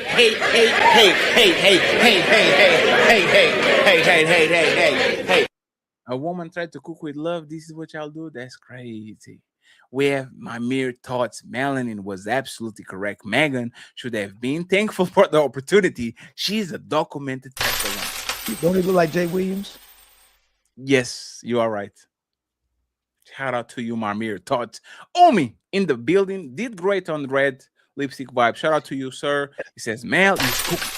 You know, when I saw this picture, I thought he was skydiving first time for some reason. No, he says a balloons. No, he has a kid on the back. I thought he was balloons. You know, I thought he was balloons, like he had balloons because of the colors. But I was like, oh, there's like a baby. That's dope. Baby. Max said he meant abort, not support. Oh, shit. That's crazy. There's a crazy correction. B3 says $5. The and Klay situation is like when two thieves steal from each other. I don't see a problem. So, because I think she's a trash person, I believe that she got out bamboozled. See what I'm saying? I actually can concede to that. I can concede to the fact that this woman she wanted to. She is the investment thing that we talked the other day. It's an investment. I thought your argument is just the morality. We were arguing the morality. It's just we shook on it. We shook on it. I think you agree. They're both garbage people. That Ali, this is simple. We shook on it. I don't care if you make a deal, Ali. If you make a deal with the devil, do you have to keep your word? Even the devil has to keep his word. If you make a deal with the devil and you shake his hand, right? The devil has to keep his word, and he's the devil, but we shook on it. See what I'm saying? We're not going to say, no, the devil will collect. The devil will say, here is some things. I will collect my soul. I will collect. Like, this is what happens when people did deals with God on the Bible. When people did, you should keep your word. But you know, Fatty, that in that aspect, so many. You know, when I think about what you said, like, you know how people get people to sign contracts now, like you said, the devil gets you to sign a contract. Doesn't it become evil kind of something? Once you make that pact, it's forever. Like you can't say no. Like you can't stop. You know what I'm saying? And that's the thing. It's like you go into a shark loan, like one of the shark loans. Yeah, like, that's what I'm saying, man. Hey, you shook on it. I know motherfucker is a shark loan, like motherfucker is going to fuck up your life, but you shook on it. If you shook on it, we shook on it with our enemies.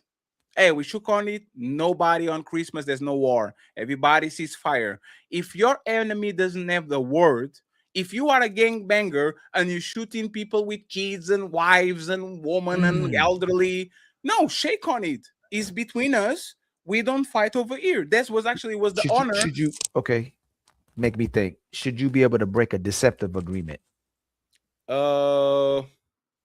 It depends. Was because the agreement was purposely deceiving, or because you were incompetent and didn't like check her, it? like she thought. If you look at all the bodies she got, how she maneuvers as an individual, right? And I'm gonna be everybody knew they're gonna be married for life. They knew this relationship was gonna end. Typically, we thought Megan was gonna mess it up, but he messed it up. But we knew it was gonna end anyway. Should a deceptive agreement be able to be broken? I believe that he's right in breaking up with her.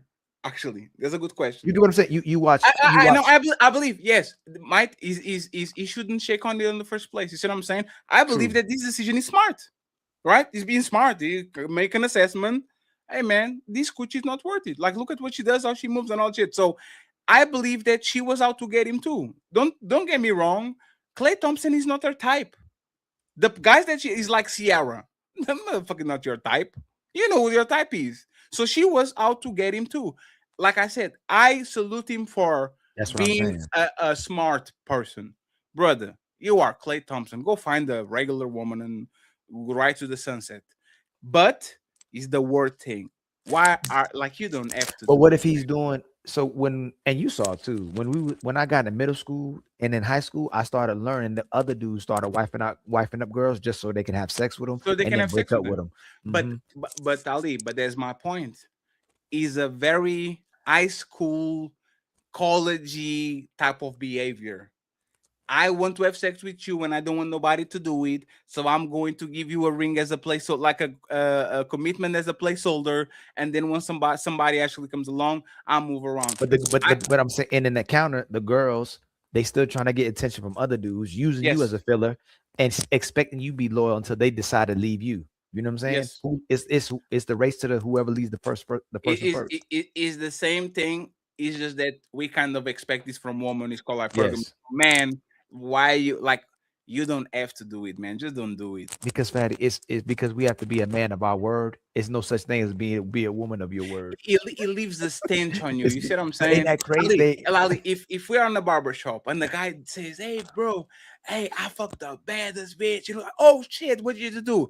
I sold her a dream, man. I lied to her, show her to my parents, all that shit. Said she was going to be the mother of my kids, nutted on her mouth, and bow. Everybody in the barbershop was like, damn, that's kind of fucked up, bro.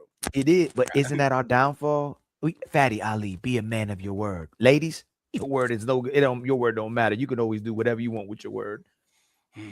It's deep, man. There's the market. B3 Comp saying the Megan Klay situation is like when two thieves steal from each other. I don't see a problem. With Ninja Cool saying, thank you, Fatty, for Mela and appreciate you, friends. In the middle of the 30-hour drive to San Francisco, y'all keeping me awake. Keep it going. So we have to go, my brother. We appreciate you. Hey, safe travels, man. Don't fall asleep on the wheel. If you feel sleepy, just put the car on the side. Zero Fallout, stay for the show. I appreciate you, Zero. Thank you very much for the lovely support. And it comes through with 2 untouchable memberships. Hey, is Zero Fallout Jew or is that funny? Is he being funny? Go back. Go look what it said. Just Jew it. That's the logo? Yes. It looked like a Isn't that the Jordan logo? I thought it was, but I think it's it might be a Jewish garment. I don't know. I might be tripping. I thought it was a Jordan logo, but I just realized sure? No, there's no way. It says just Jew it. Let me see. Let me see if I can find it. Look. Oh, no, I already found it. Oh my God, you are, sir. That's crazy. Is he being funny or is he Jew? Oh no, that's Zero Fallout. That's crazy. Zero Fallout, I want to get us in trouble. Jesus Christ. Oh we. Player 1 in the building says another super chat. Just being petty. Great chat. We're going to have a lot of work on this one, Player 1. A lot of censoring. Kenny, $10 says, you have players who are bold when they sleep with women, and you have sly guys who lie to sleep with women like Derek Jackson. That's a great point. Derek Jackson is the perfect example. Motherfucker was telling one thing in front of the cameras and on the back. Can I ask you a question? Yes. If you lie to them, you got them, but if you tell them the truth, they got you. It seems like you think that's why they're doing it? No, because for you to tell her the truth, you don't have to play the game. Ali, remember, if no, Fatty, think I can actually tell the truth and not be punished by it because I never. If you tell the truth, you most likely you most likely gonna be single. In order to tell these women the truth, it has to be the version of the truth they want to hear, even though it's not a lie. You're gonna say, okay, I'm gonna tell you the truth, but I don't want to tell you the truth, but I'm gonna tell you the truth, and then they control you. But if you lie, you still can do whatever you want to do and still honor that relationship. But when you tell them the truth, they're in control of you. That's what think about. That's why men lie, because you're not gonna like most men. If you tell the truth, you're gonna end up being single, Fatty. No, that's fair because most men don't have leverage, right? I would recommend men that have leverage like Klay to never lie. It's not worth it.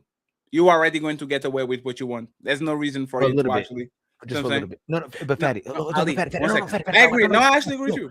Fatty, that's an easy lie. That's an easy layup. Hey, I got this high value guy. He gonna tell me that he told me the truth. I'm gonna give him with the setup, and then she gonna use it on him later on. No, so the thing about is this: if I'm practical and I'm talking about what works, is a mixture of lies and truth. I'll give you that. If I am actually honest about what works, and this is what I'm saying about the righteous path and the demonic cultivation path. If I'm have to give you, and you not either muted or your microphone is not. If a man comes to me and tells me what is the best advice you can give me to actually get woman and keep woman, you have to mix lies with truth. That's Right. the best way to do But it. the woman that get the fastest access to a guy is the woman that allows the man to be completely vulnerable and transparent, and she pretends like she accepts it all. Because most women will fight against it. Nope, I ain't accepting that. Like I'll deal with you like this. But if the woman lies and pretends to accept the guy, he'll give her the fastest access if he likes her. You might be right. Think about it. He said, let me read again. You have players who are bold when they sleep with women, and you have sly guys who lie to sleep with women like Derrick Jackson. Klay is a sly guy. Hard to believe Meg ain't know he was a player from the Himalayas. And finally, last but not least, Kenny. Imagine Georgie telling you she's gonna be faithful to you. If you fall for that, it's on you. Klay has a bad rep. Klay is a wolf in sheep clothing. He presents himself as a sheep, but he's literally a wolf. And I think those are kind of. Well, Fetty, who did I looked at, I was going. He cheated on his last 3 girlfriends. They said that the Hannah girl, some other one, but none of it was ever confirmed. Was it confirmed? He said he cheated, but did he cheat? Like Ali, no confirmation. Ali, go check. One of his girlfriends leaked his diary. He had the journal in 2019. Motherfucker is a sex deviant. Oh, like she leaked his diary. Yeah, she leaked his diary. She leaked his diary like 5, 6, 7 years ago. And motherfucker just couldn't, like, he was literally talking about, man, I like this girl, but I want to fuck this girl, and we're going to the playoffs and all that shit. Like he has problems. His mannerisms kind of like seem socially awkward a little bit. His mannerisms. No, you know what's funny? It looks like a sociopath. Yeah. Nonchalant, doesn't react to nothing a lot. Every time he does something, looks like he's performative, like he's not feeling that too. That and like he's easy. He's like an easy lick. Fatty, remember we thought he was a sucker. He gives on the persona. We thought like, he was the good guy. I don't know what's going on. Yeah. And like he's the cool dude that you're not expecting. Like, you know what's to crazy? nobody. If that's his game though, it's like Megan Thee Stallion, she got an easy lick. Yeah, I'm dumb. I don't know nothing, man. She got me. I'm taking pictures. He's taking pictures with her. He's bringing her flowers, meeting the parents. Ali. God dang. Ali, this is why I didn't like the lady. He named the boat after her. He named the boat, not the house, not the $500,000. He named the boat. And you're telling me that she thought she was the. Come on, man. You are going to put the boat about your side chick or like a boat? The motherfucker going to be the untouchable SS, not the negative Stallion anymore.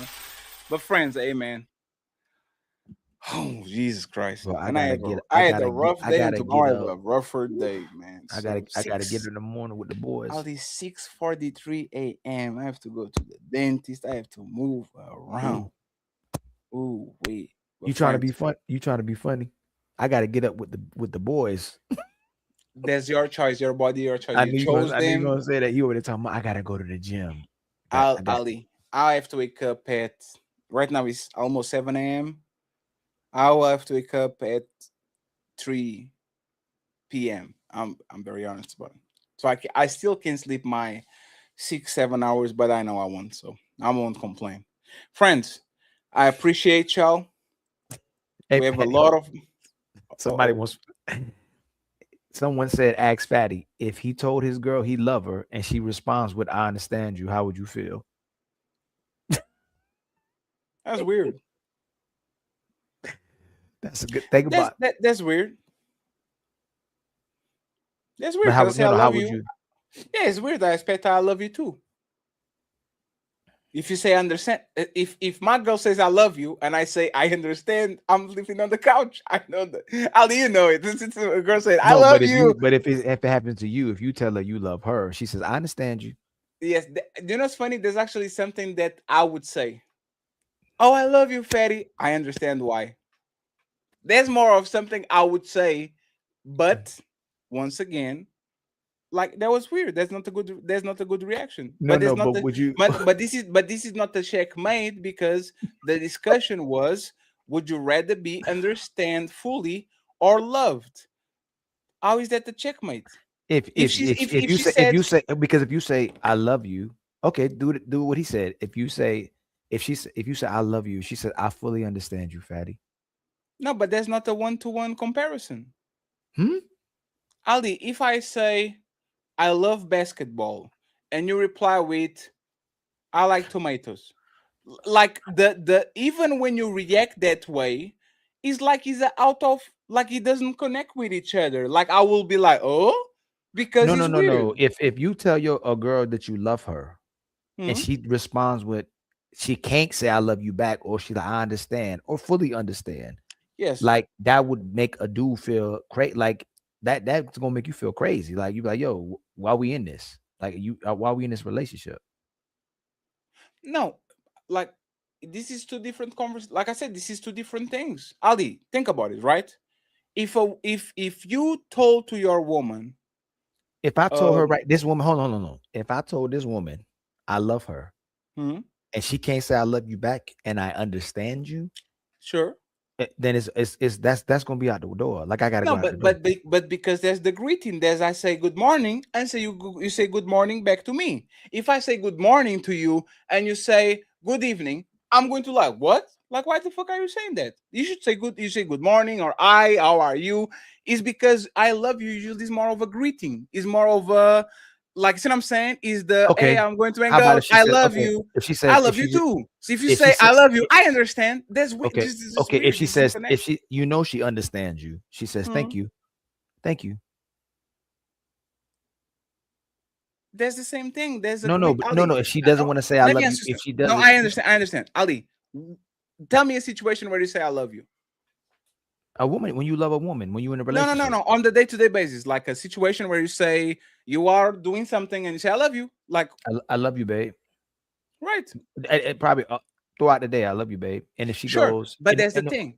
Hold on, Ali. Don't think about her, Ali. Let's assume your kid now talks, right? In relationships around the world, right? When someone says I love you, you are expecting I love you. I love you back. If you say anything but I love you, it's going to be a problem. Yes, you can see but that. But you can replace the I understand with any other thing. It will be confusing. I agree. No. That's my point. Is not like you said. It's a checkmate.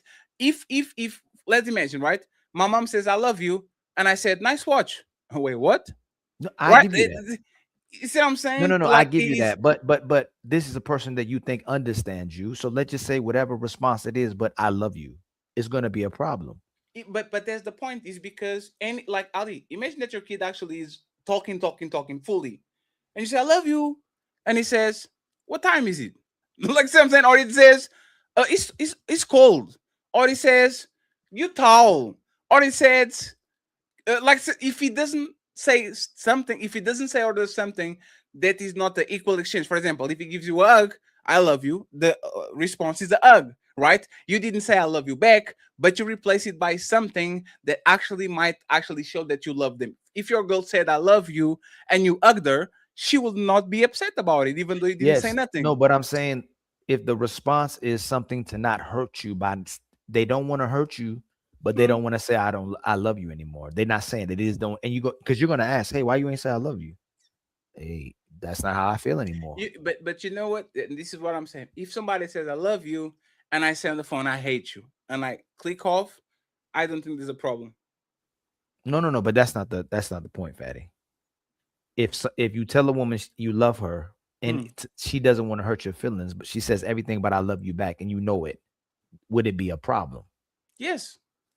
And that's what it means. It's so, but you knew she understood you at one point. The fact that if she doesn't love you anymore is more problematic than the fact that she understands you. You'd rather be her love you than her understand but you. But it's not about understanding. It's about I'm saying something and I'm expecting that something back. You don't say, like, rule number 1, you don't say I love you if you don't think that woman loves you back. You don't say I love you first. You let her say I love you first, right? No, but this is a relationship. Yes, but I just think it's not about the word love. It's about the communication. It's like a communication. Like it's not like it's something that you don't expect. If you say bye, you expecting bye, see you later. Like it's a mutual response. If you say bye and I say I understand, there's a rhythm breaker there. I'm like, damn, what the fuck that means? I understand. I know you understand why I'm saying bye because I'm going to work. But I say bye, just say see you later. You know what? We're rambling. Team Fatty, Ilkan Ali, and the Untouchable Empire signing out. You can find this song on Patreon. Go ahead and support my boy Nino Nation. We out. Real hot girl, 5 p.m. EST, yeah, we clocking in. The Untouchables, let the games begin. Ladies first. Keep them waiting at the door, they thought they knew the vibe, but they ain't ready for the war. Hey, yo, look, everybody talking about the bad girls playing, but check the scoreboard, see the games he's laying. He acting real holy like his gift wrapping perfect, but Fatty peeped the plan, baby, it wasn't worth it. Ali in the cut, yeah, she seen the whole scheme, it's the good guy. I here selling everyone a dream, but your man stepping off and you fumbled the bag, trying to keep it with a queen, that's a major red flag. The good guy was the cheater all along. Yeah, he's the fraud, thought he was the king, but the rhythm was wrong. Body yada yada, and the bad girls finish last, even when we smart up. But we still the untouchables. Go and fill the cup, yeah. The good guy was the cheater all along. Melanin popping, yeah. I'm dripping in the gold while you're out here acting dusty. Yeah, that story's getting noticed. 5 p.m. on the boss, check the schedule. You're a local little hater. I'm a global professional. Smart up, lace him up. Now I'm 10 steps ahead. Left the cheater on the curb. Put the fake little bit. Untouchable, unreachable. You can't even touch the hem. I'm a diamond in the rough. You just a round.